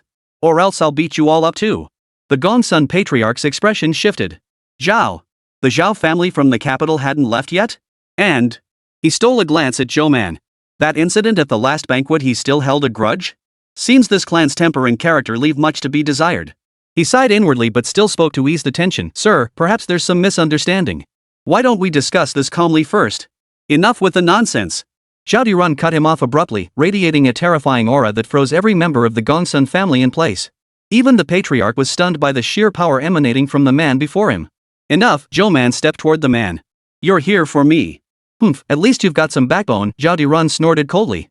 Blame yourself for crossing the Zhao family. Remember to choose a better reincarnation next time. With that, Zhao Diran lunged forward, charging straight at Zhou Man. Zhou Man dodged the punch with a swift sidestep, the impact leaving cracks in the wall behind him, clearly a lethal strike aimed at taking a life. Zhou Man's expression darkened. These aristocratic families were getting far too arrogant. Lucky you. Zhao Diran showed no anger at being dodged, calmly retracting his fist to launch another attack. Zhou Man didn't dodge either.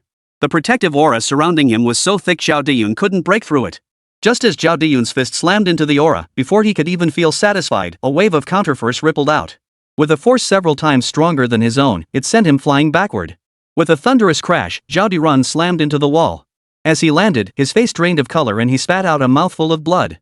"You bastard!" Zhao Dirun began to rage, but Zhou Man's next strike arrived before he could finish. The situation on the field was overwhelmingly one-sided.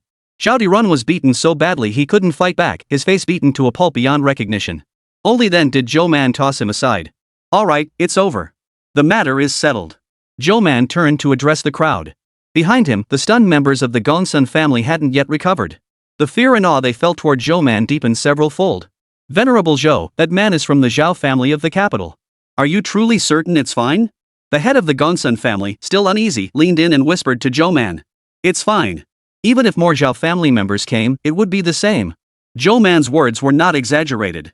The Zhao family members present were unaware of Zhao Dirun's private attempt to cause trouble for Zhou Man.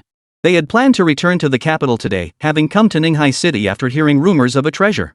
Yet despite their urgent arrival, they sensed not a trace of it. After searching fruitlessly for over half a month, they had no choice but to return. "Where's Zhao Dirun?" A middle-aged man frowned at his phone. He wasn't answering calls and couldn't be found anywhere. They were about to leave, and now he'd gone missing?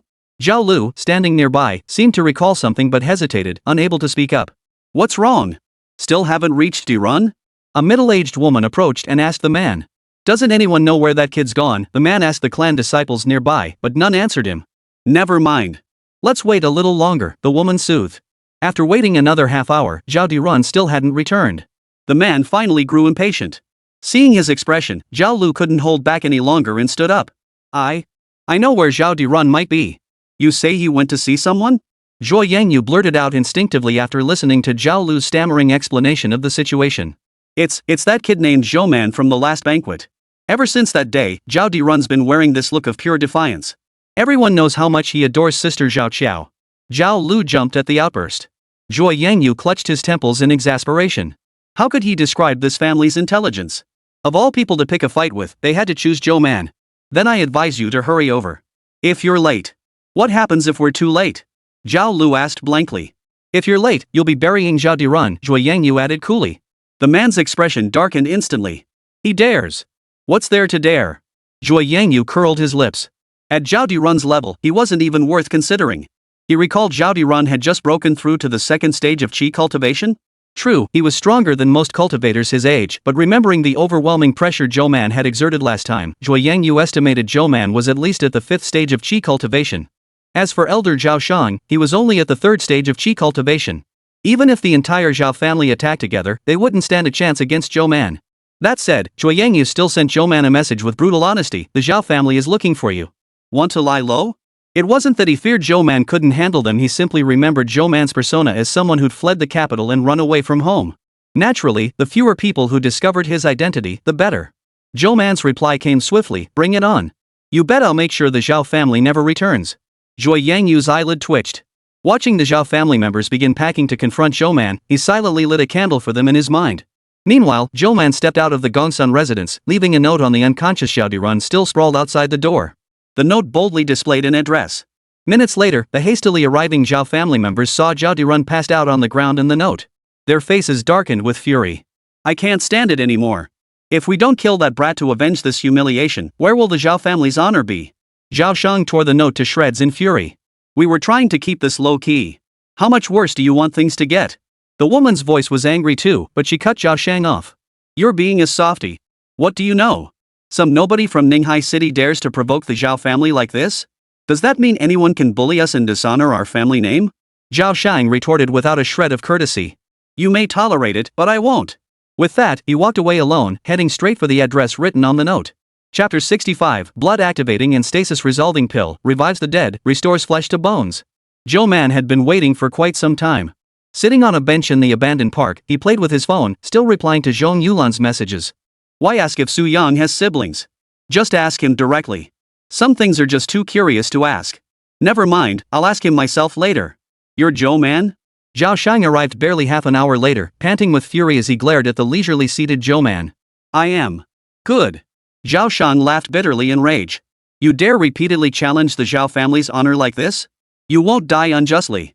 Zhou Man sneered contemptuously. Seeing this, Zhao Shang's rage boiled over. Without another word, he charged forward. Looking for death. Zhao Xiang's spiritual energy was slightly denser than that of the other Zhao family members Zhou Man had encountered before, but it was still only at the Qi cultivation stage. To Zhou Man, that difference was practically negligible. Zhou Man stood motionless. The opponent's attack failed to breach his protective aura, instead rebounding with such force that it sent him flying backward.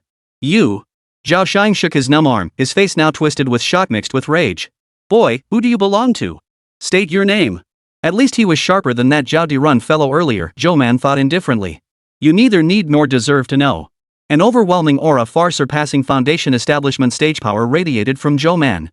Before Zhao Xiang could even feel fear, he was enveloped by that pressure until he couldn't breathe, his eyes wide as he froze in place.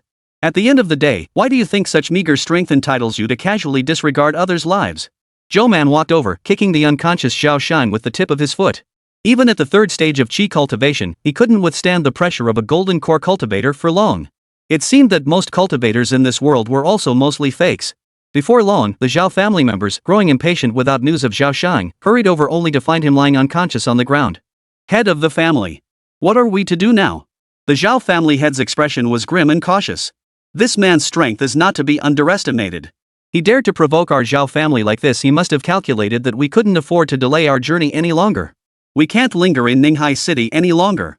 Once we return to the capital, we'll track down the clan behind this brat and settle the score. Zhuo Yangyu, standing nearby, sneered inwardly at the patriarch's words. It was nothing more than cowardice born of fear of defeat. Investigating the family behind him?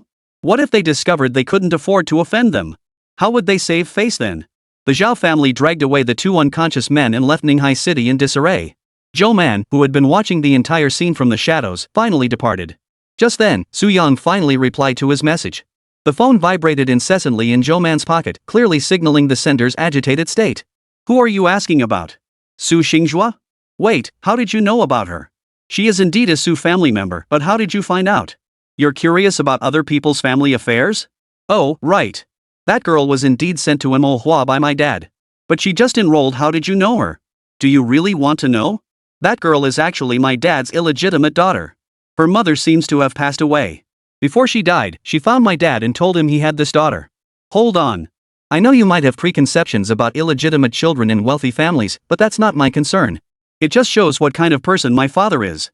I don't know much about her situation, just what I've told you. Why are you suddenly asking about her? You're not that kind of person, are you? Zhou Man typed back, speechless. Don't read too much into it. I just happened to see some school bullying today and stepped in to help. Then he ignored whatever Su Yan was thinking on the other end, muted his phone, and stopped looking at it. The Gongsun family contacted him again, and he had to go back and check on things. At the Gongsun residence at that moment. Master, what should we do? Will bringing in Elder Zhou really help? Elder Gongsun Li is still unconscious. They can't figure out what's wrong, and they can't stop the bleeding. The Gongsun family had clutched his temples in frustration. Ever since Gongsun Li had been knocked unconscious by Zhao Dirun, none of the family's physicians could diagnose the problem or revive him. At his wit's end, he instinctively thought of Zhou Man again. He tentatively made a call, and fortunately, the other party was agreeable and agreed to come take a look. They hoped the revered Zhou might be able to identify the problem. After waiting several minutes, Zhou Man finally arrived. Seeing the expectant gazes around him, he walked inside with a puzzled look. The physician was still taking Gongsun Li's pulse, trying to diagnose the problem. I detect a stagnant mass of energy lodged in his heart and abdomen, which caused his unconsciousness. Yet I find no way to resolve it. Truly strange and perplexing. So this is why I was summoned? Zhou Man raised an eyebrow. The man had been injured by someone seeking trouble with him, indeed, an undeserved calamity. With a sweep of his divine sense, Zhou Man immediately understood the cause of Gongsun Li's unconsciousness. The physician's diagnosis was accurate. Remnants of Zhao Dirun's violent spiritual energy still lingered within Gongsun Li's body. This was why his injuries refused to heal and why he remained unable to awaken. That spiritual energy had entered his body with the attack, ravaging his organs with the same vile and violent nature as its source. Zhou Man channeled his own spiritual energy along Gongsun Li's meridians, effortlessly shattering the fragile, dissipating energy. The physician beside him stared wide-eyed, utterly incredulous. This oppressive energy has dissipated? What method did you use? I've never witnessed such skill. Dispelling the energy wasn't enough. The wounds it caused healed far more slowly than ordinary injuries, especially on such fragile internal organs.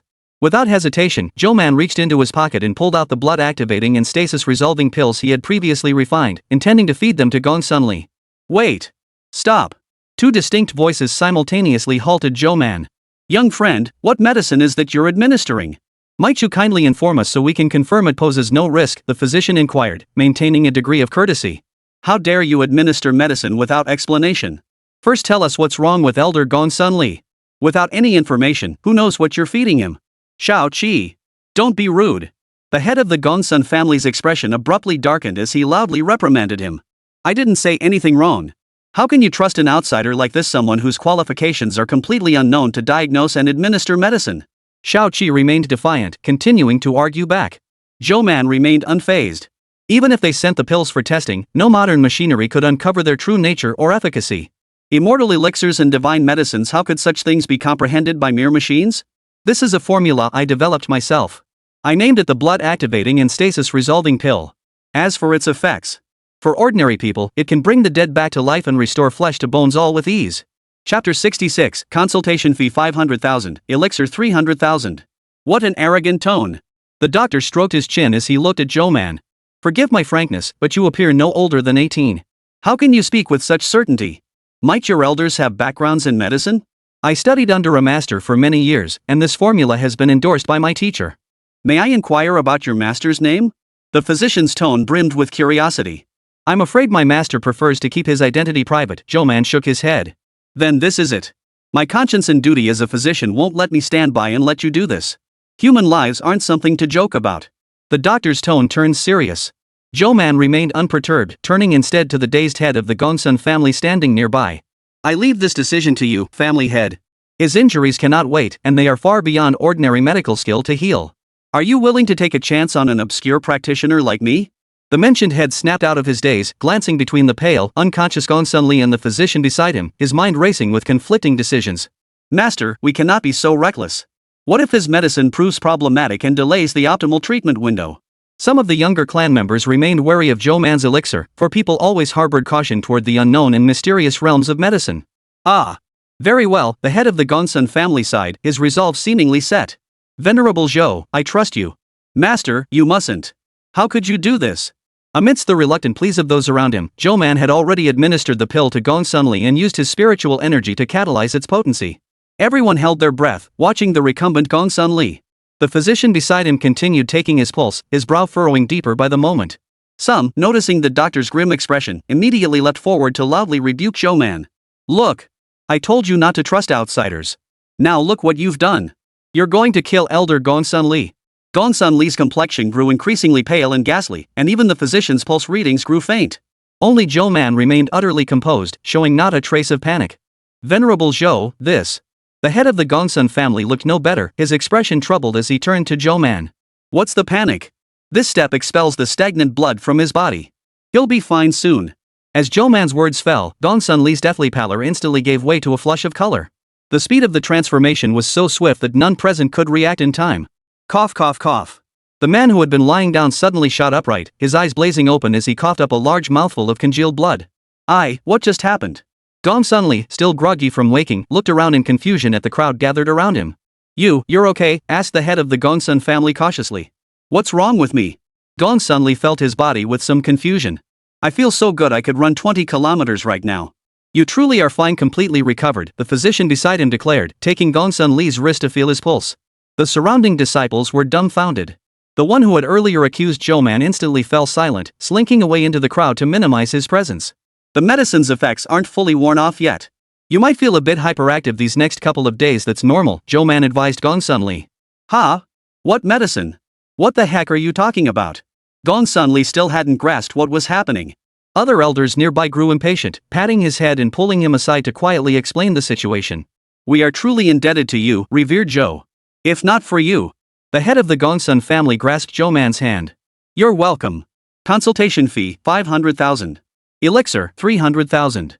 Transfer it to my account, Zhou Man interrupted expressionlessly. The elixir was precious, he'd initially refined it to the highest potency standard, and he didn't have many finished products himself. How could he possibly be so kind as to give it away for free? Of course. The Gongsun family head agreed with a stiff smile. Still, this was better. A monetary transaction was far easier to handle than owing someone a favor. The physician, who had been waiting patiently nearby, finally pulled Zhou Man over excitedly. Young friend Zhou Man, I must ask, where did you gain the inspiration for these pills? Their effects are truly miraculous. My master taught me well. And that method you used earlier to dispel the chi within him that was damaging his very foundation, I couldn't quite grasp it. What technique was that? A proprietary formula. I cannot divulge it. Young friend Zhou Man, which school do you follow? What is your master's area of research? I cannot disclose that. My master prefers to keep a low profile. This blatant evasion left the doctor no choice but to give up pretending ignorance. With a sigh, he let the matter drop. The next day, when Zhou Man returned to school, he was summoned by a teacher to assist with an investigation into the previous year's campus bullying incident involving a sophomore. In the office, Su Xinghua stood blankly by the window, lost in thought as he gazed out at the scenery. Meanwhile, Luo Jia sat cross-legged on an office chair, completely ignoring the warning glances from the teacher beside her. This was the scene Zhou Man encountered upon entering. Zhou Man, you're just in time. Regarding Luo Jia's bullying of Su Xinghua at school, as the person who reported it, we need your signature to confirm the accusation. The teacher seemed to breathe a sigh of relief upon seeing Zhou Man arrive and addressed him. Beside him, Luo Jia heard this and instantly whipped his head around to glare at Zhou Man, his eyes blazing with fury as if he wanted to devour him alive. Zhou Man paused in his steps upon hearing the teacher's words, meeting her gaze steadily. All right. Only after witnessing Zhou Man sign the identification form did the teacher finally relax. Luo Jia, with third-party testimony now secured, I must reiterate that I warned you multiple times against this behavior. You are hereby suspended from classes for 2 weeks. Use this time to reflect on your actions. The teacher swiftly signed and stamped the suspension notice before slamming it down on the desk. Luo Jia shot a resentful glare at the 3 people in the office before snatching the notice and storming out without looking back. All right, if there's nothing else, you two may return to class. Thank you for coming, Zhou Man. No trouble at all, teacher. Zhou Man remained as polite and courteous as ever. But is this really appropriate? Shifting the responsibility and risk onto another student? What did you say? The teacher's tone faltered, his expression turning peculiar. Are you implying I came to you to take the fall because I'm afraid of retaliation? I never said that. Zhou Man stepped out of the office and politely closed the door behind him. Su Xinghua, who had remained silent and inconspicuous the entire time, suddenly spoke up. Why did you help me? Zhou Man glanced back at Su Xinghua, who followed him out, still looking malnourished. It was no trouble. If I could help, I did. The Luo family has deep connections, and Luo Jia herself is a tough nut to crack. You'll regret doing this for me. Su Xinghua stopped at the staircase landing. The second-year classrooms were downstairs, while the third-year ones were upstairs. Their paths diverged here. Zhou Man couldn't care less about such matters. It was just childish games. How far could they really go? But soon enough, he would learn firsthand just how difficult Luo Jia was, as Su Xinghua had described her. Chapter 67, Something Going On? The next day at school, Zhou Man noticed his classmates staring at him strangely. Zhong Yulan, who usually ignored gossip, looked just as baffled. What did you do this time? Zhong Yulan asked curiously. I wish I knew, Zhou Man replied, equally exasperated. At first, he didn't take it to heart. After all, it wasn't the first time people had gossiped behind his back. A few whispers wouldn't hurt. It wasn't until lunchtime that the homeroom teacher called Zhou Man to the office with a frown. Zhou Man stood before Teacher Zhang's desk, utterly bewildered, as the other teachers in the office shot him curious glances. Teacher Zhang sighed deeply, then delivered a thunderclap of a question. Zhou Man, I've heard rumors that you're involved in a romantic relationship? Zhou Man froze. No, sir. Where did you hear that? I suppose you don't pay much attention to your classmates' private social circles, do you? The rumors are running rampant. You should check forums and social media sites like Weibo. It'd be best to clarify things and resolve this sooner rather than later. Hearing Zhou Man's response, Teacher Zhang breathed a huge sigh of relief. Zhou Man pulled out his phone, bewildered, and under Teacher Zhang's guidance, found the relevant posts. On Tieba and Weibo super topics, 2 major discussions had exploded in popularity. One centered on Su Xinghua. #breaking. Su family's illegitimate daughter enrolled at Manhwa Academy. Yes, that Su family you're thinking of. Click in to see the mistress and her daughter's scheming rise to power. Did anyone know? That scholarship student Zhou Man who won first place in the national math competition before senior year? He and Su Xinghua are actually a couple. Click to see more of their story. This did strike Zhou Man as somewhat novel. He hadn't encountered such things in the cultivation world, but ultimately, it all boiled down to spreading rumors and backstabbing low-level tactics that proved surprisingly effective. The first post was viciously crude, fabricating a mountain of baseless stories before concluding that the mistress's daughter would inevitably follow in her footsteps. It dragged up Su Xinghua's entire past and background, accompanied by numerous deliberately photoshopped, ugly candid shots. The second post was even cruder. It opened with a surveillance photo of the two heading to the infirmary, then proceeded to fabricate the entire narrative from scratch. Zhou Man couldn't help but marvel at the sheer imagination of these people. So, Zhou Man, do you need the school to help you issue a clarification and get the posts taken down? Teacher Zhang asked after seeing Zhou Man finish reading the posts. Zhou Man shook his head. That won't work. Responding or deleting posts will only make them believe the rumors more. I have my own way of handling this. There was no way around it. Even a fool could see who orchestrated this. Besides Luo Jia, who else harbored hostility toward both Su Xinghua and Zhou Man? If she only resorted to these underhanded tactics, she was indeed quite difficult to deal with. It was hard to find evidence, and it was equally hard to resolve the situation perfectly without leaving any lingering impact.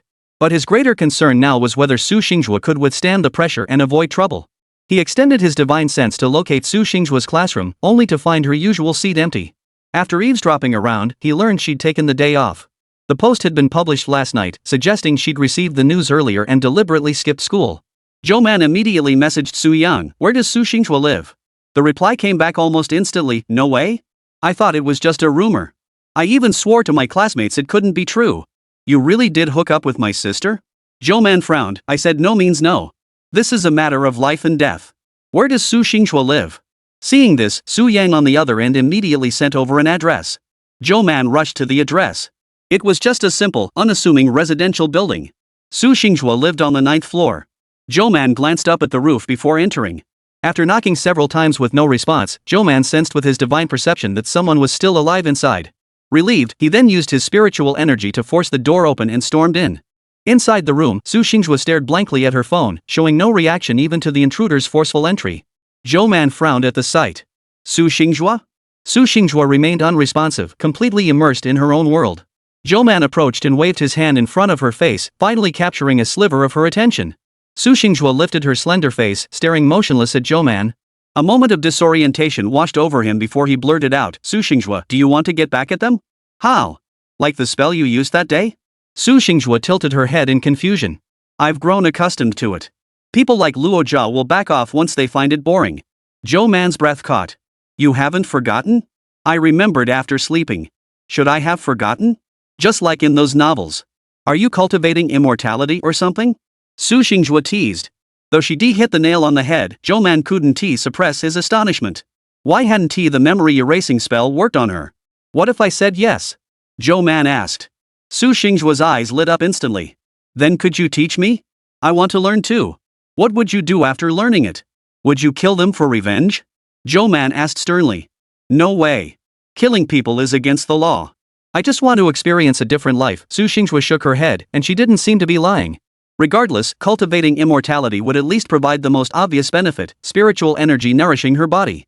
Strengthening her physique and increasing her power would give her some self-defense capabilities. And she truly possessed talent. With a heavenly water spiritual root the same type as Zhou Man's, directly channeling spiritual energy felt perfectly natural. Drawing it into her body required almost no effort at all. But was this truly the right path? He felt conflicted as he met Su Xinghua's expectant gaze, a rare moment of hesitation. Well, what the hell? Consider it making up for that one regret. Zhou Man sighed as vast spiritual energy surged from his body, flowing toward the girl before him. He watched in mild surprise as the energy was swiftly absorbed without the slightest resistance. Su Xinghua seemed to sense something. She looked down at her body and, in the next moment, began actively absorbing the spiritual energy. The pure essence obediently settled strand by strand into her dantian, nourishing and repairing her body. Zhou Man was even more astonished by Su Xinghua's innate talent.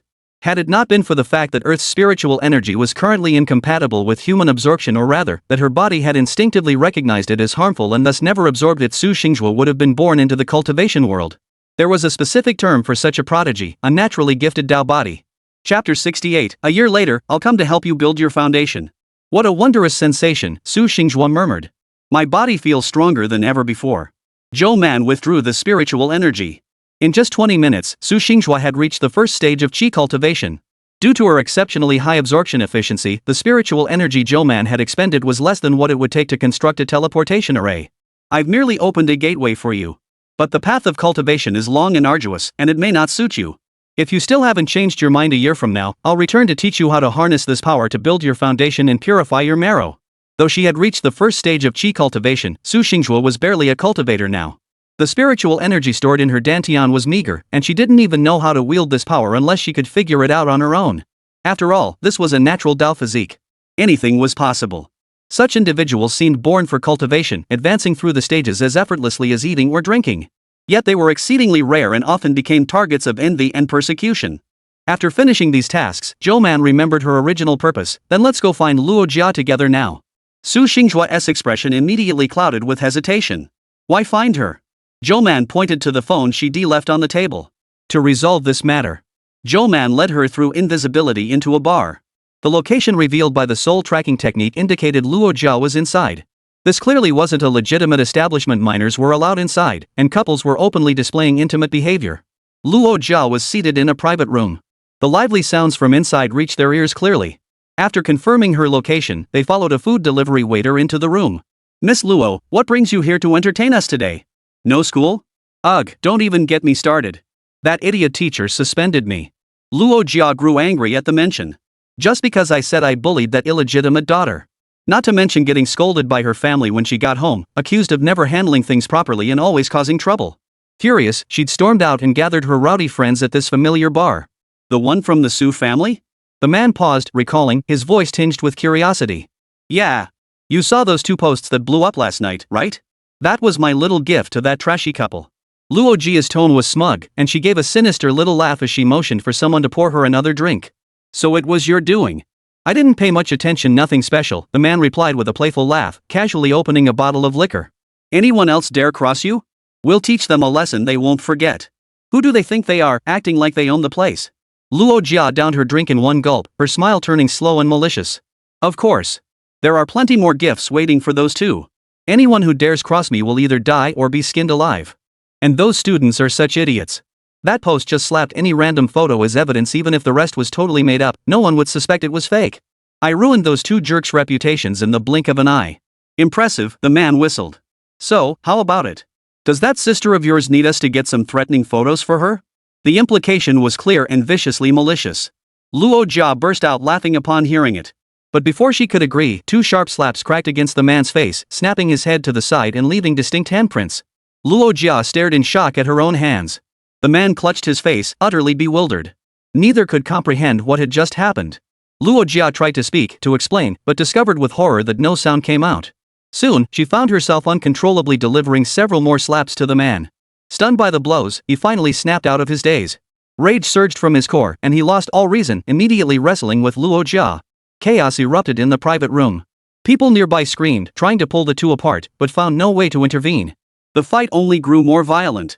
Though Luo Jia lacked strength, she showed no sign of stopping, as if possessed. Amidst the chaos, 2 figures remained hidden in an unnoticed corner, observing the entire scene. Zhou Man tucked away his phone after finishing the recording. Su Xingzhua turned to him with admiration and asked, "Was that you just now?" Zhou Man nodded in acknowledgement. It was indeed he who had manipulated Luo Jia's body with his spiritual energy. Those people's intentions were far too malicious. This was merely his small token of gratitude. If Luo Jia continued to show no restraint, Zhou Man would naturally not hold back either. Amazing. You can even do that? Su Xingzhua's voice trembled with excitement, perhaps because this was his first act of retaliation. Zhou Man sent Su Xingzhua a copy of the recording. You decide what to do with this footage. Since the other side had initiated with underhanded tactics, there was no need for them to agonize over procedural justice. After over 10 minutes, the police finally arrived, pulled the 2 apart, and Luo Jia regained control of her body. Just as she was about to rush to explain to the man, she met his fierce, furious gaze. His face bore not only the imprint of a palm but also scratches from fingernails. His eyes were bloodshot with rage, clearly beyond reason and unwilling to hear any explanation. Luo Jia was startled by the intensity of his glare. She had never been glared at like this before. A wave of injustice washed over her, but fear overwhelmed it. Moments ago, she'd been utterly powerless over her own body, unable to scream even as his blows landed painfully, forced into a brutal exchange of blows. Her companions nearby were clearly startled by Luo Jia's earlier frenzied actions and hesitated to approach her out of concern. Watching her friends silently distance themselves, Luo Jia couldn't tell if she felt more hurt by the atmosphere or by their indifference. Her mother, who had come to pick her up after receiving the news, unleashed a torrent of angry scolding. First reprimanded by the police, then threatened by the man who vowed never to let her go, and finally met with her mother's immediate rebuke upon seeing her, Luo Jia finally broke down and cried. Why had things turned out this way? She thought bitterly. Right, it started when that man threatened to go after Su Xingzhua. Just as she suspected, anything connected to that disaster magnet could only bring trouble. Forced to her limit, Luo Jia stubbornly redirected her anger, even though she had no clue why. Thus, she became even more determined to retaliate, vowing to make Su Xingzhua and Zhou Man suffer a far more brutal lesson than this. Little did she know that upon returning home, Su Xingzhua had immediately uploaded the video to the school's online forum. Everything, her own confession post spreading rumors and her subsequent plans for retaliation, was laid bare in full. At first, the video garnered little attention. But when the first bored student clicked through, the incident quickly snowballed. Chapter 69, Who Told You to Cross Me? Hey, did you guys see that video? Is it real? Yeah, I saw it. Damn, that was intense. I vaguely remember the name Luo Jia. I think I've heard rumors about her bullying classmates. So that post was totally fabricated. Probably. Luo Jia's got some seriously twisted ideas, spreading rumors like that. Hey, but she didn't deny that Su Xingxue is a bastard child, right? That part must be true. Holy crap, that's explosive. How dare the mistress's daughter accept money from the Su family and come to Manhwa University? She's shameless. Such discussions were everywhere on campus, with Su Xingxue remaining the center of the controversy. Yet she herself seemed completely unfazed, her mood even lifting. For a while, her classmates couldn't tell if the rumor was true or not. It was Luo Jia, returning to school after the suspension, who ultimately confirmed the story. Su Xingxue was cornered by Luo Jia at the back door of the classroom. She looked at Luo Jia with a bewildered and helpless expression. Seeing this look, Luo Jia was furious. She raised her hand to slap Su Xingxue, but for some reason, she couldn't bring herself to follow through. Her face flushed crimson with the effort, drawing strange stares from those nearby. With no other choice, Luo Jia let out a string of threats before storming off. You and that Zhou Man, you two scum, just wait for my revenge. Su Xingxue tilted his head innocently, ignoring her. Zhou Man, watching from the sidelines, finally relaxed. Su Xingxue had learned to defend herself with spiritual energy, a terrifying talent, though not entirely a bad thing. After all, Su Xingxue had the backing of the Su family. Without a valid excuse, Luo Jia couldn't easily pick a fight with her. Naturally, she chose to target Zhou Man first. After school, Zhou Man watched without surprise as several burly men blocked her path. Students nearby dared not intervene, though many watched the spectacle from the sidelines. Zhou Man feigned helplessness as she followed them into the car. Sure enough, the other person seated inside was Luo Jia. Seeing Zhou Man obediently escorted inside, Luo Jia snorted haughtily, finally feeling she'd gained the upper hand. You like playing the hero and rescuing damsels in distress, don't you? Today, I'll show you the price of overestimating yourself. Zhou Man maintained his usual composed expression. Seeing no trace of panic, Luo Jia seethed with frustration. Keep pretending. Just don't end up on your knees begging me to let you off. The vehicle drove for an unknown length of time before finally stopping in a secluded spot. Miss, what's the plan? Should we beat him up first? The burly leader parked the car and turned to ask Luo Jia. No need. Beating him would be letting him off easy. Luo Jia opened the door and motioned for the others to lead Zhou Man inside. The rolling gate of an abandoned building swung open. Surprisingly, the interior held little dust. Escorted by several men, Zhou Man walked inside, traversing staircases and hidden doors until they reached a massive basement. The basement walls were lined with torture devices, and the floor bore indelible stains of dried blood, a sight that sent a chill down one's spine. Luo Jia deftly retrieved a syringe from a nearby shelf. Good student, Luo Jia said, holding the syringe aloft as he approached with a twisted grin. You should be able to guess what this is, right? Doubt you've seen one before, but trust me, you wouldn't want to know what it feels like. Too bad you crossed me, huh? Once the contents of this syringe enter your body, you'll never be able to resist its taste. In the end, you'll end up like a pitiful dog, kneeling at my feet begging for more. So, have you ever tasted the sensation of falling from heaven into hell? The needle tip pressed against Zhou Man's skin. She imagined his reaction, but Luo Jia still saw no trace of fear. An inexplicable rage flared within her, and she raised her hand to thrust it down with force. So you think you're so high and mighty? I bet you won't keep up that fake facade once this stuff gets inside you. But Luo Jia's plan backfired. The needle wouldn't pierce Zhou Man's skin at all. Worse still, everyone present suddenly froze in place, unable to move. For a moment, the dimly lit basement froze in an utterly bizarre tableau. Zhou Man remained motionless, while nameless terror spread through the others. After about 5 or 6 minutes, the sound of hurried footsteps echoed from outside, drawing ever closer to the basement. Bang! The basement door burst open. Just as several people realized their bodies could suddenly move again, before they could react, heavily armed SWAT officers stormed in, guns raised, freeze. Just then, Luo Jia felt her body go uncontrollably numb again. Unable to resist, she plunged the needle into her own arm. Her eyes widened in horror as she watched the liquid slowly inject itself inside her. She broke down, crying out in despair. The sound naturally drew the SWAT team's attention. Spotting the syringe in Luo Jia's hand, they immediately tensed, aiming their guns at her. Faced with the black muzzle, Luo Jia froze in terror. Her hand went limp, and the syringe fell to the floor. The well-trained officers pounced, subduing her instantly. Ah! How dare you touch me? Do you know who my father is? Believe me, I'll make sure you all pay for this. Luo Jia was pinned to the floor, her elbows nearly dislocated. She screamed in agony. Under the cover of the SWAT team, Zhou Man stood up and left the basement. The others, held at gunpoint, obediently crouched in the corner with their heads in their hands. Zhou Man emerged from the basement. Seeing several police cars outside, he boarded one under the officer's reassurance and guidance. They arrived faster than expected. He pulled out his phone and sent a message to Zhong Yulan, "Thanks." She replied promptly, "No big deal. But try to get into less trouble. It feels like you're busy every single day." Once at the police station, everything proceeded smoothly. The syringe and items from the basement were sent for forensic analysis. The results matched their suspicions, and everyone present except Zhou Man was immediately detained for questioning. Zhou Man, however, was only questioned briefly. Once they learned of their prior conflict, he was released. As expected, Luo Jia had brought this trouble upon herself once again. With a bit of luck, he might not have to see her again. Before leaving, Zhou Man caught sight of Luo Jia emerging from the interrogation room, looking utterly disheveled. Her eyes were swollen and red from crying, and the moment she spotted Zhou Man, she seemed to lose all reason. "You did this, didn't you? You knew exactly what we were up to. You followed us on purpose and called the cops. None of us can move now. You're perfectly fine. It's all your fault." Zhou Man found it laughable. He let out a cold, dismissive chuckle before replying with a light, mocking tone, "Who told you to cross me?"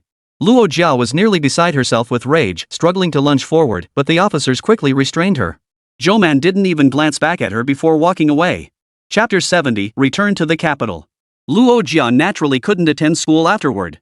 With the Zhongs intervening, even if the Luos wanted to interfere, they couldn't. Zhong Yulan didn't mention it to Zhou Man, though in her view, it was merely a minor favor. Her current focus was the upcoming International Mathematical Olympiad in 2 months. Zhou Man had accepted the national team's invitation and would depart for Beijing in a week to join the training camp. Zhou Man was discussing this with Lu Meng, asking her to tend to his cultivated spiritual plants for a while longer. "Our Xiao Man is getting more and more amazing. You can go take the exam with complete peace of mind." Lu Meng was naturally overjoyed upon hearing Zhou Man would be representing the country. Knowing Zhou Man would be in the capital again, the Cheng family naturally invited him to visit. However, to keep a low profile, Zhou Man declined. He'd much rather crash in Li Zipping's lab. Unfortunately, Li Zipping strictly adhered to his schedule, never working overtime. He might linger excitedly when new results emerged, but otherwise, he clocked out punctually every day, maintaining an exceptionally healthy and regimented lifestyle. The quality of the spirit-gathering stones had now reached the mid to high-grade level. Li Zipping assessed them as suitable for most practical applications. He was now pondering how to bring this new material to market. After all, it was funded by Qi Ruoyun, and he needed to demonstrate some commercial value to the investor. But that wasn't Zhou Man's concern, it was Li Zipping's business. Returning to the capital once more, October was fast approaching.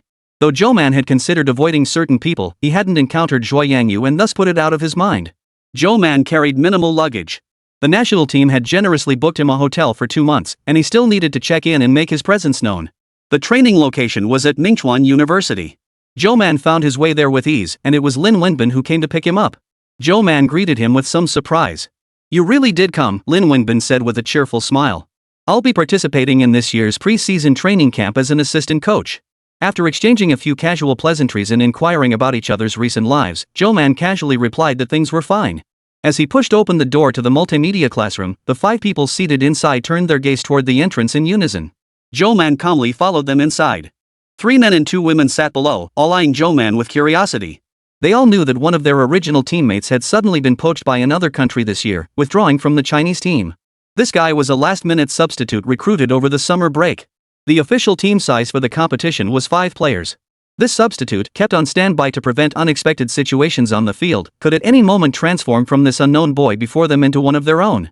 It was a brutally competitive dynamic. Lin Wenbin stepped up to the podium and introduced Zhou Man to the group. "As you've likely heard, this is Zhou Man, who will serve as our team's substitute. He will join us in 2 months for the International Mathematical Modeling Competition. Don't be too formal. We'll be working together for the next 2 months. Zhou Man has little competition experience and will need guidance from you seniors in many areas. Be welcoming." Hearing Lin Wenbin's words, expressions among the group shifted, some relaxed, others flashed disdain.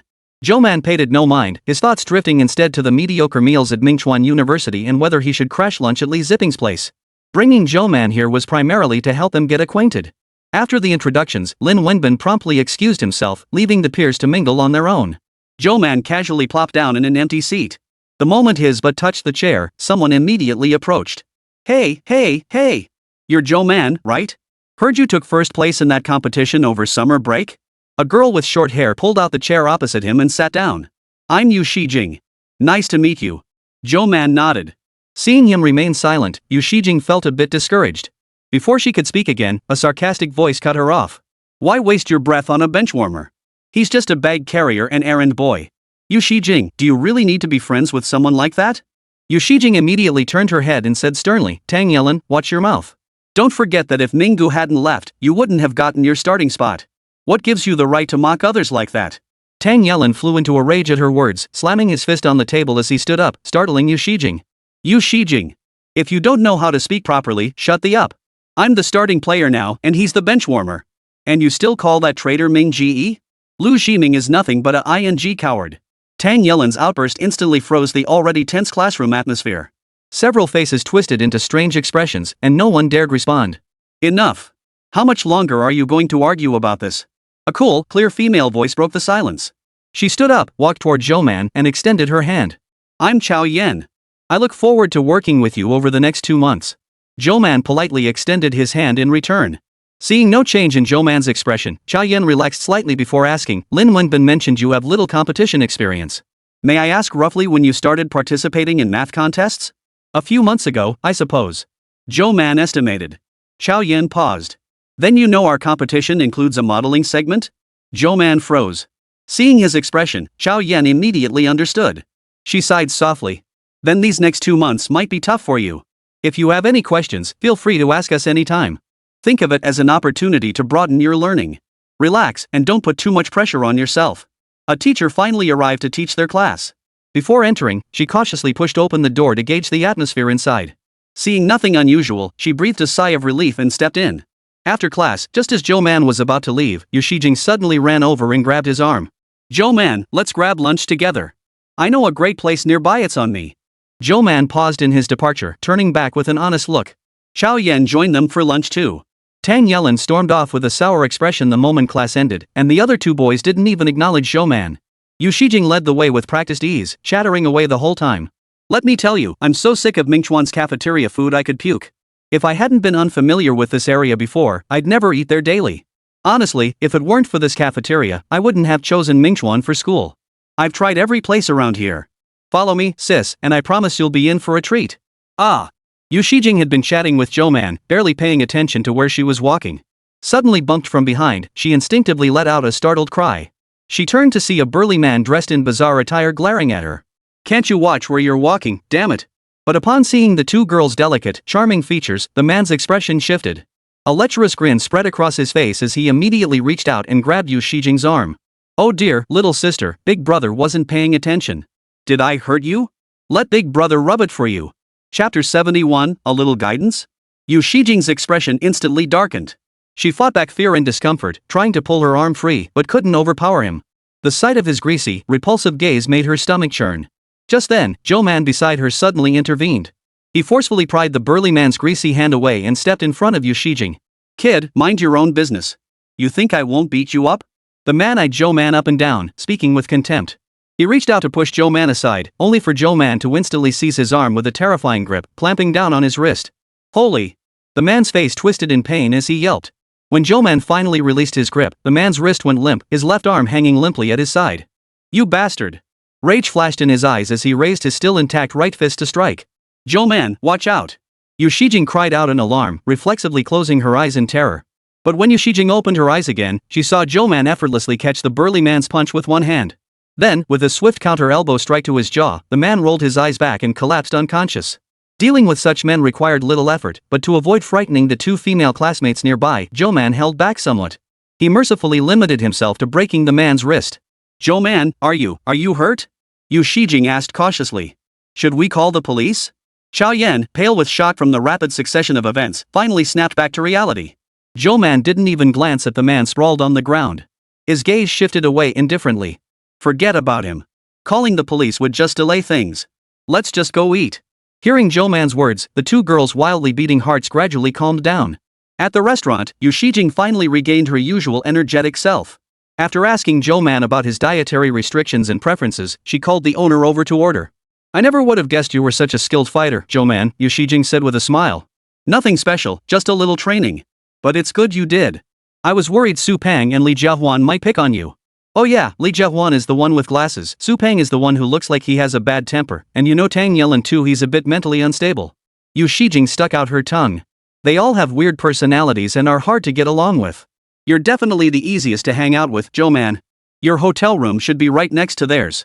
Chao Yan and I live closer to Mingchuan, so we'll be heading home every night. You might run into them when you return to the hotel in the evenings. If Tang Yelin dares say anything nasty to you again, or if they gang up on you, just beat the crap out of them like you did earlier. Yu Shijing grew more animated as she spoke, even making Chao Yan laugh. The usually cool beauty's bright smile seemed to soften the very air around them. But wouldn't the teachers be put in a tough spot if I really did that? Zhou Man chuckled softly. The two also asked Zhou Man some questions about her math studies. Learning that she was entirely self-taught left them quite astonished. After chatting for a while, the waiter finally brought the food. The restaurant Yu Shijing recommended was indeed excellent. The chef's seasoned craftsmanship made the dishes delicious, and everyone was thoroughly satisfied with the meal. When they returned to class that afternoon, the teacher arranged a private session for Zhou Man, delving into the fundamentals of science competitions and modeling. Zhou Man's comprehension and rapid absorption of information astonished the teacher. You really only started learning about competitions last semester? The mathematical modeling competition wasn't a simple exam. Participants ultimately submitted papers and mathematical models. The self-selected topics weren't revealed until the competition began. A 5-person team must complete modeling and a paper on the topic within a mere 3 days. The global competition further mandates that everything be done in English. Therefore, being good at math alone doesn't necessarily guarantee selection for the national team. Task allocation and team coordination were crucial. No wonder the second round of interviews had been so rigorous. But whether he'd even get to compete was uncertain, Zhou Man mused absently. He was just an alternate anyway, might as well treat this as a government-funded vacation. The other 5 members studied on their own. Tang Yelin watched Zhou Man, who was listening to the teacher explain the most basic modeling fundamentals, and a look of utter contempt flashed across his face. He snorted coldly and turned his head, seeking approval from the other two. But Su Peng and Li Jiahuan ignored him, each buried in their own practice problems. Resentfully, he glanced over at Chao Yan and Yu Shijing. The two were intently discussing sample problems from last month's modeling competition in the North American region, stubbornly ignoring him. Unlike him, they didn't care about Zhou Man. Tang Yelin seethed with frustration, absent-mindedly scribbling on a scrap of paper while stealing occasional glances at Zhou Man's table. Finally, the teacher seemed to finish explaining and took a break, rising to leave the classroom. Tang Yelin shot up from his seat. The 2 girls beside him jumped in surprise. Yu Shijing rolled her eyes rudely, while Chao Yan glanced over but said nothing. Zhou Man set aside the reference book the teacher had handed out, tilted his head back to take a sip of water, and caught Tang Yelin striding toward him out of the corner of his eye. "Zhou Man," Tang Yelin said with a forced smile, his expression oddly unsettling. "Is there anything you don't understand? I can help you with it." Despite the polite words, the haughty look on his face clearly conveyed, "Quickly recognize your shortcomings and come begging us for help." Zhou Man's lips twitched slightly. He casually opened the book in his hand and pointed to the section the teacher had just explained. "Sure. The teacher was just helping me with this problem. Why don't you give me some pointers, Tang Yelin?" Tang Yelin took the book with a skeptical look. This reference book had been specially customized for Zhou Man by the coaches. Considering he had never touched modeling before, the compiled problems inside, ranging from easy to difficult, were all referenced from his past exam papers and his level of answering. Though Zhou Man consistently scored perfect marks, revealing no apparent weaknesses whatsoever. Yet on this very first day, the teacher had already covered over half the material with Zhou Man, skipping most of the foundational problems. The problem Zhou Man pointed to was from last year's National College Mathematical Modeling Competition. Tang Yelin's heart skipped a beat when he saw the title printed on it, "Designed for Maximum Wave Power Output." He hadn't even begun studying this problem yet. In fact, he hadn't anticipated Zhou Man's progress would be this rapid. Suddenly, Tang Yelin felt cold sweat beating on his forehead as his mind went blank for the first time in ages. An inexplicable panic washed over him when he met Zhou Man's gaze. "Well then, Tang Yelin, our starting player, care to explain this problem to me, your substitute?" Zhou Man's tone was polite, but his words were anything but. "You." Tang Yelin's face flushed red then drained white as he flung his book onto the desk and pointed angrily at Zhou Man. Just then, Lin Wenbin, making his routine classroom rounds, entered and witnessed the scene. Frowning, he barked, "Tang Yelin, why aren't you studying at your own desk? What are you doing disturbing Zhou Man?" Chapter 72, Re-encountering the School Beauty. Startled by the reprimand, Tang Yelin backed down upon seeing Lin Wenbin. He slumped back to his seat, shooting Zhou Man a venomous glare before leaving. But more than anger, unease gripped his heart. It was one thing for them to choose those 2 girls over him as starters. But why, after being a substitute for so long, finally making it to the starting lineup when someone left the team, did this new substitute show him no respect whatsoever? What was even more infuriating was that this new substitute, despite being an inexperienced rookie, was alarmingly sharp. He picked up mathematical modeling so quickly on his first try. Who knew how advanced he'd become in just 2 months? Tang Yellen knew his own limitations, but he'd endured the cold bench for so long and swallowed all the humiliation before. Now that he'd finally made it through, his family looked upon him with pride. If he got replaced before the competition, where would his dignity go? The thought of Zhou Man taking his spot as the starter made him shudder. He couldn't bear the mocking expressions of others, not just Su Pang and Li Jiahuan, who had always looked down on him, but especially the taunting looks from Yu Shijing and Zhou Man. And then there were his family. How deeply disappointed they would be if they heard this news. No way. Tang Yellen thought. He absolutely couldn't just sit back and wait for disaster. He had to find a way to secure his position, or make sure that kid couldn't play in 2 months.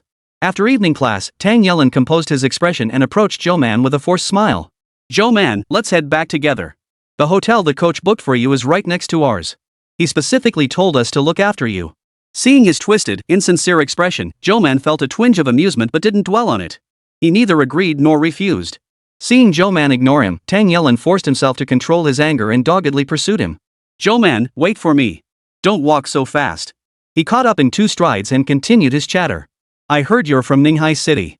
I'm not from here either. How do you find living in the capital? Zhou Man, who taught you math before? I'd love to know which teacher was so amazing. You haven't met Su Pang and Li Jiahuan yet, have you? They'll be back late tonight after running some errands. Let's all hang out together later, it'll be a good chance to get to know each other. Tang Yellen, aren't you tired? Zhou Man cut off his relentless attempts at small talk. You clearly look down on me, so why go to such lengths to befriend me? You'd be better off using that time to improve yourself. What kind of talk is that? Tang Yellen forced a smile. The coach told us to take good care of you. I don't need your care, Zhou Man cut him off. Thanks for the offer, but it's unnecessary. Tang Yellen felt both awkward and furious. Watching Zhou Man's receding figure, he gritted his teeth and muttered, one day, I'll make you pay for your arrogance. Zhou Man didn't head straight back to the hotel. Instead, he planned to use this opportunity to thoroughly explore the capital city. He hadn't explored it in detail during his previous visits, but since learning cultivators existed in the capital, questions kept bubbling up in his mind. The one that intrigued him most was, how did these cultivators practice? Su Xingzhua had channeled energy into his body with Zhou Man's assistance, absorbing the spiritual energy stored within Zhou Man's dantian. Earth's spiritual energy was too polluted to be absorbed by the human body. Forcing absorption would only contaminate the body with impurities. Over time, the meridians would become blocked and stagnant, rendering the body permanently incapable of absorbing spiritual energy. He had already seen several people whose bodies had inexplicably absorbed spiritual energy, only to have their meridians clogged, leaving them crippled. Perhaps those individuals, like Su Xingzhua, were geniuses in cultivation, but they were simply born in the wrong era. Among all the cultivators Zhou Man had ever fought, none showed signs of blocked meridians or other issues. Though weak, their absorption of spiritual energy showed no obvious obstruction. So where did the spiritual energy these individuals absorbed come from? Zhou Man flew invisibly into the sky, surveying the land below. He unleashed his full divine sense to envelop the entire capital city, meticulously sensing the flow of spiritual energy across the land. Such a wide-ranging projection of divine sense took a toll on his body. A sharp, stinging pain shot through his forehead, but Zhou Man endured the discomfort, relentlessly tracking every suspicious flow of spiritual energy. Finally, he detected a sliver of pure spiritual energy seemingly appearing out of thin air before vanishing in an instant, as if absorbed by someone. But when Zhou Man attempted to focus his senses on that direction, the pain in his spiritual sea intensified. Corrupted spiritual energy ruthlessly eroded his divine sense. Even his formidable spiritual sense encountered an obstacle when probing further, unable to discern any concrete details. With no choice, Zhou Man withdrew his consciousness, now burning with even greater curiosity. He circulated his spiritual energy to regulate his body and ease the pain in his sea of consciousness. He had thought his spirit sense, cultivated over recent days, had grown significantly stronger than before. Yet, even when unleashed at full power, it couldn't sustain itself for long. It was clear his foundation in the cultivation world remained inadequate, limiting the potential for further advancement. Zhou Man landed, his complexion paler than before. Tonight's discovery had been substantial. Feeling rather pleased, he committed the general location to memory, intending to revisit it when time permitted. He turned to leave and head back to the hotel, but suddenly heard someone call his name from behind. Zhou Man? The voice was intensely familiar. Zhou Man turned to meet the gaze of the person approaching, greeting her with surprise. Xie Ziyi?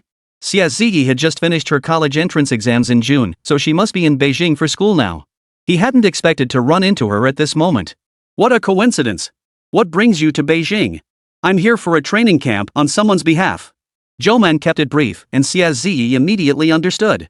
She had since heard about Zhou Man securing first place nationally, so his explanation made perfect sense. However, Zhou Man noticed Xie Ziyi looked somewhat disheveled. Her voice trembled slightly as she spoke, and she appeared visibly exhausted. Out of courtesy, after exchanging a few words, he offered a concerned inquiry. Are you okay? Is there anything I can help with? To his surprise, Xiaozi froze at his question. Tears suddenly slid down her cheeks. Quickly realizing her loss of composure, she awkwardly wiped them away and forced an ugly smile. I'm fine. Just a minor inconvenience. Her voice still trembled as she spoke. She lifted her hand to tuck her hair behind her ear, revealing a hidden bruise to Zhou Man's view. Just as he opened his mouth to ask, another voice called out from nearby. Xiaozi, what are you doing here all alone? I've been looking everywhere for you. Chapter 73, The Qin Family? Nothing to fear. A young man strode over, dressed head to toe in flashy designer labels, flaunting his wealth with ostentatious flair. His tone turned fiercely angry when he spotted Zhou Man standing nearby. So this is it. You ungrateful. You're meeting some other guy behind my back, aren't you? As he spoke, the man reached out to grab Xiaozi. She instinctively raised her arm in fear to block him. Zhou Man's expression turned cold as he swiftly intervened. Let's talk this out. What kind of man hits a woman? Zhou Man demanded coldly. Who the hell do you think you are? I'll deal with you later. Get out of my way. The man didn't give Zhou Man a second thought, reaching out to shove him aside.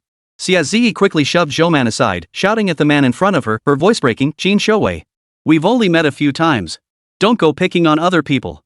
Oof, good to see you know your place. Qin Shuowei finally seemed satisfied. Then stop making a scene. Come back with me. Seeing the hidden threat in Qin Shuowei's eyes, Xiaozi felt fear surge through her, yet she still nodded with a trembling voice. Alright, I'll go with you. Zhou Man was a bit confused by the situation. He didn't know the nature of this man's relationship with Xiaozi and didn't want to act rashly. What if they were actually a couple having a fight? What would it look like if he beat up someone's boyfriend without knowing the story? Still, Xiaozi's taste in partners was terrible. Qin Shuowei had a terrible temper and poor manners, definitely not a good match. Before Xiaozi left, Zhou Man pulled her back, his eyes silently asking if she was truly okay. But Xiaozi only froze for a moment before flashing a bitter smile, shaking her head and walking away. Xiaozi got into Qin Shuowei's car. From the moment she sat down, she remained silent. Qin Shuowei sneered coldly at her retreating to the back seat but said nothing. The mere thought of what awaited her back at his place sent shivers of dread through Xiaozi, making her tremble uncontrollably. Though the Xie family was wealthy, their status was limited to being well known in Ninghai City. Upon arriving in the capital, where every inch of land was precious, she quickly realized her family was insignificant compared to the true tycoons here. Qin Shuowei was one of her suitors after she came to the capital for school. Though called a suitor, his actions were nothing but harassment. At first, he had shown some restraint, appearing to outsiders merely domineering and lacking boundaries. Even when interfering with her social circle, he hadn't gone too far. But everything changed when Qin Shuowei somehow obtained leverage over her family, threatening to bankrupt the Xie family at any moment. He forced her to delete all male contacts, compelled her to move from the dorm into a house he bought, and demanded she accompany him as his girlfriend to every gathering and banquet he attended. He might as well have declared outright that Xiaozi was his personal property, treating her as less than human. She sensed not a shred of love in his actions, only the mindset of a child who must possess every toy he desires. But for her family's sake, she endured it all. Recently, however, she couldn't bear his increasingly outrageous demands any longer and finally spoke up in protest. To her shock, Qin Shuowei flew into a rage upon hearing her words, grabbed her, and punched her several times. After a few blows, he seemed to snap back to his senses. He apologized to her, saying, I love you too much, that's why I got so emotional. Look, I didn't even hurt your face. Xiaozi felt like vomiting at those words. She had never felt that her beauty brought her any benefits. The troubles and hassles far outweighed the happiness others imagined. But to whom could she confide? The Qin family's vast wealth and influence were beyond Xiaozi's reach. Seeking help from friends was out of the question, it would only drag others into danger. The car pulled over to the curb. Qin Shuowei had driven to his own villa. He stepped out, walked to the back seat, and opened the door for Xiaozi. Get out. Hearing his voice, Xiaozi instinctively flinched again before slowly getting out. She bit her lower lip tightly, lowering her head as she followed Qin Shuowei inside. The moment they entered the door, Qin Shuowei impatiently pushed Xiaozi onto the sofa. Startled, she reflexively shook off his hand and looked up to meet his dark, stormy expression. Are you trying to make me angry? Qin Shuowei warned.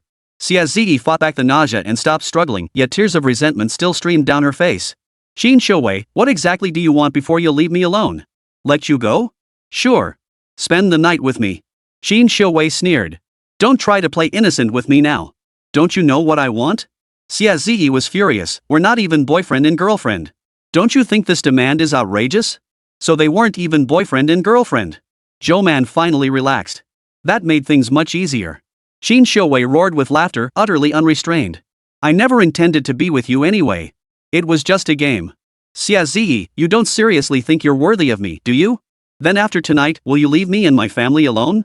Xia gasped for breath yet remained surprisingly composed. If you satisfy me, Qin Shiwei replied, feigning difficulty. Deep down, he was scheming to take compromising photos later.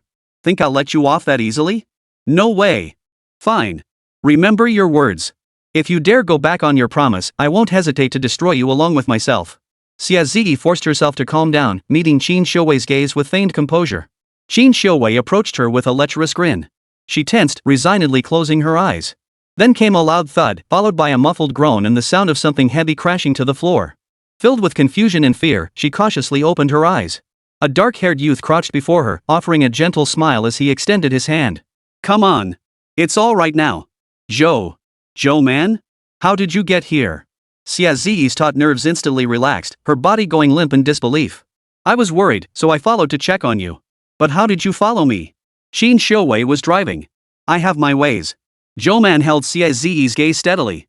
A strange force suddenly surged into Xiazi's mind, making her forget the absurdity of the situation and instinctively accept Zhou Man's explanation. He had subtly used his psychic awareness to implant a mental suggestion in Xiazi. Given her current state of tension, this was the quickest way to help calm her down. Once calmed, Xiazi finally gathered her thoughts and explained the entire situation to Zhou Man. So Zhou Man, the Qin family is not someone you can afford to offend. You should leave while he's still unconscious. It wouldn't be good if you got into trouble. Zhou Man paid no heed. If even the head of the Chang family treated him with such deference, what threat could a mere Qin family one he'd never even heard of possibly pose? Chapter 74, The Psychic Killer. Zhou Man escorted Xiazi to a hotel for the night, assuring her everything would be fine before she could truly relax. The next day, Qin Shiwei awoke from his daze furious. He called and messaged Xiazi, only to find himself blocked. He sneered coldly, since you refused to take the hint, don't blame me for not warning you. The Xia family had a business contract held hostage by the Qins. Qin Shiwei had his family tweak it slightly. A single clause could saddle the Xias with debts so crushing they'd never repay them. Yet the Xias knew the trap and had no choice but to sign. Refusing meant facing relentless commercial pressure from the Qins across all fronts. Both paths led to being targeted, but the former seemed manageable only because Xiazi could hold things together. He coldly called his family to prepare for action, only to hear his parents' stern warning on the other end. What did you say? Stop targeting the Xia family? Have you lost your minds? What's there to fear from a mere Ninghai family? On the other end, Qin Shiwei's father sighed, pressing his fingers to his temples in exasperation. He genuinely worried about his son's intelligence when had he offended someone so powerful without even realizing it. He couldn't begin to describe how anxious he'd been the previous night when he suddenly received a warning from the Chang family. He'd been utterly baffled by their demands until it finally clicked his son had caused this mess. He'd immediately found the contract, shredded it, and sent photos to the other party as a gesture of sincerity. Though the Qins were considered wealthy in the capital, they were no match for the Chens, a family of generations-old nobility. You don't even know who you've offended. Qin's father scolded, frustrated beyond words. I'm terrified this family fortune will be squandered the moment it passes into your hands. You look down on the Xia family of Ninghai, but what about the Chang family of the capital? Surely you hold them in some regard. They called me at 3 a.m. yesterday, warning me not to touch the Xia family in Ninghai. They said if we did, they'd return the favor tenfold. And don't ever show your face around that girl again. Don't you feel ashamed of yourself? When exactly did you cross the Chang family? How did I end up with such a son? Father Qin unleashed a torrent of curses into the phone, breathing heavily several times to calm his rage. His wife, seeing his state, quickly embraced him to soothe him, letting out a deep, sorrowful sigh. Qin Shiwei's account was as good as ruined. Better to seize his youth and try for another child to salvage the situation. Qin Shiwei, left hanging on the line, remained utterly bewildered. The anger simmering deep within him finally flared up elatedly. He knew exactly who Xiazi had been interacting with lately. The only unknown quantity was that kid from last night. He gritted his back teeth viciously. Just you wait. If I find out where you are, kid, I'll make you pay. Meanwhile, Zhou Man, the very person being targeted, had indeed contacted Cheng Feibai immediately after learning the situation last night. Upon hearing the details, Cheng Feibai had readily offered his assistance. You are an honored guest of the Cheng family, and above all, my personal savior. Such a minor matter is no trouble at all. Don't even mention warning a mere Qin family. If you want to swap the positions of the Xia and Qin families, that's no problem either. Cheng Feibai's tone was cheerful, yet his words were chilling enough to send shivers down the spines of those from these families. What a class-divided, cruel, and realistic city this truly was. Meanwhile, Xiazi had just woken up when she received a call from her family, who excitedly shared the good news with her. Wonderful news, Z. For some reason, the Cheens have let our family off the hook. Not only did they tear up that contract, but they apologized, saying it was all that good for nothing Cheen Shouwei causing trouble. You've been through so much these past few days, Ziyi. Ziyi was still a bit dazed, but immediately recalled what Zhou Man had told her last night. Did he really just resolve it like that? Wait, wasn't he an orphan? How did he manage this? Ziyi felt dizzy, a sense of unreality washing over her, but overwhelmingly, she felt joy. She wanted to find Zhou Man to thank him, but realized she had no way to contact him and no idea where he was now.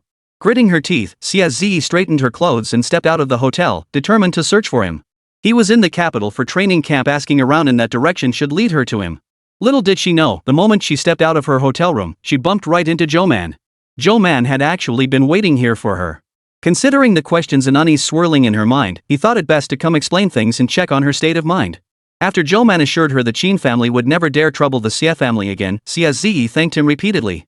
You've helped me both times we've met, yet I have nothing to offer in return. Truly, thank you so much. If it weren't for you, I honestly wouldn't know what to do. No need to be so formal. There's nothing to thank me for. I just did what I believed was right, Zhou Man replied gently. Finally, they exchanged contact information. Ziyi told him that if she ever needed his help, she would definitely ask. When she returned to Mingchuan for class, the coaches had already revised the teaching plan overnight based on Zhou Man's first day performance and the instructor's feedback. Lin Wenbin, his eyes ringed with dark circles, grinned at Zhou Man. Starting today, I'll tutor you one-on-one. Teacher Shaolin will continue with the other 5. Zhou Man raised an eyebrow, finding it somewhat amusing. Mathematical modeling was indeed fascinating, offering a vivid demonstration of how mathematics could almost solve every human problem. While exaggerated, it was undeniably that crucial. However, rather than continuing with problem solving and modeling, Lin Wenbin preferred to start teaching him how to write papers. After all, writing papers entirely in English was no joke. It required converting expression styles and linguistic logic, making the difficulty increase exponentially. The new problems aren't finalized yet. The coaching team is still discussing them. If you keep digging into this one, I doubt you'll solve the millennium problems anytime soon. Let's switch topics for now. That's giving me too much credit, Zhou Man thought with a wry smile. But then again, if he really threw himself into it, maybe it could happen? After the morning classes ended, Lin Wenbin suddenly stopped him at the door. By the way, I've heard some news lately. Things aren't exactly peaceful in the capital right now. If you don't have anything planned tonight, stay put at the hotel and don't wander around. Lin Wenbin frowned as he cautioned him. Zhou Man didn't take it too seriously. Meanwhile, on Weibo, a trending topic slowly gained traction before being swiftly censored and hidden from view. Hashtag superpowered killer strikes randomly in capital city, 8 victims confirmed. Hashtag. Keep changing keywords and reposting. I refuse to believe it can keep getting censored. What exactly are you trying to hide? Why haven't you issued a denial yet? They're deleting the topic without denying it. Could it actually be true? Holy crap, superpowers are real? Don't scare me, bro. Watched videos from multiple angles, no editing traces whatsoever. What the hell is going on? At Beijing police, stop playing dumb and explain. Holy crap, the latest victim was so close to my house. I'm terrified. At Beijing police, have you caught the culprit? I'm too scared to go out now. Hashtag this topic's content is no longer visible. Chapter 75, Yu Shijing's disappearance. For the next few days, Zhou Man's routine revolved around the hotel, Mingchuan, and Li Ziping's lab. While the math paper required significant study, it wasn't exactly tedious. The intensive training didn't require daily attendance. They had a break every 3 days. Su Pang and Li Jiahuan, who hadn't spoken to Zhou Man yet, were from the same school and occasionally took leave to attend classes there for a couple of days. Tang Yelin, however, appeared extremely diligent. Zhou Man rarely saw him go anywhere else. Yu Shijing was enthusiastic about exploring nearby restaurants and attractions. It was said her family had been strict about not letting her eat out before, but her parents had relaxed their stance somewhat over the past 2 years. As for Chao Yan, she remained an enigma. Though she de-initiated a greeting with Zhou Man that day, she mostly kept to herself, only joining Yu Shijing when the 2 girls were together. Yu Shijing was quite talkative. Every lunchtime, she had an endless stream of topics to discuss. She claimed that her strict upbringing had left her with few friends back then, and now she had a compensatory urge to talk and share. Ah, I miss Ming so much. Yu Shijing suddenly slumped her head on the table and muttered out of nowhere. Chao Yan gave her an unreadable glance but said nothing. Oh, right, Zhou Man, I haven't told you about Ming yet, though nobody wants to bring him up these days. Yu Shijing sighed softly and began recounting Lu Jining's story. Like Tang Yelin and Zhou Man, Lu Jining had come from a small town in another province. He was exceptionally talented, intelligent, and ambitious.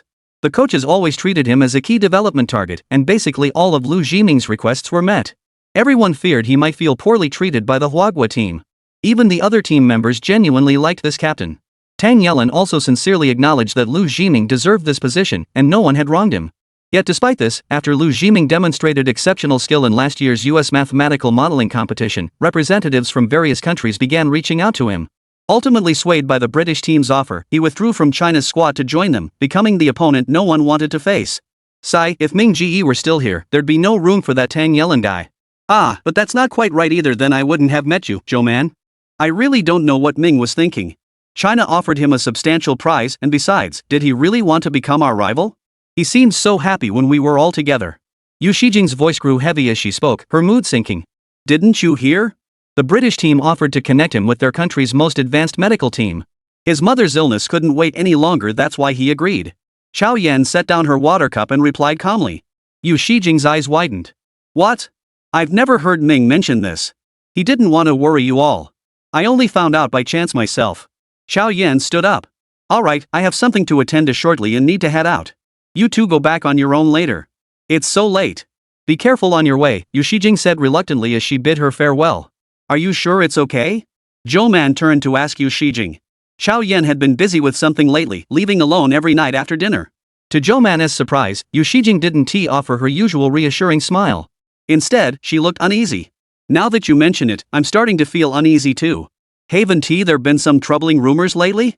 Zhou Man hadn't heard about it and looked puzzled. No. I really feel uneasy. Yu Shijing pulled out her phone. Xiao Yan had already walked far away, so she sent him a message demanding he report back safely. Only after receiving his reply did she relax. The news is being suppressed, so it hasn't spread widely yet. I'll tell you in confidence, apparently, a murderer who can scale walls and teleport has appeared in the capital recently, causing widespread panic. Yu Shijing lowered her voice and leaned close to Zhou Man's ear. No idea if the police have caught him yet. They're suppressing the news without denying it, which is why Lin Wenbin warned us to be careful a while back. So that's how it was, Zhou Man understood. But those descriptions of scaling walls and teleporting, they felt eerily familiar. You be careful too.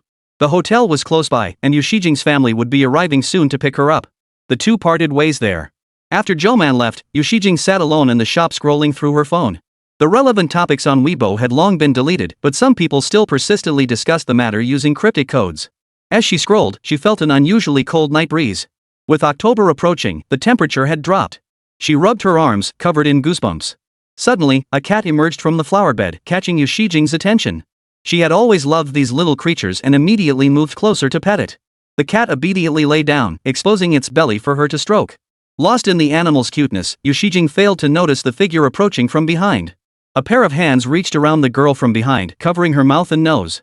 The sleeping agent on the handkerchief quickly rendered her unconscious. The unconscious girl was dragged step by step into the darkness. Zhou Man received Lin Wenbin's call at midnight. A light sleeper, he awoke instantly despite having gone to bed early. The panicked voice on the other end demanded if he knew where Yu Shijing had gone. Zhou Man frowned. Upon arriving at the location and finding Yu Shijing absent, her family immediately suspected something was wrong. However, the duration of her disappearance hadn't reached the threshold for filing a police report, so they urgently contacted her coach to inquire about her schedule for the day. Everything seemed normal. Yu Shijing's parents then contacted Xiao Yan, who informed them that Zhou Man was the last person to see Yu Shijing before she disappeared. That's why they called him. Zhou Man truthfully recounted the situation. At the time, nothing unusual had occurred. Even the shopkeeper's account and the surveillance footage matched. Yu Shijing had suddenly run out on her own and then vanished. With the competition just 2 months away, Lin Wenbin was beside himself with anxiety. He desperately hoped Yu Shijing had merely run off to hide somewhere, a completely illogical assumption, yet he dared not contemplate the worst-case scenario. Yu Shijing's parents were equally distraught, immediately mobilizing their connections to search for her, yet found no trace whatsoever. Zhou Man reassured Lin Wenbin over the phone, I'll help search too. It hasn't been that long, she'll be fine. The incident had gained some traction, with at least 3 other boys from the team learning about it. Though Su Pang and Li Jiahuan rarely spoke, their relationship with Lu Zhiming had been decent before his withdrawal. Now, they joined the search. Only Tang Yelin flinched at the news. His first thought wasn't concern for his comrade's safety, but a surge of secret delight, a baseness he couldn't believe he felt. Zhou Man's method for locating people remained the same, soul tracking technique.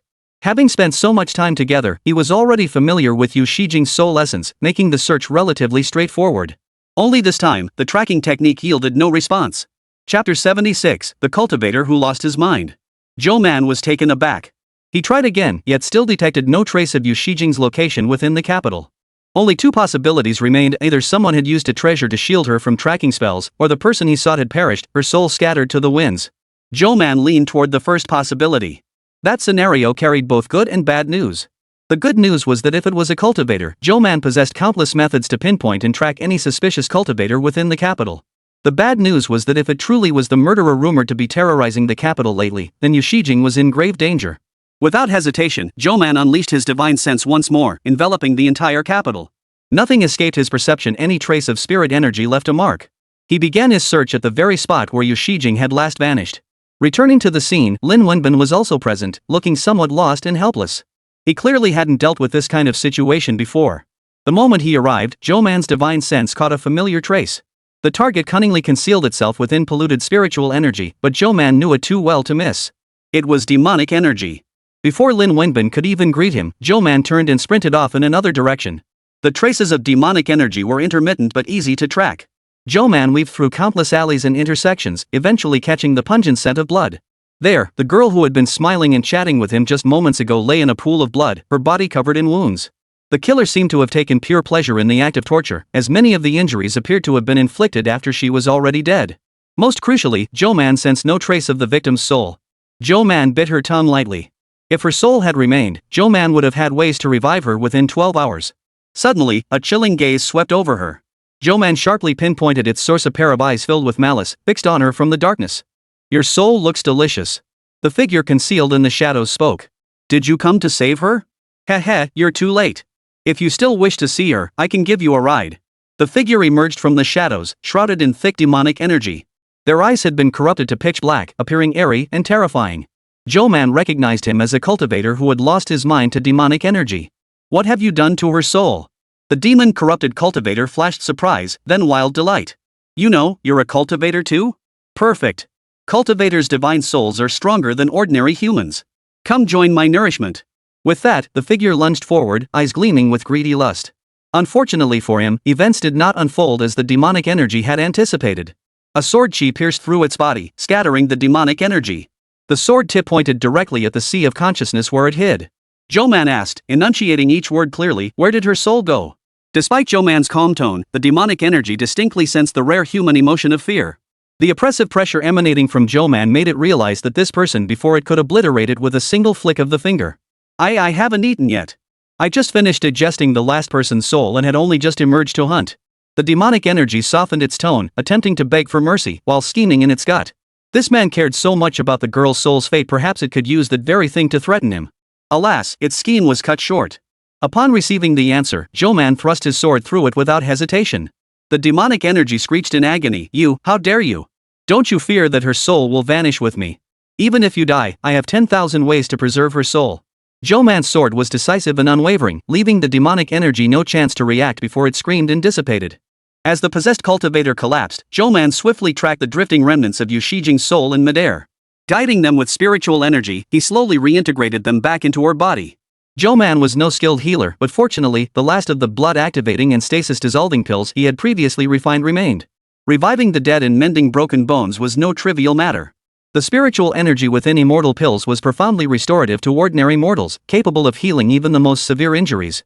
Watching as Zhou Man channeled spiritual energy to accelerate the potion's effects, Yu Shijing's severe wounds slowly vanished. Her stiff body regained its color, and her chest began to rise and fall with breath. Only then did Zhou Man breathe a sigh of relief. At least she was saved. As the medicine continued its healing work, Yu Shijing's consciousness began to stir. She opened her eyes and saw Zhou Man. Zhou Man? Am I dead? She murmured. No, you're alive. You're safe now, Zhou Man replied with a gentle smile. Only then did Yu Shijing belatedly recall what had happened. Horrifying memories surfaced in her mind. She screamed, clutching her head. Her wounds, not yet fully healed, were torn open again by the movement. Pain made tears stream down her face. Zhou Man sighed, gently touching her forehead with 2 fingers. Sleep. Everything will be fine after you sleep. The aftermath was straightforward. He called Lin Wenbin to report finding Yu Shijing and filed a police report. The hospital found no abnormalities, only stating that Yu Shijing had been remarkably fortunate. Her wounds had all missed vital areas. She would need to stay hospitalized for a period of recuperation. The cultivator who had fainted was naturally arrested. While his self-induced spiritual backfire might be excusable, he had still taken a life. The case that had plagued the capital for over half a month was finally closed. Zhou Man, however, was summoned by the detectives for multiple rounds of questioning. No matter how much Zhou Man insisted, it was pure luck that the man had been in a weakened state, allowing Zhou Man to seize the opportunity from behind to knock him unconscious. The seasoned police officers remained unconvinced. With no other witnesses present to corroborate his story, the matter was eventually dropped. Yu Shijing recovered remarkably fast, ready for discharge in just a fortnight. The hospital doctors nearly insisted she stay for further tests. During her stay, Lin Wenbin brought everyone to visit her. After everyone else had left, Yu Shijing called Zhou Man back. She winked at him secretly and whispered, "Thank you for saving my life." Zhou Man smiled and replied, "You're welcome." October was approaching fast. Lin Wenbin decided to give the students a break during the long holiday. While some families had travel plans, Tang Yelin chose to return to his hometown. Zhou Man, however, had no plans to go back, as the long holiday coincided with the Tianji auction. Joy Yangyu finally reached out to Zhou Man. "Bro! The auction's coming up soon. Need me to pick you up in Ninghai?" "No need, I'm in the capital." "Damn, that's awesome, bro. Alright, meet me at this spot in 3 days. "We'll go together then. I've already cleared it with my family." Chapter 77, Jiangsu Port. Cheng Jiaqing often reached out to Zhou Man when he had free time. Cheng Feibai had been thinking about inviting Zhou Man to visit the Cheng family whenever possible. Learning from his son that Zhou Man would be attending an auction during the National Day holiday naturally excited him. Opportunities to get close to those mysterious, reclusive families were rare. The clan that had previously targeted the Cheng family seemed to have backed off temporarily, either out of fear of Zhou Man, who had aided the Chengs, or perhaps sensing that the treasure had lost its spiritual energy and become an ordinary item. Setting aside other considerations, the Cheng family, as one of the capital's long-standing aristocratic clans, possessed wealth beyond ordinary measure. Cheng Jiaqing had no concept of flaunting wealth. His daily conversations and outings were remarkably low-key.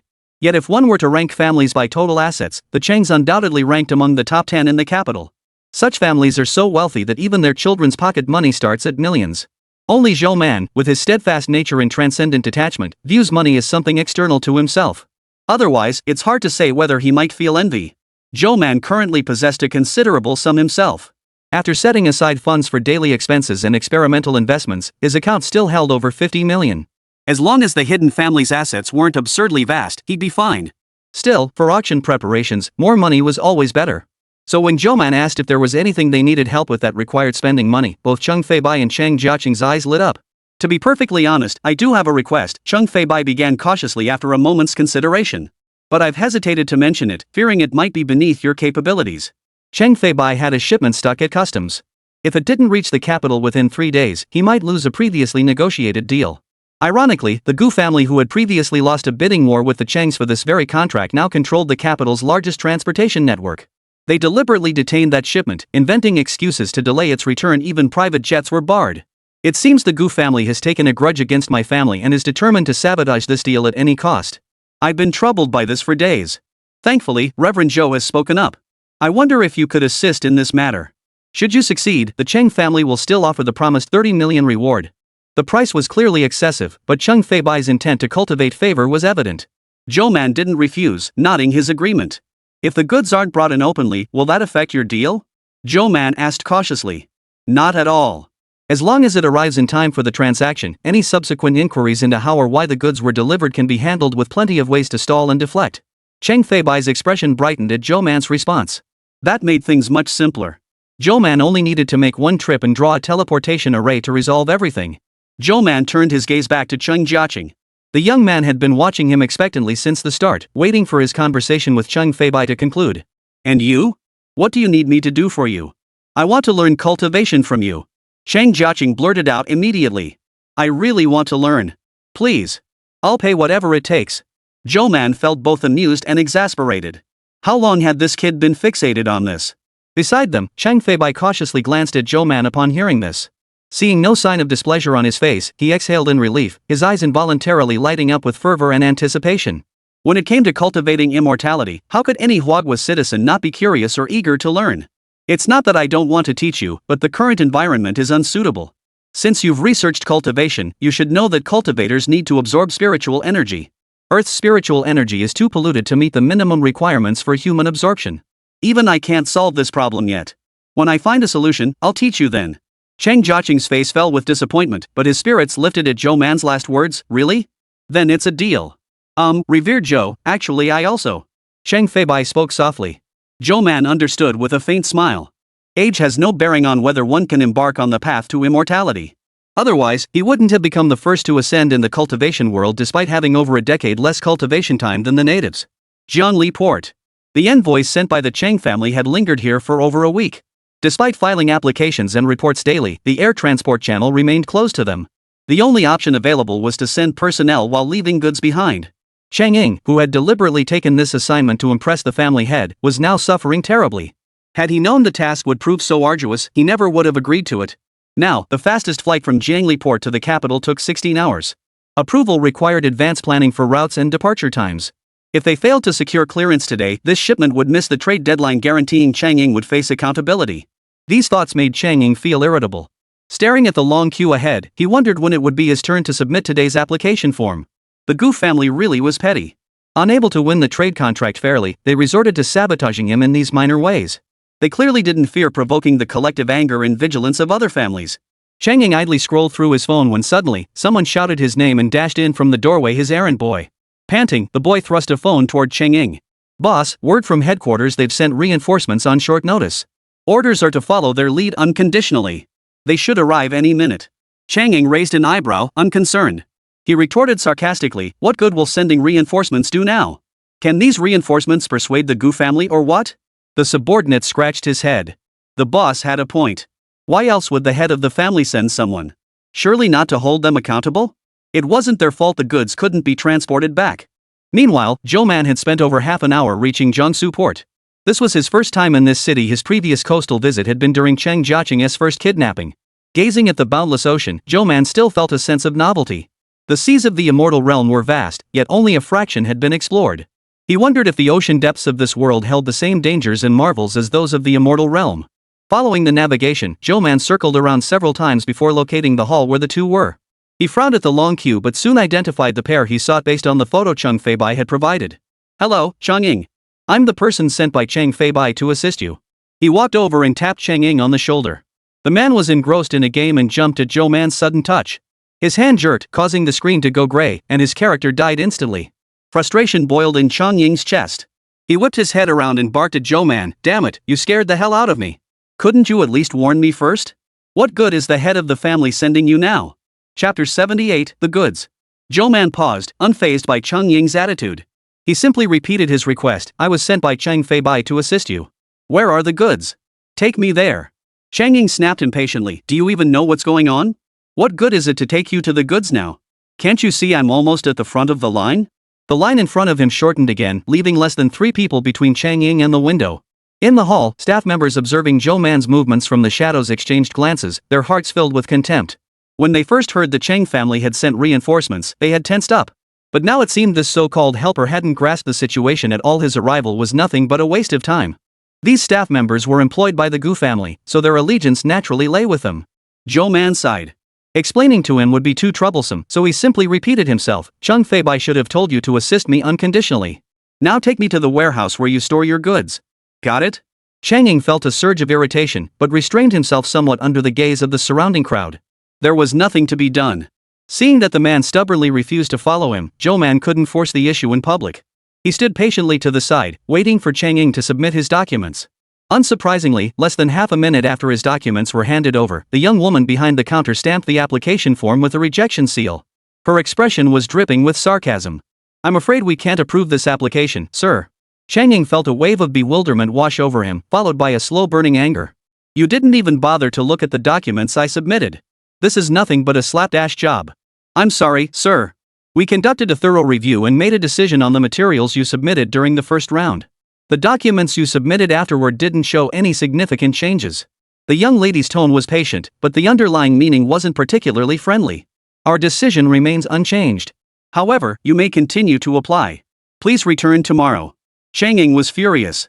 He immediately tossed all the documents into the trash bin and stormed out. His sidekick, seeing this, hurried after him. Only after stepping outside did they notice Zhou Man had been trailing behind them the entire time. "Why are you still following us?" Chang Ying glared at Zhou Man, his tone venomous. "The headmaster sent you to assist. Why aren't you doing anything useful? Can you take me to the cargo storage location now?" Zhou Man remained completely unruffled. Chang Ying shot him a look and scoffed. "Fine. But you better have a plan to get this cargo back to the capital. These airlines are all under the Gu family's control, and they dictate the air traffic restrictions. How exactly do you intend to pull this off?" That's none of your concern. Lead the way. The Chang family's shipment was stored in a rented warehouse at the port. The warehouse doors swung open, revealing 20 full container trucks stacked inside. The shipment was currently in a state of detention. Customs wouldn't seize it outright, but it couldn't be moved either. Land, sea, and air routes were all restricted. Even if transport vehicles attempted to leave, they'd be intercepted before entering the highway. To Chang Ying, the mission was essentially a failure. He wondered what Zhou Man intended to do next. Yet, after guiding them to the location, Zhou Man turned and said, "That's enough. You can go back now." Chang Ying was instantly enraged.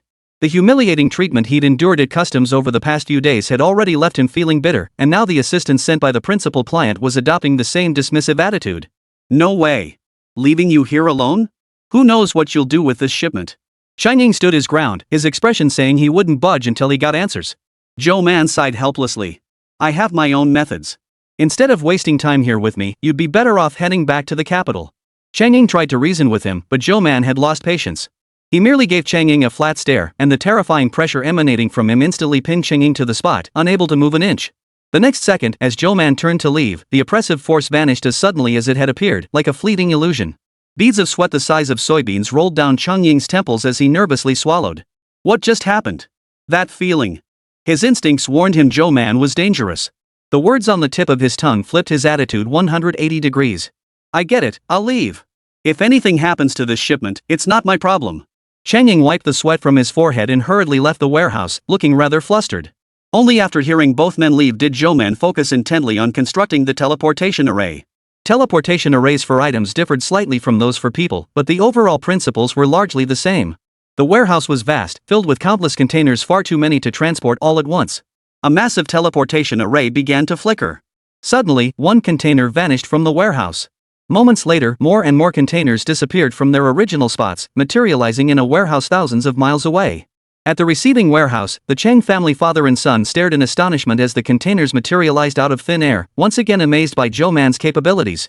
In less than 10 minutes, all the containers in the warehouse had been transported. Zhou Man hitched a ride back to the capital via the teleportation array. Later, when Chang Ying came to check on the situation, he knocked on the warehouse door. Receiving no response, he frowned deeply. After repeated knocks yielded nothing, Chang Ying forced his way in, only to stare blankly at the empty warehouse. "Damn it, where's the stuff inside?" He frantically pulled out his phone to contact the client, only to learn the goods had already arrived in the capital. Chang Ying felt utterly bewildered. "Thank you so much, Reverend Zhou. I never imagined it would be done so quickly." Chang Feibai breathed a huge sigh of relief. Even if this deal fell through, it wouldn't significantly impact the Chang family, but he simply couldn't stand the smug look on the Gu family's faces. 30 million yuan was promptly transferred to Zhou Man's account. Watching the funds flow into his wallet, Zhou Man couldn't help but feel pleased. With over 80 million now in hand, he wouldn't have to sit idly by during the upcoming auction. The 3 days passed, and Zhou Man immediately contacted Zhuo Yangyu. He arrived at the designated location only to find an empty mountain. Aside from the dense trees and vegetation, there was not a single soul in sight. But Zhou Man remained completely unfazed. After all, the Zhuo family was a lineage of array masters they even used arrays to conceal and protect their own residence. Yet to Zhou Man, this array was too rudimentary. He instantly located the array's focal point and effortlessly destroyed it. As the illusion faded, an elegantly decorated villa slowly revealed itself before Zhou Man. Chapter 79, Your defense array is useless. Enemy attack. Alert! Who dares trespass upon the Zhuo family's grounds? Contrary to Zhou Man's expectations, the moment the illusionary array dissolved, he was met not with welcome but with the Zhuo family's tense vigilance. This was hardly Zhou Man's fault. He hadn't realized that the array was the Zhuo family's prized defensive formation. Outsiders couldn't detect the Zhuo family's presence, and even cultivators couldn't break through it in a short time. Yet to Zhou Man, the formation was as fragile as paper. A single wave of his hand shattered it, causing the Zhuo family to panic, convinced an enemy had arrived. Only when Zhou Man had beaten up the 8th person did the belatedly arriving family head recognize him as the guest Zhuo Yangyu had mentioned. His eyes twitching wildly, he respectfully greeted Zhou Man before immediately sending someone to drag the still slumbering Zhuo Yangyu out of bed. "We truly failed to greet you properly," the Zhuo family head said with a smile. "That child Zhuo Yangyu didn't explain clearly, leading to this misunderstanding between us. How was I supposed to know he'd arrive so early? And to start breaking our family's array the moment he got here? Wouldn't a normal person think to call me to come out and greet him?" Zhuo Yangyu looked utterly aggrieved. The head of the Zhuo family smacked Zhuo Yangyu on the back of the head. Forgive his ramblings, the boy was still half asleep. Zhou Man paid it little mind, but the Zhuo family members, from top to bottom, were quietly sizing him up, their hearts filled with caution. At first, Zhou Yangyu had only mentioned meeting a very powerful friend, likely some youngster who'd slipped away from one of the major clans. The family hadn't taken it seriously, thinking it might be advantageous to befriend a member of a prominent clan. Little did they know that the impressive feat Zhou Yangyu described involved effortlessly shattering the carefully constructed defensive formations of several elders and the family head upon their first meeting. This individual had single-handedly repelled 8 elite disciples and appeared to have plenty of energy left to spare. The head of the Zhou family felt more white hairs sprout on his head. He couldn't tell if befriending this young friend Zhou Man was a blessing or a curse. He could only hope the other was easygoing and wouldn't cause too much trouble for the Zhou family. Zhou Yangyu pulled Zhou Man over with familiar ease. We're leaving this afternoon. The auction runs for 5 nights. Oh, right, you probably already know all this. My bad. Since you're here anyway, why not come explore our place? Zhou Yangyu excitedly led Zhou Man on a tour of his home. Simple arrays were set up throughout the Zhou residence, large and small. As they passed one room, Zhou Man's footsteps faltered slightly. This room housed a spirit-gathering array, though it appeared modified in some way. Without observing its operation, Zhou Man couldn't pinpoint the exact changes, but he suspected it was related to their cultivation practices. Noticing Zhou Man's pause, Zhou Yangyu turned to look. Oh, that's where we all cultivate. I've used up my cultivation time for this month, otherwise I could have taken you inside. It should be quite different from yours. Ah, speaking of which, with a clan like yours, everyone must get a generous amount of cultivation time each month, right? I really envy you guys, holding such a spirit vein in your hands. Zhou Man's eyes widened. Yeah. The two continued on to their next destination. After exploring most of the grounds, the Zhou family prepared a lavish lunch to host Zhou Man. As he ate, Zhou Man discreetly extended his divine sense, probing the surroundings for information. It seemed these so-called secluded families also had their own hierarchical power structures. The family Zhou Man belonged to the one Zhou Yangyu had mistakenly accused was likely the strongest clan in this region. For reasons unknown, they controlled one of the planet's extremely rare spirit veins. Where did the spiritual energy for cultivation come from for the other families? Zhou Man pondered. Surely it couldn't be split off from the spiritual veins of those major families. Spiritual veins produced pure spiritual energy for cultivation, but their capacity was finite. The superior the vein, the greater the yield. He wondered what the spiritual veins in this world were like. But the situation couldn't be too favorable either, otherwise why would nearly all the cultivators he encountered be stuck at the first stage of qi cultivation? Some had barely even drawn spiritual energy into their bodies, barely touching the edge of cultivating immortality. After lunch, Zhou Yangyu continued chatting with Zhou Man. Hey, you broke our mountain's protective array with a single move. Does that mean you're stronger than our family head? Zhou Yangyu's tone was gossipy, drawing a sharp, disapproving glance from the family head who'd overheard. But truth be told, the family head was genuinely curious. Breaking an array required specific techniques. It wasn't simply a matter of brute force. Even the dullest cultivator could sense the flow of spiritual energy, and that very flow held the key to breaching the array. It all came down to individual aptitude. You flatter me. Though your mountain defense array is admittedly lacking, Zhou Man remarked calmly, taking a sip of tea. It's sufficient against attacks below mid-foundation establishment level, but it still struggles when facing large numbers. Moreover, the array's focal point is poorly positioned, making its fundamental logical structure overly complex. This requires significant extra manpower and resources for maintenance every year. Silence fell over the parlor. Young man, you understand array principles? A middle-aged man leaned in with keen interest. Our Zhou family's mountain guard array has been passed down for decades without incident. It's been refined and optimized through generations. You still find it imperfect? Third uncle, Zhou Man didn't mean it that way. Zhou Yangyu glanced at his intimidating-looking second uncle and shrunk back slightly. The lack of problem stems from challengers lacking sufficient strength or simply having no reason to test it. After all, cultivation resources here were limited. Internal strife couldn't possibly rival the intensity seen in the wider cultivation world. Third uncle folded his arms, raising an eyebrow. And according to your brilliant insight, how exactly should this formation be modified? Zhou Man smiled politely. That would be a different price entirely. He certainly wouldn't waste his energy modifying an array for free. Besides, their array wasn't even in dire need of modification. Hadn't it functioned perfectly fine before he arrived? Many present clearly shared this view except for one person. The head of the Zhou family felt a chill run down his spine the moment Zhou Man spoke his first words, let alone when Zhou Man later pinpointed the array's flaws with surgical precision. Having immersed himself in the art of formations for decades, he had spent his entire life studying and mastering various array techniques. Long ago, during his research, he had sensed that this mountain guarding formation might not be in its most perfect state. But constrained by his limited cultivation merely at the 5th stage of qi cultivation, he couldn't perceive its deeper intricacies. After all, this formation was the collective effort of dozens of people. How could one man alone comprehend it fully? Just as Uncle San was about to retort sarcastically at Zhou Man's words, the head of the Zhou family spoke up first. Then may I ask, how much would it cost to have young friend Zhou Man assist in refining our Zhou family's mountain defending formation? Chapter 80, Refining the Array. Head of the family? Head of the family, calm down. Don't listen to this brat's nonsense. Upon hearing the Zhou family head's words, several people rushed to interrupt. The price depends on your sincerity. The more you offer, the more I'll do. Zhou Man wasn't entirely sure how much to charge either. After all, it was merely an array modification, nothing too taxing. He'd simply need to slightly adjust the array's focal point and eliminate redundant spiritual energy pathways.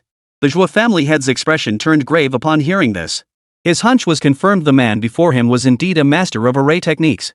His earlier casual claim of blocking attacks below foundation establishment mid-stage stemmed from his ability to construct arrays with even higher defensive ratings. A look of fervor instantly filled his eyes. After a moment of hesitation, he carefully proposed, our Zhou family typically charges 30 million for constructing defensive arrays for other clans. However, none of those arrays are as complex as our own mountain defending grand array. If young friend Zhou Man can successfully refine this formation, our Zhou family is willing to pay double that price. I wonder, if I were to offer triple the price, to what extent could young friend Zhou Man refine this formation? Zhou Man's eyelid twitched. To have that much liquidity available at once, and to sound like they still had room to spare, especially with the annual auction for cultivation resources coming up, where most of their funds would likely be allocated. Most people wouldn't place too much trust in someone they just met, and this offer was likely conservative. If this 90 million was truly discretionary capital that wouldn't impact their upcoming plans, these people were incredibly wealthy, far beyond Zhou Man's imagination. Zhou Man hesitated only for an instant. I can help you enhance your defensive strength to a certain degree, reduce your annual spiritual energy consumption, and extend maintenance intervals to once every 3 years. Of course, what I can achieve extends far beyond that. Kid, you're not afraid of straining your back talking big? Uncle San, who had held back for so long, finally found an opening to interrupt with a sneer. Just because you can read formations doesn't mean you can construct them. Do you really think the art of formations is something anyone can master? He wasn't wrong. Array formations were essentially the pure sciences of the cultivation world. Without solid mathematical logic and foundational knowledge, mastery was impossible. The higher the tier, the greater the computational demands. Those who could construct advanced arrays in short order were prodigies whose intellect bordered on the supernatural. You have a point, Zhou Man acknowledged with a nod. In the next instant, 5 or 6 offensive formations materialized around him, each unleashing attacks at least at the 5th tier Qi cultivation level. All locked onto his third uncle simultaneously. The surrounding crowd paled. Before anyone could react to stop him, attacks imbued with the 5 elements of spiritual energy surged forth, striking him down. Young friend Zhou Man, what is the meaning of this? However harsh Zhou Ming's words may be, surely he wouldn't warrant such ruthless treatment against a member of the Zhou family? The head of the Zhou family's face darkened as he spoke coldly. Those around him grew tense, secretly circulating their spiritual energy. Don't worry, he's fine, Zhou Man turned his head to signal. In that instant, he had cast a foundation establishment level defensive formation over Zhou Ming, nullifying all attacks. Zhou Ming hadn't even felt a thing. Coming to his senses, Zhou Ming stared blankly at his own hands. In that split second when the attack array locked onto him, he truly believed he was about to die. Believe me now? Zhou Man remained as calm as ever. The surrounding crowd fell silent, leaving only the awkward silence of the Zhou family patriarch. Damn, bro. In the end, it was Zhuo Yangyu who broke the tense silence. Zhou Ming scratched his nose and fell silent. After deliberation, the Zhou family offered 150 million yuan for Zhou Man to enhance the mountain guarding formation. We'll handle this after the auction concludes. Let's depart first. The head of the Zhou family addressed Zhou Man. But Zhou Man immediately cut him off. No need. Give me half an hour. There was no way he'd let it drag on until after the auction. Not only would the funds be less needed by then, but for Zhou Man, refining an array of this level didn't require much effort. It was merely their assumption that it would consume vast amounts of spiritual energy and time that necessitated waiting until after the auction. Without waiting for a response, Zhou Man activated the mountain defending array with his spiritual energy. Right before their eyes, he dismantled the array's core and swiftly relocated it before the formation could collapse and vanish. So that's how it was. Just as I suspected. The head of the Zhou family watched in rapt fascination, while many other Zhou family members stared wide-eyed as Zhou Man began modifying the formation on the spot without a word. A single glance was enough to draw them in completely. After relocating the array core, Zhou Man adjusted several spiritual energy circulation routes. Soon, the formation became streamlined and clear. Finally, he embedded a new defensive array to replace the original one, elevating the mountain guarding formation's defense to a level capable of withstanding a full power strike from a late foundation establishment cultivator. Its concealment properties were also enhanced. Unless one was a master of array techniques or possessed cultivation far surpassing the foundation establishment stage, it would be nearly impossible to detect any flaws. By the time he finished, exactly half an hour had passed. This The head of the Zhou family was utterly impressed. He knew that array cultivation existed within the great clans, but he never imagined such a talented young successor could emerge. Indeed, those cultivated by major clans with abundant cultivation resources were truly exceptional. He silently marveled at this before promptly handing Zhou Man a card. Such a large transaction on your card in such a short time could easily attract attention from your family. I'll have someone give you the password. The head of the Zhou family thoughtfully considered the persona Zhou Yangyu had established for Zhou Man. After this commotion, many Zhou family members now viewed Zhou Man differently. Soon, they finally set off. The auction venue had limited capacity, so each family typically sent fewer than 10 representatives. The family heads almost always attended in person, and this year, Zhou Man had even taken one of their family's spots. I wonder which items have caught young Master Zhou Man's interest this year, the Zhou family had inquired tentatively during the journey. Should their targets conflict, he could adjust plans accordingly. My target is medicinal herbs, Zhou Man replied succinctly. The Zhou family head gave him a knowing look. I see. Traveling alone without family members to provide medicinal baths for cleansing your marrow and regularly purging impurities from your body, you certainly need these. Exactly. Zhou Man nodded. So that was it. No wonder these people were so robust. Though they usually sealed and restrained their spiritual energy, prolonged exposure inevitably allowed tainted energy to seep into their bodies, forming impurities within their meridians. Over time, this could hinder cultivation progress or even cause stagnation. So they relied on medicinal baths for a temporary solution. Zhou Man had overcomplicated it earlier. What herbs might young friend Zhou Man require? All of them. Question mark. Chapter 81, A Familiar Silhouette. The head of the Zhou family momentarily thought he'd misheard, but after asking again, Zhou Man gave the same answer. Young Master Zhou Man, you're quite the force to be reckoned with. He wiped the sweat from his brow and dropped the subject. The auction house's location was also concealed by an array formation, seemingly comparable in grade to the one previously used by the Zhou family.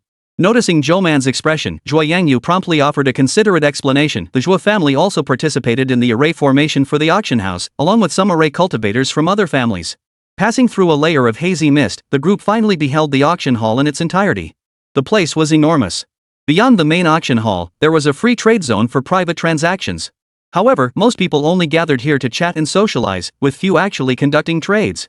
Each clan even had dedicated lounges and overnight accommodations. Once all clans had arrived, the formation would seal off the entire area, prohibiting entry or exit until the auction concluded 5 days later, when the formation would reopen. This precaution was taken to prevent incidents like a family sending assassins to steal treasures. The restriction limiting each family to 10 attendees stemmed from the same security concerns. With several hours remaining before the official start, Zhou Man planned to explore first. Here, take this. Don't forget to wear it, Zhou Yangyu quickly intercepted him, handing over a half-face mask embedded with both anti-spying and concealment arrays. Zhou Man discreetly scanned the crowd with his peripheral vision. Many others wore similar masks. It seemed everyone here concealed their identities and family affiliations, which actually worked in Zhou Man's favor. He accepted the white mask and donned it, then proceeded to observe the array formations in place. Even at the entrance, 3 arrays operated: scanning, surveillance, and spirit locking. The entire auction hall was enveloped in a spirit-gathering array, permeated by an extremely faint yet pure spiritual energy. To cultivators, it felt as though the very air had become clearer. The auction hall itself boasted the most intricate array configurations. Dozens of offensive and defensive arrays, large and small, all operated at the 5th stage of chi cultivation. Additionally, a foundation establishment-level defensive array was in place, likely designed to protect the auction items on the platform from sudden theft. Zhou Man paid little attention to the other minor formations. His interest lay solely in locating the array sealing off the space.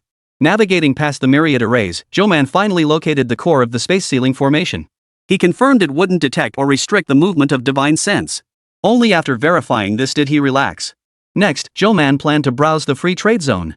What if he stumbled upon someone willing to sell something?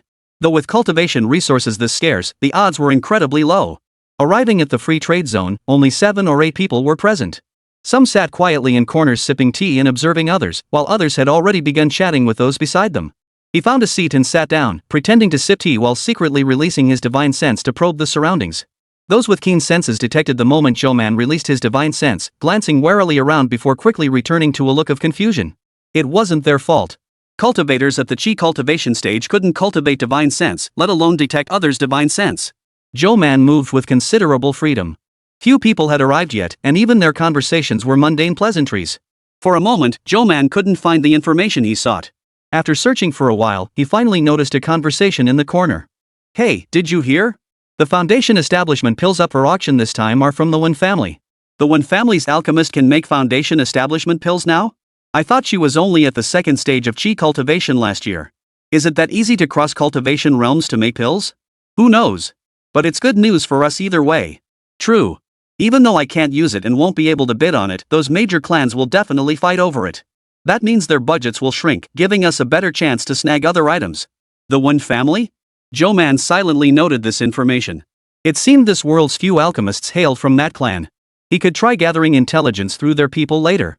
Zhou Man directed his divine sense to locate the One family's whereabouts, thinking it would be beneficial to meet that alchemist from the One clan. He needed to find an opportunity to glean some information about their alchemy practices. After making inquiries around, he finally pieced together the One family's location from fragments of conversation. The much-discussed One family alchemist was currently alone in her room. Zhou Man's divine sense flashed into the room, revealing only a strikingly familiar, graceful silhouette. Before he could recall where this familiarity stemmed from, the figure keenly sensed something. "Who's there?" The girl spun around, her expression wary as she stared at the spot in midair. The mask covering her face obscured most of her features, but because it had been hastily donned, the faint outline of her facial contours was still visible. Zhou Man quickly withdrew his divine sense. It really was someone she knew. Inside the room, the girl relaxed slightly when the strange, prying sensation vanished, though her brows remained furrowed. She removed the mask and breathed a little easier. Wearing such a thing constantly over her face made her instinctively uncomfortable. Beneath the mask lay a delicate, beautiful face with an aloof demeanor, none other than Chao Yan, one of Zhou Man's teammates on the national squad. Zhou Man was puzzled. She really was a hidden gem. Chao Yan had never used spiritual energy in public, and Zhou Man didn't have the habit of scrutinizing everyone he met to see if they were cultivators. She had genuinely been kept in the dark. The capital city was indeed small. But considering how busy she'd been lately, it was likely all for this auction. Her so-called trip was probably just an excuse. Now Zhou Man hesitated. With her keen observational skills, he couldn't guarantee that casually revealing himself in conversation wouldn't expose his identity. Until he gathered more information, he preferred not to take that risk. With no other choice, he turned to Zhuo Yangyu for answers. "You're asking about the One family?" Zhuo Yangyu's expression turned peculiar, his tone tinged with reluctance. "The Wens are all oddballs. Why are you asking about them?" Zhou Man remained impassive. "I heard this year's foundation establishment pills were crafted by a One family alchemist. I'm just curious." "Oh, that. I've heard about that too. It actually came from a branch family. The mother married into another clan, so the daughter doesn't carry the Wen surname. She goes by Chao Yan. You probably don't know her. I've dealt with her once or twice. She's got a vicious temper. I have no idea when I offended her, but she often chases customers away with a cold face. But she's undeniably gifted in alchemy.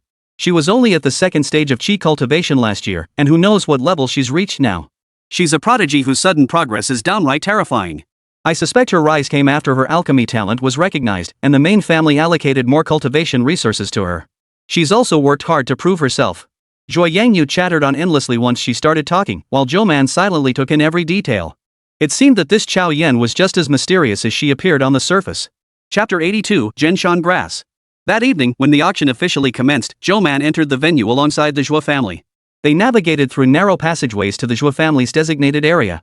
The main hall's exquisite decor radiated wealth in every detail. They settled onto sofas, the Zhuo family's seats positioned slightly toward the back. Still, they had a clear view of the auction podium directly ahead. Screens on the podium displayed real-time enlarged footage for those seated further back. How considerate. Zhou Man leaned back into the plush sofa, recalling how simple auctions in the cultivation world had been just a central platform where the auctioneer displayed the items.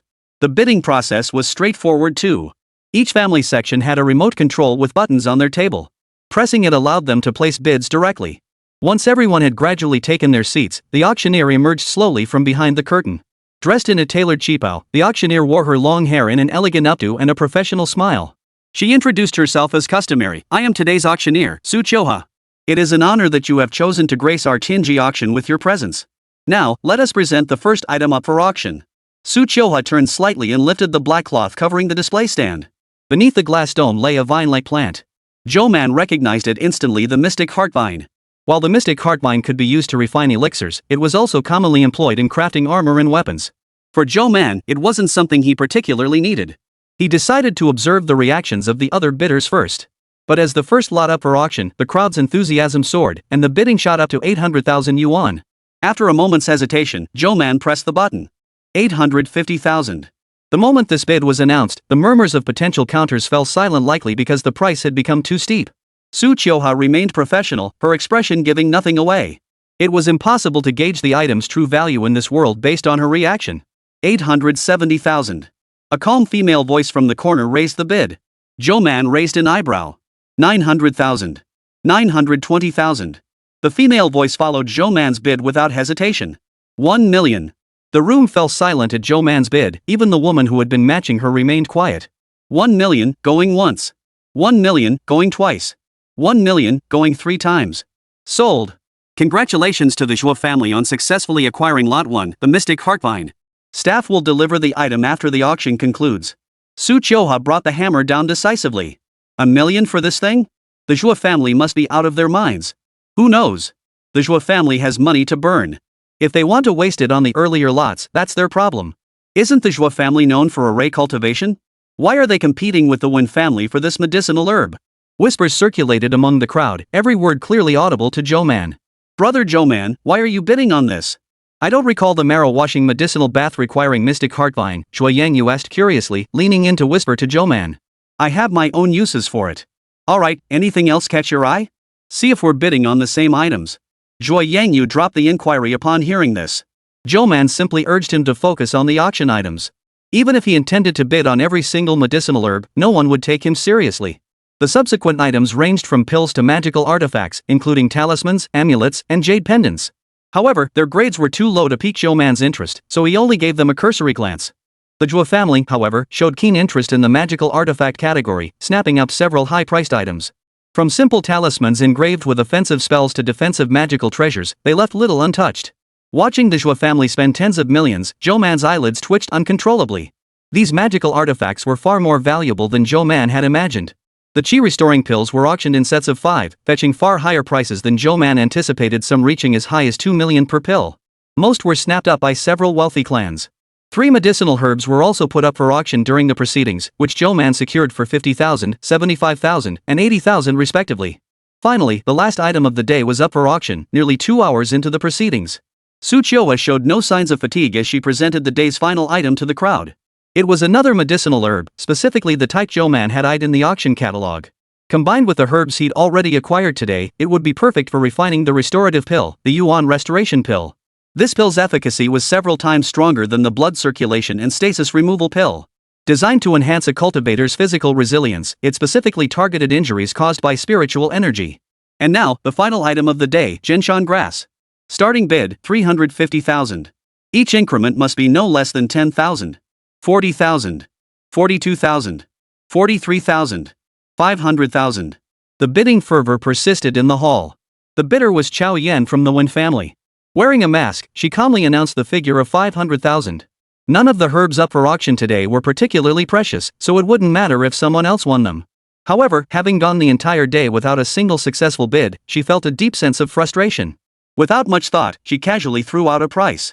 After Chao Yan spoke, the eagerness to bid higher among the remaining participants cooled considerably. Everyone guessed it was likely for a Wen family alchemist's needs. No one wanted to risk offending an alchemist over a herb whose usefulness was uncertain. It simply wasn't worth the trouble. 60,000. Zhou Man pressed the button. 800,000. Caught off guard by the competition, Chao Yan paused only briefly before blurting out the figure without hesitation. 850,000. 90,000. Chao Yan's tone grew impatient, clearly irritated by Zhou Man's repeated bids. The crowd murmured in confusion, unable to fathom why the Zhou family would compete with the Wen family for these herbs. Over here, Zhuo Yangyu and the Zhou family patriarch were equally perplexed. They exchanged glances, their eyes filled with helplessness and confusion. Could Zhou Man possibly be bidding to refine it into a pill? Zhuo Yangyu mused, a hint of mockery in his thoughts. 95,000. Zhou Man pressed the button again. 1 million. Chao Yan immediately raised the bid, unwilling to be outdone. Zhou Man frowned. Herbs exceeding 1 million yuan were already pushing his budget. After all, there were over 20 herb-related items up for auction, and he needed to save some funds for magical artifacts. But he still needed this Jinshan grass. Zhou Man pressed the button again to bid, 1,050,000. Chao Yan paused briefly before finally pressing the button just before Su Chioha confirmed the bid for the third time. 1.2 million. Chapter 83, Are you the one bidding against me? This time, the murmurs among the crowd could no longer be contained. While 1.2 million might not be astronomical to them, it far exceeded the Jinshan grass's intrinsic value. After all, this herb was only useful in the hands of those who understood its value. 1.5 million. Zhou Man refused to be outdone. 2 million. 2.3 million. 2.8 million. Xiao Yan radiated an aura of determination, as if she wouldn't rest until she secured the Jinshan grass. Zhou Man sighed helplessly before pressing the button again. 3 million. The room fell silent at this bid. Seated in the Wen family section, Xiao Yan took a deep breath, closed her eyes tightly, and silently urged herself to calm down. Ultimately, he abandoned further bidding. With Su Qiuhai's confirmation, the final item fell under the hammer, securing it for Zhou Man. The first day's auction concluded smoothly. Attendees gradually dispersed, some headed straight for rest, but most made their way to the free trade zone, eager to use this opportunity to network and connect with members of other families. Zhou Man, however, was more eager to obtain the medicinal herbs he had won. Fortunately, the organizers worked swiftly. As soon as the auction ended and they returned to the Zhou family's resting area, staff members arrived carrying the items the Zhou family had purchased. The staff member delivering the items was respectful. As he handed the herbs to Zhou Man, he couldn't help but ask quietly, "Might I ask, young master, what purpose these herbs serve?" "That's none of your concern," Zhou Man replied, raising an eyebrow as he took the herbs. "What I do with them is none of your business." The staff member, rebuffed, left in frustration. Zhou Man returned to his room, retrieved the alchemy furnace he had crafted earlier, and was just about to begin his work when a knock sounded at the door. Zhou Man paused, cast a concealment spell to obscure his features, and opened the door. It was Xiao Yan. It was unclear where she'd gotten her information, but the moment Zhou Man opened the door, Xiao Yan fixed him with an intense stare and blurted out abruptly, "So it was you trying to snatch those medicinal herbs from me?" Xiao Yan saw the boy before her chuckle softly at this, then reply calmly and deliberately, "Does that mean only you're allowed to bid on these herbs, and no one else?" The question held merit, momentarily silencing Xiao Yan. Yet she quickly remembered her purpose wasn't to argue. "You're an alchemist too? How come I've never heard of you before?"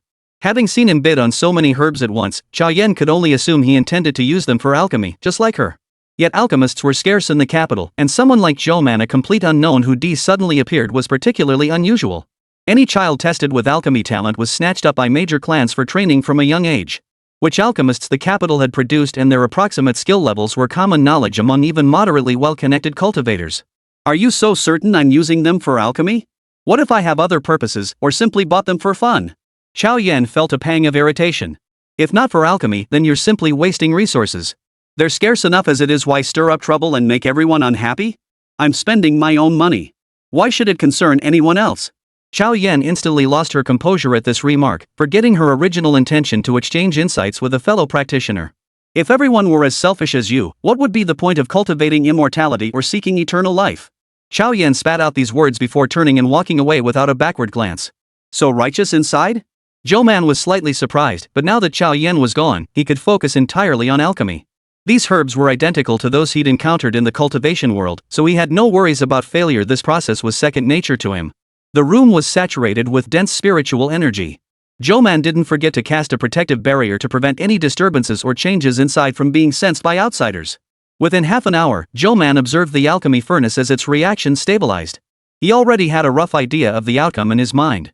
Lifting the lid of the furnace, a potent surge of spiritual energy and medicinal scent washed over him, revealing 6 plump, white pills inside. "This one's done." After sealing it in a simple white porcelain bottle, Zhou Man tucked it away and donned her mask once more, heading toward the trading district. Free trade zone. The evening bustled more than the afternoon, with groups chatting together. As Zhou Man arrived, he spotted someone mysteriously pulling out a magical artifact to haggle over its price with the person across from them. This jade pendant is crafted from the finest materials. Besides its defensive properties and ability to accelerate spiritual energy absorption, it also comes with its own storage space. "I wouldn't normally consider selling it." The man held a small jade pendant in the palm of his hand. Several people across from him wore expressions of curiosity, looking somewhat tempted. "You mentioned storage space. How much can it hold?" someone inquired. "A full 3 cubic meters of space," the man replied promptly. "Not bad. Storage artifacts are indeed rare, and this one has so many additional functions." "So what's your asking price?" "We're not fools, it better not be too expensive." Clearly, these people were already tempted. Zhou Man's footsteps faltered when he heard about the storage space. It was undeniably a practical and essential feature. His own lifebound artifact had once possessed it, but it was now damaged and unusable. "My personal bottom line starts at 40 million. The rest depends on who wants it more." The moment the 40 million figure was mentioned, several people eagerly began bidding. For the features offered, the price was indeed reasonable. "I'll offer 50 million. 53 million. I'll go 550 million. The bidding escalated rapidly. Zhou Man briefly checked his balance but held back from making a rash offer. For him, the immediate priority was to secure as many medicinal herbs as possible. In the blink of an eye, someone had bid 65 million. The man selling the jade pendant flashed a delighted smile. This price clearly exceeded his expectations. 70 million. A detached voice called out the figure from within the crowd. Others hesitated, tempted to raise their bids, but a palpable aura of 8th-tier chi cultivation emanated from the speaker. The expressions of the other cultivators present shifted instantly. Those who had intended to bid higher fell silent. The auctioneer was on the verge of eagerly announcing the winner. 75 million. Zhou Man spoke up.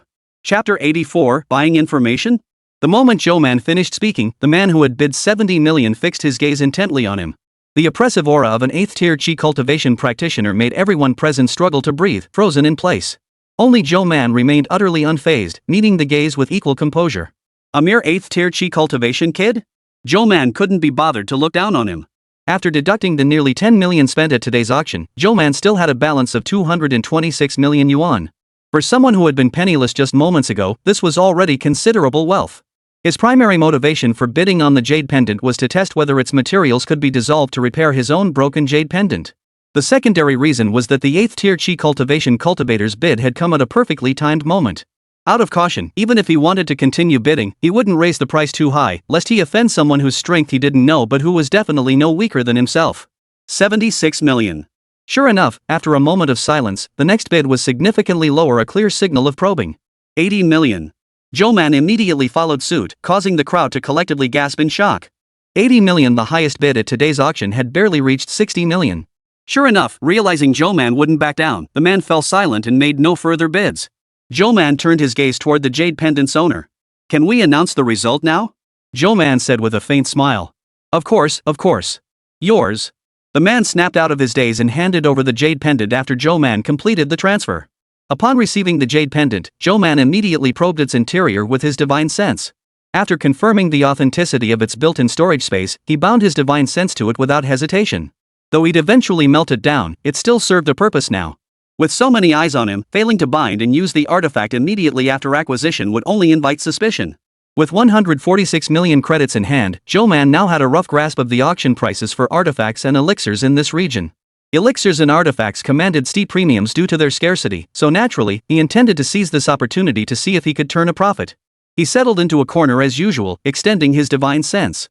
It wasn't that he didn't want to actively gather information, but he knew very little about the cultivators here. Approaching others recklessly would only make it easier for him to slip up. In a corner, several cultivators were gathered in lively discussion. Hey, did you hear? That scumbag from the Bai family went mad during cultivation recently, killed a bunch of people, and got busted by the cops. Word is the Bai family's still trying to bail him out. Yeah. That video clearly showed it was Bai Su. Serves him right. But how could someone like him even cultivate to the point of losing control? Hard to believe. Sounds more like he was high as a kite. Who knows? Anyway, I heard the Bai family tried to threaten the authorities to get him out, or find a scapegoat. But the authorities aren't buying it. They said Bai Su's crimes were too heinous and he must be severely punished. Zhou Man paused slightly. Could it be that the authorities knew about the existence of cultivators? They cursed Bai Su a few more times for disgracing cultivators, then shifted the topic elsewhere. Zhou Man kept scanning the other corners when suddenly, a short figure approached him furtively. Bro, got any interest in intel? 500 grand apiece. The man leaned close to Zhou Man and whispered. Zhou Man glanced at him impassively. Sure. What kind of information? Anything about cultivating immortality. Ask me anything I know. So confident? Of course. The man's tone was brimming with confidence. Bai Ji is Bai Su. I want intel on him. Deal. Transfer the payment first. The man swiftly recited a bank account number. Upon confirming the payment, the man's face lit up with delight. He proceeded to detail everything from Bai Su's birth chart to the age he stopped bedwetting. How do I know any of this is true? Zhou Man questioned. Hey, relax. My intel is rock solid. Plus, dirt on scum like Bai Su is easy to dig up. He's notorious enough. Fine. I don't need his childhood stories. I want details about that incident where his cultivation went haywire. The man's expression shifted to one of understanding. Ah, so that's what you want to know. I do have some inside information that most people don't know. That scumbag Bai Su did indeed go mad for some unknown reason. But the Bai family initially didn't want anything to do with it. They took a hands-off approach. After his first few killings, the Bai family helped him hide his whereabouts. It's unclear why he was discovered and arrested after the last incident. The authorities demanded Bai Su be executed to give the victims justice. But the Bai family refused to accept this, still scheming to secure a reduced sentence and get him out. The Bai family initially tried threatening the government to secure his release, but the authorities remained unyielding, completely disregarding their demands. After all, even cultivators have limits to their power. No matter how strong they are, if targeted by the government, survival becomes extremely difficult. So the authorities were indeed aware of cultivators' existence. Still, it was nearly impossible to conceal such a conspicuous presence without leaving any traces. Is there anything else you'd like to know? The man asked eagerly after finishing. Such simple information had already netted him 500,000 yuan. He'd definitely found the right person. Where did the herbs at the auction come from? Zhou Man could see right through his thoughts, but he chose to turn a blind eye, letting the man speculate on his own. The man hesitated for a moment. The sources of items at the Tianji auction are anonymous. Only the auction organizers know.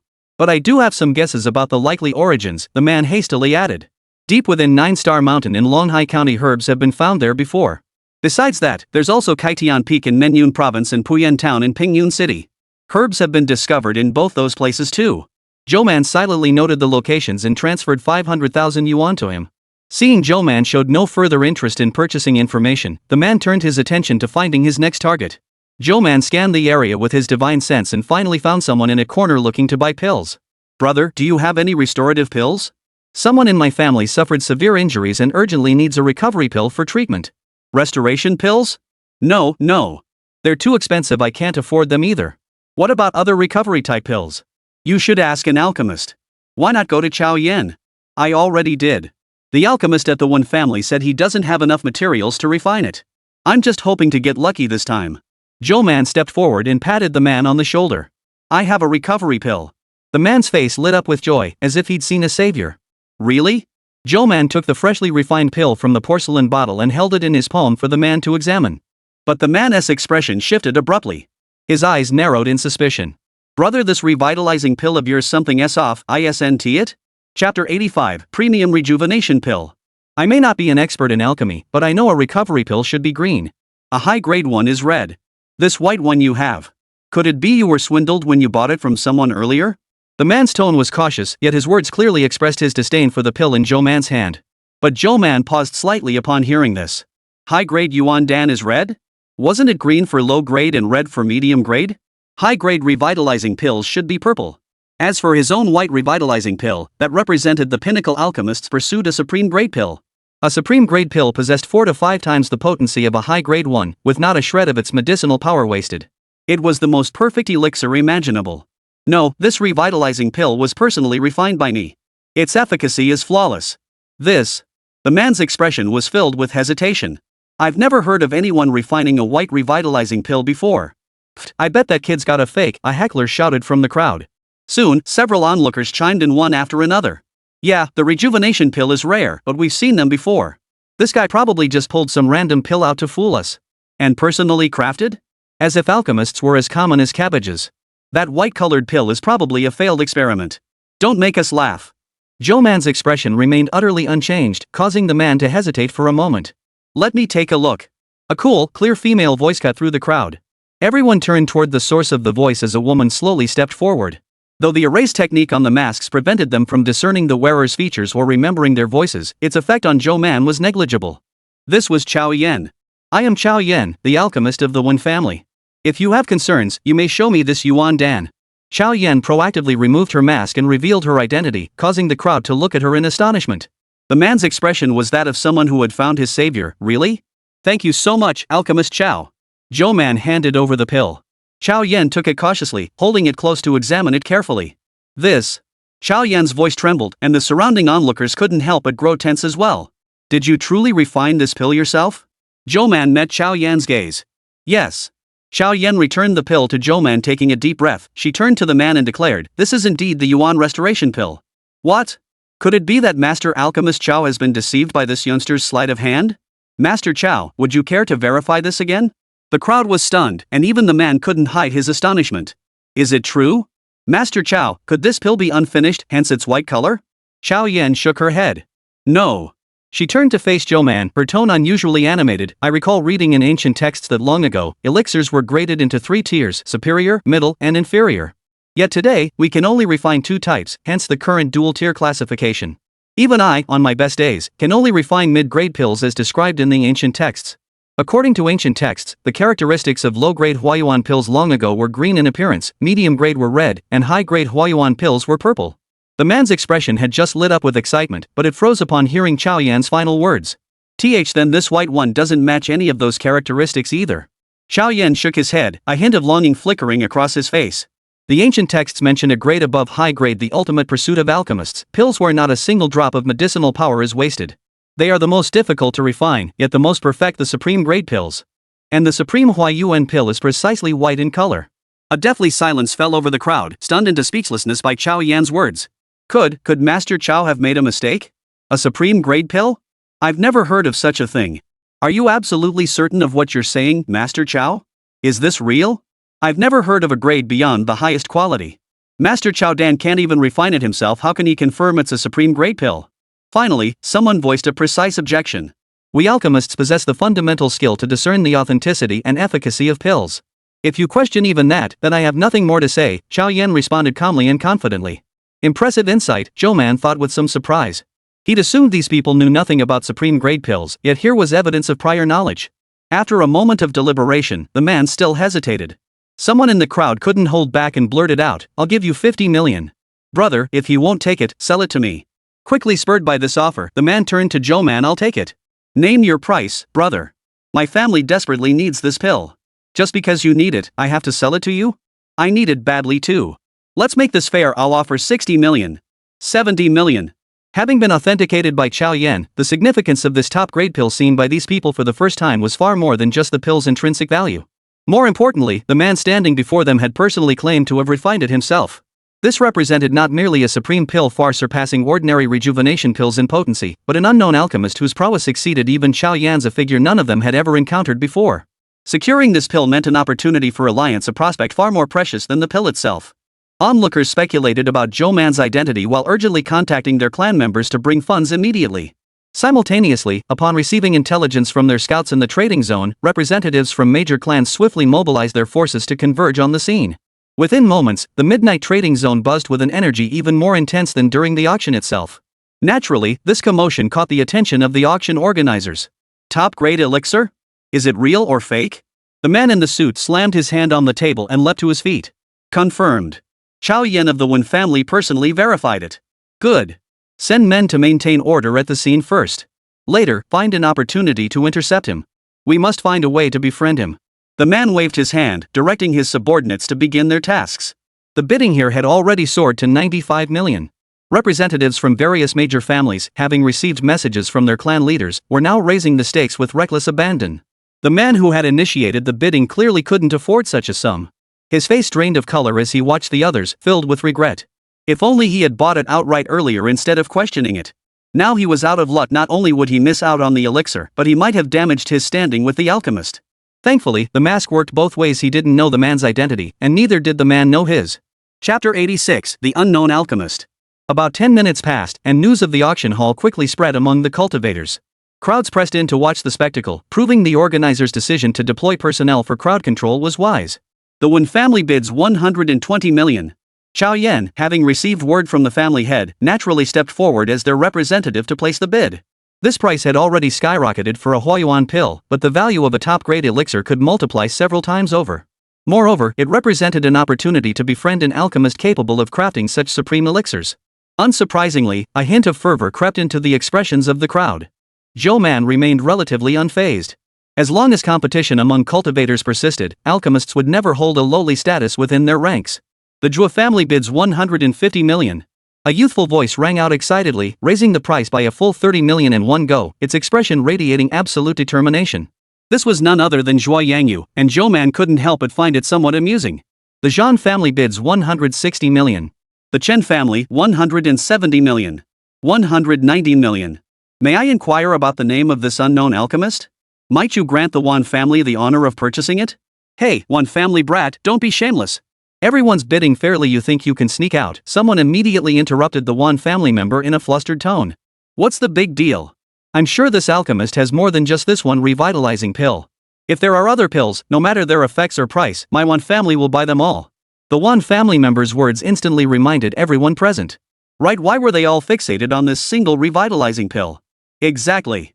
Are there any other pills? We'll buy them too. Exactly. No need to name them. Currently, I only have 3 more revitalizing pills. 3 a number neither too many nor too few. It kept their hopes alive without drawing excessive attention to him.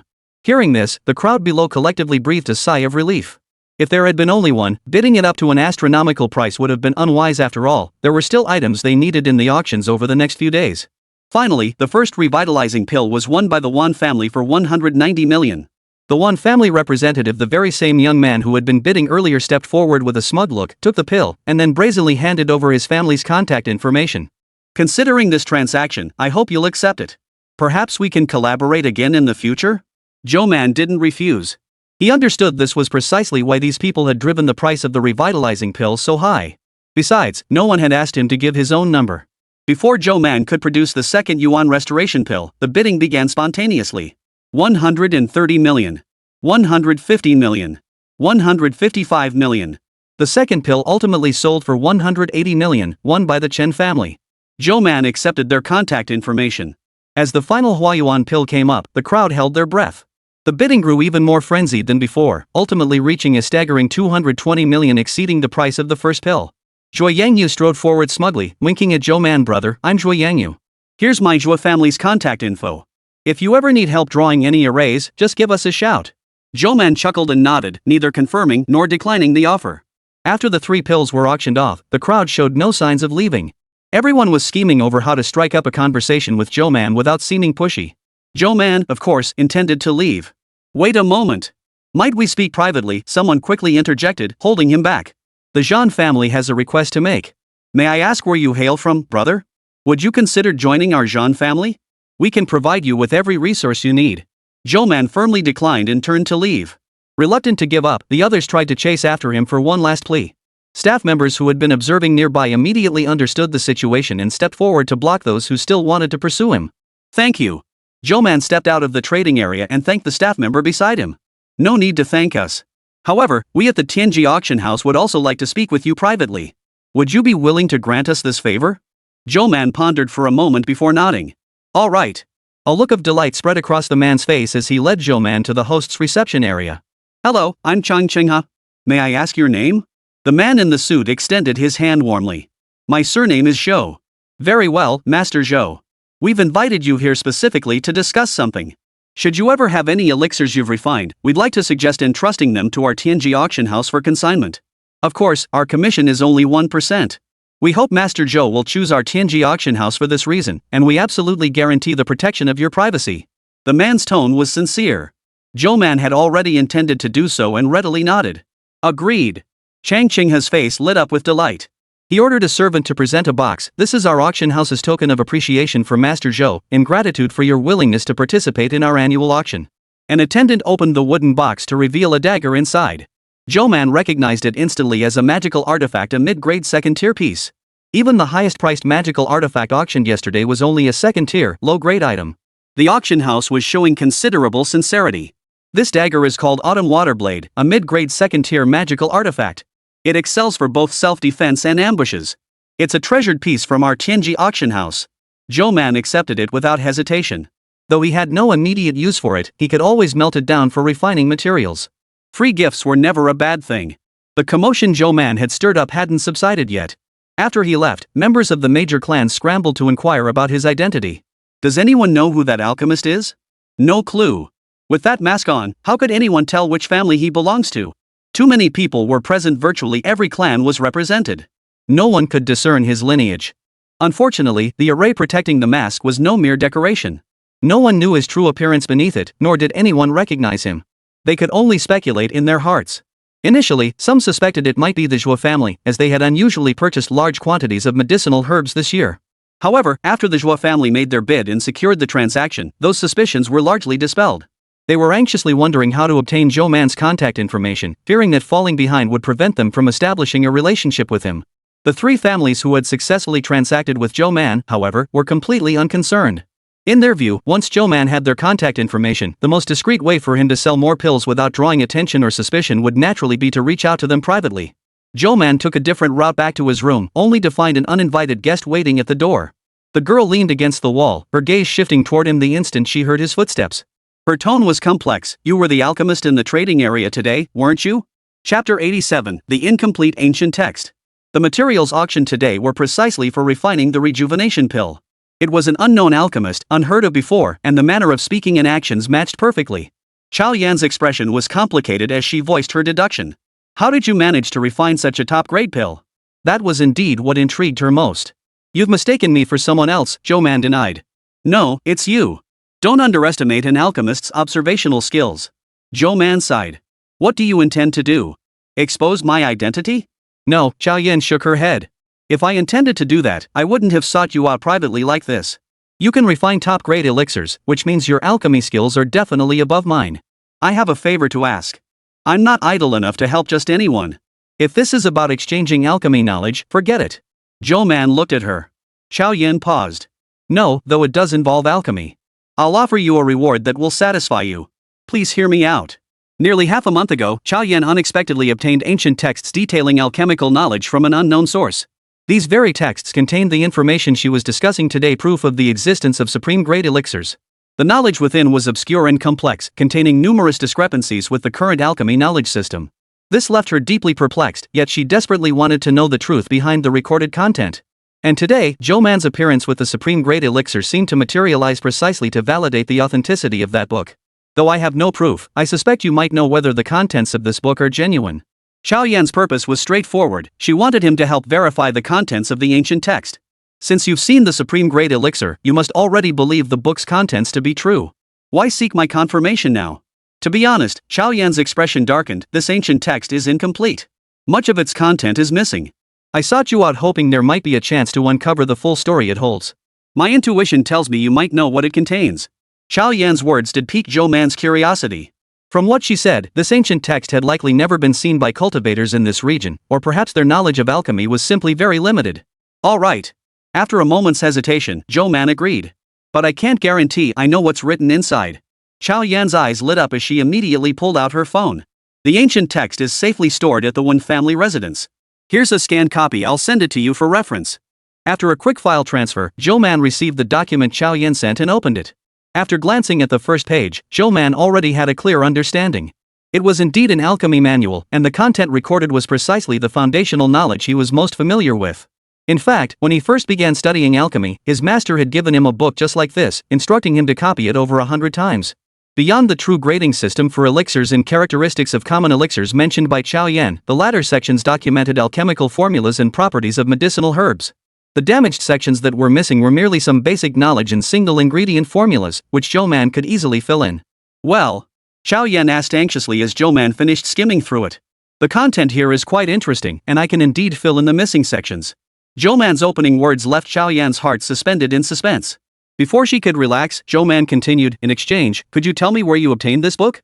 Chao Yan hesitated for a moment before answering truthfully. The Wen family's library contains many alchemy texts, but these ancient books are neglected. Everyone prefers the knowledge distilled and summarized by modern masters. How many books like this are there? 9. Would it be possible to scan and send me a copy? Certainly. How shall we stay in touch? Chao Yan's face lit up with delight. Just as Zhou Man reached for his phone to open WeChat, he hesitated. He already had Chao Yan as a contact, but he couldn't reveal his true identity now. What's your number? I'll contact you later. He decided to ask for her number first, then create a secondary account to confirm it wouldn't expose him before reaching out. Chao Yan didn't refuse. She wrote down her number and WeChat ID before leaving. No sooner had Zhou Man sat down than a series of excited knocks sounded at the door. He reluctantly opened the door to find Zhuo Yangyu standing there, his face aglow with excitement. Bro, did you hear? An incredibly skilled alchemist just appeared in the trading zone, he said mysteriously.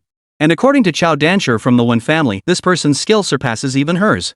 They even produce 3 top-tier pills, the kind only mentioned in ancient texts. And you know what's even more incredible? I managed to bid on one of those pills. Zhuo Yangyu's face flushed crimson with excitement, his voice trembling with enthusiasm. Zhou Man. Now my Zhuo family has finally managed to curry favor with a top-tier alchemist, Zhuo Yangyu said with a grin. Oh, right, I'm not here to brag. I need to talk to you about something. After his boastful outburst, Zhuo Yangyu seemed to finally recall his purpose, his expression turning serious. What? The head of the Bai family has emerged. Who? Zhou Man felt puzzled inside, but his expression remained unchanged. He waited calmly for Zhuo Yangyu to continue. Even though everyone despises the Bai family's ways, there's no denying they're formidable. We simply can't match them. You should be careful out there from now on. If you accidentally offend them, it'll be trouble. Zhou Man nodded solemnly, feigning understanding. The Bai family? Zhou Man carefully recalled the information gathered through his divine sense today. Indeed, he hadn't heard this family mentioned among them. It sounded like a difficult family to deal with. Their methods were repulsive, yet they were undeniably powerful. Perhaps he should seek out that person again for more information? With that thought, Zhou Man rose and headed back to the trading district, not forgetting to change his clothes first. His divine sense swept through the area, effortlessly locating the man he sought. He approached silently from behind and tapped him on the shoulder. Holy crap! The man seemed startled.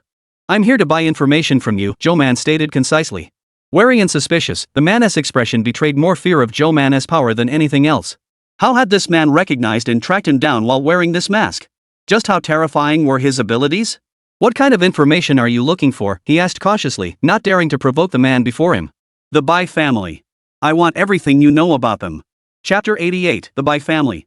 The man's expression shifted several times, but he answered honestly nonetheless. If you're inquiring about the recent emergence of the Bai family patriarch, I've gathered numerous reports. Bai Zhong secluded himself for 3 years and has now emerged. The outside world is wary of the Bai family's movements. 3 years ago, after suffering severe injuries, Bai Zhong entered seclusion to recuperate and cultivate. The Bai family remained quiet for 3 years. It's said that after this seclusion, he broke through a bottleneck, elevating his strength to a new level. Those who previously offended the Bai family are now worried they might be targeted for revenge. However, Bai Zhong's injuries have not fully healed. The Bai family is now offering large sums of money to find medicine everywhere. But given their usual tactics, they might just resort to outright force. Besides that, what else do you want to know about the Bai family? The man cautiously studied Zhou Man's expression. What has the Bai family done before? Zhou Man asked, intrigued. Plenty. They've committed every conceivable atrocity: burning, killing, looting. They even target ordinary people. They've been warned by the authorities multiple times for killing innocent civilians, but they've ignored every warning. That's why the Bai family has such a terrible reputation. The man's tone was complex. The person who severely injured Bai Zhong acted because they couldn't stand by and watch their actions anymore. Ah, so that's it. Zhou Man nodded in understanding and let him go. The man finally visibly relaxed, his expression easing as he quickly slipped away. Originally, the physical prowess of Qi cultivation stage practitioners wasn't vastly different from ordinary people. The reason cultivators in this world were so rampant was because they also practiced ancient martial arts. With the combined boost of spiritual energy and ancient martial arts, their physical capabilities far exceeded the upper limits of ordinary humans, making them stronger than the typical Qi cultivation stage cultivators one might imagine. However, cultivators in this world clearly progressed at a slower pace.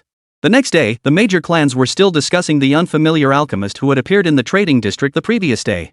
Many clans were eager to recruit him, but unfortunately, they couldn't uncover his identity.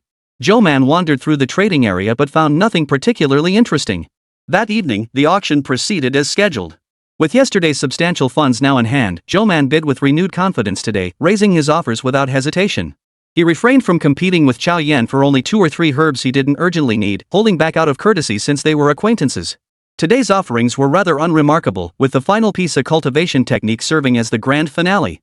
Su Qiu had gently picked up the jade slip from the tray. The final item up for auction today is a cultivation technique called cloud-piercing finger. Starting bid, 10 million. Minimum increment, 500,000. Whispers rippled through the crowd below.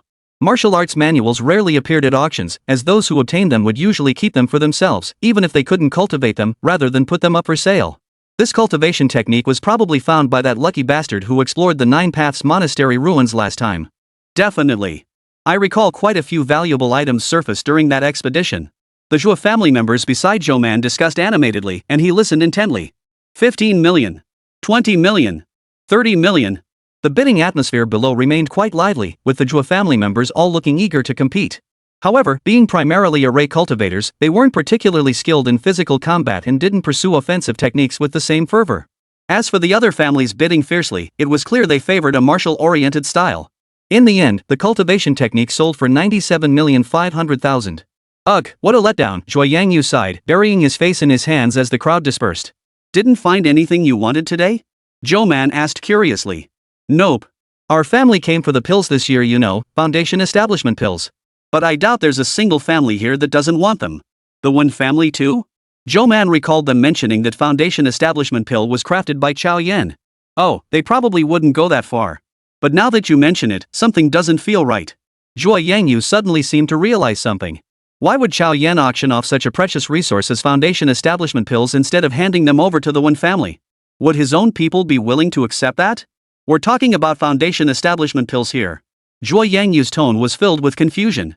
Zhou Man naturally didn't know the answer, nor did he care much. After securing the auctioned herbs today, Zhou Man immediately contacted Li Zipping. He planned to cut a portion into specimens and send them over, asking Li to have them examined by a professional he knew.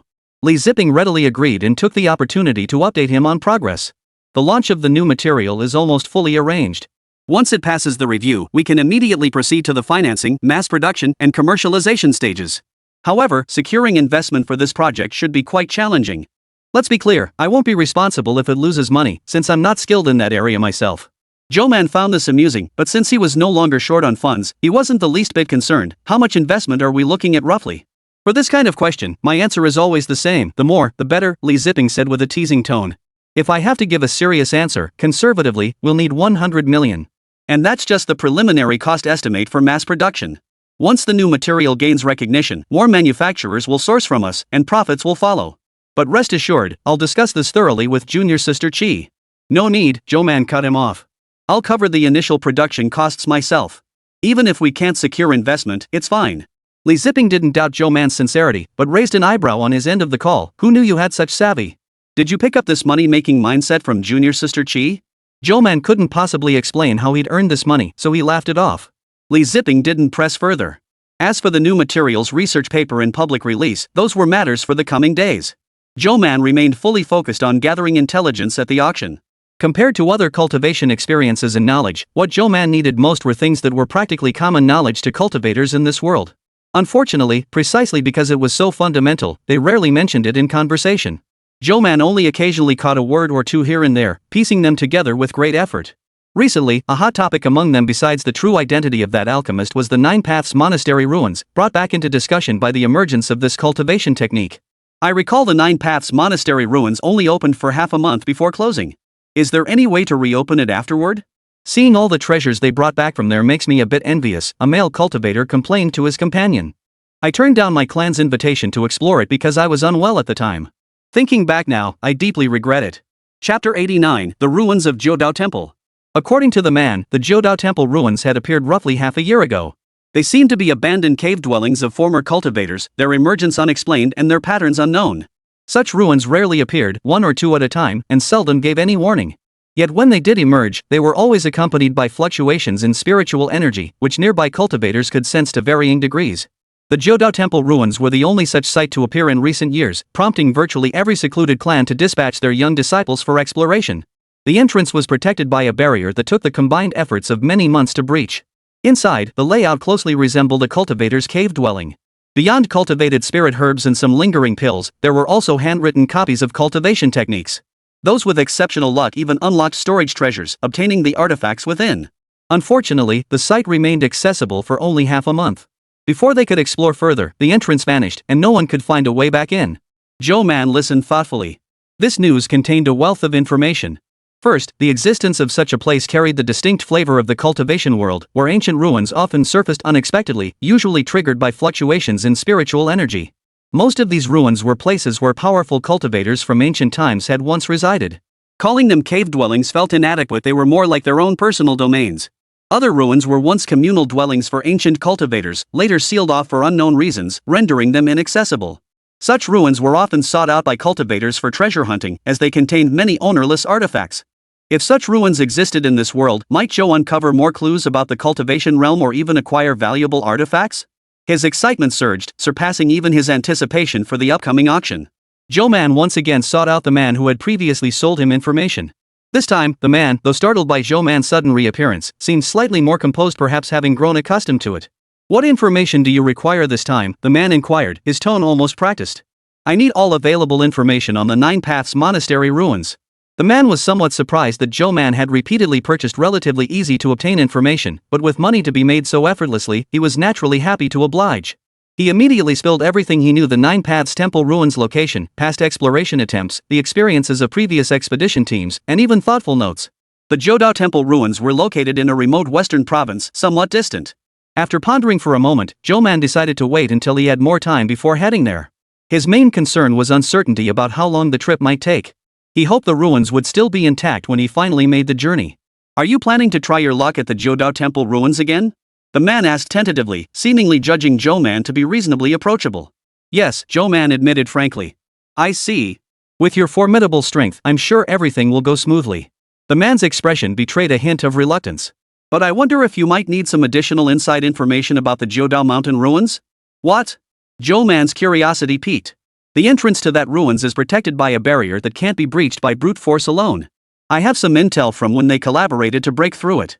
The man leaned closer and whispered, since you specifically sought me out for information about these ruins, you likely missed out on something last time. I imagine this intelligence would be quite valuable to you. Though Zhou Man had already guessed the nature of the barrier, he agreed nonetheless. Seeing this, the man's eyes lit up. He pulled Zhou Man aside and began sharing the details in a hushed, conspiratorial tone. The barrier indeed required breaking, just as Zhou Man had surmised. Yet it wasn't a complete formation, rather, it drew inspiration from the principles of formation techniques. Setting up the barrier was akin to installing a security lock on one's cave dwelling, and those attempting to breach it were essentially trying to pick the lock and enter someone else's domain. Receiving this welcome news, Zhou Man's mood naturally lifted. He grew curious about the origins of the ruins, or rather, the owner of the cave dwelling belonging to that unknown cultivator. Was there any historical evidence confirming their identity? The third day's auction focused primarily on elixirs and magical artifacts, with fierce competition among all parties. Zhou Man watched the proceedings all evening but found nothing particularly desirable. Shuo Yangyu, however, impulsively used his personal savings to bid on 2 items, seemingly unable to put them down. One bracelet accelerated spiritual energy absorption, while the other boosted its circulation. With these 2 treasures, wouldn't he crush this crowd in no time? Zhuo Yangyu held up the bracelets on his wrist, showing them off with obvious pride. Zhou Man shook his head helplessly. On the 4th day of the auction, Zhou Man purchased numerous medicinal herbs. His extended divine sense also gathered valuable intelligence in the trading area. Finally, the last day of the auction arrived. Though bidding had been fierce throughout the previous days, these reclusive clans were immensely wealthy, holding reserve funds specifically for today's grand finale, the final, most coveted item. Zhou Man took the opportunity to gather quite a few medicinal herbs. Finally, the grand finale item made its appearance, and the crowd's excitement inevitably reached a fever pitch. Even before the auction formally commenced, the gazes of many cultivators were directed almost unmistakably toward the Wen family's section. The Wen family members, sensing the surrounding gazes, felt immense pride. A gray-haired elder patted Chao Yan on the shoulder and whispered something to her. Her expression shifted slightly, then she turned and spoke to someone else. Only then did the stern look on the elder's face soften. A black box was carried onto the stage by an attendant, and Su Qiuhua carefully opened it. Everyone held their breath, watching Su Qiuhua's movements with feverish tension. The box opened to reveal an orange pill resting on purple velvet, refracting light under the spotlight. Thank you for your patience. This is the final item in our auction, a foundation establishment pill crafted by Chao Yan, the alchemist of the Wen family. Su Qiuhua held the microphone, raising the box before her for all to see. Starting bid, 50 million. Each increment must be no less than 500,000. As soon as Su Qiuhua finished speaking, the bidding began in earnest. 550 million. 80 million. 90 million. The price quickly soared past 100 million. Chao Yan's expression remained unchanged. After deducting the auction house's 8% commission, she stood to gain a substantial profit. But she wasn't short on money. Zhou Man observed the foundation building pill with keen interest. He extended his divine sense to lightly touch the pill on the platform. Something was off. That was his first instinct. As a seasoned alchemist, his instincts rarely failed him. Something was wrong with this pill. Chapter 90. This pill is flawed. This so-called foundation establishment pill was merely a hollow shell, a barely formed, worthless pill. Though it appeared formed at first glance and possessed spiritual energy and medicinal potency, a deeper inspection revealed its potency was severely deficient. Its actual efficacy was likely less than half of what it should be. Used as an aid during the foundation establishment breakthrough, it was bound to fail. Some error during refinement must have allowed this pill, which should have crumbled into waste, to take shape by sheer accident. Could it be that none of them noticed the pill's flaws? Zhou Man didn't suspect Chao Yan of tampering with it. This seemed more like an oversight. No one had noticed the pill's flaws, not even the organizers, who had mistakenly deemed this foundation establishment pill a success. If this transaction went through, Chao Yan would inevitably face trouble later. Out of consideration for their past acquaintance and shared membership in the National Training Squad, Zhou Man had no intention of standing idly by. By now, the price of the foundation establishment pill had skyrocketed to 180 million. 200 million. Zhou Man pressed the button to join the bidding. Pointing out the pill's flaws on the spot would only invite more trouble and expose his identity as an alchemist. The Zhou family would immediately deduce that he was the one who had produced those 3 top-grade revitalizing pills. The Zhou family members beside him stared at Zhou Man in shock. They were indeed tempted by the Foundation Establishment pill, but unfortunately, none of them possessed the strength to reach the peak of Qi cultivation or had any hope of breaking through to Foundation Establishment before their time ran out. In truth, while Foundation Establishment pills held immense value in this world, the vast majority of cultivators would spend their entire lives stagnating at the Qi cultivation stage. Though rare and precious, they weren't universally applicable. Only powerful clans and exceptionally gifted cultivators would consider bidding for them. Therefore, once the price exceeded expectations, the Zhou family had no intention of continuing the bidding. Brother, what's going on? Didn't you say you didn't need a Foundation Establishment pill? Zhou Yangyu nudged Zhou Man with his elbow, curiosity piqued. I changed my mind. I have another use for this Foundation Establishment pill. Though other families were surprised by the Zhou family's sudden re-entry after withdrawing, they didn't dwell on it, assuming they'd simply change their plans at the last moment. 230 million. 240 million. 300 million. Zhou Man pressed the button again, placing his bid. A brief silence fell over the auction hall. While these reclusive families were certainly not short on funds, the amount of liquid capital they could readily deploy for a single auction was limited. Moreover, after 5 days of bidding, most of their funds had already been spent on earlier lots. Zhou Man's increment seemed to declare outright, I can still bring more liquidity to the table. Think carefully before continuing to bid. But wealthy families were certainly present, and they pressed forward without hesitation. After several rounds of bidding, the price had already soared to 460 million. At this point, few were rushing to bid. Every increment was carefully calculated and weighed except for Zhou Man's. After all, he knew this money would ultimately go to waste. Reporting the flawed Foundation Establishment pill to the auction house would likely result in them scrambling to avoid compensation, let alone daring to accept his payment. 59 million, going once. 59 million, going twice. 59 million, going 3 times. Sold. Congratulations to the Zhou family on securing the final lot of this auction. Su Qiuhua brought down the gavel, sealing the fate of the Foundation Establishment pill. The Zhou family stared at Zhou Man in stunned silence. Within Zhou Yangyu, the conviction that Zhou Man hailed from some super powerful family grew even stronger. If that weren't the case, how could he have snuck out alone carrying such a fortune? Zhou Man followed the staff to the backstage area. The moment he spotted Chang Qinghe, he drew the autumn water blade Chang Qinghe had given him that night. His attendant, thinking Zhou Man was about to attack, immediately assumed a defensive stance. But Chang Qinghe's eyes widened as he instantly grasped the situation. So you were the one who bid on the Foundation Establishment pill. Chang Qinghe waved his attendant away. Just as he was about to speak, Zhou Man cut him off. There's something wrong with this Foundation Establishment pill. Go fetch Chao Yan. At those words, Chang Qinghe's expression instantly turned grave. After only a few seconds of thought, his professional expertise kicked in, and he immediately devised a plan of action. He promptly instructed an attendant to contact Chao Yan, then turned to Zhou Man. Is what you say true, Master Zhou? What exactly is wrong with this Foundation Establishment pill? I'll explain everything to you both once Chao Yan arrives. Zhou Man couldn't be bothered to repeat himself. About 7 or 8 minutes later, Chao Yan entered with the attendant, looking utterly perplexed. Chairman Chang, what brings you here? Chao Yan approached, looking at Chang Qinghe and Zhou Man. Master Zhou, I'll leave the explanation to you. Chang Qinghe took out the foundation building pill and handed it to Zhou Man. You're the alchemist from the Zhou family. Chao Yan finally realized this was the Zhou family alchemist who had purchased his Foundation Establishment pill. Zhou Man produced his alchemy furnace, placed the Foundation Establishment pill inside, ignited the spirit flame to begin heating it. The temperature rose sharply, and before long, the other two felt the intense heat. What are you doing? Chao Yan frowned, still unable to grasp Zhou Man's intent. You've read that ancient text, so you should have seen a passage describing this. If an imperfectly refined pill is returned to the furnace and remelted with spirit fire, it can be restored to a liquid state containing medicinal properties, ready for re-refining. Zhou Man continued heating the furnace. Soon, the foundation building pill began to melt, releasing faint, ethereal wisps of medicinal fragrance. That's right, I recall such a passage. But are you now suggesting? While you might not detect the flaw in this foundation building pill, I believe you could identify the issue if it were in liquid form.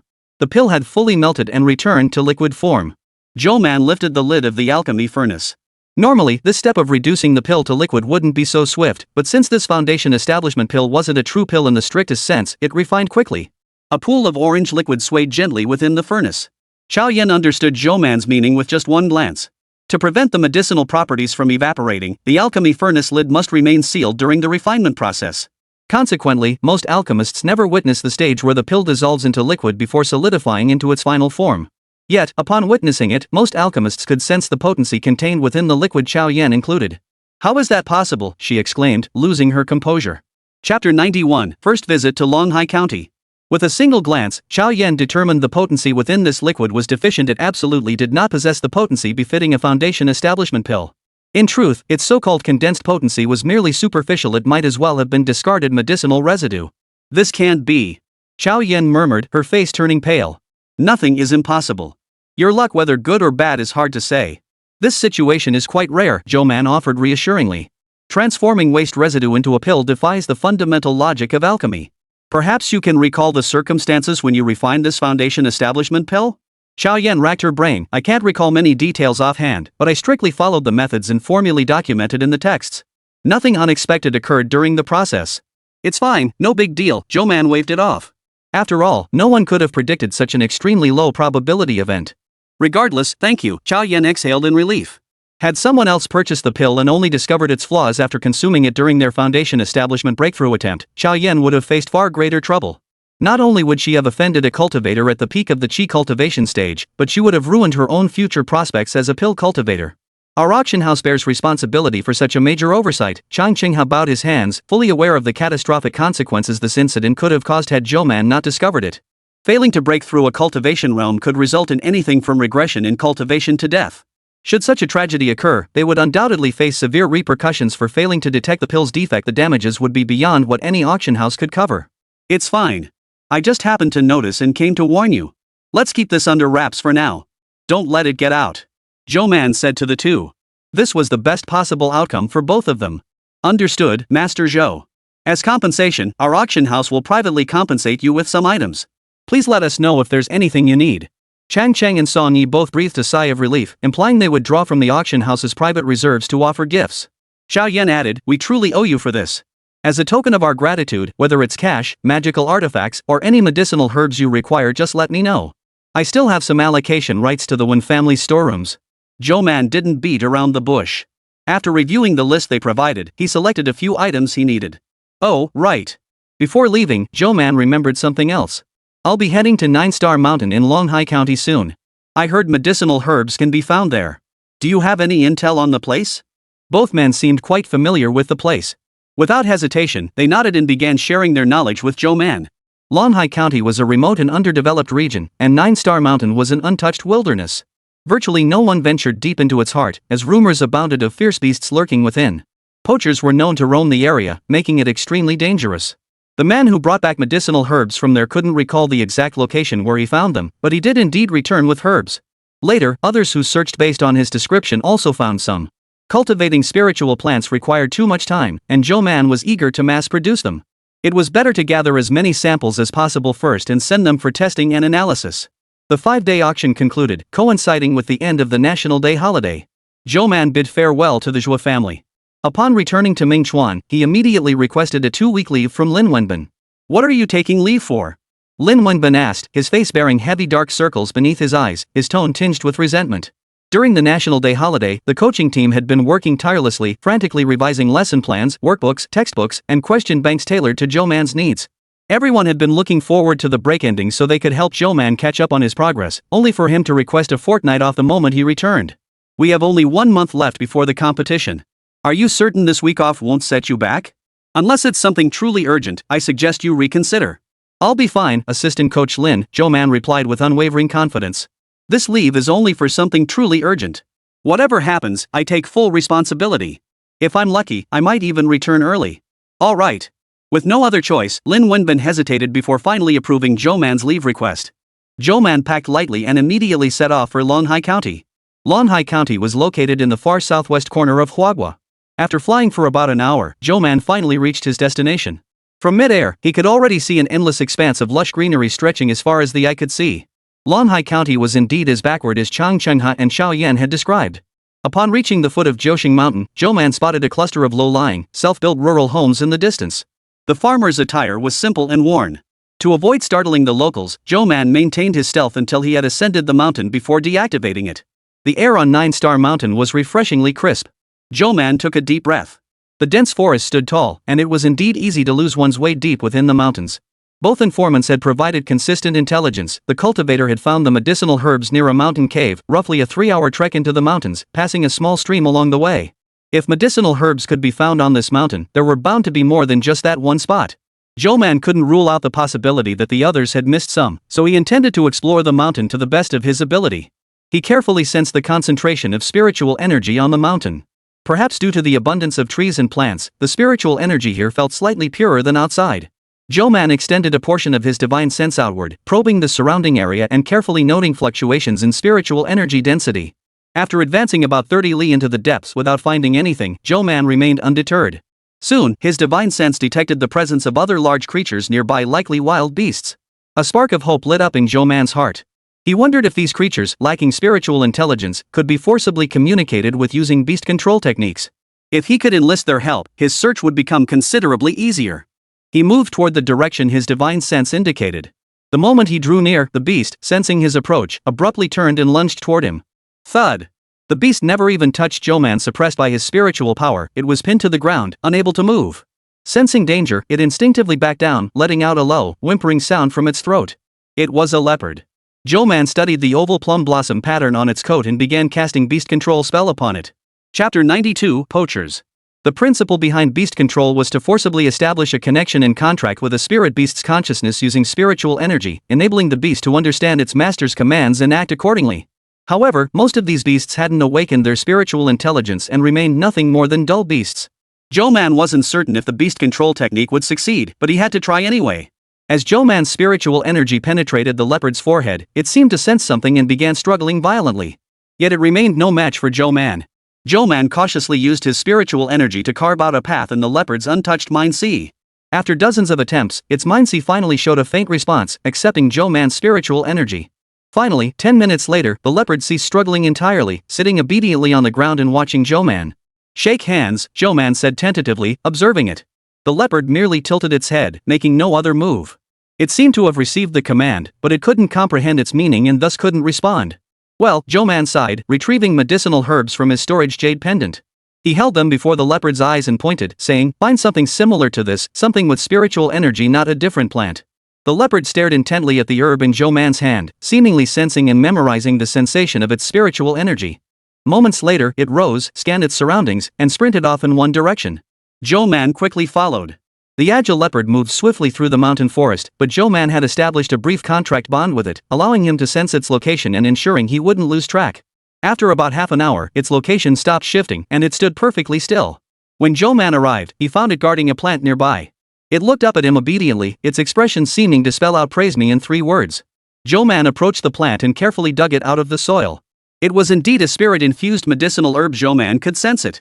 "Good job," Zhou Man praised the leopard, who immediately stood up happily and circled him twice. From then on, the man and the leopard repeated this process. Darting through the 9-star mountains, the leopard unerringly located every spot where medicinal herbs grew. Soon, Zhou Man's storage jade pendant held 7 or 8 more medicinal herbs. "Good work," Zhou Man said as he gathered another herb, patting the leopard's head in praise. Zhou Man stood up, ready to head to the next spot, but this time the leopard broke its usual pattern. Instead of moving forward, it suddenly arched its back and pressed tightly against Zhou Man, looking around nervously. "What's wrong?" In response, a low growl rolled from the leopard's throat, a signal of threat and warning, a vigilant alert to danger. Zhou Man frowned. He extended his divine sense and detected several humans approaching in this direction. Without hesitation, he immediately concealed himself and the leopard. "Strange. Where's that beast?" grumbled a tall figure as he pushed aside obstructing branches. "I clearly saw footprints leading this way. Shouldn't be far." "Search more carefully," another replied, his hunting rifle raised as he casually swept it through the branches blocking their view. How fortunate to stumble upon poachers. Still, it was better than letting them hunt freely out of sight or prey on the simple farmers down in the valley. The leopard concealed alongside Zhou Man hadn't adjusted yet. It wasn't that it was unaware of its stealth state, it was still thrashing about, ready to pounce and tear into the enemy. Zhou Man gently patted it to calm it down. Though he didn't want trouble, he couldn't just ignore these people. It was best to deal with them sooner rather than later.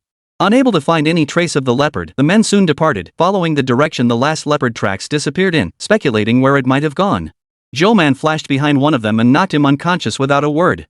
A voice crackled over the walkie-talkie, "Over and out, over and out." Zhou Man held the walkie-talkie silently. The person on the other end seemed to realize something was wrong and immediately began walking toward this location without hesitation. Soon, the person arrived. Seeing the man lying unconscious on the ground, his expression changed abruptly. He immediately raised his gun, scanning the surroundings warily while calling for backup over the walkie-talkie. But no matter how intently he searched, he couldn't find any trace of the others. Just as he relaxed, preparing to bend down and check on the man, a figure suddenly appeared before him, making him jump in fright. It was Zhou Man. Using the same tactic, he knocked the man unconscious, confiscated his hunting rifle, and stored it in the jade pendant storage space. With this, the others posed little threat. Only the two of them carried firearms, the rest were armed only with basic cold weapons.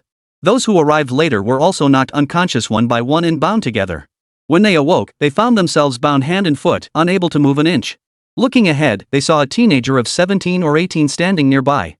Eyes peering out from beneath black bangs, he stared at them motionless, his expression gloomy and terrifying.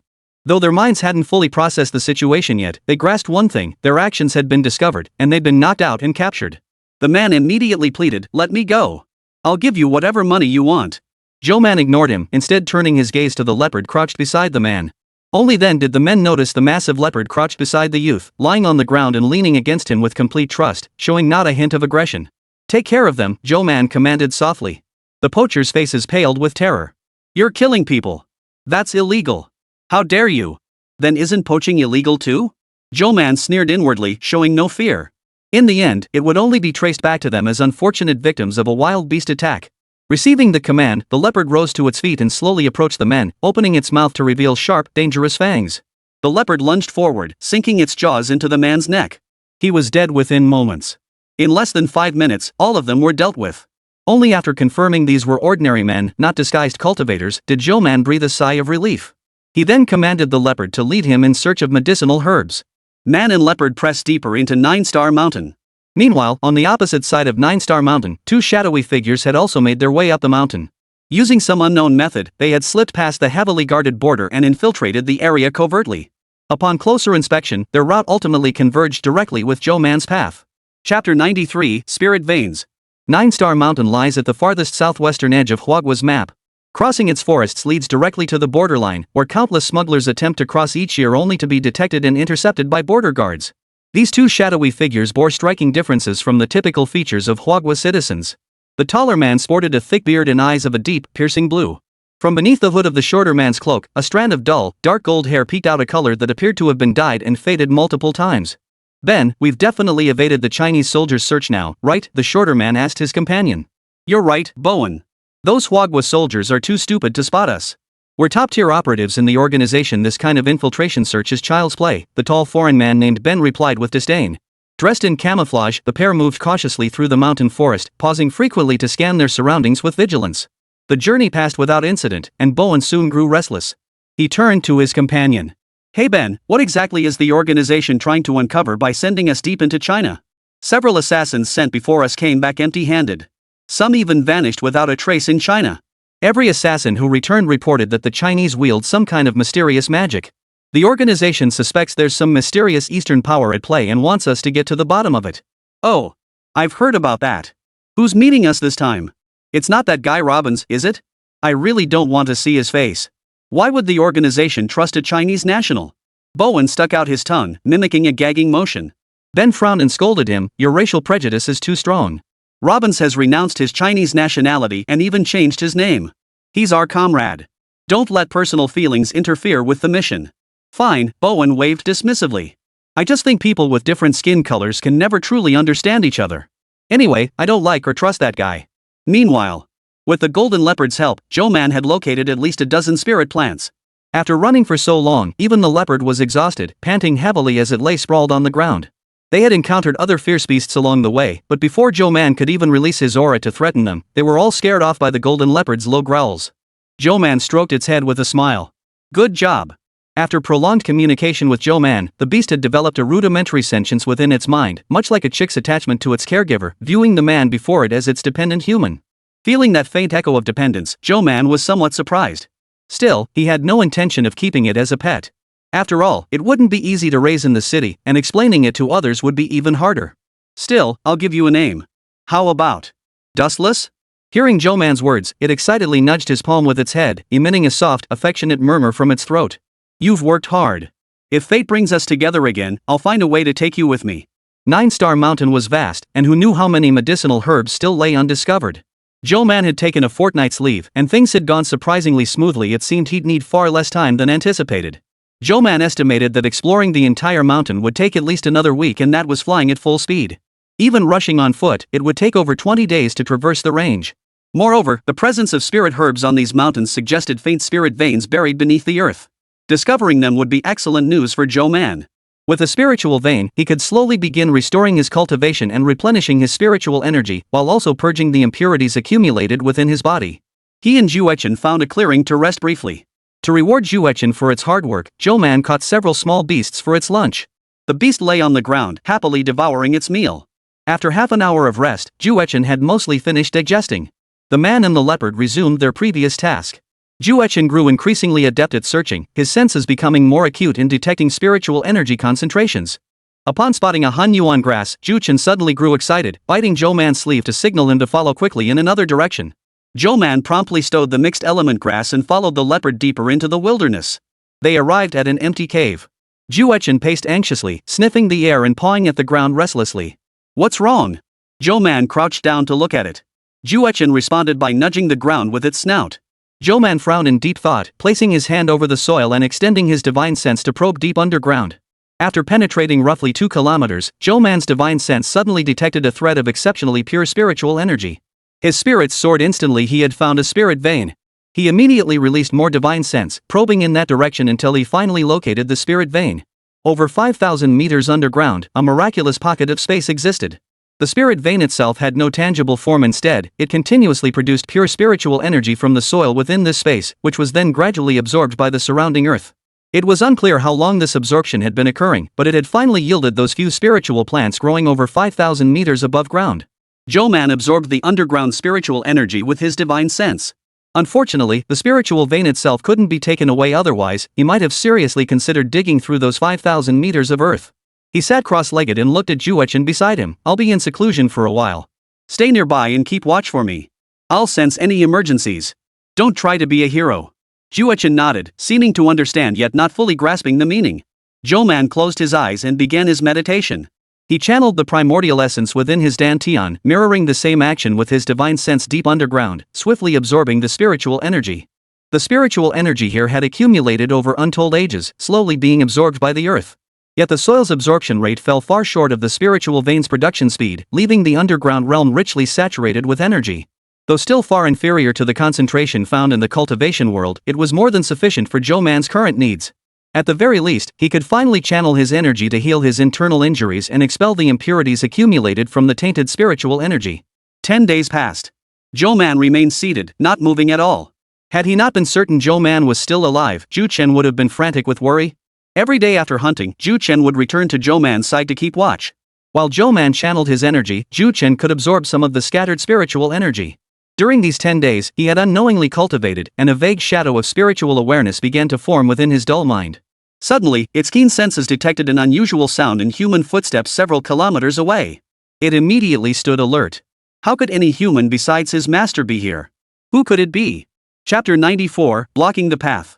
The source of those footsteps was none other than Ben and Bowen. 10 days had passed, and they looked rather bedraggled. Ben snapped a thick branch blocking their path, set down his simple backpack, and leaned back against a rock. "Let's rest for a bit. We finally shook off that wolf," Ben panted, pulling out a small stainless steel flask from his backpack and gulping down water. "Damn it, why are there so many wild beasts in these mountains?" "Our luck's been pretty tight." Bowen slumped to the ground, sounding like someone who'd narrowly escaped disaster. Ben wiped the sweat from his forehead. "It's okay. We're moving fast. According to satellite tracking, we should be out in another 7 or 8 days. Let's hope so. I'm sick of eating these wild berries. Why can't we find any rabbits or other game? It's been ages since I had meat. Killing animals will only attract more beasts. You don't want us dying here, do you?" Ben shot Bowen a cool glance. "Once we find robins, you can feast however you like. For now, endure it for the mission." The two briefly bandaged their wounds, pulled out a bar of chocolate from their backpacks to replenish their energy, and after resting for no more than 10 minutes, stood up and continued onward. They'd undergone rigorous wilderness survival training within the organization, allowing them to endure in these mountains for extended periods even without heavy supplies. Their only visible signs of hardship were the disheveled appearances from 10 days of minimal washing. They moved swiftly, their physiques well honed. Though called intelligence operatives, their training rivaled that of professional mercenaries. It took them about an hour to cover over 3,000 meters.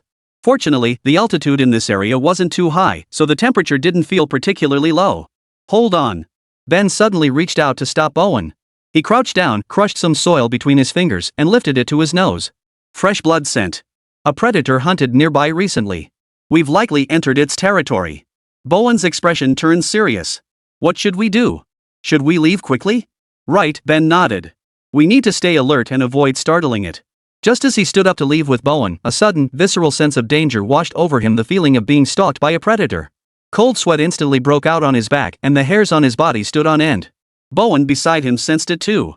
Both men stiffened and slowly turned their heads, their gazes locking simultaneously with a pair of golden eyes. Both froze, not daring to move a muscle, terrified that the slightest provocation might send it lunging at them. Although they were prepared and capable of successfully killing large beasts in combat, being caught off guard and hunted was a disadvantageous position for them. After all, at such close range, neither could guarantee their speed and reflexes would outpace these wild predators. After a brief observation, Ben confirmed it was a leopard, specifically, the golden leopard known as Zhou. Less than 10 meters behind it, Zhou Man sat in meditation. Zhou sensed the extreme danger emanating from the two humans ahead. They carried the bloodthirsty aura of slaughter. If allowed to advance further, they would inevitably discover their master lurking behind them. They must not be allowed to harm its master. Zhou growled threateningly. Momentarily intimidated, the two men tensed, daring not to make a single move. Ben cautiously edged backward. Seeing no reaction from the golden leopard, his heart eased slightly. He signaled to Bowen with his eyes to retreat together. The two men nervously watched Zhou silhouette as they slowly retreated. Only when they reached a sufficiently safe distance and saw Zhou not pursue did they breathe a sigh of relief. Was this leopard guarding something? Recalling how the leopard had clearly blocked their path as a threat rather than an attack, Bowen instinctively sensed something was off. A question arose, and Bowen's curiosity could no longer be contained. As the two chose to bypass the area and leave, he stole a glance back toward the direction where the leopard had blocked them moments before. In that fleeting glance, through the dense foliage, he caught sight of a blurred human figure, a dark-haired youth. His heart skipped a beat. Before he could react, Ben yanked him away. They sprinted for 10 minutes before finally stopping. Ben! Listen to me. There really was someone back there. Bowen exclaimed, grabbing him excitedly. What nonsense are you talking about? How could anyone else be here? Ben frowned, assuming his friend was seeing things. It's true. Why would I lie? It was a boy-like figure. I didn't see his face clearly, but he had black hair. He must be Chinese. Bowen gestured excitedly. Seeing the sincerity in Bowen's expression, Ben frowned, deep in thought about the truth of his words. But even if someone is there, so what? Are we going back to check? Don't forget there's a leopard out there. Its companions could be nearby too. The two of us, unarmed, are no match for them. Ben cut him off.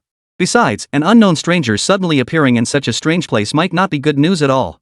He never believed in these ghosts and demons, yet he couldn't help but feel a deep dread for the unknown. You're right. We should get out of here as soon as possible, Bowen said, shivering as he spoke to Ben. Meanwhile, on Zhou Man's side, Zhou finally calmed down after the two had departed. 2 more days and nights passed. Zhou, bored, lay sprawled on the ground playing with insects when suddenly he sensed movement beside him. It immediately flipped over excitedly, standing up to look up at its master. Zhou Man, having concluded his brief seclusion, slowly opened his eyes. Returning to this world, he felt a long-forgotten sense of ease. His spiritual energy was now abundant, and even the injuries sustained during his ascension lightning tribulation had healed for the most part. HM? You've worked hard guarding me. Zhou Man stroked Zhou head, then accessed its memories from these days through their contract bond. Thus, he witnessed the two shadowy figures whose movements were as elusive as ghosts, and Zhou, who had guarded him, prevented their discovery, and driven them away. You did very well, Zhou Man patted Zhou head again. At that moment, he had been in the critical phase of channeling his energy, essentially healing his wounds. If his physical body had been disrupted by an unexpected disturbance, then, it could have actually worsened his injuries. With his health confirmed, it was nearly time for Zhou Man to depart and return to Mingchuan. Take care. I'll come back when my schedule allows. Zhou Man bid farewell to Zhou before flying back to the capital. Chapter 95, The Foreigner. When Zhou Man returned to Mingchuan University, only 12 days had passed, 2 days less than his approved leave. The moment he arrived, the coaching team eagerly presented him with their meticulously refined question bank, eager to see him stumped. But alas, no matter the difficulty, Zhou Man solved problems with lightning speed.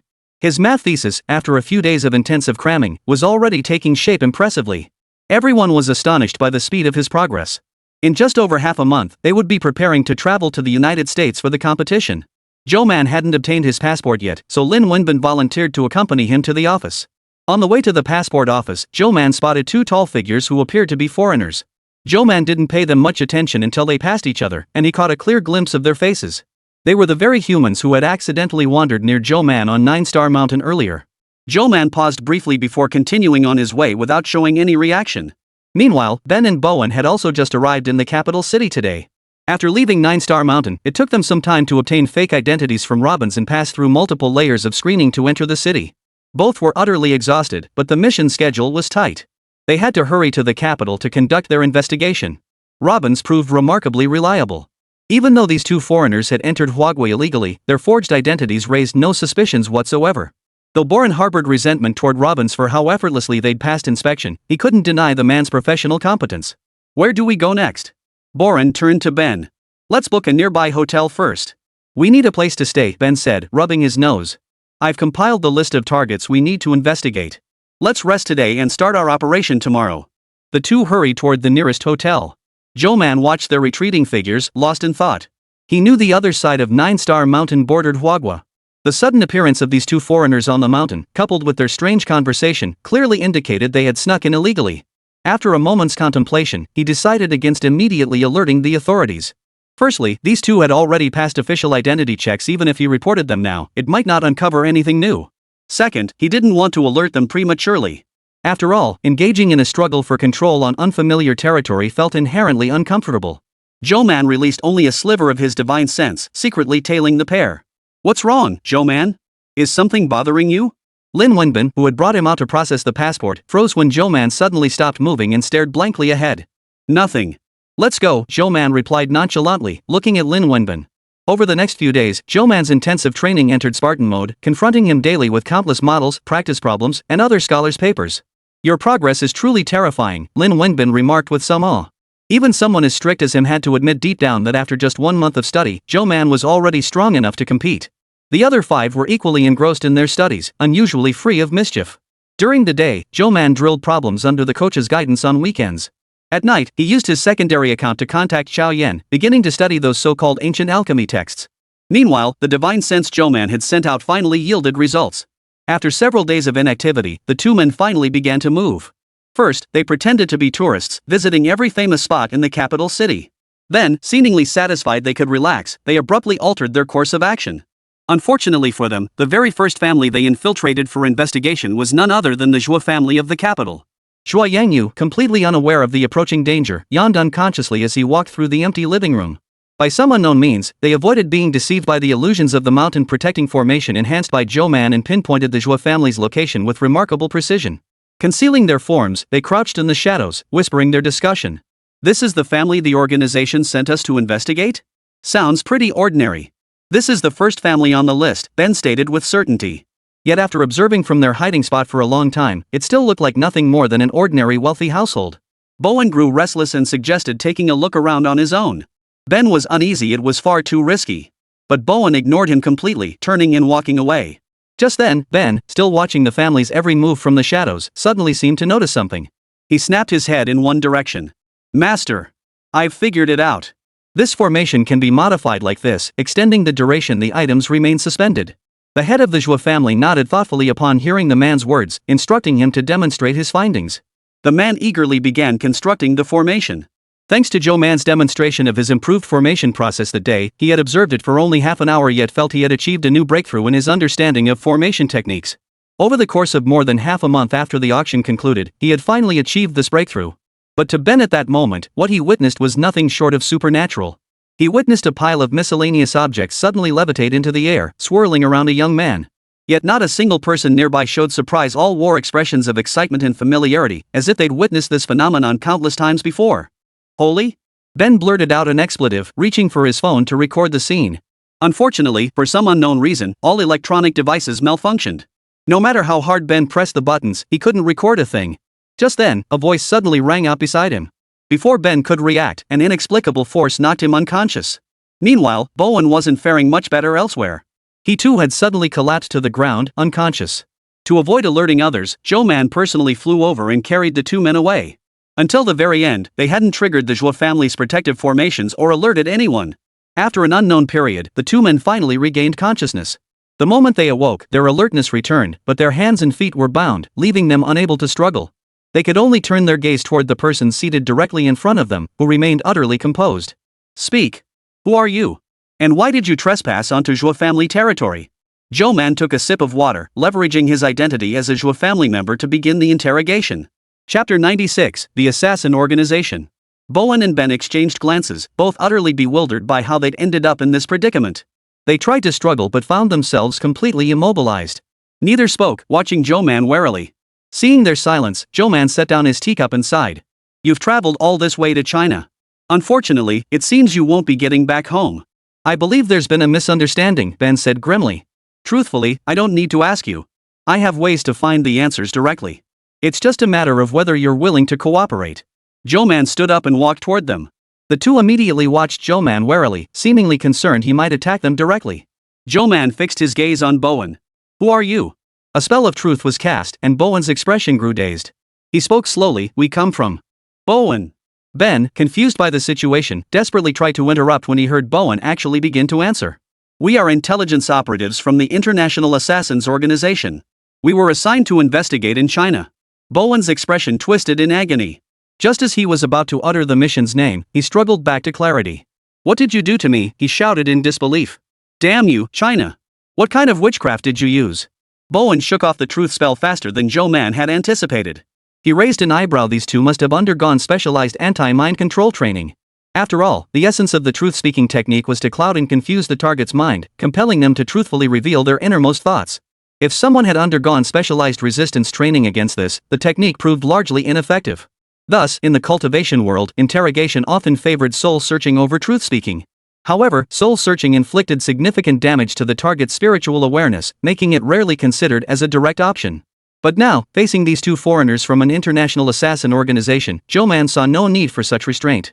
Besides, these men had undergone professional training. They wouldn't turn into fools so easily. He grabbed Bowen by the collar and unleashed the soul-searching technique directly upon him. Bowen's eyes immediately rolled back and he collapsed unconscious. Ben beside him watched in horror, his eyes wide with panic. What did you do to him? Let him go. No matter what you do, we won't talk. Give up. Damn those Chinese. All they know is using dirty tricks. Zhou Man ignored Ben's impotent rage and smoothly located the desired memory within Bowen's consciousness. So that's how it is. Zhou Man casually tossed the unconscious Bowen onto the ground. Your organization suspects China possesses some unknown mystical power or witchcraft, so you were sent here to investigate. Unfortunately, the person who gave them orders wasn't the leader, just a messenger. Zhou Man never got to see their leader's face. Though I must correct that notion, this isn't witchcraft, but magic unique to us. Two wind blades coalesced in Zhou Man's palms. But you needn't know the truth. Your superiors will likely never learn your fate. What a pity there's no going back now. Ben felt the palpable killing intent and instantly felt a chill run down his spine. Before he could even comprehend the meaning of Zhou Man's words about magic, he sensed the murderous intent closing in. Wait. Before he could utter another word of plea, an invisible wind blade sliced clean through his throat, mercilessly reaping his life. These two were nothing but trouble alive, and there was no way they could be allowed to return. After confirming both were dead, Zhou Man began searching their bodies for anything useful. Unfortunately, they had been extremely cautious. Even though they were on a covert infiltration mission, they carried nothing that could prove their identities or reveal any connection to their organization. They had witnessed the Zhou family's formation array. If they were allowed to carry this information back, it would undoubtedly cause a massive uproar. Since the authorities knew of cultivators' existence yet concealed it from the public, there must be compelling reasons for their secrecy. He casually used a teleportation array to dump the two bodies back onto Jiuxing Mountain. With any luck, perhaps the corpses would be discovered.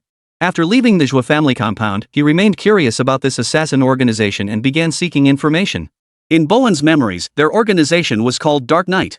Their routine tasks involved accepting commissions from various individuals to assassinate targets, and infiltrating locations to gather intelligence was also among their specialties. Influential figures whose identities made overt commissions impractical often contacted them privately for collaboration. This discretion had shielded them from genuine scrutiny by other nations' government agencies. Beyond that, their assassins were exceptionally formidable, far more ruthless than ordinary mercenaries. From the few fragments of memory available to Zhou Man, he could roughly gauge the skill level of their assassins. Most possessed combat prowess equivalent to at least the first tier of Qi cultivation practitioners from secluded families. If they were to act with full force, they could indeed pose a significant threat to China. The two individuals Zhou Man had eliminated were the most renowned intelligence operatives within this organization, dispatched on this mission with high expectations. They were cautious, having last reported to the organization the very day they entered the capital. It was unclear how long it would take before the organization realized they were missing. Robbins, the man who forged their identities, also posed a potential threat. The two operatives hadn't met Robbins directly. Instead, they completed the handover through a third party who acted as a go-between. Fortunately, no one would know Zhou Man had killed them, nor would they have to worry about being secretly targeted by this mysterious Robbins whose true identity remained unknown. Moreover, the assassin organization's headquarters was in the United States. In just a few days, the competition Zhou Man and his team were about to participate in would also be held there. Yet as the competition drew nearer, one member of the national team grew increasingly restless. That person was Tang Yellen. For over a month now, he'd been consumed by anxiety. Watching Zhou Man's learning progress accelerate daily, he constantly feared being replaced. Even in his dreams, he kept reliving scenarios where he woke up to find himself demoted to the bench again. When Yu Shijing disappeared and got into trouble, he had secretly rejoiced. He thought that if something happened to her, whether she was crippled, injured, or even killed, he would never have to worry about being replaced again. But who knew Yu Shijing would be so incredibly lucky? She only appeared to have suffered severe injuries. After less than half a month of rest, she recovered completely, without any lasting effects. She returned to class every day as if nothing had ever happened. Yet he dared not voice these base thoughts aloud, desperately hoping the teacher wouldn't replace the starting lineup right before the match began. Chapter 97, Departure for the United States. The coaching staff was now engaged in a heated debate over whether to replace Zhou Man with a starting player. After all, they had been so eager to revise the training plan and tailor it specifically for him because they saw potential in him. That was precisely why they had invested so much effort in his development. It was impossible to say they hadn't considered it, but the starting lineup had been finalized long ago. Arbitrary changes were a serious matter requiring careful deliberation. This was, after all, a team competition requiring seamless coordination. They couldn't guarantee Zhou Man would gel well with his new teammates, especially since they'd only known each other for less than 2 months. If their coordination faltered, even with Zhou Man's exceptional individual skill, the team's overall performance could fall below their usual level. That would be a truly devastating loss. Moreover, this competition was practically a do-or-die situation for them. After a week of deliberation, they ultimately decided Zhou Man would travel with the team as a reserve player. They would finalize the roster with the students just before the competition, deciding whether to play it safe or take a gamble.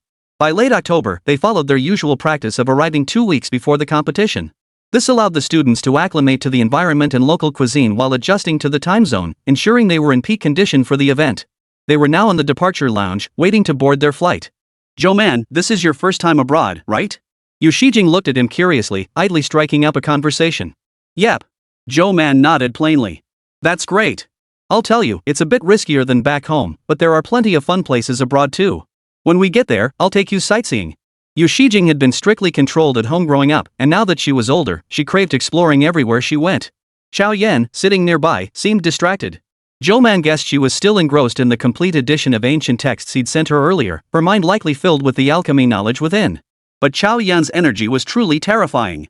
She could cultivate, study alchemy, and participate in math competitions all at once. Putting himself in her shoes as someone who had just started cultivating, Zhou Man knew he absolutely couldn't manage that. The coach, aware this was Zhou Man's first trip abroad, cautioned him, "Security abroad isn't like back home in China. It's best not to go out at night. Even if you do go out, stay safe, don't wander off, and avoid approaching anyone who looks dangerous." Yeah, I know all that. I've heard it so many times my ears are calloused," Yu Shijing replied, not taking it too seriously. "Hey Zhou Man, you've been training with us in Beijing for so long now. Aren't you curious why we still haven't met the head coach?" Yu Shijing grabbed Zhou Man's arm and started chatting again. "Our head coach is in the US right now. I heard that after Lin Wenbin was appointed assistant coach, he just washed his hands of the whole thing and vanished completely. Seems like he's off sightseeing all the time. Trying to track him down is a real pain. But Coach Zhang is really nice and not that strict. Compared to the typical coach-player dynamic, he acts more like a friend when he's with us. We'll get to meet him once we're in the States." Only when the boarding announcement came over the PA system did Yu Shijing finally stop talking. Zhou Man's last flight had been to Beijing for the finals, where the organizers had provided the tickets. This time, for the international competition, the head coach had apparently splurged and booked them first-class tickets. Zhou Man felt particularly intrigued by the layout and decor of the first-class cabin. Tang Yellen was also experiencing first class for the first time, but seeing Zhou Man's curious expression, he immediately reined in his own excitement. "What a country bumpkin, never seen the world," he muttered under his breath. "What gives you the right to mock him?" Su Peng, sitting nearby, overheard and burst out laughing. Tang Yellen's face flushed alternately green and red in a most entertaining display. Just as he was about to explode, he remembered the power behind the Su family and forced himself to hold back. One day, he would make these condescending rich brats pay for their arrogance. The flight would take a total of 15 hours. Lin Wenbin didn't idle during the journey, using the time to discuss the problems with them. By the time the plane finally landed, everyone was exhausted from fighting jet lag. "First, we'll drop off our luggage at the hotel. After resting up, we'll resume classes tomorrow, Lin Wenbin announced without mercy. The hotel had been upgraded at the head coach's own expense.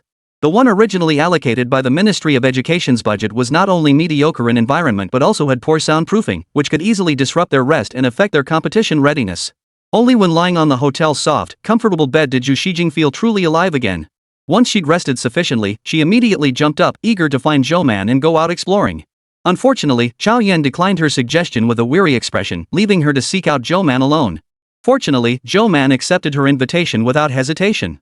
New York's streets bustled with activity during the day. Seeing the streets filled with fair-haired, blue-eyed foreigners, Zhou Man felt a sense of novelty. Unfortunately, she didn't eat much, as she wasn't used to the local food, and Chinese restaurants were too expensive and unnecessary. Yu Shijing was quite intrigued by the local shops, stopping to peek inside whenever they passed one. Zhou Man waited patiently for her each time. The two spent the entire afternoon exploring outdoors, returning to the hotel only when dinner time rolled around. The others had also finished resting and emerged from their rooms to head to the restaurant. The moment they entered the dining hall, they spotted two adult men surrounded by their companions. One was Lin Wenbin, while the other was an unfamiliar face. Ah, it's Coach Zhang. Yu Shijing's voice betrayed her excitement. So this was the head coach she'd been talking about all along. Coach Zhang greeted Zhou Man and Yu Shijing warmly as they approached. Hello. I assume you're Zhou Man, the substitute player for this event? Yes. Zhou Man nodded. I'm the head coach leading this team. This is probably our first meeting, huh? But I imagine you're more familiar with Lin Wenbin. No need to be nervous around me. Coach Zhang smiled warmly, his words witty yet measured. I just stopped by to see you all. Someone else is looking for me shortly, so I'll need to step away for a bit. Coach Zhang also greeted Yu Shijing. Get ready for the competition. As he finished speaking, a tall foreigner approached from a short distance away and waved at Coach Zhang. Rospin. Let's go. Chapter 98, Rospin. Zhou Man paused at the call, stealing an unassuming glance at Coach Zhang. Coach Zhang, however, keenly caught Zhou Man's gaze. He turned and smiled warmly at him. What is it? Oh, Rospin is my English name. That's my friend calling me. He really is calling me. Zhou Man remained silent, calmly averting his gaze. Yu Shijing asked curiously, so that's Coach Zhang's English name? The topic was brushed aside, and Coach Zhang chuckled as he followed the foreign man out. Lin Wenbin held a brief meeting, after which everyone dispersed. Zhou Man claimed she was tired and needed to rest, heading straight back to her room. Upon returning to his room, Zhou Man immediately extended his divine sense toward the mark he had placed on Coach Zhang. Meanwhile, Coach Zhang, or rather, Rospin, followed his companion straight to a bar. He sat down, ordered a drink with his companion, and they chatted about everyday topics, appearing perfectly normal. Zhou Man's divine sense waited patiently behind them. Finally, the bartender brought over their drinks. As they bent down to exchange them, Rospin murmured something under his breath. The bartender's expression remained unchanged. Enjoy your evening, sir. He turned and walked away. Half an hour later, the two finished their drinks. Rospin's companion waved goodbye and he sat in his seat, smiling and waving back. When the bartender returned, he handed over another drink. Zhou Man clearly saw a small note hidden beneath the base of the stemmed glass. Rospin drained his glass in one gulp. The note slipped silently into his palm. He glanced at it discreetly as he lowered his head, his expression turning grim. This drink is a bit too bitter, he remarked to the bartender with a frown. My apologies, sir. This is a specially prepared complimentary drink. We cannot accommodate flavor requests, the bartender replied with a polite smile. Rospin sighed, waved him off, pulled money from his pocket to tip, then left the bar as well. Zhou Man's consciousness followed him all the way. Rospin appeared to be merely strolling around casually, weaving through numerous alleys before finally entering a house. Once inside, Rospin expertly checked his body for any listening devices, then meticulously inspected the room's layout for any changes. Only after confirming no one had entered during his absence did he relax. Rospin pulled out a uniquely shaped phone. He dialed a number through layers of encrypted verification, but no one answered. Frowning, Rospin scribbled Ben and Bowen are missing on a scrap of paper, then converted it into a coded message and sent it via text. Reading this, Zhou Man had already largely confirmed the true identity of the Coach Zhang before him. For now, however, this man posed no immediate threat to him, so Zhou Man didn't give it much thought. Besides, dismantling a large international underground organization like this wasn't something that could be solved by simply eliminating a few individuals. The tangled web of vested interests and intricate networks behind them were the real headache. Zhou Man withdrew his consciousness and returned to the hotel. For the next week, they were kept busy in the hotel by the coaches, cramming intensively. Every day, they predicted this year's potential exam questions, analyzed them, and provided insights. Coach Zhang participated as well, guiding them like a proper math competition coach. Zhou Man was slightly surprised and even learned quite a bit from him.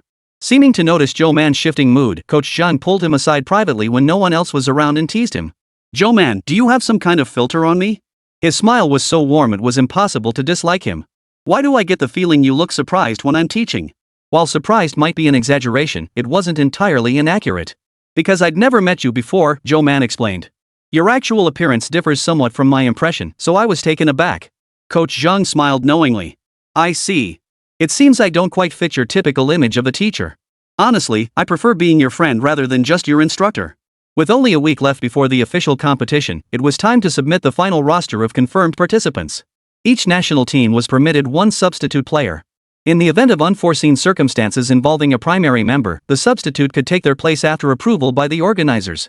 For the coaches, the most difficult decision now was finalizing the substitute roster. What's there to hesitate about? Zhou Man is such a bright kid, wouldn't it be a waste not to let him play as a starter? Coach Sheng couldn't understand their hesitation. My main concern is whether the others might object, Lin Wenbin replied. While he agreed with Coach Shang's reasoning, his considerations ran deeper. What objections? I see him getting along well with those two girls. Su Pang and Li Jiahuan aren't petty like that. They only care about the game result. It doesn't matter who they play with. Lin Wenbin's throat tightened. But what about Tang Yelin? My main concern is him. Oh, you mean him, Coach Zhang seemed to finally recall. I remember his performance was just average. His skill level definitely can't match Zhou Man's. In a match, it's natural that the stronger player takes the field. What's there to complain about? You can't put it that way. The game is just the game, but we also have to consider and care for these kids' mentalities and future development. What if this one choice ruins a child's mindset and prospects? How could I bear that responsibility? Lin Wenbin sighed. Tang Yelin is a kid with deep-seated ambitions. He's never been content with being a reserve. We could overlook it before, but now that he's finally made the starting lineup, pulling him out again? That's bound to crush his spirit. Coach Zhang found it even harder to understand, almost sneering coldly. Mathematics competitions inherently depend on talent. He can't possibly still believe that hard work alone determines everything. How many people reach this level without understanding that truth? If his mindset crumbles so easily, what's the point of studying? There are countless geniuses smarter than him in the world. If he gives up just because someone outperforms him, it only proves he's unsuited for mathematics. And with that kind of attitude, he'll struggle no matter what he pursues. Lin Wenbin shook his head wearily, unwilling to argue. To him, this was merely a clash of perspectives. Their purpose in discussing this now was to resolve the issue, not create new conflicts. Little did they know, outside the room where they conversed, a figure stood frozen at the doorway, having listened for an unknown length of time. The youth stood silently with head bowed, his palms clenched so tightly they hurt. Not a sound escaped him until footsteps from inside signaled someone rising from their seat and approaching the door. Only then did he snap back to reality, scrambling away in a fluster. Chapter 99, Roster Finalized, Regular Member, Zhou Man. Tang Yelin's expression was grim beyond description. He couldn't tell whether the emotion overwhelming him was more anger or sorrow.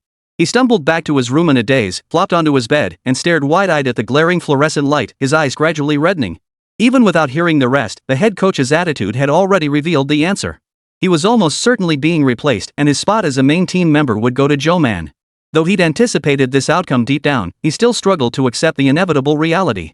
He knew Zhou Man was smarter than him and picked things up faster. If Zhou played, China might actually bring home that coveted championship trophy this year. Yet he still felt bitter resentment. If he had been a reserve player from the start, he might have merely felt frustrated. But Lu Jiming's departure had thrust him suddenly into a new position of prominence, and now he dreaded the crushing blow of being knocked back down. He fiercely wiped the tears welling in his eyes, stood up, and walked out the door of the hotel room. Tang Yelin walked straight to Zhou Man's door, hesitated for a moment, then knocked. Moments later, Zhou Man opened the door, looking surprised to see him. What do you want? Tang Yelin took a deep breath, gathering his courage. Zhou Man, please, I'm begging you. Can you withdraw from this competition? You're smarter than me. Even without this competition, you don't need this experience to boost your credentials. I heard your grades are excellent. Any university in the country would welcome you with open arms. I desperately need this starting position. I just overheard the coaches planning to replace me with you for the competition. But I've trained so long for this I can't accept losing out. I don't want to let my family down. I know this request is unreasonable, but it won't cost you anything. All expenses during this period are covered by the Ministry of Education. Just refuse the coach when he comes to talk to you later. I'll give you all the prize money from the competition too. He rattled off a long string of words in one breath, but Zhou Man's expression remained unchanged after listening. Why should I agree to this? Zhou Man asked, a hint of amusement in her voice. This world doesn't favor the weak. Besides, I agreed to compete here at someone else's request. Naturally, I intend to do my best. Tang Yelin's expression darkened, and he tried to say more. Zhou Man, however, had lost interest in listening further and slammed the door shut. After classes ended that afternoon, the coach called the 6 of them over. I called you here to announce the final roster for the competition. We've finalized it. The starting lineup is Su Peng, Li Jiawan, Xiaoyan, Yu Shijing, and Zhou Man. The substitute is Tang Yelin. Tang Yelin's face paled even more. Su Peng and Li Jiawan showed little reaction, only glancing at Zhou Man when his name was called before turning away without comment. Xiaoyan smiled and offered congratulations. Yu Shijing cheered, yay, and grinned as she pulled Zhou Man close, slinging her arm around his shoulder. With you on our team this year, who knows? We might just win the championship. Don't speak too soon. Don't get overconfident, Lin Wenbin cautioned, fearing they might become arrogant. Turning to offer some words of caution to Tang Yelin, Lin Wenbin was met with a sour expression and a hasty excuse of feeling unwell before the other hurriedly made his escape. Lin Wenbin shook his head inside. I told him ages ago to stop acting so cocky. Until the roster is finalized, who knows who'll be a reserve and who'll be a starter. Yu Shijing stuck out her tongue in Tang Yelin's departing direction. I've been sick of his "the world owes me" attitude for ages. Serves him right. Zhou Man chuckled, but the other 3 remained silent, seemingly agreeing with Yu Shijing's assessment. Come on, to celebrate you becoming a main team member, I'm treating you to dinner. Yu Shijing grabbed Zhou Man's left hand and Xiaoyan's right hand, cheerfully leading them out. She must have been exploring again these past few days, claiming to have found a restaurant with decent food. She was eager to share it with them. The trio entered a fairly bustling restaurant. Yu Shijing led them to a table, summoned a waiter, grabbed the menu, and began enthusiastically describing the dishes. Don't be fooled by those long, artsy dish names. I've tried them, and they're just average. But this one and that one are pretty good. I think they'd suit your tastes. Yu Shijing was so focused on pointing at the menu that she didn't notice a group of people passing by nearby. Upon hearing them speak Chinese, someone instinctively stopped in their tracks. Xiao Jing? A voice sounded uncertainly. All 3 looked up to see a bespectacled boy with bowl-cut hair, his expression tinged with confusion and uncertainty. Ximing? Yu Shijing gasped softly, her composure momentarily lost. It really is you. I thought I was mistaken. And Xiaoyan, long time no see. The boy smiled gently, greeting both of them. Brother Ximing, what are you doing here? Wow, it's been forever. Did you grow taller again? Yu Shijing chattered excitedly. Ming? What's up? Ran into someone you know? A tall man noticed Lu Ximing lagging behind and turned back to check on him. Ah, sorry. Ran into some old friends, so I chatted for a bit. I'll be right back. Lu Ximing paused, then switched to fluent English to converse with the man. Your friends? Oh. I see. No worries, you guys chat. After all, you used to be teammates. I get it. The man's expression shifted to one of sudden understanding. He glanced at the 3 of them again and waved his hand, signaling that he didn't need to rush back. Brother Ximing, are they your teammates from the UK squad? Yu Shijing seemed to realize something, her tone growing subdued. Lu Ximing's face softened into an apologetic smile.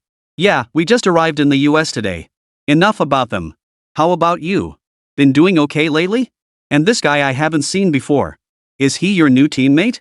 He turned his attention to Zhou Man, who had been ignored, thoughtfully steering the conversation. Yu Shijing's eyes immediately lit up. That's right. His name is Zhou Man, and he's our new team member. Brother Ximing, let me tell you, Zhou Man is incredibly smart. Even though he's only been in the competition for a few months, the teachers all say he's incredibly talented. With him on our team, China is sure to win the championship this year. Yu Shijing's expression was vivid, her face lighting up with a confident smile when she mentioned winning the championship, as if utterly certain of the outcome. Championship? You're Huagua? A mocking voice rang out from behind, sounding slightly comical due to the speaker's unfamiliarity with Chinese. Chapter 100, The Assassination Targeting Huagua.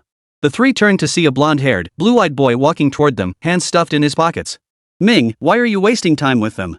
Don't bother with former allies, they'll just become forgotten losers soon enough. This was Lu Ximing's companion, who seemed annoyed and anxious after seeing him linger too long. Year after year you poach talent from China, and you have the nerve to lecture us? Before Yu Shijing could erupt, Xiaoyan, rarely one to speak first, delivered the retort in flawless, fluent English. The British man, stung to the core, turned cold and snorted, so what? If China can't retain its own talent, does that mean you should stop other countries from offering better environments and compensation to future scientific researchers? Both sides attacked each other's vulnerabilities, neither gaining an advantage. Enough, Julian. Lu Ximing's expression rare flashed with irritation as he cut off their argument. The British man called Julian pursed his lips and fell silent. I'll head back first. We'll talk later. How's your mother's recovery going? Xiao Yan bid him farewell and casually asked. Lu Ximing froze, shifting his gaze uncomfortably. His voice was slightly hoarse. She's recovering well. The medical team they connected us with is highly skilled. They say there's a strong chance of a full recovery. That's good. Sorry I couldn't help earlier. Xiao Yan breathed a sigh of relief. It's fine. It wasn't really your business anyway. It's my own thing. He waved his hand and walked away. Yu Shijing felt a bit down. Curious, she asked Xiao Yan, you knew about his mom's situation? How come I didn't know anything? I overheard the coaches discussing it and visited his mother, but there was nothing I could do. Xiao Yan shook his head. Zhou Man pondered. Back then, Xiao Yan must have been considering whether she could cure Lu Jining's mother through alchemy. Unfortunately, elixirs weren't omnipotent and her cultivation level wasn't sufficient. She truly couldn't help. This unexpected turn of events made lunch feel rather dull for both of them. Zhou Man, however, ate with relish. It must be said that Yu Shijing had excellent taste in food. After finishing the meal, Yu Shijing still looked furious. Why does that kid Julian think he can look down on us? Why does Jining's group have to be filled with such unpleasant people? Is he really not being bullied over there? Ugh, the more I think about it, the angrier I get. Yu Shijing turned to Zhou Man. We absolutely have to win the championship this year. We'll show them all. Year after year, they talk down about Huagua, yet they scheme to poach our people. They've said every possible insult under the sun. Yeah, let's win the championship. Zhou Man nodded in agreement, seeing no difficulty in it. By the time the three finished their meal, dusk had fallen. Unlike Huagua, the streets abroad weren't bustling at night. Instead, they felt eerily quiet and desolate. But with Zhou Man by her side, Yu Shijing felt no particular unease. The trio walked back unknowingly, seemingly unaware of several shadowy figures tailing them. Zhou Man and Xiao Yan both halted abruptly, simultaneously grabbing Yu Shijing's arm as she tried to keep walking. What's wrong? Unaware of the impending danger, Yu Shijing looked at the two with puzzled expressions as their faces suddenly turned serious. Neither spoke, and they stood frozen in place for a moment. After a moment, several figures slowly emerged from the shadows, their aura radiating a distinctly menacing presence. Nice observation, the leader whistled, raising the gun in his hand and aiming it at the three of them. Ha! Yu Shijing stared blankly at the guns in their hands, her mind going completely blank. Xiao Yan instinctively shielded Yu Shijing behind him, while Zhou Man stepped forward. If Xiao Yan and Yu Shijing were ordinary people, Zhou Man could have easily handled the situation.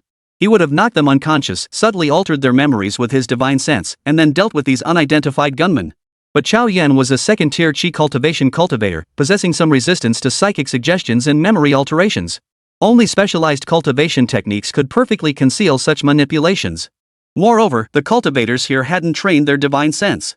Zhou Man couldn't guarantee he could operate without damaging her divine sense or cultivation base, covering it up without arousing suspicion. Should she later sense something amiss and ponder it carefully, she would recall everything immediately. Moreover, it was impossible to conceal this from her indefinitely.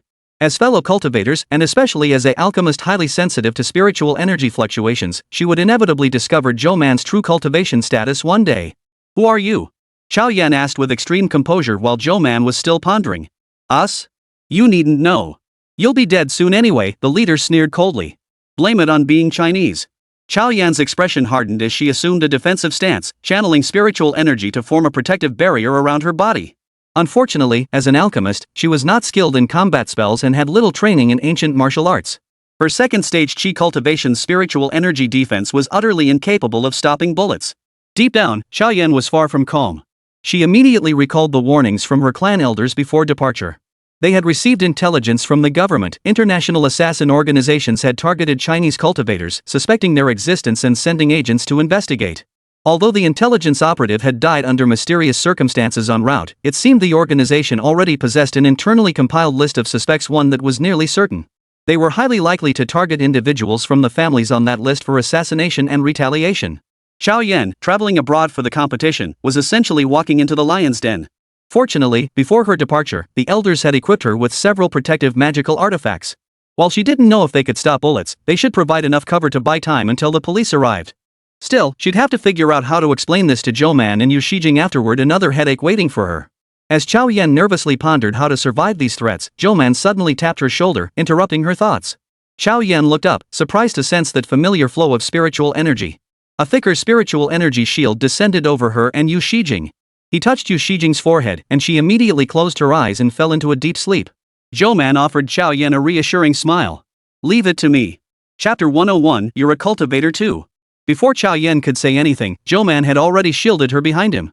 She only felt a terrifying surge of spiritual energy. The assassins before them eyed Zhou Man with disdain. Their primary mission was to capture the long-haired girl behind them. The other two were merely collateral damage. Though they'd heard from higher-ups about the mysterious combat techniques of Chinese people, they hadn't taken it seriously.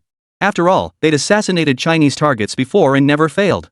The leader aimed his gun at Zhou Man's forehead and sneered, "Kid, if you want to play the hero saving the damsel in distress, you should at least consider the reality of the situation." He pulled the trigger decisively. The gun was fitted with a silencer, so the bullet's exit from the barrel made little sound. Just as he confidently assumed the man was dead, the bullet halted inches from his forehead, plummeting to the floor with a sharp clink. "What? This can't be. What did you do?" The man panicked, and the others nervously raised their pistols, aiming at them. Xiao Yan saw that even the bullet couldn't penetrate Zhou Man's spiritual energy defense, and she instantly breathed a sigh of relief. "Let's finish this quickly," she said to Zhou Man. Zhou Man nodded in response, then unleashed several bursts of spiritual energy that sent the men flying. They crashed to the ground, coughing up blood, and quickly lost consciousness. "There are no cameras here. We should get out of here fast before the police show up," Xiao Yan said, scanning the area before scooping up Yu Shijing and turning to Zhou Man. The three of them swiftly left the scene. They encountered no one else along the way and returned safely to the hotel. Xiao Yan escorted Yu Shijing back to her own room. Watching her lie peacefully asleep on the bed, Xiao Yan breathed a sigh of relief. "Come to my room. We need to talk," Xiao Yan said to Zhou Man as they stepped out of Yu Shijing's room.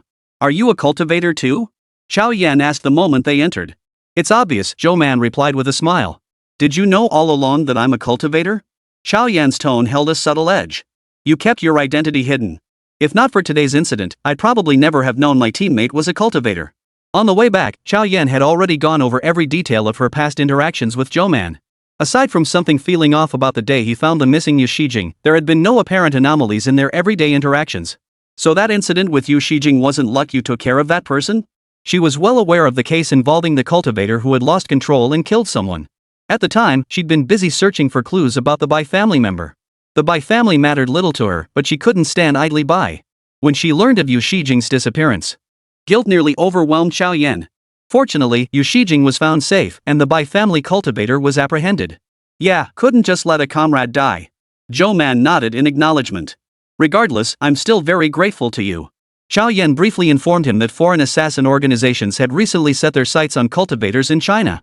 "I heard they've compiled a list internally. Virtually every cultivator family in the capital is on it. Today's attackers were here for me. But you probably aren't on it. I know the cultivator circles in the capital well, and I've never seen you there. You're not a local cultivator, are you?" Xiao Yan's tone was curious. She truly hadn't encountered any cultivators from outside the region before. "Yeah, I'm from Ninghai. Anyway, stay extra cautious lately. They definitely won't give up so easily," Xiao Yan cautioned. "With the target voluntarily going abroad, they'll surely try to seize this opportunity.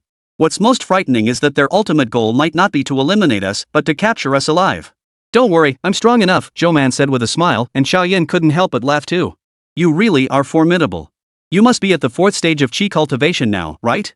That's truly terrifying talent.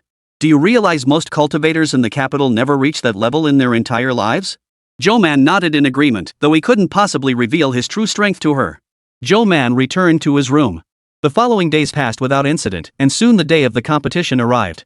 Including the accompanying teachers, the Huagua team numbered only 10 people. Compared to the large, professional teams from other countries, they seemed rather unimpressive. The pre-competition speeches from the organizers were all polite formalities. Zhou Man didn't listen too closely. It was just the usual motivational talk about keeping enthusiasm alive on the path of mathematical learning. The schedule was straightforward, including breaks for meals and rest. They had to complete model building and paper writing within 120 consecutive hours 5 days. During this period, team members were not permitted to leave the designated areas prepared by the organizers for each team. Each room was equipped with 5 computers, 1 bed, and 2 sofas. The competition unfolded under the organizers' complete supervision throughout those 5 days. While the time frame seemed ample, it proved intensely demanding. From the moment a topic is selected, caution is paramount. Building the model, testing it, then writing the paper and preparing for the defense if any step goes wrong, or if a problem with the model is discovered at the last minute, all prior effort is wasted. Though 5 days may seem long, there is virtually no margin for error. Participants essentially work around the clock, either non-stop or in rotating shifts. If a primary team member becomes unable to continue due to illness or unforeseen circumstances during this period, they may request a substitute. Otherwise, the sole role of substitutes during this period is to assist the main team members alongside accompanying teachers' tasks like delivering meals and cleaning their living quarters. Tang Yellen had been doing this for 2 years. When he was first selected for the national math competition team upon entering high school, he felt immense pride. Even as a reserve, he was incredibly excited, convinced that one day he too would become a regular member. But reality proved brutally harsh. His efforts could never match those of the naturally gifted competitors. Lu Zhiming had once recognized his torment and obsession, and under his guidance, Tang Yelin gradually began to shift his mindset. Yet Lu Zhiming had ultimately walked away without a backward glance. So even you were someone who pursued money and fame. What right did you have to tell me to let go of my obsession and focus on enjoying the process of learning mathematics? Tang Yelin's mindset twisted once more. He glared at the five of them with venom, wishing he could bore holes through them. When Li Jiahuan's gaze swept over, he forced his expression into an unnatural smile. The memory of their reactions when the final team members were announced that day made Tang Yelin's hatred surge like a raging tide. Just you wait. I won't let any of you off the hook. Chapter 102, Food Poisoning. The competition began calmly. Within their designated area, they saw no members of other countries' teams. At the designated time, the organizers released this year's problems. Watching the documents arrive punctually on their computers, everyone nervously clicked through them one by one. This year's challenge comprised 3 problems, still with the option to choose which ones to tackle. Problem A was quite conventional, similar to previous year's questions. It was the kind of problem where you'd likely grasp the approach immediately upon seeing it. Building the model probably wouldn't pose significant difficulties, but it also offered little opportunity to shine. Teams aiming for top rankings generally avoided such conservative choices. Problem B was moderately challenging, neither overly conservative nor easy. Its appeal lay in its niche subject matter, which might catch teams off guard if their members lacked relevant knowledge. Problem C, however, is highly innovative and challenging. It falls squarely within the domain of computer science, precisely the area where these mathematical modeling specialists excel. Yet, the novelty of the problem means there's little prior experience to draw upon. If teams waste time only to discover the model is unbuildable, they're finished. It's a high-stakes gamble. The five exchanged barely a glance before speaking in unison without hesitation. We're taking problem C. They shared knowing smiles, each fully aware that China's sole objective in this year's competition was the championship. After all, anything less than the championship would spell disaster. With no other ranking worth pursuing, why not take the gamble? Besides, who among those who had made it this far doubted their own abilities? The five quickly divided the tasks. Yu Shijing and Su Peng would draft the paper. Li Jiahuan, with his expertise in computer science, would handle modeling, while Zhou Man and Chao Yan would manage data sourcing and calculations. The others wouldn't be idle during the early stages either. They would engage in discussions and brainstorm ideas together. Once the direction was confirmed, they would focus on conserving their energy to prepare for the final sprint when tackling their respective tasks later on. After a morning of discussion, the professors arrived punctually at noon with lunch and inquired about their progress, receiving a very positive update. That's good, Lin Wenbin remarked with a touch of emotion. Regardless, focus on the competition first. We'll address other matters later. The team accepted the meals delivered by the teachers, finished quickly, and plunged back into the competition. 5 days were precious. The less time wasted on meals and rest, the better. By the evening of the first day, they had confirmed the feasibility of their approach and commenced their first round of data collection. Night shifts were organized with rotating teams, ensuring each person slept only 5 hours before waking to take over the next shift. Zhou Man could technically go without sleep for 5 days straight, but that seemed unnerving. Chao Yan, also a cultivator like him, naturally didn't worry about reduced energy from lack of sleep. The two voluntarily chose to work through the night. Unaware of other teams' progress, everyone felt a palpable tension, fearing even the slightest delay might put them behind. At 4 a.m., Yu Shijing, roused by her alarm, looked at Zhou Man and Chao Yan, who were still wide awake and energetic, with disbelief. She then got up and joined the work. Thanks to their highly efficient overnight work, the Chinese team began testing the model the very next day. Though data collection wasn't complete, preliminary testing was feasible. Even though the two showed no signs of fatigue and could have kept working, Yu Shijing insisted they rest. You have to rest, whether you feel tired or not. At least get some sleep now. What if you burn out later? I don't want to finish the paper only to find you're too exhausted to help with proofreading and editing. Reluctantly, the pair ate dinner and retired for the night.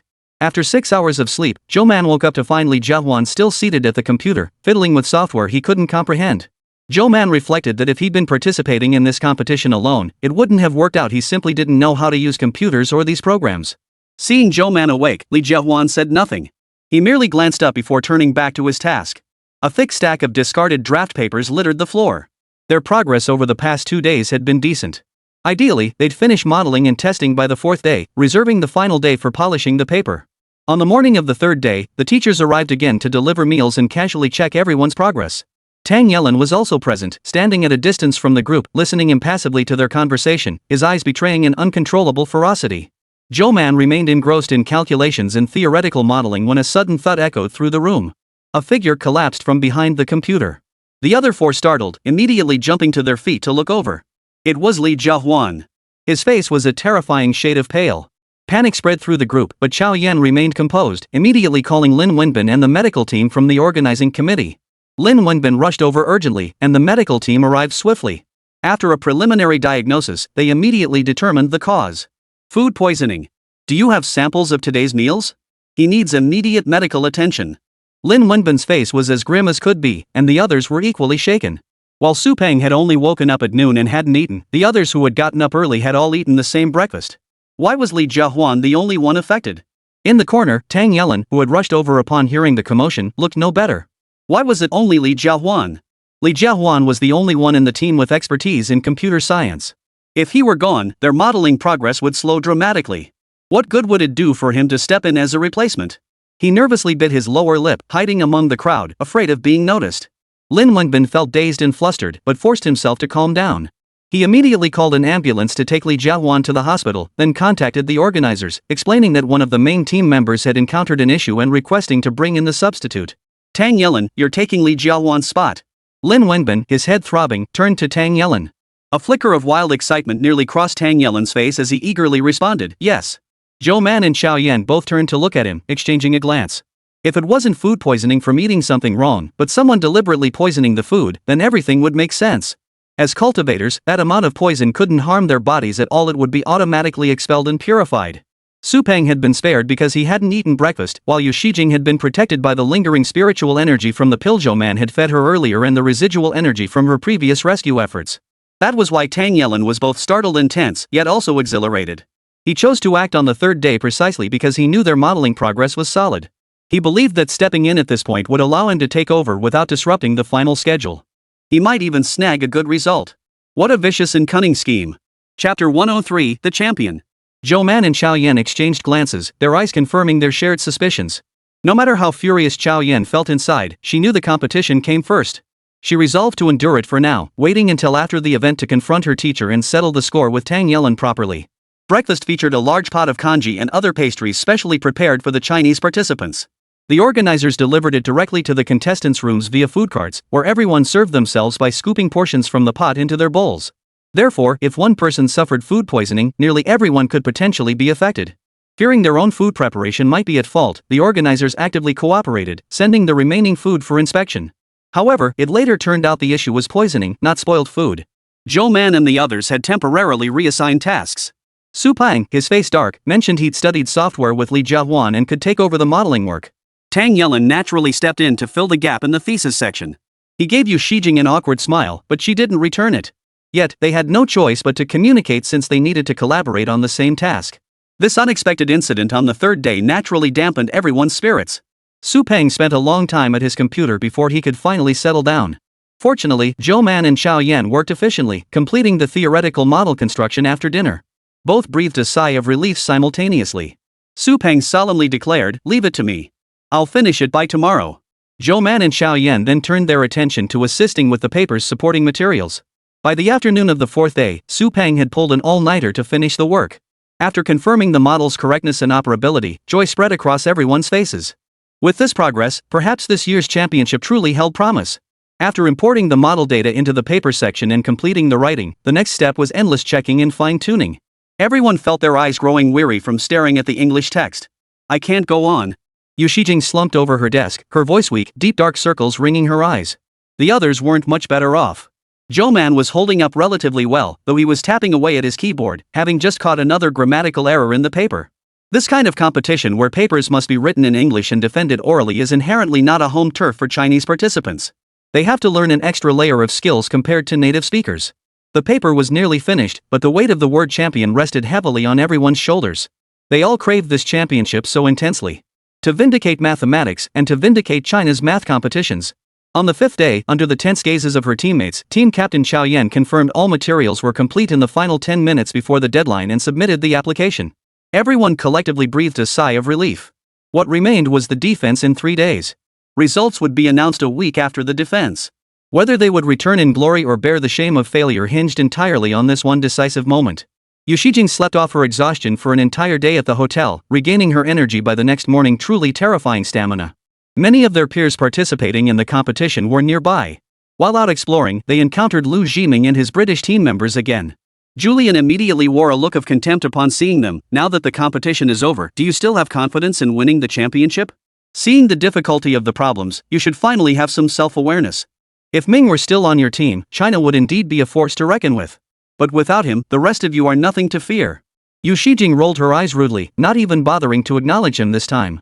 Lu Zhiming sighed, had Julian escorted away, and apologized to them with a look of regret. How do you feel about this year? Do you think you have a shot at placing? He asked. Thanks to our new members, we might actually win the championship this year, Zhao Yan replied half-jokingly. That's great, Lu Zhiming smiled, but quickly fell silent, unsure what else to say, his expression turning slightly awkward. Finally, they exchanged well wishes and parted ways. 3 days passed swiftly. The defense process went exceptionally smoothly. Even Tang Yellen didn't falter. Almost the moment it ended, 2 words flashed through the minds of both the team and the accompanying teachers from Huaguo University seated below: it's in the bag. Few teams had chosen problem C, but none had executed it as flawlessly and brilliantly as China's team. Representatives from other nations looked grim, their minds already forming rough estimates of the competition's outcome as they whispered among themselves. As they stepped down from the stage to the satisfied applause of the panel, Zhou Man noticed Lu Zhiming sitting in the audience. His expression was blank, tinged with a hint of nostalgia and satisfaction, as he stared blankly at them. As if he were seeing his own former place. Has China's strength grown this much in just 1 year? I thought their only standout member, Lu Zhiming, had been poached? What's going on? Did they keep a secret weapon up their sleeve? Could it be this new member's contribution? Unlikely. I've never heard of this name before. His competition history is blank too. Never mind. Let's go find out. If we can get a chance to talk to him privately, that'd be ideal. He's new, so he probably doesn't feel too attached yet. If we can poach him, we should. That evening, Lin Wenbin and Coach Zhang booked a banquet at a hotel to celebrate their victory. Without a doubt, their flawless performance had cemented their championship title. All that remained was the official announcement in a week's time. Only Li Jiahuan, though equally excited, felt a hint of disappointment. With the competition concluded, it was time to settle accounts with Tang Yellen. After the celebratory banquet, Zhou Man and Zhao Yan both thought of this matter simultaneously. They exchanged a glance and nodded to each other. Coach Sheng, regarding Li Jiahuan's food poisoning earlier, has the organizing committee completed their investigation? Zhao Yan suddenly asked. The room fell silent. Tang Yellen glanced nervously at Coach Sheng. For some reason, he always felt a bit afraid of Coach Sheng, even though he was always smiling and seemed easygoing. Coach Sheng paused briefly before replying briskly, yes, the results came back the very next day. The food hadn't spoiled, it wasn't the food itself. Someone had poisoned it. The students immediately turned to look at him in unison, their eyes filled with disbelief. The organizers said if we wanted to investigate who poisoned it, we could report it to the police, and they would fully cooperate. But at the time, to avoid disrupting your competition, I declined. Besides, the dosage used wasn't lethal or life-threatening. Coach Zhang said casually, his hands tucked into his pockets. Tang Yellen, standing in the crowd, exhaled in relief upon hearing Coach Zhang's words. Ha! Are we just letting it go? What if someone else wanted to sabotage our national team from winning the championship? We should still investigate, right? Yu Shijing murmured. No need. We won the championship, didn't we? Besides, if we investigate now, the evidence will likely be destroyed. Tang Yellen immediately dismissed her suggestion nervously, drawing a suspicious look from Yu Shijing. What do you mean by that? Someone tried to sabotage our own team, and instead of catching the culprit, you're helping them off the hook? Don't tell me you're somehow involved? Chapter 104, you must take responsibility for your decisions. Hearing Yu Shijing's words, cold sweat instantly broke out on Tang Yellen's back. He forced himself to sound calm as he explained, how could that be? I'm just objectively analyzing the situation. Otherwise, why wouldn't Coach Zhang go to the police right now? He glanced sideways at Coach Shang, only to find the man staring back at him with an amused expression. His heart skipped a beat, and unease began to creep in instinctively. Why haven't I called the police? Tang Yellen, you should know better than I do, Coach Zhang said slowly. Zhou Man and Zhao Yan looked at him in surprise. Tang Yellen nervously took a step back. What do you mean? I don't understand. His guilty expression was practically a confession. Everyone stared at him in shock, their suspicions confirmed yet unwilling to accept the truth. Too bad. Coach Zhang sighed deliberately before adding coldly, the person who ordered you to do this confessed everything to me that very day, overcome by guilt. I have all the details of your conversations and the evidence. Su Peng was the first to step forward. Before anyone could react, he grabbed Tang Yellen by the collar and punched him hard in the face. Ah! Tang Yellen staggered backward, clutching his face and screaming in pain. Su Peng's eyes burned red with rage. Why did you poison him? I didn't. Tang Yellen still instinctively protested. Seeing Su Peng's eyes bulging crimson with rage, he backed away in terror. Su Peng lunged forward, yanked his collar, and roared into his ear, do you have any idea what you've done to us? What if more than just Li Jiahuan had been poisoned? Did you want to waste a year of our hard work? Did you want us to return home bearing the blame again this year? How dare you? The surrounding crowd fell deathly silent. Su Peng's words echoed the thoughts in everyone's minds. Yes, how dare he? How could he poison them just because he wasn't selected for the main team? What a vicious and treacherous thought. Lin Wenbin couldn't tell if he felt more anger or sorrow at that moment. What puzzled him even more was why Coach Zhang, having already discovered the culprit, had kept it hidden. If Chao Chaoyan hadn't brought it up today, did he intend to bury it forever? He sighed and turned to look at the silent Li Jiahuan, who surprisingly showed little emotional reaction. You're the biggest victim in this incident, Li Jiahuan. How do you want to handle it? Call the police. Before Li Jiahuan could answer, Su Peng bellowed the response from the side. Tang Yelin turned pale with fright. He immediately turned to plead with Li Jiahuan, please don't call the police. I'll compensate you however you want, just don't call the police. Li Jiahuan only stared at Tang Yelin with a complex expression, saying nothing. He understood what calling the police would mean. He couldn't help but feel anger, but perhaps what overwhelmed him more was a softening of his heart and an inability to bring himself to act. After all, they had been companions for 3 years. Even if most of their time together had been strained, it couldn't be said they held absolutely no feelings for each other. But this time, Tang Yelin had truly crossed the line. Let the police handle it however they see fit, Li Jiahuan finally spoke. You must take responsibility for your own decisions. Tang Yelin completely broke down. He shoved Chao Yan aside and frantically tried to flee, but Zhou Man had somehow blocked his path. Get out of my way. Tang Yelin snarled, brandishing a knife he'd produced from somewhere to threaten Zhou Man. Lin Wenbin guessed in shock, about to warn Zhou Man to watch out, when in the next instant, Zhou Man took Tang Yelin down with a single move, sending the knife flying far away. Zhou Man ruthlessly dislocated Tang Yelin's arm. Collapsing to the ground, Tang's face was as ashen and hopeless as death. After the police arrived and heard Coach Zhang explain the situation, they took him away without hesitation. The subsequent handover to domestic authorities and forced deportation were matters beyond their concern. My actions dampened the crowd's previously high spirits considerably. While they disliked the obsessive and twisted Tang Yelin, they hadn't anticipated such viciousness from him. They couldn't accept his actions, especially when they nearly caused tangible harm to their interests. 1 week later, the five stood together on the award podium as the organizers announced the results in English with great fanfare. The champions of this year's global mathematical modeling competition for high school students are the team from China. Let's congratulate them. The trophy China had yearned for over a decade finally rested in their hands. The teachers below watched the 5 young men and women on stage holding the golden trophy aloft together, their eyes brimming with tears of emotion. News of the victory quickly spread back to China. The Ministry of Education promptly issued an online statement celebrating and commending China's math competition team. Soon, major state media outlets were reposting the good news, and the group photo of the 5 on the podium was shared everywhere. Everyone felt a deep sense of pride. After over a decade of suppression, China's math competition team had finally achieved a moment of glory, and from now on, things could only get better. Even before Zhou Man returned to China, both his school and Lu Meng had already received the good news. Countless congratulatory calls flooded Zhou Man's phone, and he ultimately chose to reply to each one via WeChat. Of the few calls he answered, one was from Lu Meng, and the other was from Dean Lu Sheng of the Beijing Institute of Mathematical Sciences. Lu Meng gushed over the phone for over 10 minutes, promising to cook him a feast upon his return. President Lu Sheng's call came to inquire about his intentions in advance. After winning this award, even with no prior competition history, virtually any university nationwide could offer you a guaranteed admission spot. Is there a school you'd like to attend? Zhou Man hadn't given this much thought. He didn't plan to dwell on it either. Ultimately, he'd have to teach himself anyway. Seeming to sense the meaning behind Zhou Man's silence, Dean Lu Sheng smiled.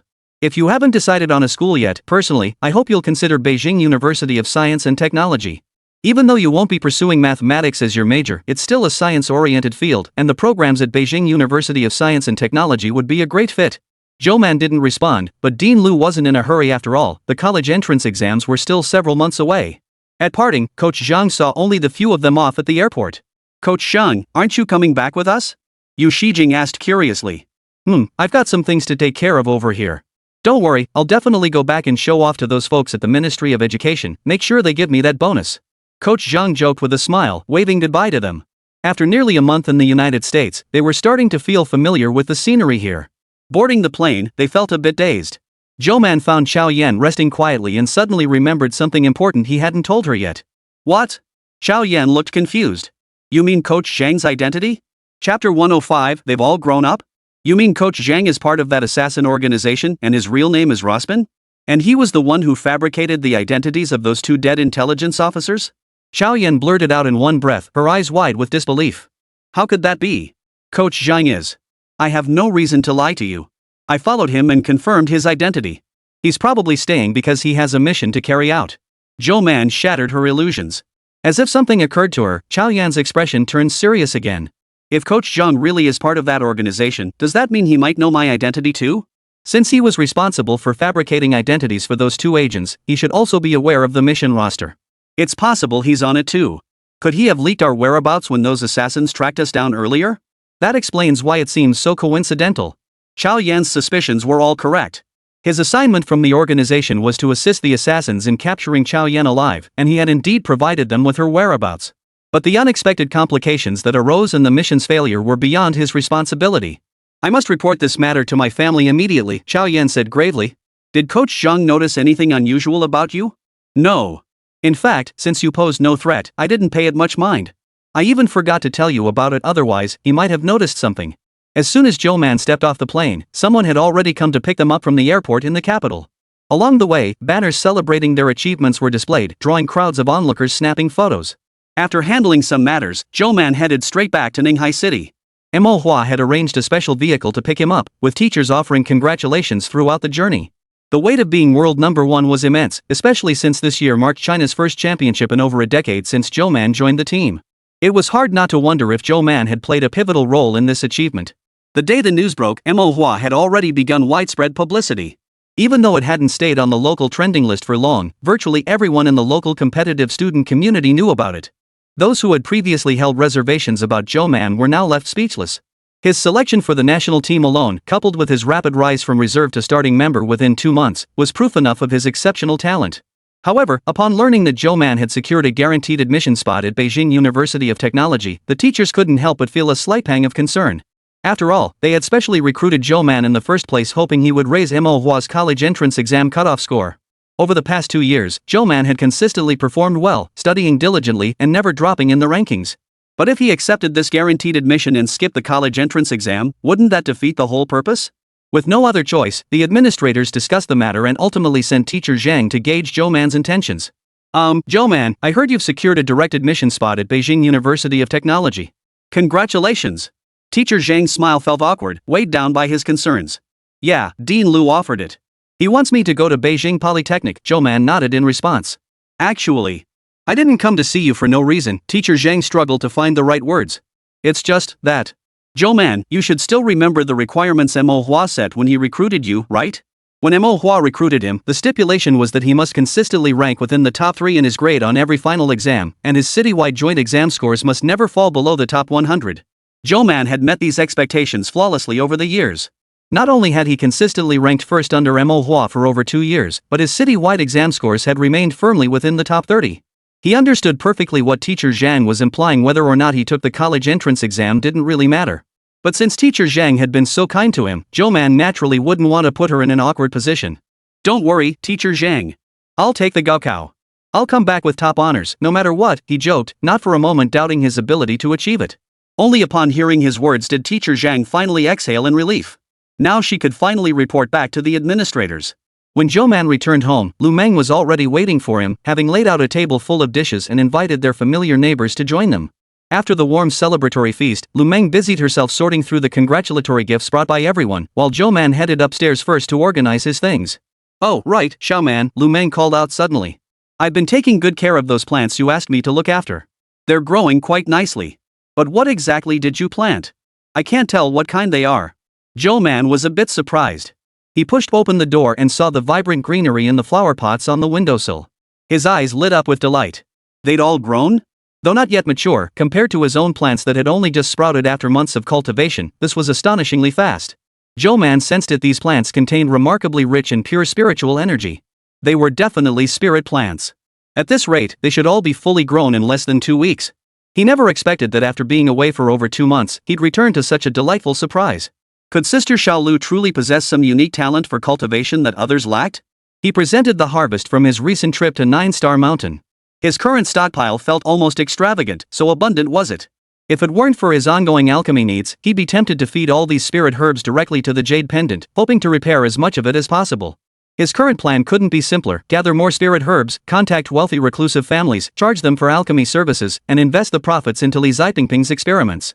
The more results produced, the better. That way, he could repair the jade pendant sooner. There was no way around it. Material research and development was an expensive endeavor.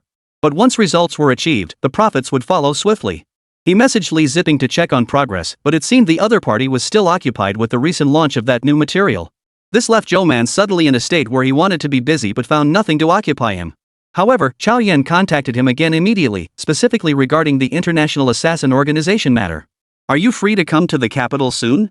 Or we could discuss it over the phone.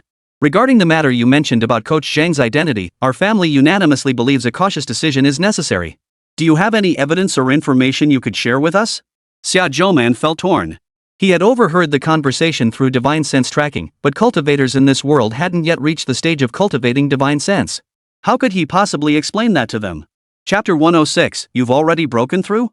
Ultimately, to avoid exposure before the Zhou family, Zhou Man chose not to go to the capital to speak with them in person. Sorry, I didn't have a chance to gather evidence during the sudden tracking. But if you investigate using the name Rospin, you should be able to find information. You probably heard someone call in that the other day. He replied with only that sentence, and Xiao Yan understood. The next day, at Manhwa Private Middle School. Congratulations. As soon as Zhou Man arrived at school, Zhong Yulan greeted him with congratulations. Her smile was radiant. The whole school knows about the championship. The teachers have been praising you for days. Congratulations, world champion. Stop teasing me, Zhou Man joked back. In truth, the extent to which this incident had spread far exceeded Zhou Man's expectations. Whenever someone passed by and saw him, they couldn't help but stare, then whisper about it with those beside them. It was no wonder. The story of an ordinary student who had flown under the radar for over 2 years suddenly rising to bring glory to the nation was nothing short of legendary. Add to that the fact that Zhou Man had essentially taught himself everything he needed for the competition. At Manhwa, a school primarily focused on cultivating competition students, this was both awe-inspiring and hard to believe. Suddenly, many rushed to curry favor with Zhou Man, desperate for a few words with him. Unfortunately, they had looked down on him all along and had spoken ill of him behind his back. Their sudden eagerness to cozy up now seemed somewhat laughable. The school commended Zhou Man once more at the weekly assembly and awarded him an additional 200,000 yuan in prize money. The national competition also awarded him 500,000 yuan. A few months ago, this might have seemed like a fortune to Zhou Man, but now it barely registered. After deducting the previous auction proceeds and the additional investment in Li Zipping, he now held a balance of over 500 million yuan. Compared to dedicated business tycoons, 500 million might not be considered exceptionally wealthy, but for Zhou Man's purposes, it was more than sufficient. If I need to accelerate my research, do you know any project teams that can conduct experiments? Money is no issue, Zhou Man contacted Li Zipping. Yes, but it depends on your research direction, Li Zipping agreed readily. It's similar to what you're currently researching also in the materials field. No problem. If you trust me, I can directly reach out to my fellow graduates and junior classmates. They just wrapped up a project this year and are currently free. Is there such a thing as a free lunch? No problem. I'll send you the relevant details. See if a 500 million yuan investment would cover it. As he spoke, Zhou Man snapped photos of the pages in his notebook detailing the required materials and sent them over. Li Zipping fell silent on the other end of the line. Is it not enough? Should I double the investment? Zhou Man frowned. The amount was indeed substantial. If all else failed, he could reach out to those families who had given him their contact information and earn money through alchemy. No. Li Zipping's tone was unusually strained. 500 million is more than enough. For research teams like theirs, projects exceeding 100 million in funding were rare, typically only major initiatives prioritized by the government, the kind that took over a decade to complete. Besides, he'd reviewed the notebook's contents. There were no sections requiring particularly expensive raw materials or high-end experimental equipment. 500 million was astronomical funding. He hadn't even processed the figure when he first heard it. But where did you even get that kind of money? I'm almost jealous, Li Zipping quipped after composing himself. The source of the funds couldn't possibly be disclosed to him, but Li Zipping wasn't so tactless as to press the matter. On the third day after returning to school, Su Xingjue came looking for him. The petite, slender girl stood at the entrance to Zhou Man's classroom, peering inside timidly. Spotting him, she waved vigorously. Zhou Man stepped out and followed her to the classroom entrance. 2 months had passed, and Su Xingjue looked much better than last time. Her complexion had gained a healthy, rosy glow. Whether it was the effect of spiritual energy or not, she seemed healthier overall. Long time no see. Why did you stay in the capital for so long? Oh, and I heard you won the championship. Congratulations. Su Xingjue chattered away, looking surprisingly energetic. You look much better now. How are you feeling? Zhou Man asked. At the mention of her health, Su Xingjue's expression lit up instantly.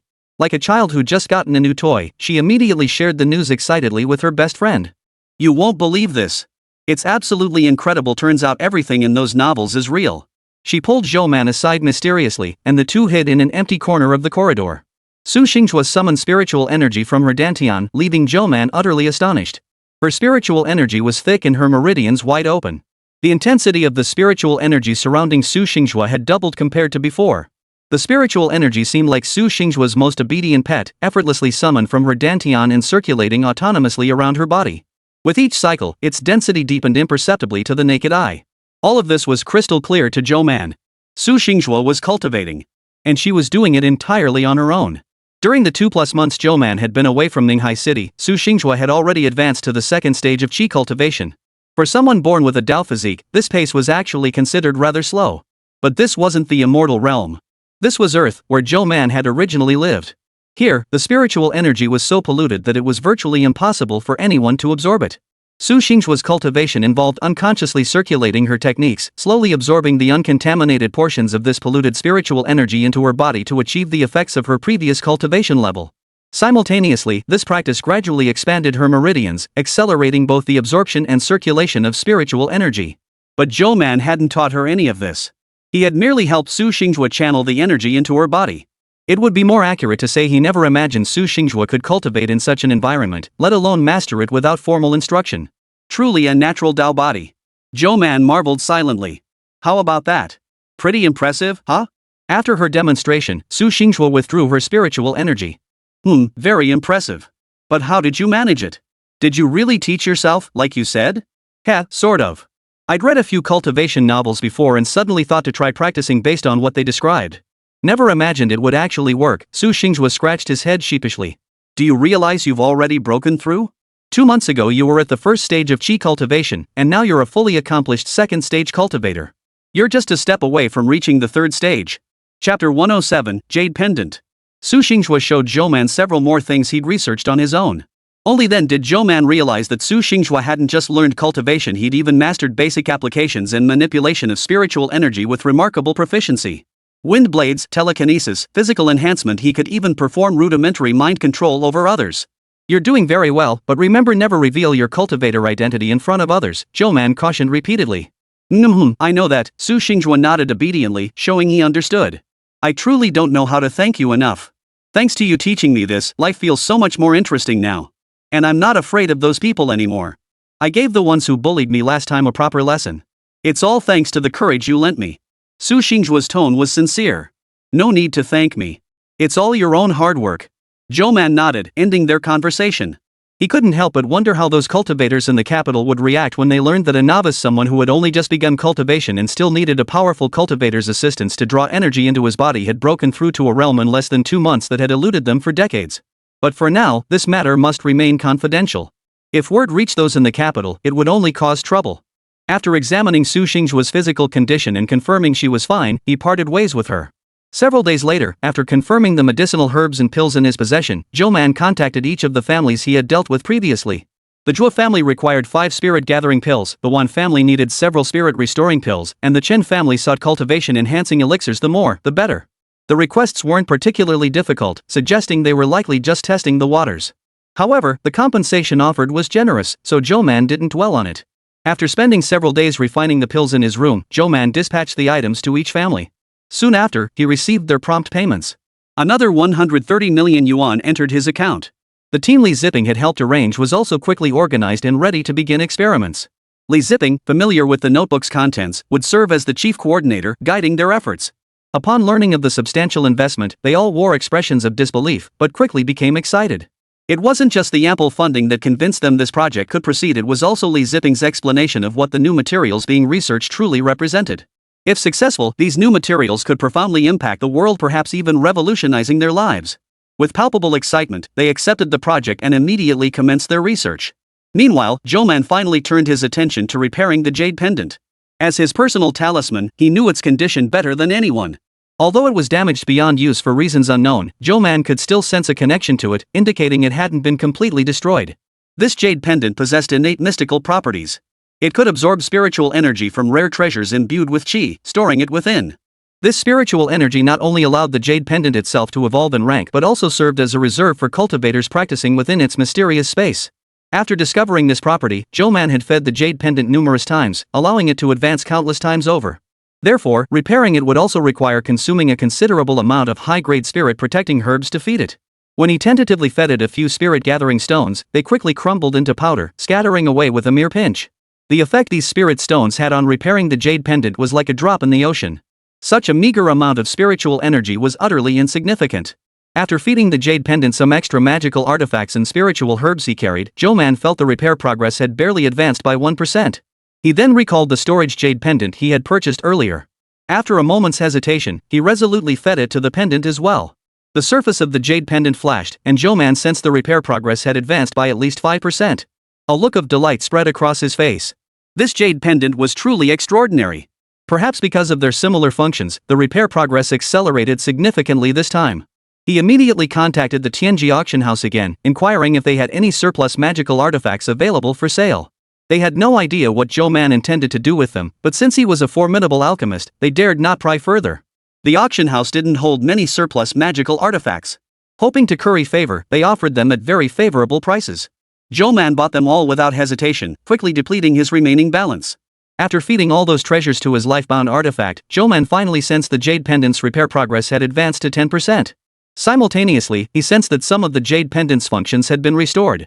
He tried opening the jade pendant's storage space again with a thought, but failed once more, blocked outside. It seemed that restoring the storage space required more than just the current 10% repair progress. However, the jade pendant's restored function was quite useful. It was that mysterious space where Zhou Man could enter to cultivate. Unfortunately, the space was currently devoid of spiritual energy, rendering it utterly useless for cultivation. For Zhou Man in his present state, this function was rather useless. Still, it was a positive sign. Once the jade pendant was fully repaired, he could enter that space to cultivate and restore his own cultivation base. Then he could attempt once more to ascend the path of immortality, a goal coveted by all cultivators. The thought alone stirred excitement within Zhou Man. Several months had passed since his failed tribulation and ascension attempt. Back in this world, Zhou Man had gradually come to terms with his failure. Yet he remained deeply troubled. Everything had been meticulously prepared. Where exactly had the flaw occurred that led to his failure? He had replayed the entire process countless times in his mind. He had endured all 99 layers of the Thunder Tribulation. He had passed the trials of his Tao heart and overcome his inner demons on the path of inquiry. Yet, at the very last moment, as he was about to ascend, a voice echoed in his dazed mind, asking if he wished to return to his original world. This sudden mention of his abandoned past in this unfamiliar world sent his thoughts drifting back to that very place. Zhou Man saw faces once familiar, yet blurred by the passage of time. A terrifying wave of reluctance and longing surged within him. It was precisely this lingering attachment that ultimately prevented him from transcending his mortal nature, pulling Zhou Man back. All his previous efforts were wasted. At the very last moment before ascension, he was brutally interrupted. When he opened his eyes again, he found himself back in his original world. Chapter 108, New Year. By the time Zhou Man returned, the year was drawing to a close. Though the Chinese Lunar New Year didn't fall on January 1st, the air was thick with the festive spirit. Winter break was approaching soon. Manhwa organized holiday tutoring sessions, but Zhou Man directly applied to skip them and the school actually approved it. During the break, he returned to 9-Star Mountain. Last time, he hadn't fully explored it. Finding the spirit vein had prompted his immediate return. This trip, he intended to finish exploring the remaining areas. Upon his return, Zhou Man easily located Zhuechen. The creature seemed to have sensed his approach and had been waiting there for quite some time. The moment he saw Zhou Man, Zhuechen excitedly pounced forward, sticking out its tongue to lick his face. Zhou Man quickly reached out to create some distance. "Let's go. You'll be working hard again today," he commanded. Zhuechen instantly understood his meaning and began sprinting through the deep mountains. After running for over 20 minutes, Zhuechen showed no signs of fatigue. Surprised, Zhou Man split off some spiritual energy to test him. He discovered that since their last parting, Zhuechen, having awakened to spiritual intelligence, had spontaneously absorbed some spiritual energy likely drawn from the vicinity of that spiritual vein. His body, now fortified by that spirit vein, was naturally far stronger than before. He could no longer be simply defined by his original animal nature. Zhuechen now stood with one foot firmly in the realm of spirit beasts. Last time, they had only explored less than half of the eastern section, leaving over 2/3 unexplored. Eagerly, Zhuechen led his master from one treasure-filled spot to another. It could sense that its master sought objects carrying this particular aura. Though it didn't understand what they were, it knew that whatever its master needed was important. After a full day of frantic running, Zhuechen led Zhou Man to discover another 4 or 5 medicinal herbs. Exhausted, it lay panting on the ground. Zhou Man caught several wild rabbits and roasted them over the fire. Golden brown and enticingly fragrant, they drew Zhuechen's eyes fixedly upon them as saliva dripped uncontrollably. Zhou Man chuckled softly and shared 2 pieces with Zhu Etchen. After eating their fill, Zhou Man casually chose a spot to sit and meditate. Though not near a spiritual vein, the chi within 9-Star Mountain was slightly purer and more abundant than outside, making cultivation possible. With no further distractions this time, they maintained this pace and completed their exploration of the entire 9-Star Mountain in less than a week. Their return coincided with New Year's Eve. Zhou Man shared a reunion dinner with Lu Meng, while neighbors exchanged festive greetings. At midnight, Su Xingjua's call came through. Zhou Man answered. "Happy New Year," the girl on the other end said. "You too," Zhou Man replied politely. "Thank you for letting me see another world," Su Xingjua murmured after a long silence. Zhou Man remained silent. He simply didn't want to see similar tragedies happen again. Regrets could never be undone, and scars would always remain. People must look forward, striving to ensure the future doesn't repeat the same regrets. As the celebratory fireworks faded, the new year officially arrived.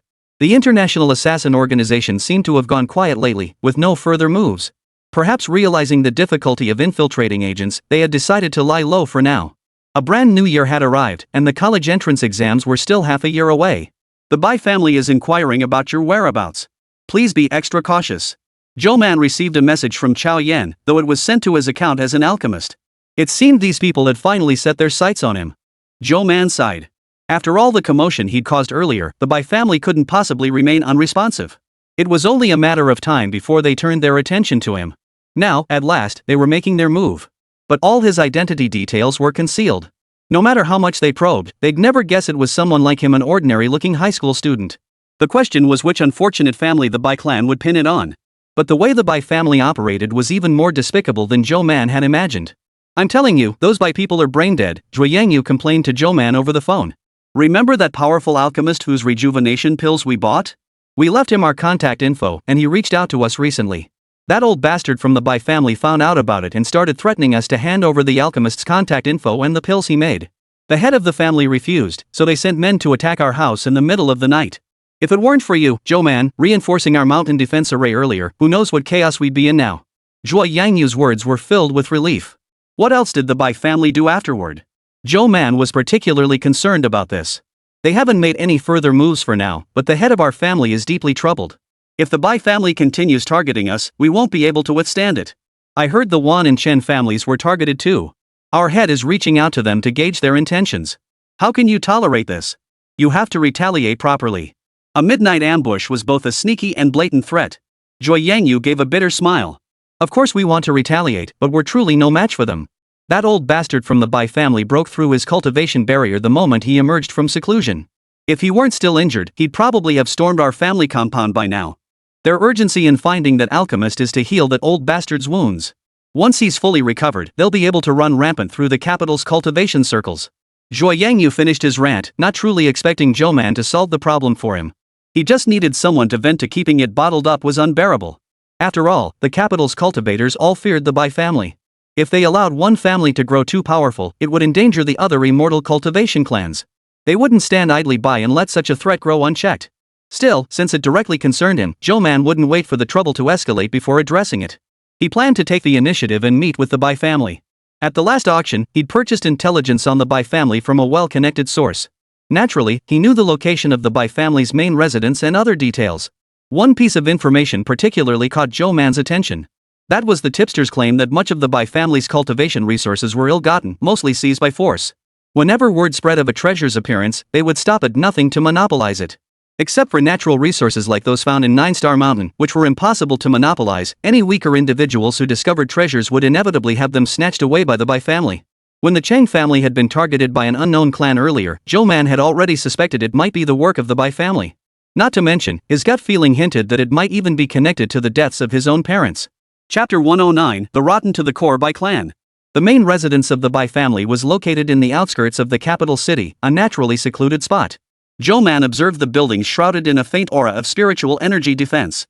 He sensed they were indeed more vicious and powerful than other families he'd encountered before, but that was all. Zhou Man concealed his aura and infiltrated the house to investigate. Meanwhile, inside the Bai residence, the family patriarch, Bai Yuenda, sat cross-legged, surrounded by numerous young clan disciples.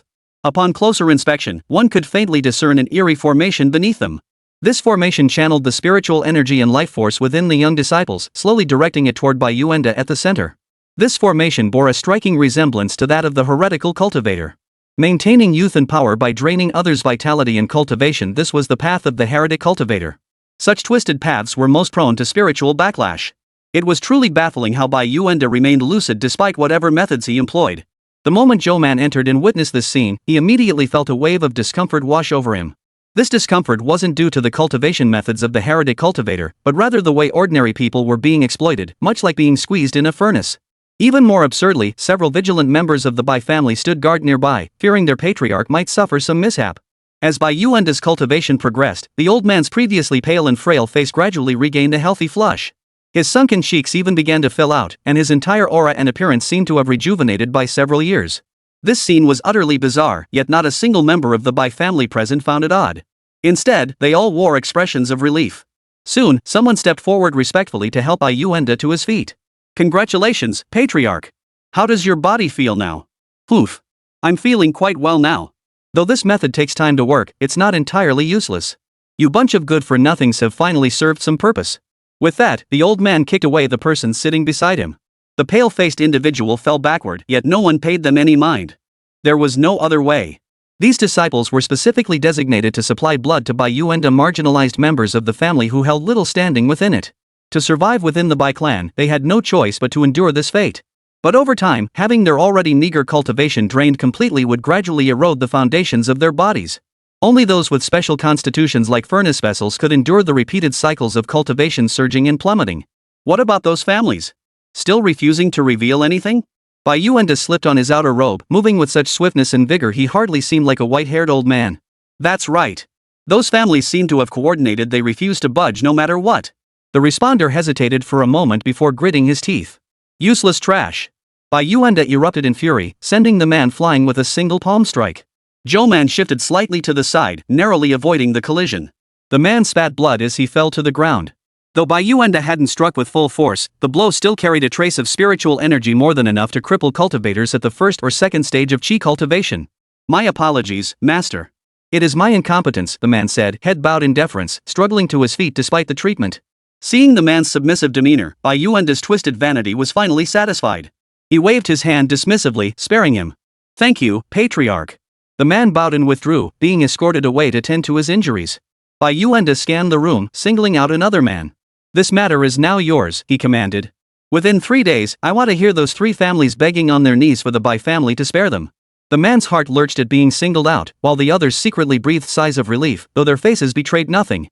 Only then did Bai Yuanda finally settle down, and the Bai family's taut nerves began to relax. But the unlucky ones were always the lowly disciples and attendants. After the family head had vented his frustration, the pressure and fear he had unleashed would inevitably find its way out through the rest of the family. Thus, after Bai Yuanda departed, Zhou Man observed many members of the Bai family relax, revealing their true expressions. Were you just sneering at me?" The man entrusted with the crucial mission by Bai Yuanda roared, snatching a woman from the crowd. She wore plain clothes and appeared to be the most ordinary attendant. "You lowly servant! Who gave you the nerve to mock your master? You must be tired of living." He clamped both hands around her throat. She dared not struggle, closing her eyes and remaining utterly still, as if resigned to her fate. No one intervened. Everyone scattered as if they hadn't seen a thing. Zhou Man frowned. This family was truly rotten to the core. In the end, the man did not kill her. Releasing his grip just as the attendant's life was slipping away, he flung her to the ground. "Do you think I'll let you off so easily? If you think dying will absolve you, you're delusional. Just wait, I have 1,000 ways to make you suffer." The man spat contemptuously before leaving. After confirming the attendant was unharmed, Zhou Man sent out her divine sense to track him while she continued exploring the Bai family residence. The Bai residence was vast. With nearly 100 clan members alone, plus hundreds of servants, Zhou Man felt like she was constantly bumping into people as she moved through the halls. Yet these people scarcely spoke to one another, their demeanor eerily lifeless. Families like theirs surely had treasuries or secret chambers for safeguarding valuables, and perhaps even more unsavory underground chambers.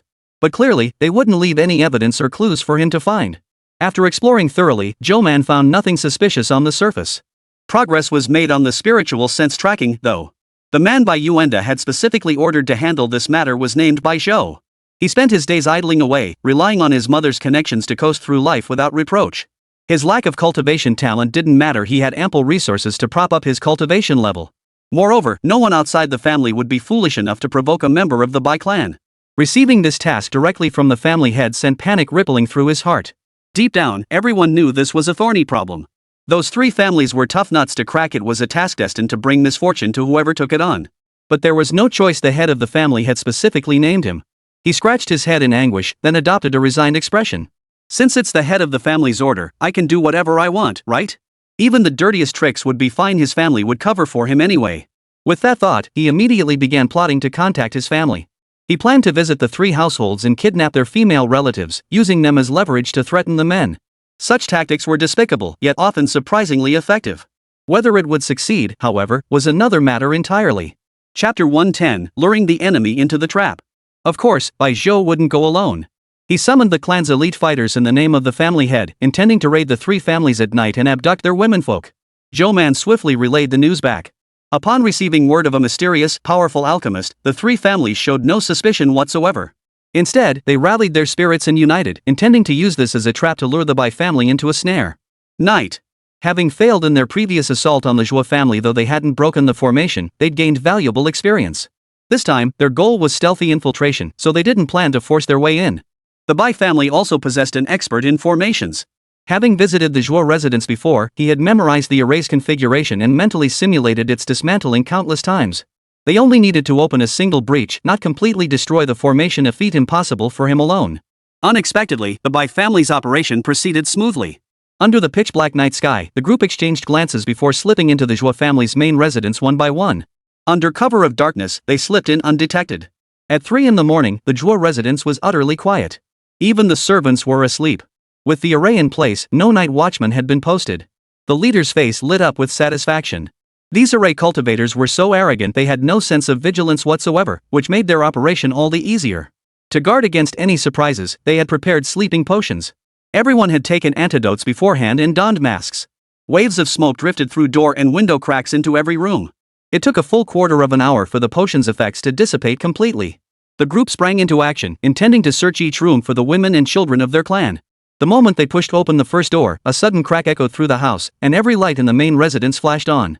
The sudden brightness made them squint uncomfortably. Before they could register the danger, the intruders had already aimed their weapons at them. Freeze! Hands on your heads, get down, the Zhou family members shouted. The infiltrating Bai family members instantly fell into chaos, their instincts urging resistance. But with blades pressed against their hearts, throats, and other vital points, they dared not struggle. The Zhou family members' expressions turned stern. Soon, they received word from the other two families. It seemed their operations had also succeeded. All the infiltrating Bai family members were captured, now turned into prisoners and hostages themselves. The subdued members of the Bai family below still didn't understand what was happening or how their operation had been exposed. Unfortunately, no one would answer their questions. When Zhou Man woke up that morning, he found several text messages from Zhuo Yangyu sharing the good news. Those Bai family members just wouldn't give up and snuck in again in the middle of the night. Good thing that Senior got word ahead of time and tipped us off, or they really would have succeeded. It's 3 in the morning. Do you have any idea how tired I was waiting? Finally, these guys showed up. They thought everything was going smoothly, but little did they know that the moment they entered our Zhou family grounds, they were trapped in the illusion created by your array, brother Zhou Man. So awesome. The Changyan families handled their own situations. From what the head of our family said, the three families are discussing using these hostages to pressure the Bai family into backing down. Personally, I think they should seize this chance to demand some compensation. Upon receiving Zhou Man's message, the Zhua, Chen, and Wan families immediately reinforced their security overnight. They stayed awake all night waiting for the enemy to come to them. Fortunately, they were most wary of the Zhou family, a renowned array cultivation clan, and deployed their most elite forces to infiltrate their territory. The moment Bai Zhou lost contact with his dispatched men, he sensed something was terribly wrong. Panic gripped him, yet he dared not report this failure to the family head. With all three fronts failing, wouldn't Bai Yuanda be furious enough to kill him outright? However, Bai Yuanda had only given him 3 days to begin with. He couldn't conceal the truth anyway, because the three families led by the Zhou family had already reached out to him. Seeing his own clan members bound and held hostage in the video, Bai Yuanda's face darkened with fury. He let out a cold snort, and a surge of spiritual energy erupted from his body, shooting straight toward Bai Zhou. The latter immediately spat blood and fainted. Since you refuse to show any respect, don't blame the Bai family for showing none in return. Raging with fury, Bai Yuanda ignored the protests of others and flew straight out of the Bai residence, heading toward the Zhou family compound. Since the Zhou family was leading this, he would start by dealing with them first. Zhou Man's divine sense had been monitoring the situation here all along.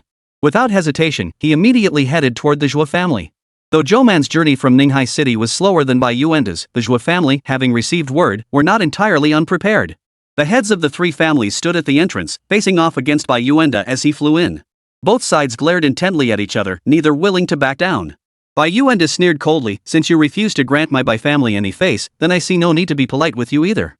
With that, a powerful aura erupted from him, surging straight toward the peak of the Qi cultivation stage. The strongest among the three family heads, the head of the Wan family, was only at the 6th stage of Qi cultivation. The gap between them and Bai Yuanda was too vast.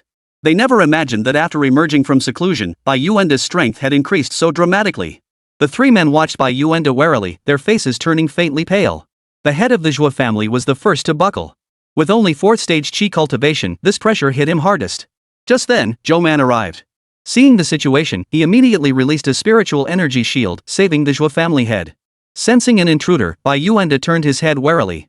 Spotting the newcomer as nothing more than a scrawny kid who hadn't even grown a single hair yet, he was instantly filled with contempt. Without so much as a word, he raised his hand, intent on eliminating Zhou Man outright. Yet the spiritual energy attack blew past like a breeze, barely ruffling Zhou Man's clothes. It was as if nothing had ever happened. "What?" Bai Yuanda gasped, staring at Zhou Man. "Just a mere Qi cultivation master, yet you talk big," Zhou Man retorted bluntly, his own aura surging outward. Feeling the aura of someone matching his own strength, Bai Yuanda couldn't help but feel astonished. This person looked far too young. What kind of terrifying talent was this? "Kid, what family do you belong to? Don't you know better than to meddle in others' affairs?" His eyes darted around as he began scheming, shifting the topic to buy time. "My lineage matters little. I merely intervened because your conduct disgusted me. You can't defeat me. If you don't want to die, then get lost." Zhou Man's tone was cold, utterly disinterested in idle chatter. "Poof. We're fellow cultivators. We'll cross paths again. Offending my Bai family won't benefit you or your clan. If you're willing to negotiate with me on behalf of those three, I might consider." Zhou Man amplified his aura once more. Feeling the warning, Bai Yuanda reined himself in. He glanced back at the three family heads, his eyes carrying an unspoken threat that this matter was far from over. Chapter 111, 17 years ago. Zhou Man amplified his aura once more. Feeling the warning in his opponent's intent, Bai Yuanda restrained himself and fell silent. He glanced back at the three family heads, his eyes carrying a warning that seemed to say this matter was far from over. "Young friend," the old man said, his forced smile twisted and eerie, "they still hold my Bai family members captive. I cannot simply abandon my kin and walk away. At the very least, you owe me an explanation." "You should know why your people fell into their hands," Zhou Man retorted coldly without pretense. "Ha! It's all a misunderstanding." "A misunderstanding?" The head of the Zhou family suddenly spoke up. "Sending men to infiltrate our Zhou family in the dead of night, releasing a sleeping potion to attempt to abduct our women and children. If that's just a misunderstanding, then we're perfectly happy to continue misunderstanding." Though they didn't know why Bai Yuanda's attitude had suddenly shifted, all three vaguely suspected it might be related to Zhou Man. Because Zhou Man had deployed a spiritual energy shield, the others hadn't sensed the pressure he emitted and remained unaware of his true strength. They could only speculate whether Zhou Man might also be a scion of some prominent clan, and that Bai Yuanda had recognized the clan affiliation, prompting his caution. Exposed so abruptly, Bai Yuanda showed no sign of embarrassment. He simply ignored the head of the Zhou family as though he were an insignificant insect. Zhou Man, of course, would not let him off so easily. Apologizing and making amends. "I trust the head of the Bai family is capable of that, right?" Zhou Man's tone dripped with menace. Bai Yuanda felt impatient, but his opponent's strength was undeniable. Moreover, this was enemy territory. A rash move would only put him at a disadvantage. He turned to glare coldly at the trio. "After the apology, I'll send someone to collect what's owed. I expect you gentlemen to honor your promise and return my family's son." Not only that, the Wan family head stepped forward, standing squarely before Bai Yuanda. "Your Bai family must also pledge never to attack our three families again. Seal it with a Dao Heart Oath." A Dao Heart Oath essentially staked a cultivator's future. Breaking it would halt all cultivation progress for life, even causing gradual regression. This Dao Heart Oath was bound by the heavenly Dao, effective even against Bai Yuanda, who cultivated using heretical methods. "Don't push your luck," Bai Yuanda warned them coldly. "If we come to blows, I guarantee you won't fare any better than you are now." "Is that so?" Zhou Man dismissed him with utter contempt. "If you try to make a move, I guarantee neither you nor the rest of the Bai family locked up will ever return home. Care to test me?" In the end, Bai Yuanda left with a grim expression. Only after Bai Yuanda departed did the tension in the room begin to ease. Everyone present now regarded Zhou Man with distinctly nuanced expressions. The heads of the Wan and Chen families, unfamiliar with Zhou Man, naturally harbored a hint of wariness. Yet, he had undeniably assisted them this time. "Thank you so much, young friend Zhou Man. You've helped us once again," the Zhou family head said respectfully. Zhou Man waved his hand dismissively, urging them not to dwell on it. "I actually came here hoping to ask you about matters concerning the Bai family. The Zhou family head paused, then replied, "Please, ask anything. We will share what we know." What Zhou Man sought to uncover concerned his own parents. Though merely a conjecture, he instinctively felt this hypothesis held the truth. About 17 years ago, did the Bai family cause any trouble back then? Or rather, did they behave in this manner even then? Could you find out what the Bai family was up to during that time? The head of the Zhou family pondered for a moment, and the other two began to recall as well. 17 years ago is too distant a memory for us to recall readily, but I distinctly remember the Bai family being even more arrogant back then than they are now. Back then, Bai Yuanda was merely an ordinary disciple at the third stage of qi cultivation, far from qualified to become the family head. Looking back now, his progress over these 17 years has been terrifying. Whenever any family acquired a treasure, the Bai family would immediately send people to inquire. For families with slightly stronger power, they would attempt negotiations. Weaker families, however, suffered terribly. Most often, they were robbed outright. With cultivation resources scarce back then, the few available were concentrated in the hands of the Bai family. This led to extremely uneven development among cultivators. The Bai family was virtually unrivaled back then. No one could check their power. It wasn't until after that year that things began to improve. After speaking, the Chen family head suddenly interjected, 17 years ago, I recall the Bai family was involved in a fatal incident that alarmed the authorities. The deceased's status seemed rather significant. It was only after that the Bai family began to rein in their actions. Zhou Man snapped his head up. I recall it was a married couple, a man and a woman, neither cultivators. For reasons unknown, the Bai family targeted them. After the Bai family killed them, the police discovered the bodies. A thorough investigation revealed the Bai family's involvement. Authorities responded with direct military force to intimidate and warn them. Any more details about that couple? Zhou Man pressed, his urgency palpable. The Chen family head shook his head. That's all I can recall. If you want to know more, I can look into the details of that incident when I return. The one family head nodded in agreement. Our clan keeps annual records of major events. I'll review the archives. There should be information related to this incident. Zhou Man nodded. After the three heads withdrew to discuss next steps, Zhou Yangyu mysteriously pulled Zhou Man aside for a private chat. Why the sudden interest in the Bai family? I heard something interesting after looking into it last time. Plus, I might actually know that couple I asked about. Oh? That makes sense. After all, it happened right here in the capital. Zhou Yangyu realized his words were somewhat inappropriate. 17 years ago, there was indeed a couple whose father passed away in the capital, a man of considerable standing. Combining this with Dean Lu Sheng's earlier mention that the incident caused quite a stir back then, yet Zhou Man couldn't find any related news reports no matter how he searched. Zhou Man was almost certain this matter was connected to the Bai family. Yet without concrete evidence, he remained adrift inside, filled with a rage ready to erupt but lacking an outlet. He waited quietly for the final verdict. If it were confirmed that the Bai family were the ones who killed his parents 17 years ago, what would he do? Suddenly, he felt lost. The Zhou Man of the past might have acted impulsively, driven by youthful vengeance, demanding blood for blood. But his mindset had changed. Looking back on this matter now, he felt only bewilderment. Nevertheless, the perpetrators of that crime must still face justice. It was impossible to let them off as if nothing had ever happened. A week later, the head of the Zhou family sent Zhou Man a document. It was compiled after joint verification by the three families, a record of all events related to the Bai family 17 years ago. Zhou Man took a deep breath and opened it. Chapter 112, Revenge. The document began with several accounts of the Bai family's affairs. Early in the year, under the guise of a trade, they forcibly seized more than half of the spirit plants discovered by another family. The following month, upon hearing rumors of a secret realm, they led men to seize its entrance, barring other cultivators from entering. Major clans wishing to enter had to pay exorbitant admission fees. Disciples of the clan used their family's name to forcibly abduct beautiful women from several smaller families. Threatening them with force to prevent resistance, they humiliated them before attempting to sell them off. The authorities discovered the situation and intervened to rescue the victims. Subsequent incidents of plundering cultivation resources from lesser clans multiplied. Whether spiritual plants, magical artifacts, or elixirs, they seized whatever caught their eye. Then came September 17th. The Bai family abducted an ordinary mortal couple, both employees of the capital city Digital Science Institute. They imprisoned the couple in a basement, subjecting them to interrogation and torture for over half a month. Subsequent police investigations revealed that the Bai family had paid a hefty sum to bribe someone within the capital Digital Science Institute to lure the couple out. Afterward, higher authorities conducted a thorough investigation and purged the entire institute. Officials never disclosed to the public or the immortal cultivation clans why the couple had been targeted by the Bai family, attributing it solely to a private feud. This explanation reassured the clans, who had feared the Bai family had gone mad and was attacking innocent civilians, potentially drawing official scrutiny onto their own families. However, rumors circulated that the couple might have possessed some treasure related to the cultivation world, which was why the Bai family had targeted them. But with the victims dead, there was no way to verify these claims.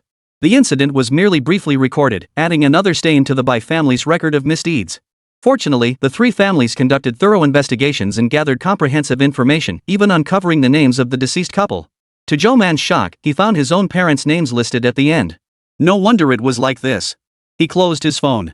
He had been sent far from the capital, all traces of his parents erased, and kept in the dark about his own origins. For an ordinary person, this was the best form of protection. If Zhou Man had been told the truth, how could he, a commoner, possibly stand against a cultivator family? It was also to avoid even the slightest chance of resentment or retaliation. The authorities clearly didn't want a young child dragged into this whirlpool. But Zhou Man wasn't the defenseless high schooler he once was. He now possessed the means to exact his own vengeance. He pondered in a daze, should he seek revenge? At the very least, he needed to know the full story of what happened back then. When he snapped back to reality, he had already arrived at the Bai residence. The Bai residence was ablaze with lights and bustling with activity. Over time, the Bai family had grown into a colossal clan, numbering over 100 members, with countless servants and attendants. They had established a massive mansion in the suburbs. As Zhou Man approached the gate, the guard on duty immediately spotted him.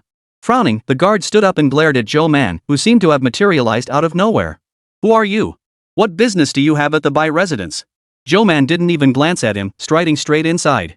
The guard tried to step forward to block him, only to discover with horror that he couldn't move a muscle. A murderous pressure hung over his head, cold sweat soaking through his collar without his noticing.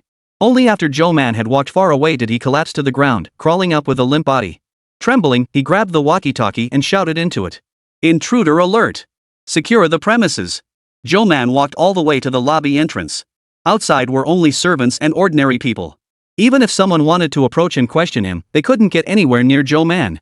By the time the Bai family members arrived after hearing the news, Zhou Man had been waiting for them for several minutes. The man who arrived appeared to be an elder of the Bai family, rushing over in haste. He eyed Zhou Man warily, sensing a terrifying aura of power emanating from him. "Who might you be, sir? What brings you to the Bai residence at this hour?" "Send Bai Yuenda out," Zhou Man replied concisely. Before the man could protest further, Zhou Man unleashed his spiritual energy, forcing him to walk outward. A cold sweat instantly broke out on the man's back. News of the intruder spread rapidly. Initially unconcerned, the Bai family members grew tense upon hearing of the intruder's formidable strength and hurried over. Some hotheads wanted to attack immediately, but Zhou Man didn't even move. Merely releasing a burst of spiritual energy was enough to crush the intruder until he vomited blood and collapsed unconscious. Terrified, the Bai family members scrambled back several steps, afraid Zhou Man would strike again. Bai Yuenda, whose cultivation had been interrupted, was initially displeased. Yet upon hearing reports of a powerful cultivator intruding, he frowned and immediately flew out to investigate. When he arrived, he saw Zhou Man standing at the center of the crowd. Noticing his approach, Zhou Man casually glanced over. Instinctively, Bai Yuenda felt a chill run down his spine, sensing a fleeting hint of murderous intent in that single glance. "What brings you here so suddenly?" Bai Yuenda asked coldly, hands clasped behind his back. "If it concerns the Zhua, Wan, and Chen families, I've already dispatched envoys to offer apologies. You seem rather impatient." As the head of the household, he couldn't afford to show weakness at such a moment. Being overly accommodating would only diminish his own authority. Zhou Man did not answer his question, instead speaking slowly and deliberately, "I have come to investigate a matter from 17 years ago. Might the head of the Bai family be willing to cooperate with my inquiry?" Though phrased as cooperation, Zhou Man's tone was firm, carrying an unmistakable threat. Bai Yuenda pondered for a moment before conceding with a sour expression. "I'm unaware of the matter you're investigating. If the Bai family can be of assistance, we can certainly discuss it." His words left the question of consent unanswered. Bai Yuenda assumed the other party needed his assistance with the investigation. 17 years ago, the Bai family abducted an ordinary couple from the capital's Institute of Science and Technology. After torturing them for over half a month, they killed them and disposed of the bodies. The Bai family subsequently received official warnings and threats. "I imagine you must recall this incident?" Bai Yuenda's face paled upon hearing this. Of course he remembered this incident. In fact, it was precisely because of this that the Bai family had been targeted and threatened by the authorities, forcing them to rein in their ambitions. Watching other clans flourish while their own fell from being the foremost cultivator family, the Bai family harbored deep resentment. 17 years ago, he hadn't even attained elder status yet. It was precisely this incident that led to the accountability and punishment of several elders involved, creating the opportunity for him to rise later. That couple had a child. Afterward, they'd considered targeting the child for revenge. Unfortunately, the authorities seemed to have sensed their intentions and had the child sent away for protection beforehand. After that, it became extremely difficult for them to even inquire about the child's whereabouts. Oof. So that's why you're here. May I ask why you specifically brought this up? Could it be that you're connected to the events of 17 years ago? I wish to know why you sought out those two mortals. Chapter 113, The Truth. Upon hearing this, Bai Yuanda's gaze swept over Zhou Man with unmistakable scrutiny, his mind racing with countless thoughts. I see no obligation to disclose this to you, sir. After all, it pertains to our Bai family's own affairs and secrets. Zhou Man gave him an expressionless glance. Fine, you don't have to say anything. But you should remember their names Zhou Hanyuan and Li Qian, right? Bai Yuanda's eyes flickered as if he wanted to say something, but Zhou Man continued speaking without waiting for a response. 17 years ago, the Bai family heard rumors that a married couple of researchers at the Imperial Academy of Sciences had allegedly obtained a treasure related to the immortal realm. You went to their home, seized them, and tortured them, forcing them to hand over this so-called treasure. But unfortunately, they revealed nothing. Enraged by their stubborn refusal, you accidentally killed them in the process. You casually discarded their bodies without a second thought, never anticipating the immense official backlash that would ensue, one that implicated your entire family and led to a formal warning. Am I not correct? Zhou Man delivered this coldly. The faces of the Bai family members present who knew about the incident 17 years ago darkened. To this day, the true reason why they had seized those two ordinary people back then had never been publicly disclosed. Yet this young man had arrived and immediately exposed it, and he seemed to know even more. Bai Yuanda's expression, however, grew composed. Since you formed your suspicions, did you seek out my family specifically to validate their validity? No, that is not my purpose. In truth, whatever the reality may be, it will not affect what I intend to do next. Zhou Man shook his head and continued. That couple had another child, usually entrusted to others for care. When you learned of this and sought to take revenge through the child, you discovered the little one had already been secretly removed from the capital for protection. With no other option, you had to abandon your plans. That child's name is Zhou Man. He grew up as an orphan. Recently, he represented the national team in the global mathematical modeling competition and brought China its first championship in over a decade. The story trended online, and even those least interested had heard bits of it. Someone quickly pulled out their phone to search for the news, then looked at Zhou Man in horror. You look exactly like that person? No, wait. You are Zhou Man. The words exploded like thunder within the room. Bai Yuanda's expression instantly turned vicious as he laughed bitterly in rage. So you came seeking revenge? Then let's skip the preliminaries. I never imagined you'd become a cultivator yourself. It seems your parents did conceal something back then.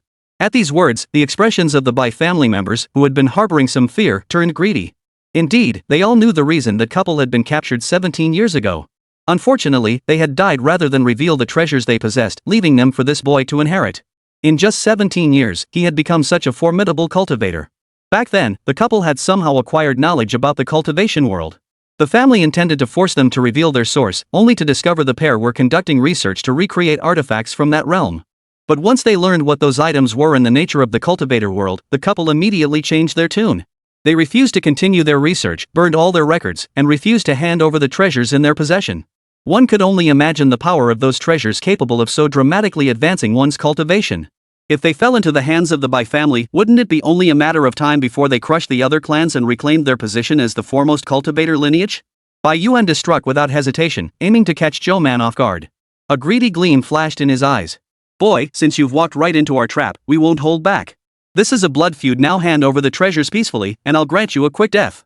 The surrounding Bai family members all wore eager expressions.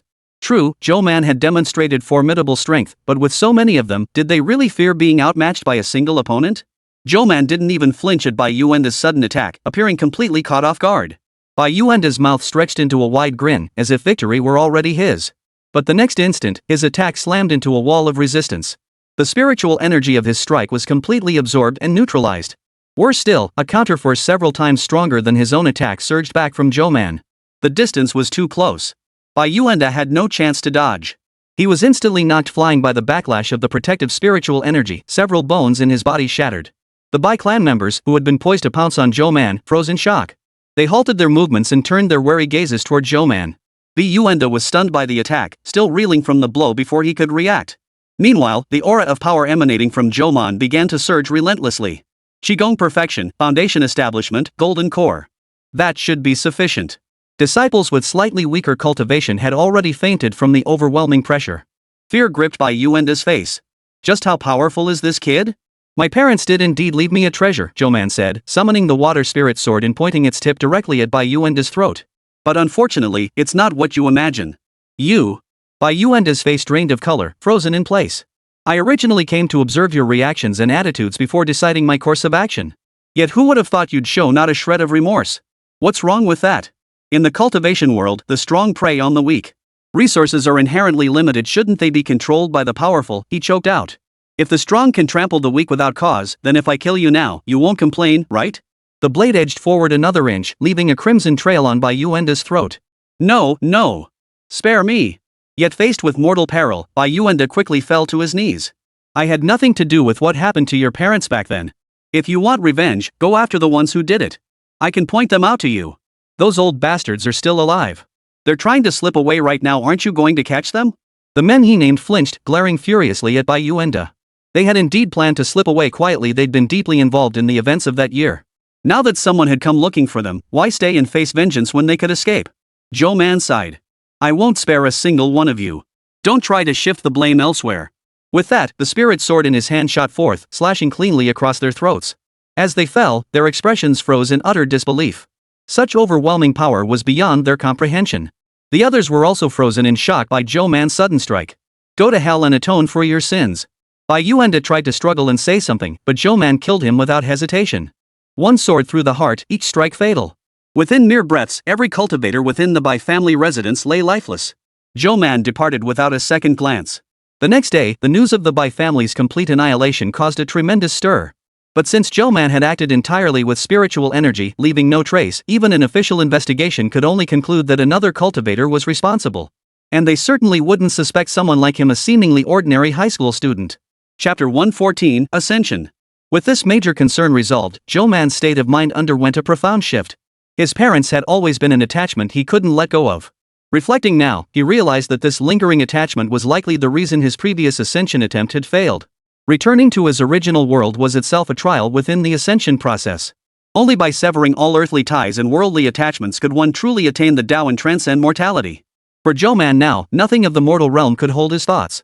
His sole purpose was to endure the tribulation and ascend once more. Over the next 2 months, Zhou Man traversed every secret realm location provided by the Tianji auction house, gathering every celestial treasure and rare herb he encountered. In the 3rd month of the following year, Li Zipping and the other teams he led achieved a major breakthrough in their research. The emergence of the new material caused a tremendous sensation throughout the world. Zhou Man finally obtained the materials he needed. The International Assassin Organization, Lulu, sent agents to infiltrate and carry out assassinations. However, the immortal cultivation families united as one, capturing all the assassins who came. In the end, the authorities, in collaboration with Interpol, wiped out the entire organization. Su Xinghua, through self-taught methods, broke through to the 3rd stage of qi cultivation. According to her own account, she learned her cultivation techniques entirely from novels and TV dramas.